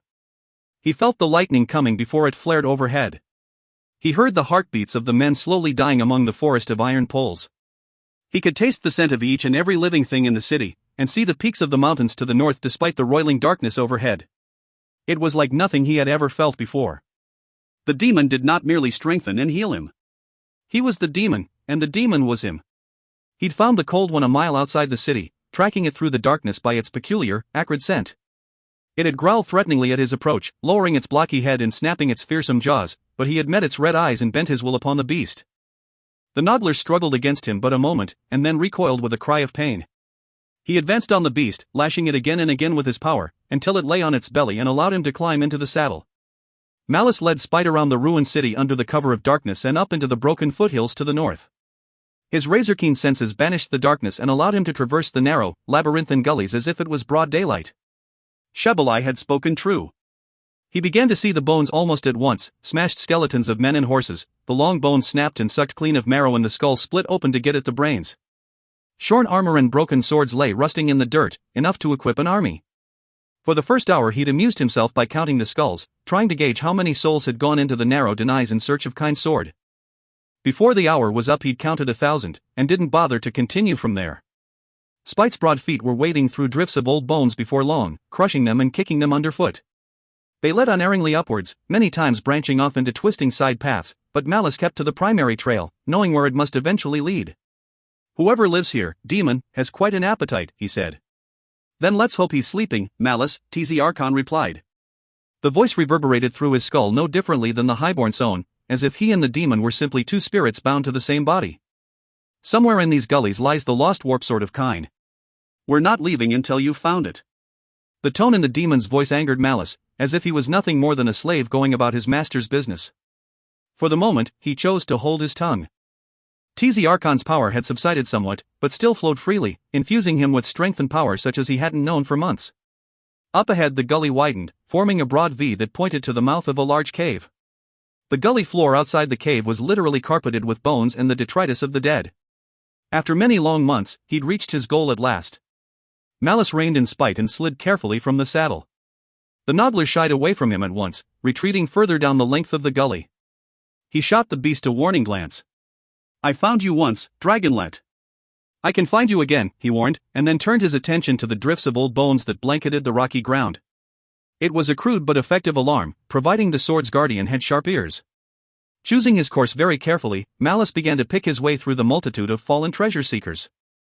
He tried not to think about the fact that many of them had probably attempted the very same thing. "Quietly now, Darkblade," Tz Archon said, "let's not wake anyone."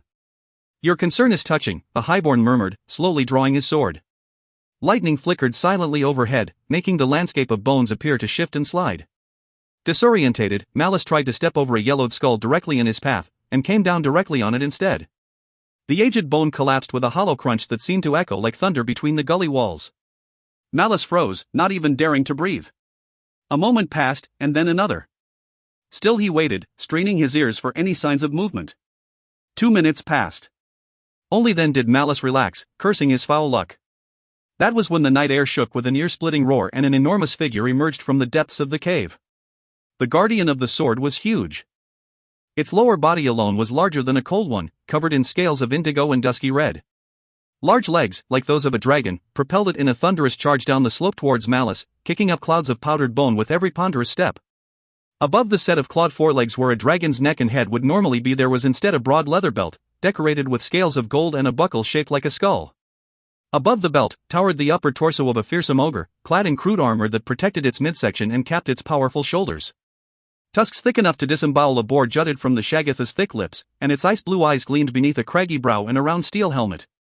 In its platter-sized hand, the guardian held a sword that was longer than Malice was tall, and the creature raised it angrily as it bore down on the stunned highborn. Mother of Night. The highborn cursed. Malice, under the circumstances I think I'll let you run, now. The terrible sword whickered through the air. Galvanized by the demon's shout, Malice hurled himself to the left, just out of the weapon's reach. The blade struck a pile of bones and sent shattered fragments spraying into the air. Still bellowing in rage, the dragon ogre charged past, quickly changing course to come around for another charge. The creature was between Malice and his cold one. Frantically he cast around for other avenues of escape, but the walls of the gully were steep and sheer. "There's nowhere to run!" he exclaimed.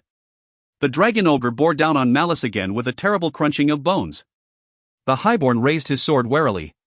There was no way he could trade blows with something so massive. He would have to wear the monster down with lightning-fast strikes, much as he'd seen Arleth Van kill the highborn in the crypt. He crouched low as the beast charged into reach. Its sword swept down at an angle, aiming to cut the Druchii in half from shoulder to hip. At the last second, Malice dodged to the left, cutting across the dragon ogre's path and fouling his swing. The creature let out a furious cry and the highborn answered with a Druchii war scream as he put all his strength into a powerful cut aimed just below the Shaggoth's belt. The heavy northern sword, backed by the demon's terrible strength, struck the monster dead on, and the steel blade shattered with a discordant clang. Malice barely had time to register his shot before the dragon ogre lashed out with a clawed forelimb and struck him a backhanded blow that sent him flying head over heels into the air. Had the limb struck his chin it would have taken his head clean off. As it was, the Shaggoth's paw had glanced off his chest and dented his thick breastplate. He felt as if he'd been kicked by an oddler, and he gasped for breath as he hit a pile of old skulls near the side of the gully wall. Malice rolled off the pile of bones, glaring helplessly at the monster. He tried to subdue it by force of will just as he'd done to the Noddler, but the dragon ogre was unfazed. Furious, he grabbed a skull and hurled it at the beast with all his strength. "Curse you, creature!" he roared. "Curse you back to hell!" The projectile struck the beast in the side of the head and shattered into pieces, leaving not a mark on the monster's thick skull. Terror and despair raged through Malice. The demon's gifts were useless. Had he surrendered the last vestiges of himself for nothing? Bellowing like a bull, the dragon ogre came about, readying its massive sword. Malice could feel TZ Archon's strength pulsing through him. He could hear the blood rushing in his veins and feel the fury of the storm raging overhead, but not a bit of it mattered. In the next few moments the Shaggoth would cut him apart. As the dragon ogre trotted towards him, Malice's eyes turned to the dark mouth of the cave. "I'll be damned if I'm going to die empty-handed," he thought. The highborn pushed himself to his feet and sprinted up the gully. The dragon ogre bellowed angrily, surprised by the sudden move. TZ Archon was surprised as well. "Malice, where are you going?" "You're running towards the cave." "We still have a job to do, remember?" The highborn countered. "You fool! It's right behind us," the demon said. "You'll trap us in there." "I need a weapon," Malice snarled. "The warp sword is in there." "That will do." Malice reached the entrance to the cave. A cacophony of pounding feet and crunching bone rose behind him as the Shaggoth charged headlong up the gully. "The warp sword of Kine is no pig stick to be used in brawling," the demon raged. "It is a talisman of glorious power." "It's still a sword," Malice said. "Shut up, demon." Malice rushed into the cave. He expected a long, carrion-choked passageway, leading back into darkness. Instead he found himself in a broad, high-ceilinged cavern. The space was piled with bones and rotting bodies nevertheless, save for a cleared area near the center of the chamber where the dragon ogre evidently slept. A plain stone altar stood on the other side of the cleared area, and upon that altar rested a sword.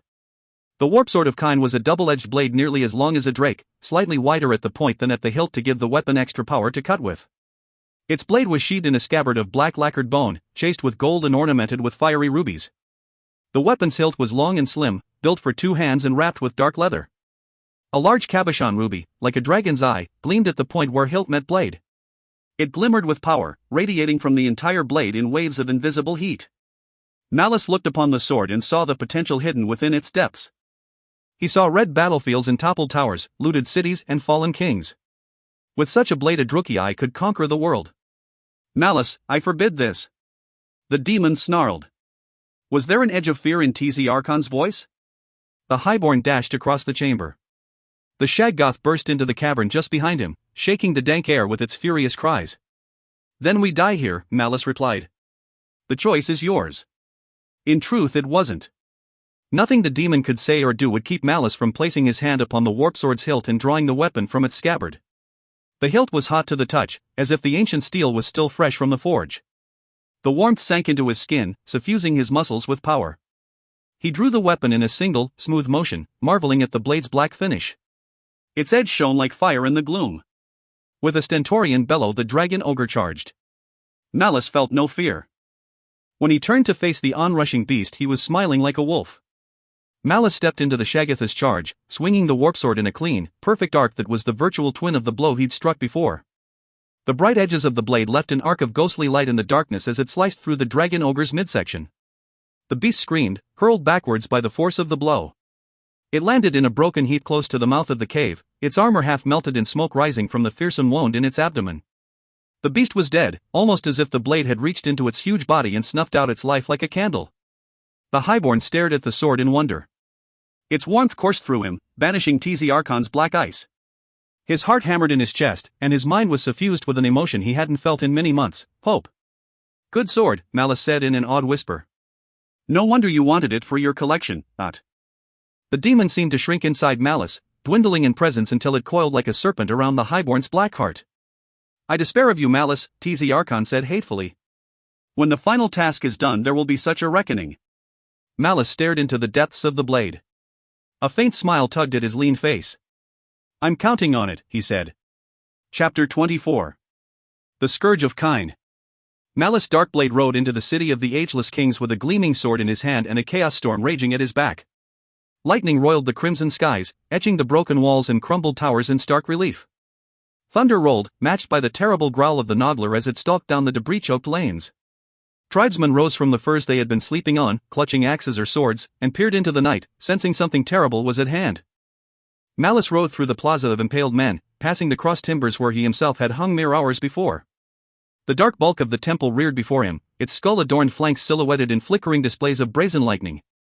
He reined in his cold one at the base of the towering steps and regarded the sealed doors coldly. Spite reared his head at the ancient building and roared, a raw sound of fury that echoed roughly from the temple's thick walls.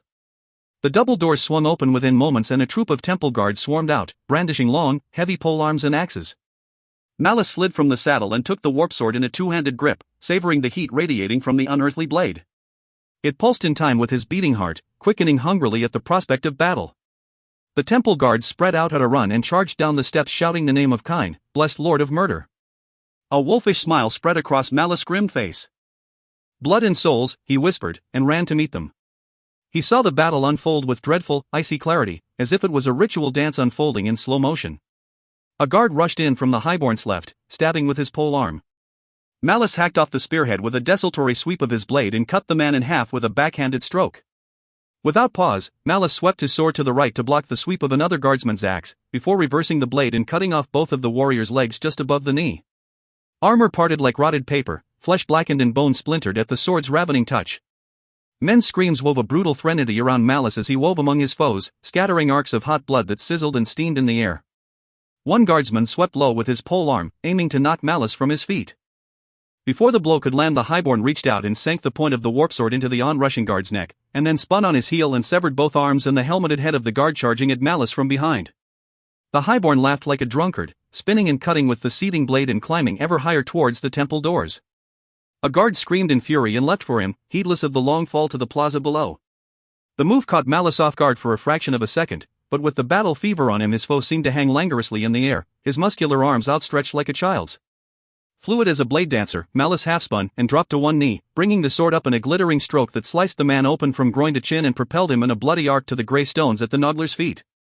There was a droning sound humming lazily towards Malice. He turned and swatted the thrown axe aside, and then dashed up the last few steps to the sole remaining guard. The warrior had barely enough time to unsheath his dagger before Malice reached him. Both men regarded one another.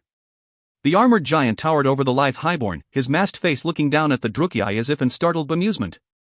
Then the guard let out a bubbling sigh and bright blood erupted from the air holes in his visor as the highborn pulled the warp sword free from the man's breastplate. Malice stepped gracefully to the side as the giant's body crashed face first onto the stone steps and slid towards the bottom on a dark trail of gore. A pale figure regarded the highborn from just outside the temple doorway. The blood witch sank slowly to her knees, her marble-like eyes glittering fearfully as Malice approached her.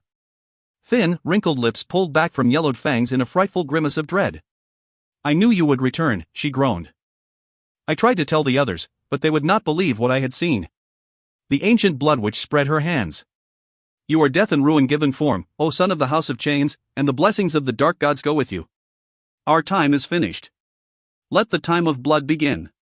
She raised her chin, and the warp sword seemed to leap in Malice's hands. The black blade flickered through the air and the blood witch stiffened in the wind of the sword's passing. Malice studied the witch coldly for a moment. A trickle of dark blood welled in a thin line across her narrow throat. The highborn stepped up to her and reached out, taking a handful of her white hair in his fist and lifting her severed head from her neck. The highborn hung the witch's head from his belt and stalked past her still upright body, heading into the darkness of the temple beyond. When Malice emerged from the temple a short while later, the tribe of the Red Sword was awaiting him. They filled the plaza at the foot of the temple, standing like wraiths amid the forest of impaled men. Lightning picked out steel helms and glittering mail, sharpened swords and bared fangs. Warped faces turned upwards as the highborn's armored figure strode to the top of the stairs, and every eye beheld the steaming sword in the trio of severed heads gripped in Malice's hands. Shebelai stood at the head of his tribe, waiting at the foot of the broad stairs with a look of grim joy on his face. Malice regarded him balefully, and then his gaze swept across the gathered warriors. Thunder rumbled from the north. "The rule of the ageless kings is no more," Malice said, his sharp voice ringing out across the plaza. "They forgot their duty to the Lord of Murder, and Kine has meted out his wrath, but their taint has spread to you, warriors of the Red Sword. The sons of Kine do not hide in cities of stone and turn their faces from the battlefield. The glory of the bloody-handed god lies in death, not in slaves, nor gold, nor stone walls. The ageless kings chose to cling to life, and you joined in their depravity." A groan rose from the assembled warriors at the highborn's harsh words. Malice cut them off with a shout. When Kine sent his chosen scourge to claim his birthright from the kings, they were sunk so far in their iniquity that they did not know him. Malice raised the terrible blade. "Look upon the warp sword of Kine and know that his scourge has arisen." The warriors replied with shouts of anger and despair. Men slashed their cheeks and their chests, offering up their blood-stained blades to the highborn.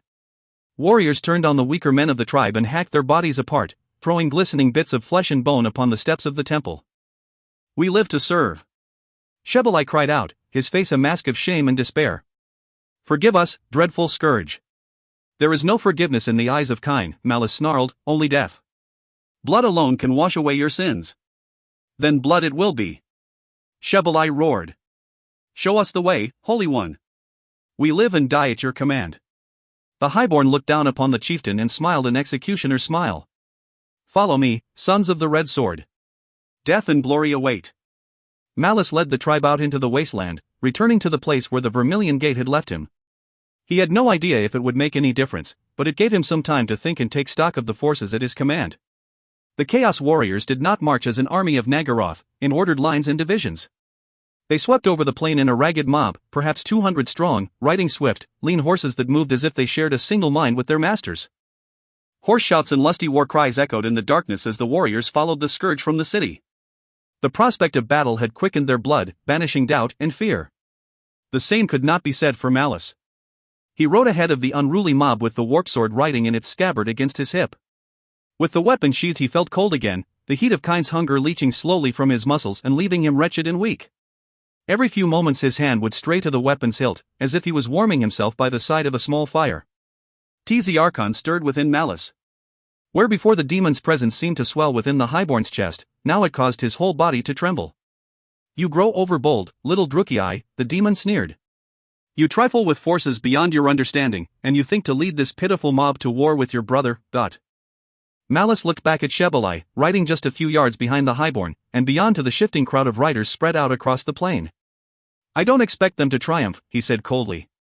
"I expect them to die, in as dramatic a fashion as possible. I will need a grand diversion if I'm to reach the sanctum of the sword and deal with Uriel." It was a gamble, to be sure, and a desperate one. As fearsome as the warp sword was, Malice didn't care to pit himself against Tyron and his entire band of zealots. If he could distract them with a sudden attack inside the walls of the fortress, it might buy him enough time to reach the temple and confront Uriel directly. He hoped that with his half-brother dead the zealots would accept him as the new scourge or else lose heart and scatter into the night. Then he could deal with Roland or whoever was commanding the forces of the temple. You think that you can defeat Uriel by yourself? The demon sneered. Malice's hand strayed towards the hilt of the warp sword. With this I can. You are a fool, Darkblade. No, demon. You put this sword into my hands. If you didn't think I'd take it up and use it to slay my enemies, then you are the fool, not I. As he spoke, Malice caught sight of a trio of ragged shapes lying upon the lifeless ground and realized they'd reached the site of his battle with Shebelai's champions. He prodded Spite into a canter and rode halfway up the shallow rise so he that could turn and regard the tribesmen. As the noddler heeled about, the riders brought their mounts to a halt and waited expectantly. Malice drew the warp sword, shuddering slightly as the rush of heat flooded his body. "Warriors of the Red Sword," he cried, "the hour of your redemption is at hand. Follow me and cleanse your souls in the blood of the foe. Kill every man who stands in your way." Shebelai drew a fearsome, curved sword and waved it in the air.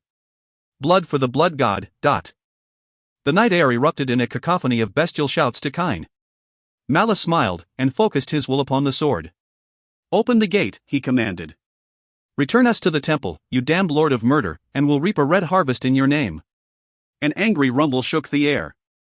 Whether it was thunder or the growl of a bloodthirsty god, Malice could not say, for at that moment the warriors of the tribe cried out in terror and the world turned inside out. *********. They appeared under clear skies, with a bright pair of moons overhead. The transition was so jarring that for a moment Malice was completely disorientated. Horses screamed and men shouted in wonder and fear. The night shook with the stern cry of trumpets and Malice heard shouts of alarm echoing down the lanes of the temple fortress. Then the world snapped back into focus. Malice and the warriors found themselves in the broad avenue between the Citadel of Bone and the dwarf-built temple. White-robed zealots were charging from every building and pathway, and the alarm trumpets continued to sound. It was as if their arrival had been expected somehow, the highborn thought.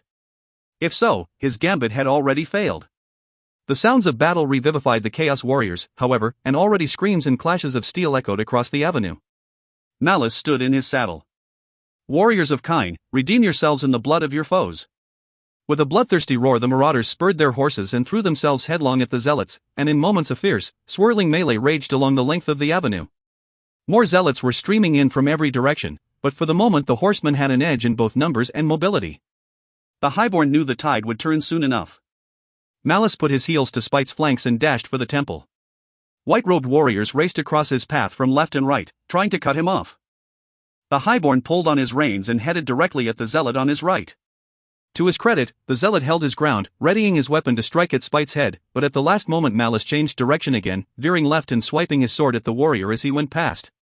The zealot's drake bit into Spite's shoulder just as Malice took off the top of the warrior's skull. Steel rang on Malice's left side. He glanced over his shoulder in time to see the second zealot's headless body collapsing to the ground. Shebelai and half a dozen marauders had fallen in behind Malice, using spears and swords to kill anyone who came too close. The marauder chieftain raised his sword to the heavens, laughing like a fiend. Malice grinned cruelly and put his boots to Spite's flanks. The doors to the temple were open as Malice reined in before the building's broad steps. Fearing an ambush, he dismounted quickly and let Shebelai and the marauders take the lead. The Chaos Warriors raced across the threshold, and almost immediately Malice heard screams and the sounds of battle.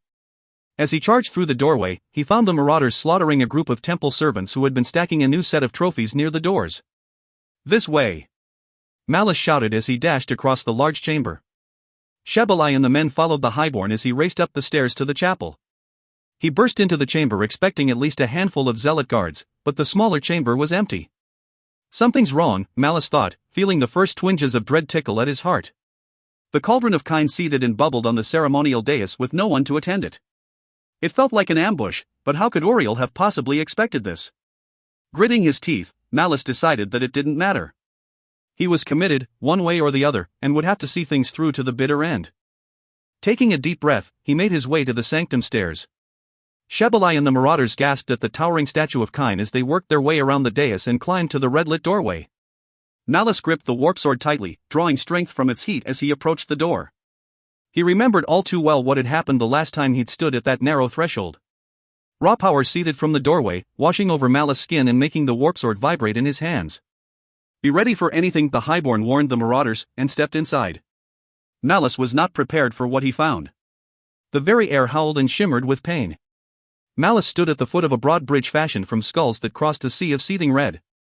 Heat and light rose from its surface like the glow of a furnace, searing his skin and filling his ears with the cries of the damned. At the far end of the bridge stood another doorway leading into the sanctum, and at the bridge's midpoint, naked and gleaming in the ruddy light, stood Yasmer. Malice looked upon her and felt smaller and weaker than he'd ever known before. She was unearthly, radiant in her lethal beauty. Her dark eyes met his and she smiled, revealing her leonine fangs. Behind Malice, one of the marauders moaned like a frightened child. "Who is she?" asked Shebelai, his voice full of dread. Malice didn't know what to say. Finally he shrugged. "She is my bride," he said grimly, and went to meet her. She waited for his approach, spreading her arms slightly. Had it not been for the slim, needle-like knives in her hands, she might have been offering herself to her lover. The highborn clenched the warp sword tightly. One did not fight Yasmer, one offered oneself up to die. For an instant he thought of the demon, but he pushed the idea away. The warp sword would have to be enough. Her gaze was inscrutable. It was as if she stared through him, seeing some vista beyond the ken of mortals. When she was within reach of his longer sword, he came to a halt. His fingers flexed on the sword's leather-wrapped hilt. Yasmer made no move. She continued to stare through him as if he wasn't even there. Malice frowned. "Hello, sister," he said. At the sound of his voice her expression changed. Her eyes shifted slightly, as if she was seeing him for the first time, and then she was flying at him, her daggers reaching for his throat. Malice brought the warp sword up in the nick of time, barely deflecting the lethal strikes, but there was no time to recover, as the living saint switched targets and began a series of deadly thrusts at his face, chest, and groin. She never stopped moving, flowing towards him like a dancer and making a lethal move with each and every step. He had no time to be afraid. The warp sword seemed to move of its own accord, matching Yasmer blow for blow. Once again, he saw the fight unfold with a detached clarity, as if he was a spectator rather than a combatant. Her speed and grace were devastating. Even though he could read Yasmer's next attack, his body was hard-pressed to counter it. She drove him back steadily, keeping him constantly on the defensive. A dagger thrust sank a quarter of an inch into his throat, but he scarcely felt it. Another blow stung him like an adder just below his eye. The next one was going to hit his hip, right where the breastplate met his fald. Malice waited until the last possible moment, and then pivoted on his left foot and let her thrust slide past. He continued the spin, turning it into a lightning-quick backhanded cut aimed for her neck. The warp sword hissed through the air, but Yasmer was already gone, rolling forwards out of the sword's path. Malice rushed at her, but Yasmer recovered from the roll at once and whirled, knocking aside his stop thrust, and making a blurring stab for his neck. The highborn sensed the strike and faded back, deflecting the thrust with the flat of his blade. Two marauders charged at Yasmer, their weapons aiming for her slender back. She reversed her daggers with a flourish and stabbed both warriors through the heart, before pushing their corpses off and tucking into a tight roll towards the highborn. When she came up out of the roll, her blades were reaching for his throat and a terrible smile of joy lit her unearthly face. Malice had anticipated her attack and ducked beneath the thrust. His sword swept up at her torso and her knives fell into a crossblock, trapping his sword. Malice yanked his sword clear, feinted low, and then thrust at her neck, just as she twisted her body, deflecting the attack with her right-hand dagger and stabbing at Malice with her left. The point of her dagger scratched the hollow of his throat and stopped. She could reach no further with her right hand blocking Malice's sword. They were at a deadlock. Yasmer looked into Malice's eyes. She seemed to truly recognize him for the first time. "I cannot kill him," she said breathily. Malice gave her a bemused frown, and then realized that she wasn't speaking to him. From behind the highborn, back towards the doorway at the far end of the bridge, he heard Uriel's angry voice. "What is this foolishness?" Malice thought quickly. "She cannot kill me because we are too evenly matched," he said. Slowly, carefully, he stepped away from Yasmer and lowered his sword. She mirrored his moves exactly. "As befits a bride and a groom, don't you think?" Angry shouts from the other end of the bridge caught his attention. The marauders were retreating from a group of blood-stained zealots, and two fearsome grey figures that crawled like spiders down the stone walls above the doorway to the chapel. The chaos beasts slashed their tentacles hungrily as they sank closer to their prey. There was a meaty thump near Malice's feet and something bounced heavily off his calf. He looked down and saw Arlethvan's blood-stained head roll to a stop at his feet. "He told me everything," Uriel hissed. "An assassin's body can resist torture, but his spirits are powerless to one such as I." Malice turned to face his half-brother, pure murder dancing in his eyes. If he told you where I went, he said, raising the warp sword, then you know what this is. Uriel stood at the far end of the bridge, the copy of the warp sword clutched in his left hand. His face twisted with rage. It is not yours, you misbegotten cur. It is meant for me. I was reborn in the cauldron while you were whelped by that Nagarite whore. If you are here, it is because Kine willed it so. You are here so that I may take the sword from your broken and bleeding body. Malice smiled. Do you want it, brother? Come then, and take it.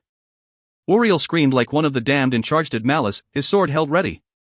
Behind the highborn Shebelai roared a challenge at the zealots, and suddenly the air rang with the clash of steel and the screams of the dying. Malice charged at his half-brother, a war scream bursting from his throat. He read Uriel's every move, knowing his blade would come slashing down for his shoulder half a second before the blow fell. The warp sword swept up, knocking the blow aside. Then Malice reversed the stroke and sliced at Uriel's chest. Before the blow could connect, however, Uriel's form blurred, and the sword passed through the space where he had been. Damn sorcery! Malice whirled just as Uriel's blade whipped at his face from an unexpected angle. Caught by surprise, the sword sliced neatly across his cheek. Hot blood poured down his face, and Uriel laughed. Malice stabbed at his half-brother, but again, the sorcerer's form blurred and seemed to coalesce 3 feet to the left. Uriel's sword stabbed out, glancing from Malice's armor, and the highborn spun and slashed down at the extended arm, but once again, it was like cutting at air. Uriel blurred and then reformed again to Malice's right. This time the highborn was expecting an attack and was ready when Uriel lashed out at his neck. Malice parried the blow and stepped in for a thrust, but again, his half-brother turned to smoke and reappeared 3 feet to the highborn's right. His half-brother's sword flashed, and Malice felt a spike of pain lance through his right thigh.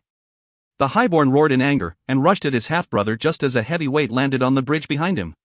He heard the tentacles hissing through the air a fraction too late as the chaos beast entwined his sword arm and waist and lifted him into the air.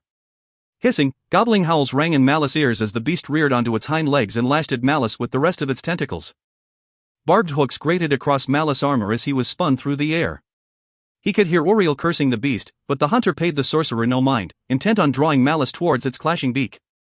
Snarling, Malice shifted the warp sword to his free hand and slashed at the tentacles holding him. The warp sword parted the flesh whips in a spray of steaming ichor and he plunged face first to the bridge. He hit hard on his left shoulder and rolled away down the beast's right flank. Malice rolled to his feet as the chaos beast rounded on him, and he buried his sword in the creature's neck just as 2 of its tentacles smashed against the side of his head. The blows knocked the highborn to the ground and he rolled clear, dragging his sword with him. When his vision cleared, Malice found himself facing back towards the chapel end of the bridge. The second chaos beast had leapt from the wall and clung to the side of the stone span, snatching men in the midst of the melee and lifting them clear. As Malice watched, the hunter snatched one of the marauders from the battle and lifted the wriggling body high overhead, whereupon it began to pull the man limb from limb. Tyrant and Shebelai faced one another, trading blows with their curved swords in a blur of razor-edged motion. All around them zealots and marauders tore at one another with single-minded ferocity, although it was clear that with the chaos beast on their side the zealots would soon gain the upper hand. Yasmer stood apart from the battle, watching the slaughter with dispassionate interest. A shadow loomed over Malice. Uriel's sword whirred through the air and struck the bridge where the highborn had been, but Malice had rolled away and was clambering unsteadily to his feet. Roaring with hate, Uriel charged at his half-brother, launching a series of powerful blows that Malice blocked with steady, deft strokes. Malice didn't attempt to strike back, knowing that it would only give Uriel a chance to discorporate and strike him from an unexpected angle. Instead he gave ground, defending himself easily and trying to think of a way to turn the tables. With every step Malice drew closer to the melee at the end of the bridge. On impulse he blocked Uriel's next attack, and turned and ran towards the battle. Behind him, Uriel laughed in disdain and lurched after him, dragging his twisted foot across the smooth stone. A zealot struck down one of the chaos warriors and stepped in Malice's path. The highborn cut the man in half and dashed past before the bloody halves hit the ground.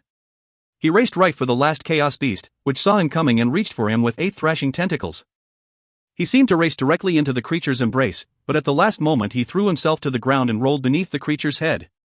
As he'd hoped, Uriel ran headlong into the monster's clutches.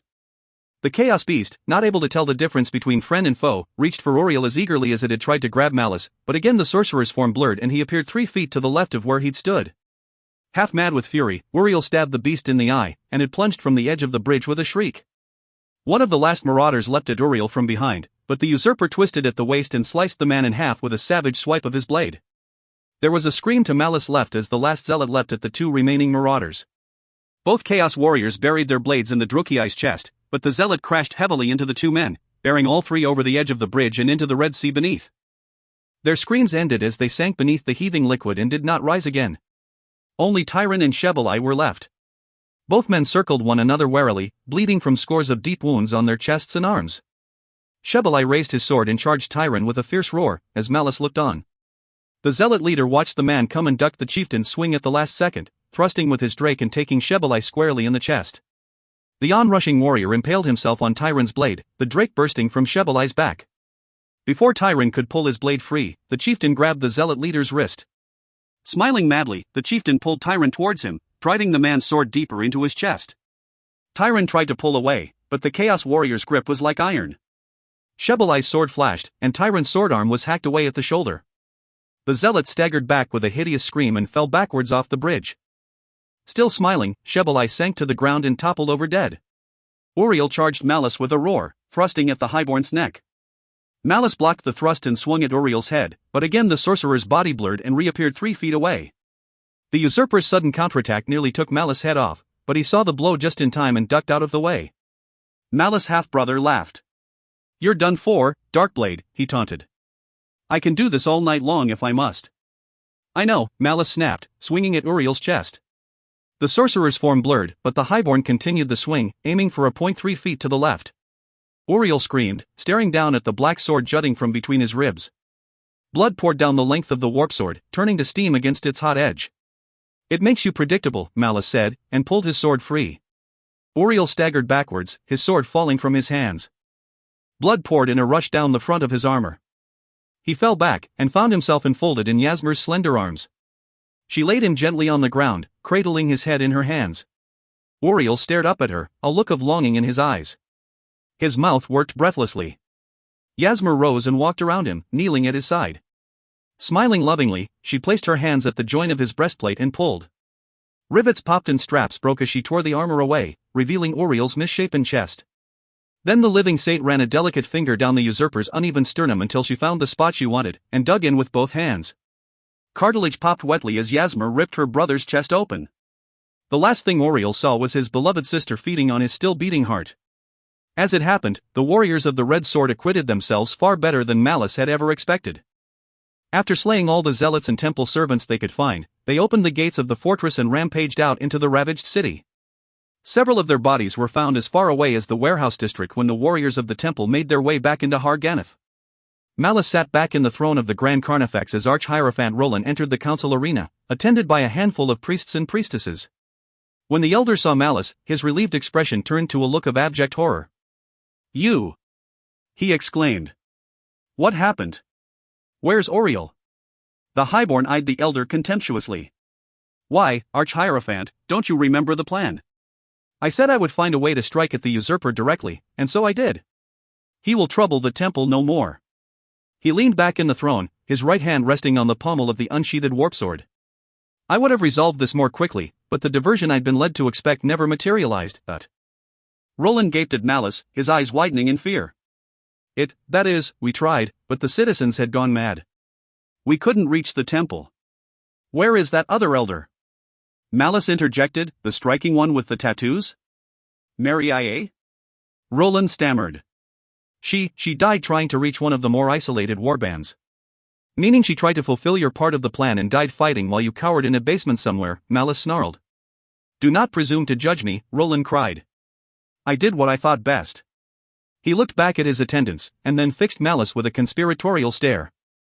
"You couldn't have beaten Uriel. He had the warp sword. He couldn't be defeated in battle." Malice smiled coldly. "Ah, yes, the scriptures, so, let me understand this correctly, in the interests of doctrinal veracity, you betrayed me and left me to die. Is that right?" Roland began to tremble. No, it wasn't like that. We had to wait for Malekith to arrive. He could have found a way to stop the usurper. Fortunately for our people, he won't have to." Malice rose from the throne, holding the fake warp sword in his left hand. Stepping to the edge of the railing, he jumped off and landed on the arena floor. A flare of pain in his wounded leg made him wince, but he pushed the feeling aside. Actually, the discomfort was a good sign. It meant that the demon's power wasn't healing him as well as it had been. The power of the sword was somehow counterbalancing it. He didn't know how, but he wasn't going to question it for the time being. Malice straightened and stalked over to Roland. This, I believe, belongs to the temple, he said, dropping the fake blade with a clang at the Archhierophant's feet. The Grand Carnifex can return it to the sanctum, and as far as the rest of Nagaroth is concerned, it never left its home. Roland frowned. I don't understand. I know, Malice said, and beheaded Roland with the warp sword. Men and women screamed in horror as the Archhierophant's body collapsed to the floor. Malice silenced them with a cold glare. Then he leveled his sword at one of the priestesses. You, come here. Neriel stepped from the crowd. She'd put aside her axe at some point, and changed into better clothes. Unlike Roland, she mastered her fear, keeping her chin up as she stepped closer to the blood-stained sword. Malice gave the priestess a murderous look. You weren't taken by assassins. You slew the other sentry and then betrayed us to Uriel. The priestess never flinched. I was certain you were deceiving us, and, as it happened, you were. Then, as soon as Uriel was dead, you switched sides again. I serve the temple, Neriel said. Malice smiled. I thought you would say as much. That's why I'm making you the new Grand Carnifex. Of all the people in this damned fortress, you're the only one whose motives I can understand. The other attendants gasped. Even Neriel was stunned. You can't do that, she said. Malice raised the warp sword. I am Kind's chosen, Neriel, I most certainly can. He surveyed the other loyalists. And they shall be your new Harowan. They seem a dim sort, but since they know the truth about the sword, we can either kill them or make use of them. Neriel struggled with her sudden change in fortunes for a moment more, and then managed to recover her composure. What would you have us do, Holy One? She asked. The Highborn smiled. That's better. You will return the counterfeit sword to the sanctum. At this point, no one who saw Uriel with the blade is still alive except for us. What about the Witch King? He is probably marching up the Slavers' Road even now. When he arrives, you'll receive him with luxurious hospitality and inform him of Uriel's usurpation, Malice said. Tell him that Uriel and a cabal of zealots used chaos magic to sow discord among the citizens and slay the temple elders. There was fighting in the streets for almost a week, but in the end you sent a group of volunteers through the tunnels and they managed to assassinate the usurper and the ringleaders. The Witch King will probably want to publicly execute some citizens to vent his pique, but other than that he should be satisfied with the outcome. He raised the sword in warning. You will not tell him anything about me, or Yasmer. She is to remain in the sanctum until such time as the Witch King departs. After that, she may do as she will. Neriel thought everything over and finally nodded in satisfaction. It shall be as you say, Holy One, but what about you? I am leaving, Malice said. Summer is almost done, and I have pressing business elsewhere. Malice reluctantly slid the warp sword into its scabbard. Spite waited in the fortress beast pen, packed and ready to ride. Somewhere out there was the amulet of Vorog, the final relic the demon required. Time was growing short. He pushed his way through the crowd of stunned attendants, walking briskly to the door, when Neriel called out. I don't understand. You're the scourge. The warp sword of Kine is yours. What about the time of blood? Are you not here to lead us into an age of death and fire? Malice paused. He looked back through the crowded Neriel, his hand straying to the hilt of the burning blade. Perhaps, he said with a ghostly smile, but not today. The apocalypse will have to wait. Scanning, formatting in BASIC. Proofing by Undead. Table of Contents. Chapter 1. Chapter 2. Chapter 3. Chapter 4. Chapter 5. Chapter 6. Chapter 7. Chapter 8. Chapter 9. Chapter 10. Chapter 11. Chapter 12. Chapter 13. Chapter 14. Chapter 15. Chapter 16. Chapter 17. Chapter 18. Chapter 19. Chapter 20. Chapter 21. Chapter 22. Chapter 23. Chapter 24.